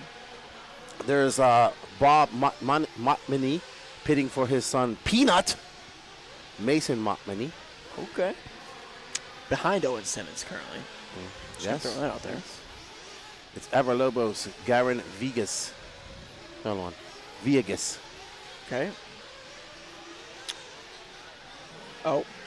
We had a flame out. It might not even be Spanish. It might be French. Sorry. Ethan up to 4th. Watch Ethan Mackey. He is on a roll. I'm watching Owen Simmons as he goes up to the 7. Okay. You are fascinated, obsessed with Owen Simmons. And Viegas has made his way up to 1st.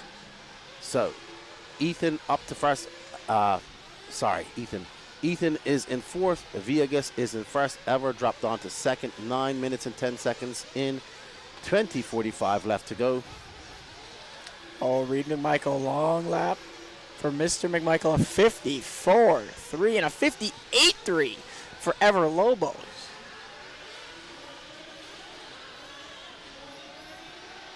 So we're going to find our leader, Guerin. He has a 5.2 second lead over Ever Lobos. All right, so What's the line? Ethan Mackey and Owen Simmons both going backwards now. No, Owen. All right. No. No. Viegas. No. Down to the 10. Still up front. Viegas has stretched his lead up to 7.6 seconds, man. He's ripping. He's trying to take home another big trophy. All right, let's see. It's Viegas, Lobos, McMichael, Taylor, Hatch, Orchid, Robinson, Nakins, Wages, Simmons, Montminy, Jeremy Strawn, Ethan Mackey. I think Ethan Mackey's done. Looks like he's broke. Wow, he made it all the way up to 4th, only to break. Unfortunate Viegas. Annoying as says Buddy Christian when Lefty says it. Well, don't listen. Lefty says what? Viegas? Viegas. We're trying our best here. It's a tough one. He can mute me. It's fine. It is a tough one to get down. Well, we got it. It only took 2 days. 3 days.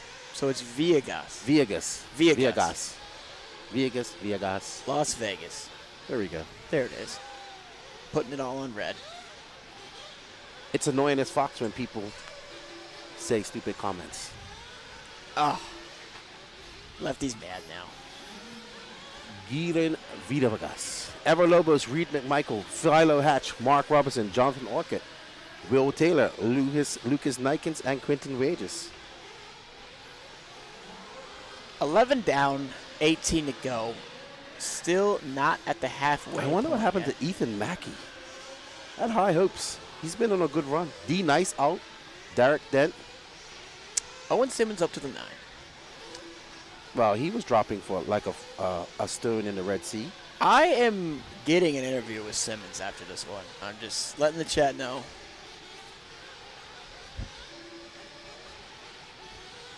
You getting a shout out, buddy? I'm getting a shout out. Fender Mender. Thank you. I wonder if he does auto body. I'll call him if I get an Fender Mender. There you go.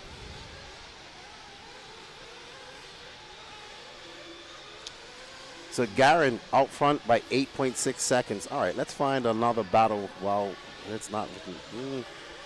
There's nothing really close going on right now. Simmons only 2 seconds out of the 8. We could watch that. I just been dying to put the camera on Simmons. Look, you know what? If I am just look, put the camera on set on Owen Simmons, please. Car number 10. I just can't do it. I can't deal with it no more. I just can't deal with it. Put it on Simmons. He's got a pink paint job. I'm dying to watch him go around the track. He's going to be crossing the line soon. He's probably going over the triple. probably coming on the straight. He just crossed the line. To the right. He's going to be going through the ripples now. Here we go. There he is, ladies and gentlemen. Owen Simmons. Oh, my goodness. Yes. There we go. Aiden is happy now. He's Re-energized. Finish that monster while you're at He's it. currently in a battle for his life for the 9 with Mason Montmini. Now this is what we came to see. It is Owen Simmons in 9th place. To the 8. Oh, here we go. Time to play some defense, Owen. Lock it in. Do not get past right now. Oh, man. Down the straightaway he goes. To the 8 as he gets around Will Taylor. Here we go. Now this is a battle. This is pay-per-view. Oh! Attaboy Owen, way to shake the competition. Oh, I'm energized now. There we go. That's all I need. Oh, Simmons! Marshall! Oh, Marshall, get the car. Redbeard doing a good job. He That- got me some pickleballs earlier. That's detrimental. Come on, Simmons. Lock it in. All right. I think he's hearing you. Because I'm sure people outside are hearing you right now. Probably. All right, Simmons, you're done. Park it. All right. Let's get back on. Let's see. I'm trying to find a good battle here. It's all spaced out, unfortunately. You're running order. Garen Villegas, Ever Lobos, Reed McMichael, Philo Hatch the 5th, Lucas Nakin's your top 5. Mark Robinson, he's about 1.2 seconds. Okay. That's our leader in for fuel. Just before the 15-minute mark. Don't worry. I'm not making fun of Owen. Him and I are close friends off the track, so it's all good, man. Yeah, he's a team associated driver. Yep. AE driver. We get along quite well. I think he'll find this quite entertaining. You made a Goonies reference in one of your interviews earlier. What was it? Huh? Goonies. That's what somebody said in here. I made some references. I don't really know where they're from all the time. Do you even know what the Goonies is? It's a movie. Okay. I made some references. I think is that where Clubbing Baby Seals came from? No. Okay. Then I'm not sure. Maybe we can remind us. Yeah, I'm trying to get him to remind us. And anyway, this race is kind of just spaced out. Yeah. I'm hoping that the final race of the night, the intermediate class, which is usually one of the better races of this event, and most of these events, is a little bit different, but that's not what Garen wants to deal with. Villegas is out front by 19.8 seconds. And right now, that second trophy is on its way back to California, so we shall see. Jonathan Orcutt keeping the Joker in his back pocket here. Yeah, Jonathan in the X-Ray. He races down here in the southeast. I think it's in North Carolina, if I'm not mistaken. World of RC is his home track. Oh, we actually have a battle here between the 4 and the 5 between Jonathan and Mark Robinson, separated by less than a second. If we are looking for something to follow. Mark Robinson has the red bar of doom right now. So he has lost 8 seconds that lap, so the battle is now dead. All right, 13 minutes left to go. Oh, Reed McMichael and Ever Lobos separated by less than a second. All right, let's pick up on that battle. For the 2 and 3.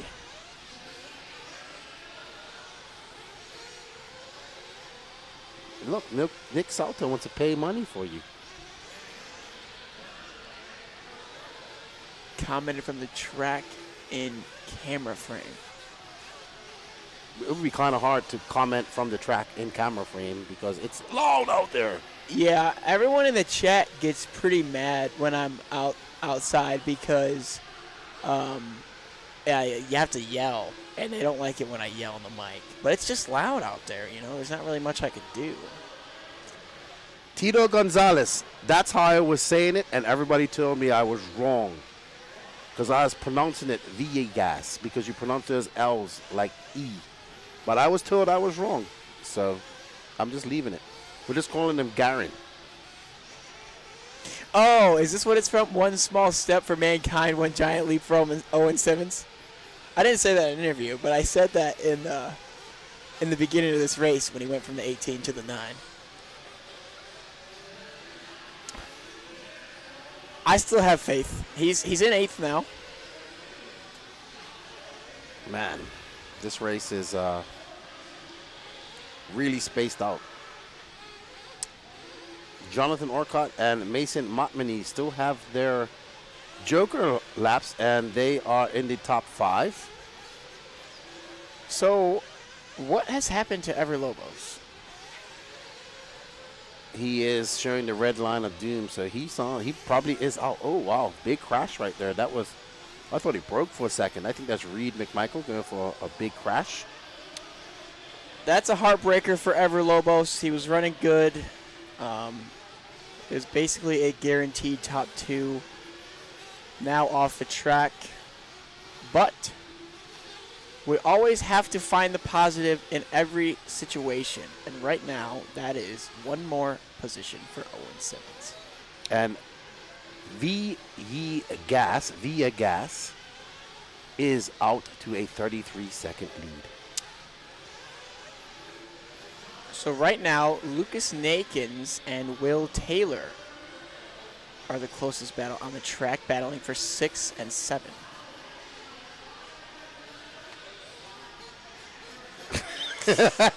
And Owen Simmons is down to 10. Oh, no, Aiden, your hopes are being dashed upon the rocks of reality. Owen, a 56-2. That's right. But you what know, are we doing? Garen back out there. He just threw down a 44.3. He's got 10 minutes left to go. Reed McMichael, 34 seconds back of him. Jonathan Orcutt about a minute or so behind him. The Goonies never say die. Oh, I said never say die. Yeah, I don't think that was your Goonies reference, though. Oh, okay. Because you didn't even know what the Goonies are. If it was a reference to them, then it was an accident. But I do like the saying. I think Gene's losing his mind. Yeah, Gene needs a Snickers or 2. Chocolate chip waffle. I bet he would eat the Snickers upside down. All right, so we're following second. Reed McMichael in that pink car.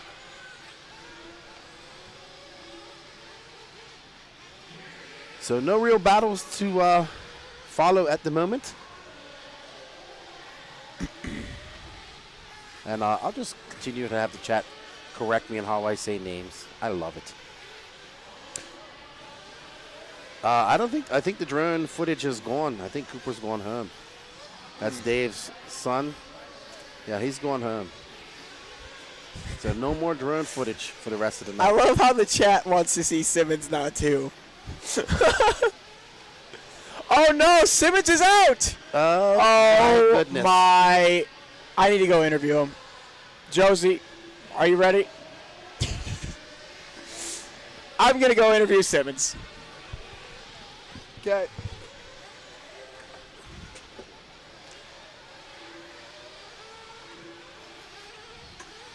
Baby Ruth, is that a sloth reference from the Goonies? I need the orange car to spice it up. Oh, wow. So Garen is, Garen is just impressive. So Garen from Central California. What is Central California exactly? TLR Camp, should Garen be an intermediate? Maybe next year, for sure. But this is his first racer at RaceTime. So, if he comes back next year, then sure, maybe so.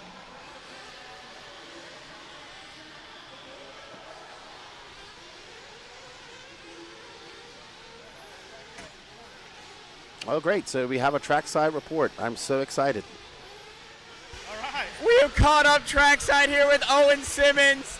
Owen, I was pulling for you in the chat. I said you were going to win. Yeah. You were my horse that whole race.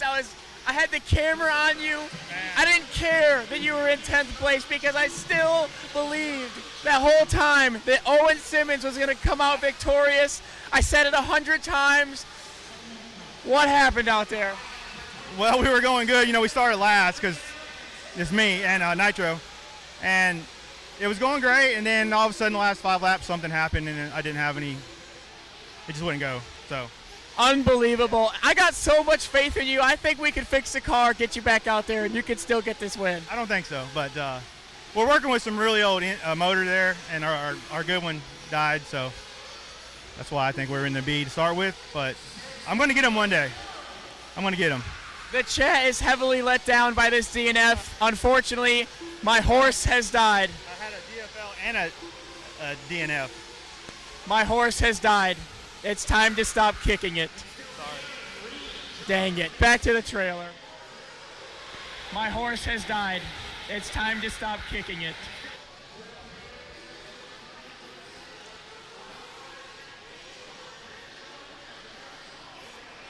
All right, so Jonathan Orcott using that joker lane to his advantage and now in a 3rd spot. He is 32 seconds back of. Thank you, Bakersfield area, Central California, Fresno. Thank you. That's what I was looking for, cities. I do appreciate it. And Garen was TQ. I think he TQ'd this and E-Buggy. So, good stuff. But good run for Garen. And awesome that he came over here and raced with us. And he already has one of those big trophies. And he has his hand on this next one. And is almost all the way back to California right now.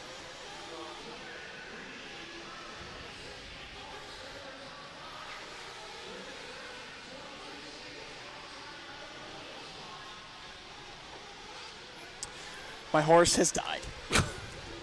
We have caught up with Buddy says, R.I.P. to your horse. And he's going to finish up in the 13th. You tell him you think you can fix it and still win. I still believe that. All right, X-Shark, thank you for tuning in, man. Enjoy that. We greatly appreciate your support in the chat today. Get some rest. Bander says double Nitro win. Yeah, he won Nitro Truggy, and he is on the way to win Nitro Buggy here right now. So Garen having a great debut here at the RaceTime event. I think he said in his interview, I don't know, I'm sure he's probably done like DNC and Silver State and those type of races, but his first big race over at in the Southeast, and the next big race that he would want to attend would be Wicked Weekend in July.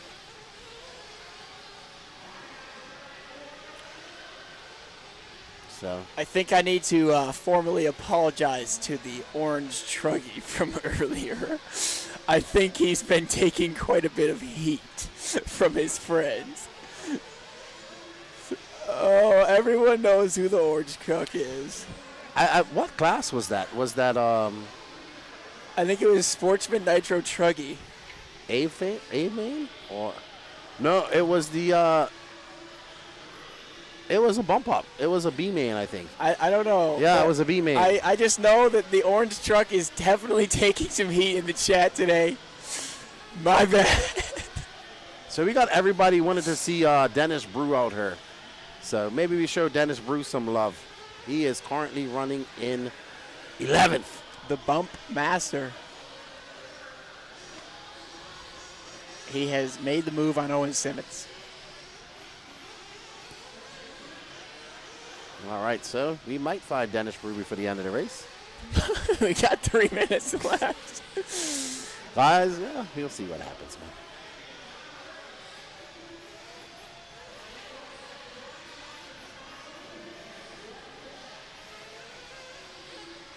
man. That is Dennis Brew in the all-orange car, currently running down in 10th. Mr. Nitro Caddy himself. And there you go, guys. Curse of the commentator. Dennis the Menace. Oh. That is the ultimate of the camera. I blame, you know who I blame for this? The Ed C Project 3115. He asked to see Dennis Brew and jinxed him.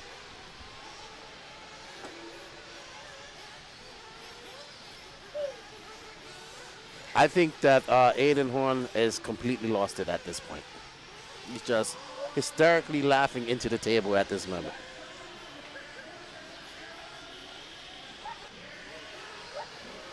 He can't stop.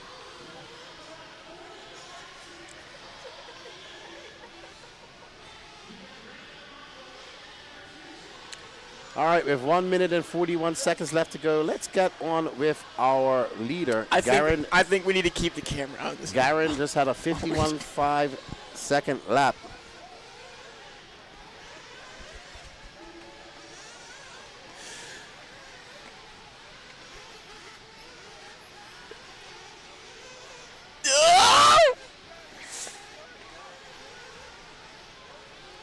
Alrighty, so Garen out front. I'm trying to keep a straight face here with 1 minute left to go. I just don't have the energy to laugh anymore.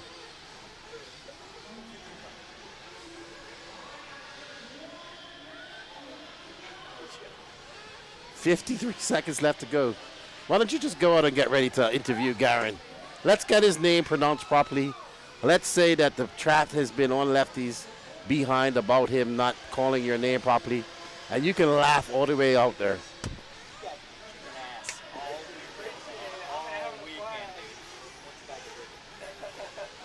I might have to race with him. We'll see. You guys are killing it. Awesome, man. Thank you.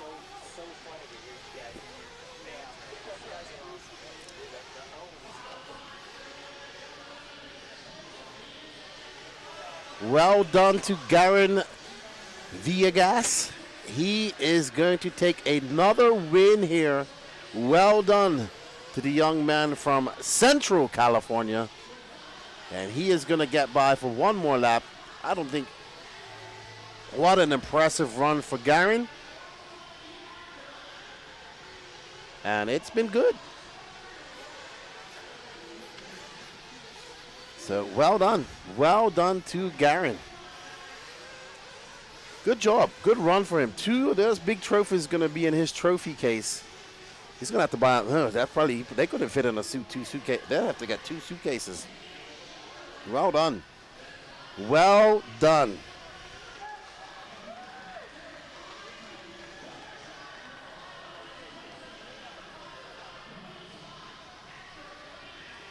There's Dennis Brew. All righty. All righty, we are standing here at the bottom of the stand waiting for Mr. Guerin. Sportsman Nitro Buggy A final champion of the world here in the 2026 PNB. We're going to let him get off the stand here. Is this Guerin right here? All right, Josie. Mr. Guerin. Mr. Guerin. How's it going? What a performance out there. It was a little shaky at the start on that first lap, but once you got it going, there was no looking back. No, the car was running on really bad, so I had to do like half this straightaway. But it worked out somehow. The boys are pumped up to see a W for you. You got some supporters. Oh, yeah. Plenty of them. All right, well, fan favorite here. A man of few words, but you got the dub. Congratulations. Thank you. Thank you. Over to the podium.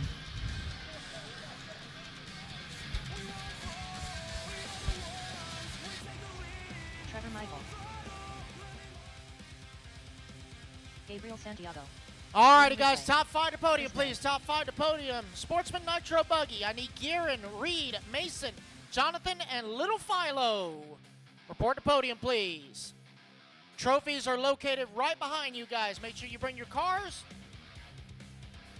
Hey, Philo, in the words of RC Sign-Up Bobby, not terrible. Not terrible. That was good. All righty, guys, we got one more race to go after this. I need my remaining remaining Sportsman Nitro Buggy drivers. Come on over and grab a turn marshal spot. Hey, Jonathan Orcutt, after you get done turn marshaling, come on over to timing and scoring, please. After you get done turn marshaling, Orcutt. All right, guys, we got our top 5 lining up here. Top 5 lining up. Top 5 fastest here at the 2026 Psycho Nitro Blast Sportsman Nitro Buggy. Taking that number 5 spot, Philo Hatch. In the number 4 spot, Jonathan Orcutt. In the number 3 spot, Mason Montmini. In the number 2 spot, Reed McMichael.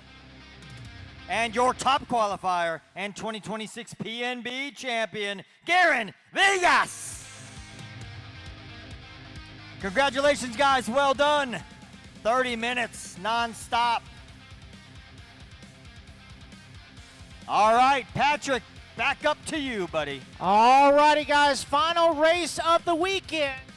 Here it is, intermediate Nitro Buggy. Let's go ahead and fire them up, guys. But hold them still. Hold them still. Let me get your turn marshals out there, and I'm going to turn you guys loose for your 2-lap warm-up. Let me get your turn marshals out there first, so stay put real quick. Let me get my Sportsman Nitro Buggy drivers. Come on out to turn marshal, please. All righty then. Intermediate Nitro Buggy A final up next. Trevor Olin sitting on pole, followed by Chris Morant, Aiden Ridgway, Ryan Daze, Colton Fernari, Matty Long, Ben Decker, Carter Irish, Austin Woodyard, Gabriel Santiago, Clinton Krieger, Trevor Michael, Paul Ciccarello, Cooper Johnson, Ryan Rand, Don Elliott, Javon Mallory, and Jeremy Alvarado. So, Trevor Olins on that pole. Can he take a victory? I hope so, man. I genuinely do hope so. Trevor's a good kid. I like Trevor. I've seen him putting in work for the longest time, and he has yet to really get a win like this. This is his first time starting on pole. It'll be really cool to see Trevor get it I done agree here. with you. I agree with you. And they come to a lot of these races as well. Yeah. So he's, I can't remember if, you know what? I'll just look at RC stats and see if he's won anything. Ross Goddard, absolutely. You got to pick up yourself some NNRC swag. It will be good. We're going to have more, adding more to that as the time goes on by. So let's look up Trevor Olins on RC stats. Did I spell it right? I did.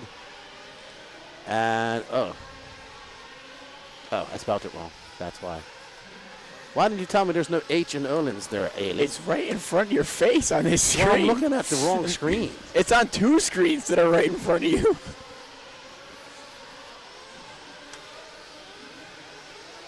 He's not coming up here at all. He's not. Oh, I think this might be his first P&B then.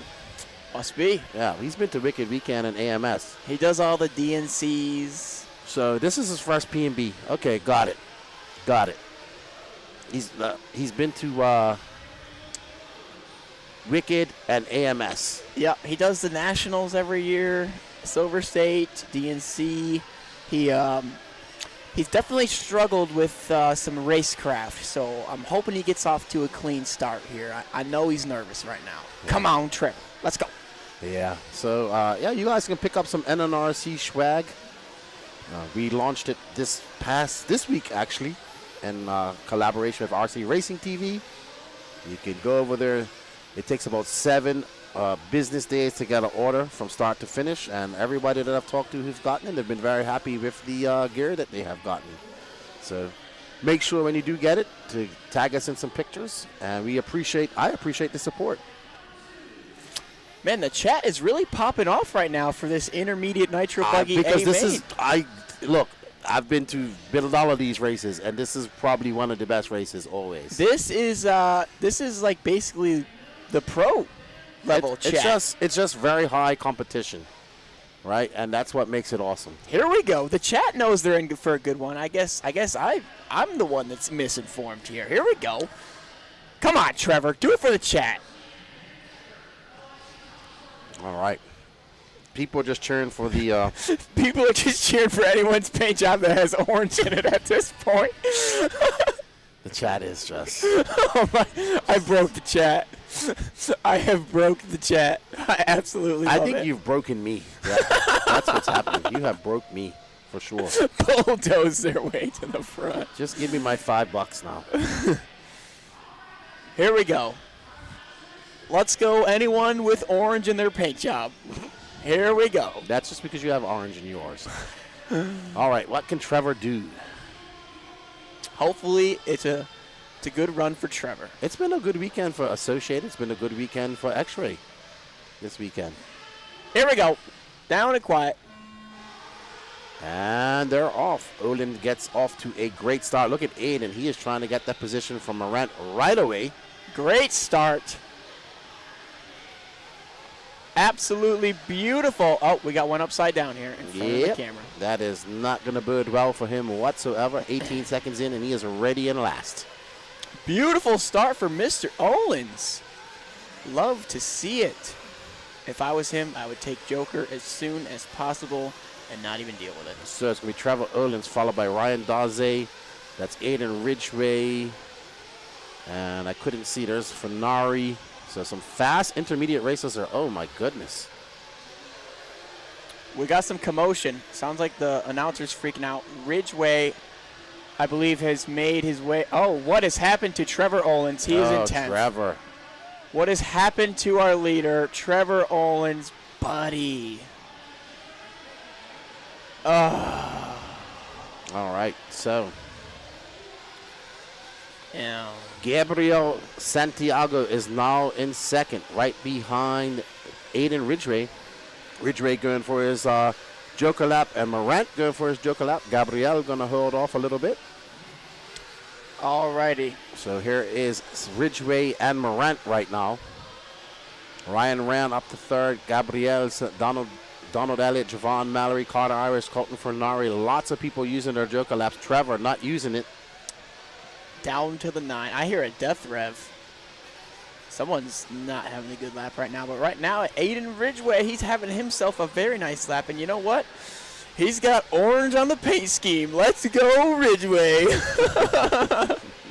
Morant, though, the veteran, right behind him in that Mugen.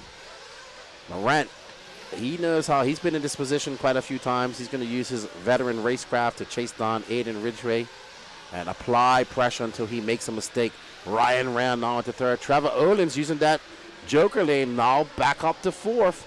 Donald Elliott from 16th to 5th. Mad Matty Long, Javon Mallory, Clinton Krieger. Gabriel Santiago still holding off. Not using that joker lane. Cooper Johnson from Texas. Colton Fernari. Carter Irish. Jeremy Alvarado. Trevor Michael. Paul Ciccarello. Ryan Daze. Austin Woodyard. And Ben Decker out early. I think that was Ben Decker that got the wrong end of the stick in the start. Just 2.5 minutes into this one. Lots of racing to go here. 27 long minutes remaining. So somebody in the chat asked what a death rev is. It's basically when a buggy flips over and they goose it to try to get a marshal's attention, or just because they're angry. And sometimes it results in a popped engine. Basically, when you hear a car upside down, then it's just full throttle. We call it a death rev because you run the risk of exploding your engine when you do that. Morant just clipped that pipe. That was a hard lick. But still, Gabriel using his joker lane and back up to third. So Gabe going to put his head down, try to knock off some fast laps and chase down Aiden Ridgway and Chris Morant. Olins now in fourth. Rand, Mad Matty Long, Javon Mallory, Don Elliott. Trevor back up to the 4, trying to make a comeback after the rough start here. And as I say that, he gets passed. But it's a dogfight for the 3 through 9, basically. Yeah, absolutely. The only person, there's only a couple people.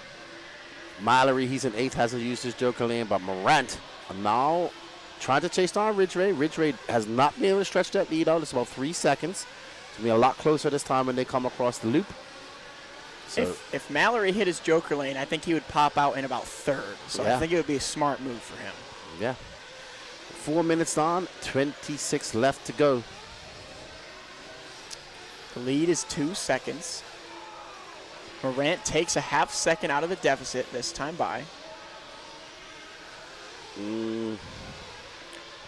I don't know if Woodyard missed a lap or he was pulled in. I do not have that information in front of me.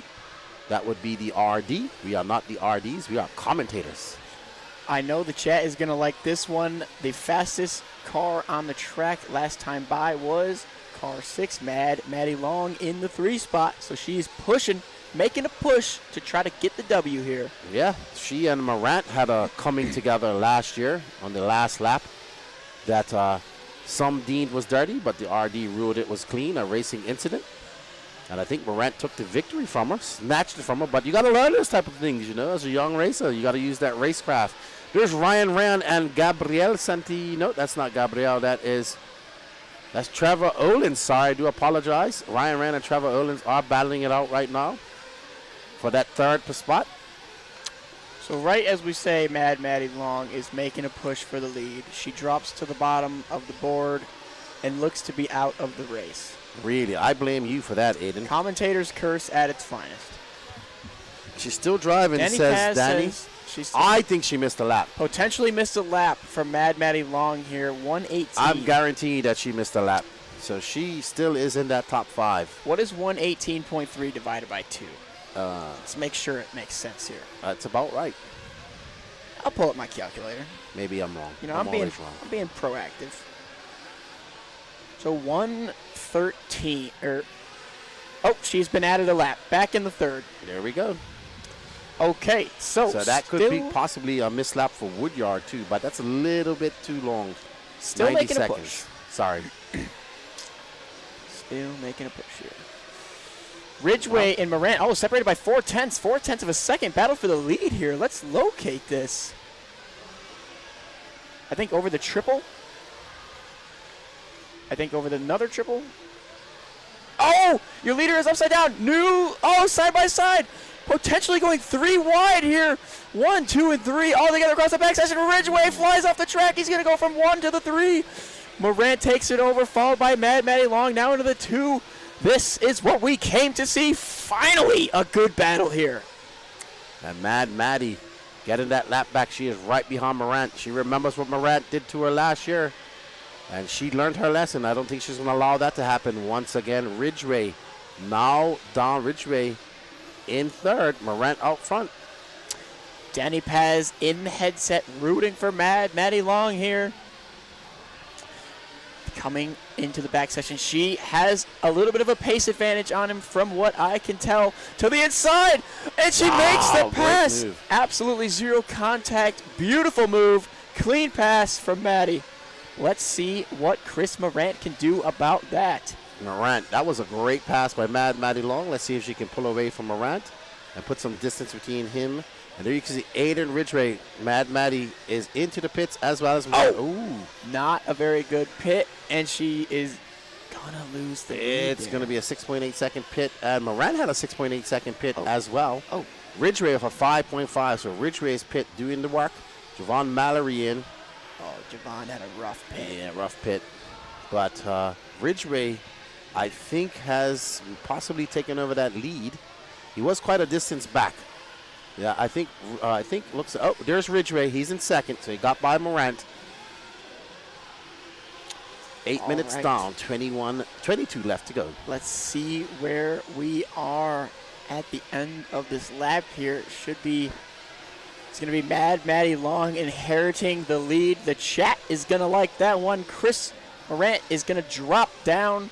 Aiden Ridgway up to the 2. Still waiting on Chris Morant to cross the line as he does in 4th behind Trevor Owens. So your TQ is making a charge back into the top 3 here. 9 seconds out of the lead still.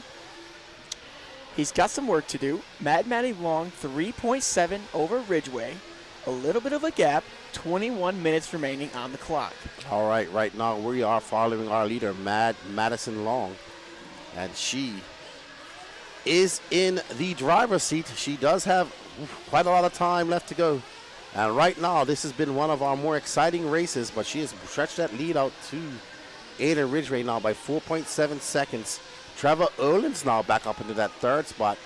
And he is about 7 seconds off Ridgway. He's 12.7 seconds back of our leader. So Maddie got a lead and not looking back. But she's about to get embroiled in some traffic. And as we know, the traffic is the 19th man. It has not been the nicest here at this event. Chat is saying, there's an orange car. The chat said, I see orange buggy. Like, orange is going to be the color of doom from here on out. From now on. Don't have an orange buggy in the Elite RC production chat. They will never forget. Never forget the orange buggy. My paint job is orange. Oh, well, you're going to be one not to forget. All right, so Mad Maddie, she is a very consistent driver. Man, I've watched this young lady. Your just leader to is say that. upside You can't down. do stuff and like she's that. getting tangled. Oh, my goodness. This leper is not making it any easier for the marshal to get to him. Yeah. Frustrations for people. Crossing the line with a 44.1 to Ridgway's 40.8. He's got the gap down to 3.7 now. Ridgway is on the move. I can't tell you how many times I've seen these two young racers battle it out here in the Southeast over various different races. Ridgway, very aggressive. He isn't afraid to give you a little wheel there and move you out of the way. We are following along with Ridgway. He does have orange on his paint job, so he does know how to trade paint. All right, so Maddie Long, Aiden Ridgway, Chris Morant, Trevor Erlins, Javon Mallory in 5th, Ciccarello in 6th for Inari, Don Elliott, Ryan Rand, Gabriel Santiago, Clinton Krieger, Ryan Daze, Cooper Johnson, Carter Irish, Trevor Michael, and Austin Woodyard. Both Jeremy Alvarado and Ben Decker are out. Let's see if we can get a battle for the lead brewing here. Oh, and Ridgway gets hacked by a lapper there unintentionally. Well, Ridgway's got to learn that. I get it that these guys got to move out of his way, but he's got to have some patience as well. Oh, you hear that? That's multiple death revs. I hear a death rev. Someone is popping off right now. Could have been that guy. Trevor Olins losing the 3 to Chris Morant. It looks like those guys are battling. The gap is only 1 second. So maybe we can follow along with Chris Morant and Trevor Olins as they battle for 3rd and 4th. Oh, no. Trevor with a very long lap here. No, very All right, long. so And just never mind. Unfortunately for Olins, man, he looked very, very promising at the start of the race, starting on pole, but he just hasn't been able to recover from that kerfuffle he was involved in. But Maddie Long, she's got a 6.4 second lead up on this man, Aiden Ridgway. But we got 17 minutes and 45 seconds left to go, so lots of time left to go for her to take the lead, for him to take the lead. Bulldozing is permitted when car is orange. Jesus. I don't think you're ever going to be able to have an all orange paint job. This is going to become a running joke in the chat. I just know it. Orange stands for hazard Hashtag cone. orange car. Hazard cone. Cat themed car coming soon. How about a Tonka toy themed car? Wrong color. It's got to be orange. That's yellow. Caterpillar's yellow too. Maddie, 6.9 seconds out in front, man. Josie's out there almost getting her head clipped off by RC cars. Oh, Maddie Long with a long lap of 44.8. Ridgway 41.3. So chipping away at that lead. He is not far back now. 3.4 seconds to gap. It is shrinking. Great save by Ridgway. He got a little bit wonky jawed coming up off that triple. And there is Ridgway. He's got some lap traffic in between him and Maddie Long. Here you see Maddie Long going over those doubles. So slowly etching into frame is Ridgway. Buddy Christian, hashtag orange car things. Oh my goodness. We've just spoiled the color orange for RC car racers. The chat has. The chat's going crazy about orange cars right now. I think they're suffering from sleep deprivation too. How many people do you think are going to go back and watch the Sportsman Nitro Truggy B-main now? Probably might be the most viewed part. We should actually clip it up. Might be the most viewed heat of the event. Danny Paz is going to have to get up and put it in there with some highlights. We should probably get you dubbed over it.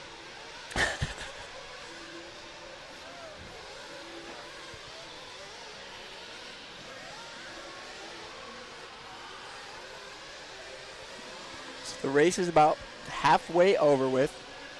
We had a good battle for about 2 laps. It has kind of fallen apart. Yeah. Ridgeway still 4.4 seconds back. It's not over as we approach that 15-minute mark. We're going to see some pit stops here shortly. Ridgeway takes 4/10 out of the gap that time by, so he's working at it. Oh, orange car highlights. Oh, my goodness. It was near the end of the race, so it shouldn't be too hard to find. It was the whole race. It happened like 15 times. Okay. Oh, my goodness. Mad Maddie into the pits. And I'm expecting Ridgeway into the pits. There's Rusty getting ready, her stepdad, Rusty Mihalik. He's a long-time racer as well. And it's a 6.8 second pit. It is not. It didn't catch it, unfortunately. No, that number just showed up. This is behind, I think. No, she's only got one pit stop, bud. Sure? Yeah. See that number 1 in brackets? Where? Okay. So she didn't catch her. All right, I'm seeing things. You haven't eaten in 10 hours? My bad. 1.7 seconds is that gap, but Ridgeway going to go. Who is Sontag pitting? I don't know. Whoever it is. They got a fast pit man. Ridgeway to the lead for now, but he took a pit stop. We do believe Mad Maddie Long has passed him. Oh, no, actually, I'm not seeing Mad Maddie Long ahead of Ridgeway. She's behind. Yeah, because Ridgeway didn't come in for fuel yet. I thought he just did. I don't see him, but we got to find his dad. Let's see who Sontag's pitting. He's like coming in or not. I don't think he's pitting anyone. Sontag's got them big, giant construction hands. Look how he grabs the car. Oh, who's that? It's an X-ray? I have no idea who that was. Carter Irish, I think. Probably. Oh, that's Carter Irish's dad. Yep. So there we go. Ridgeway, has he come in for fuel? I think he just did. Yeah, he did. Says yes. He came in for his second pit. He had a 5.4 second pit stop. He's half a second up on Mad Maddie Long. So we have a new battle for the lead here, and Maddie with a crash. She gets it right. Ridgeway cased the triple. It looks like he rode it out, though. Lapper in between the two leaders here. Maddie's got a little bit of a gap she's going to have to start chiseling away at here. Yeah, these two are definitely adversaries here in the Southeast. Mad Maddie has beat Aiden. Aiden's beat her. The other young adversary that we have here is Wilson Coward. He's not here this weekend. So watching these young racers grow up here racing over the last couple years, it's impressive to see their skills. And our running order: Ridgeway, Long, Olins, Marant, Javon Mallory, Santiago, Daze, Elliott, Ciccarello, Fornari, your top 10. That is Ciccarello in between the two leaders here. Your 40-plus Nitro Buggy Vice champion. Maddie's car is looking a little on the soft side right now. So Maddie putting on the afterburners, and she just has that lap car in between herself, and Aiden. Trevor Owens back to the 3 spot. So Aiden. And there is Maddie. She's pushing hard. 12 minutes left to go. She's got to get around. I think that's Ciccarello, actually. Yeah, Ciccarello's still in between the leaders here. Probably time to give way to the second place car. All right. Blue flags are waving here for Paul Ciccarello. And there it is. Good boy. So now she has clear air, and she is hounding down Aiden. She is taking the gap down here. Wow, what a good lap so far from Maddie. She just reeling him right in. Ooh, close. She got a little bit wonky, Joe, coming out of that 180. That started way back then. Yep. She got into the fluff, lost some traction. She is pushing hard. Still a 39.3 with the bobble. Maddie is heating up here as she closes on the backside of Aiden Ridgeway. 11 minutes on the clock. Both drivers going to have one pit stop remaining. Oh, Ridgeway's got a good lap going for him now here as he extends the gap. Alrighty, so there's Ridgeway. Maddie, a little bit of space. She had a good. Now she gets this. She lines this up perfectly. You see where she went wonky Jordan prior to this. Oh! Whew, that was close. Oh, there was an upside-down car in the face of the triple. It messes them both up, and Ridgeway gets the worst of it. Maddie Long to the lead now. Ridgeway following in suit. Lap traffic gives way. Maddie making her way. She is in the lead now. She has that bullseye on her rear wing. She has been Like I said, I can't repeat how many times I've seen these two young racers race each other. A gaggle of cars in front of them, a plethora, as some may say. Coming up on 3 battling lappers, and one of them is orange. Oh my goodness. Here we go. Does the orange car give way to the leaders? Here we go. And he does not! He does not! He's taking her out! As she gets by just narrowly. She gets by just narrowly. That was close. Oh, and she flips over! She's on the wrong side of the pipe. She marshals herself. Man. Ridgeway's going to get by. And she is now back in that gaggle of lap traffic, and she gets by Daze. And there's Ada Ridgway. So she made a big mistake. No! Mistake for Maddie. Ooh. Oh, not a good sequence for Maddie. So she's going to have to do all that hard work all over again. So what is the gap? 6 seconds. That one, there's 2 kerfuffles. There's 2 mistakes cost her 6 seconds. And the lead. That is not what the doctor ordered for Maddie. And these two are actually 20 plus seconds up on third, which is Chris Morant. 9 minutes left to go. So Maddie back on the horse. She is pushing hard. She's trying to catch up to Aiden Ridgway. 6 seconds the deficit here. She knows. She doesn't really make much mistakes, but she did make 2 in a row just now.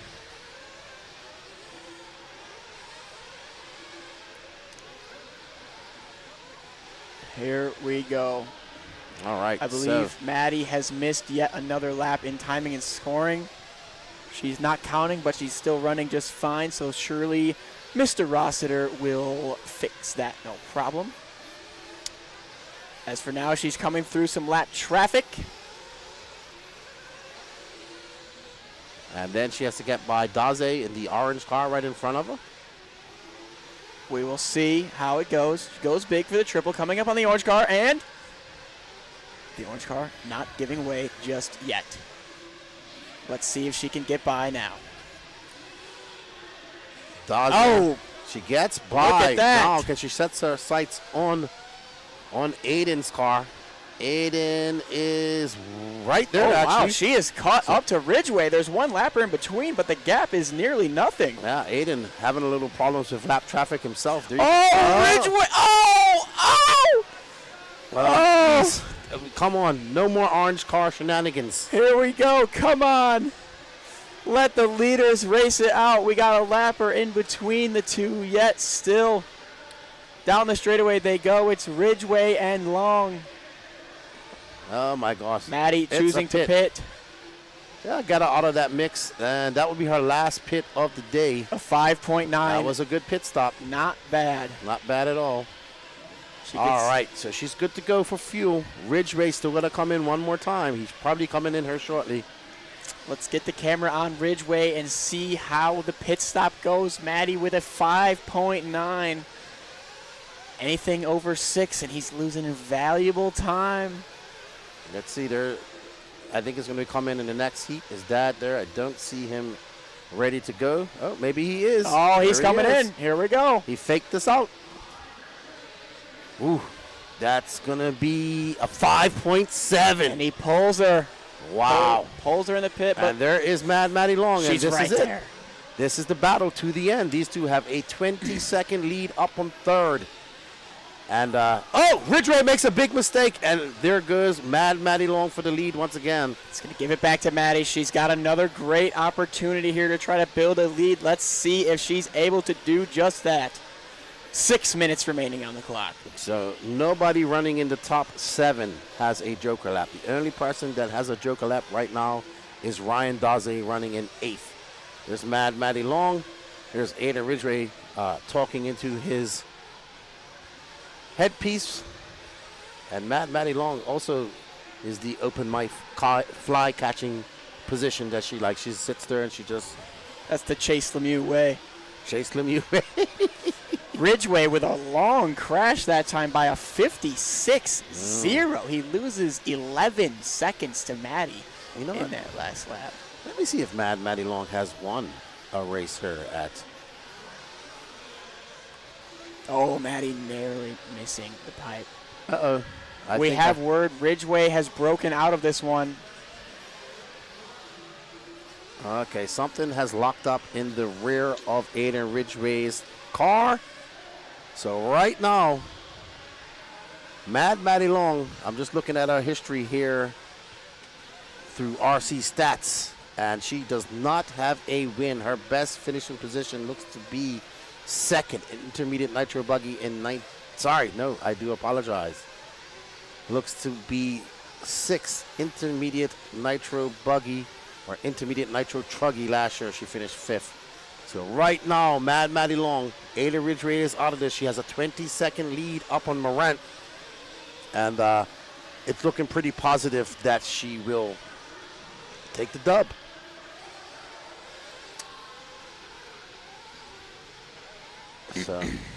So with 4 minutes to go, Mad Maddie Long is completely in the driver's seat. She may have missed yet another lap here. Yeah, so something good. She's hitting the part of the loop that is not picking up her transponder. Let's see if we can pick it up.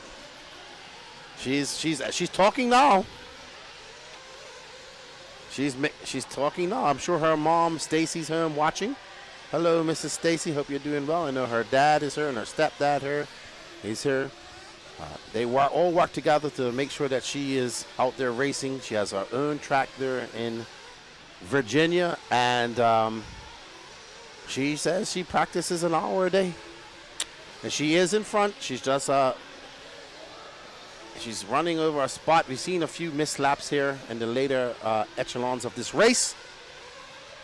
And it's been a good race. It's been a good race. Unfortunately, not a race to the end with Ada Ridgway having a lockup. He did do a lot of tumbling and fumbling and a lot of crashing, and you're pushing these cars to the limits for 25 minutes, something's going to go. You will have that, unfortunately, but Maddie is completely in control of this one. She's got Patrick has added her 4 laps. Now just 1. Yeah, unfortunately. I like to see these races go on to the very end. Oh, 4 laps now. So, who? He keeps adding Maddie 4 laps and then taking away 3 and then 4 laps. Yeah, that's why I'm not an RD. All right, 28.9 for Mad Maddie Long. Heater. Looks like Woodyard's missed a lap too. Okay, we have it sorted now. Mad Maddie Long, 23-second lead over Chris Morant in the 2. My horse from the start, Trevor Olins, not having a great run. You know what, though? There's one guy in the top 5 that still has his Joker lane. I believe. What? Can you remind me what color his car It's is? orange and white. Beautiful. Man, Maddie is locked in. She is in the groove, in the zone. She's greasing right now. Awesome. Very happy for this young lady to take a win here. She has won before. Not at this race, but she gets to take one of those big PNB trophies home. And you know, her dad was telling me a couple years ago that when she wins her first big race, she's going to go on a trip to Hawaii. Okay. I don't think that's happened because she's won a couple of big races since then. Is this going to count? Yeah, I'm sure this will probably be her biggest win, to be honest. But with 90 seconds left to go, let's not jinx her. Nitro Buggy is the enchilada. Big enchilada. This is what everybody wants to win. She is 1 minute and 20 seconds away. Maybe we can get 2 full sentences out of her in the interview. Yeah, you got to do telepathic interviews like I do. Okay, I'll just walk up and just look at her, and then she'll be like, all right, sounds good. I'm going to make my way to the interview. Bottom. All right, so Mad Maddie Long, 55 seconds away from her first, probably her biggest win of her young career. She has driven a very good race. She did have a stint where she made some mistakes. She's had to overcome some adversity, some missed laps, a hard battle with Aiden Ridgway, her nemesis here in the Southeast. 36 seconds left to go. I think we're all happy to see Mad Maddie take this big win. She's a very nice young lady who has a very nice family, who put a lot of work into her program. Not saying that others don't either, but she made her first trip out west here recently to get out of the southeast and do some racing. And we want to thank all of you guys. It's been some great racing this weekend. We had some great racing in the pro class. We had some great racing in the qualifying, and we finished it off with a good race here in intermediate. And well done to Mad Maddie Long. Oh, no. Take it easy, Mad Maddie Long. And well done. Mad Maddie Long is going to be your 2026 Psycho Nitro Blast Intermediate Nitro Buggy Champion. Let's follow her down the raceway. What a great win for Mad Maddie Long. All righty, these cars finishing up here. It's gonna be Mad Maddie Long. The chat absolutely loves to see it. Let's grab an interview with her here. Mad Maddie Long, the chat's favorite. You have the most supporters in the chat each and every time you're on the driver's stand. How does it feel to be able to deliver for the chat once again? It feels awesome. Anything else? The car was really good. We made a couple of changes, and it was dialed. It was dialed. You had a bit of a battle to the death there going with Aiden Ridgway. He had an unfortunate mechanical failure. It was smooth sailing from there. You just had to land the plane. Yeah. Yeah. Excellent job. Congratulations. Over to the podium.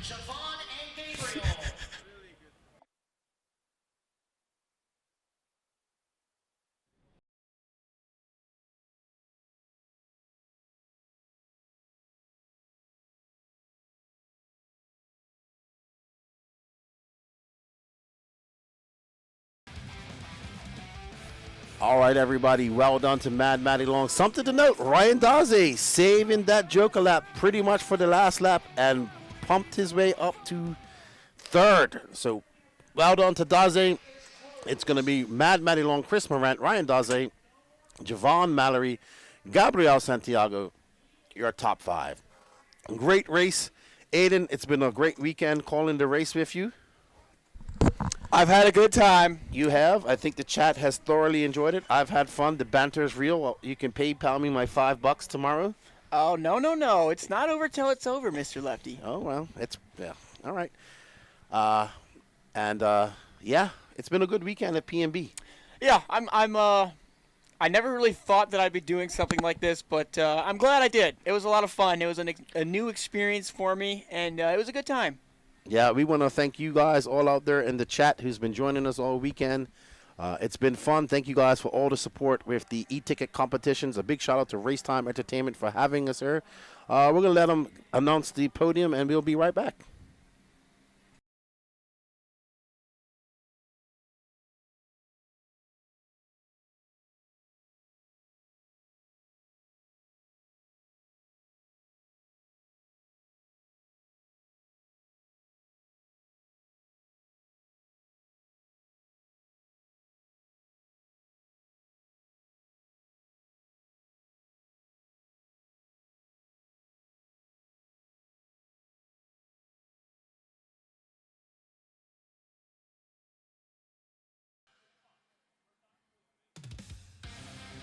All right, looks like they're getting in place here. Here we go, guys. Top 5 fastest here in Intermediate Nitro Buggy at the 2026 Psycho Nitro Blast. Taking that number 5 spot, Gabriel Santiago.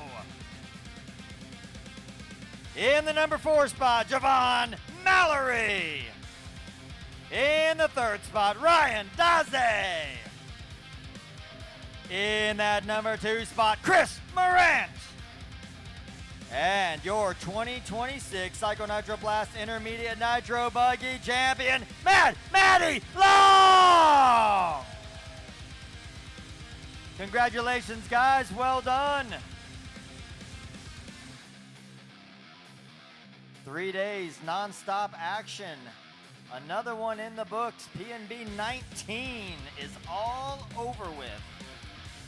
On behalf of the entire RaceTime Entertainment crew, Elite RC Productions, and, of course, RC Trackmasters, we want to thank you for coming out to the 2026 Psycho Nitro Blast. Next year is our 20th anniversary. We've got a lot of big things planned. Look for all of the announcements on our Facebook page. You can also go to RaceTime. Hot. Gabriel, you are Danny Paz's favorite driver. He is dying for an interview with you. You got on the podium, top 5. How are we feeling? Feeling pretty good. The weekend's been a little, in the mains. I had good qualifiers, good qualifying runs, but the main I kind of didn't seal it up, so I had to redeem myself for the last race. And you did just that with the podium finish, doing it for Danny Paz. That's for you, and love to see it. Best of luck next time, and take care. All right, thank you.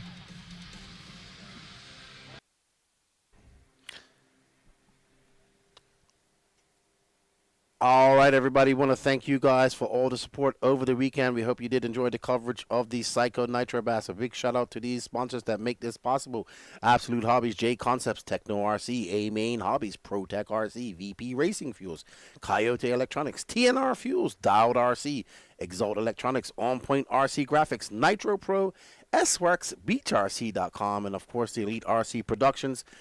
Thank you guys. Thank you for the e-ticket competitions. It helps out a lot. Thank you, Aiden, for bringing the energy. We got to do this again at some point.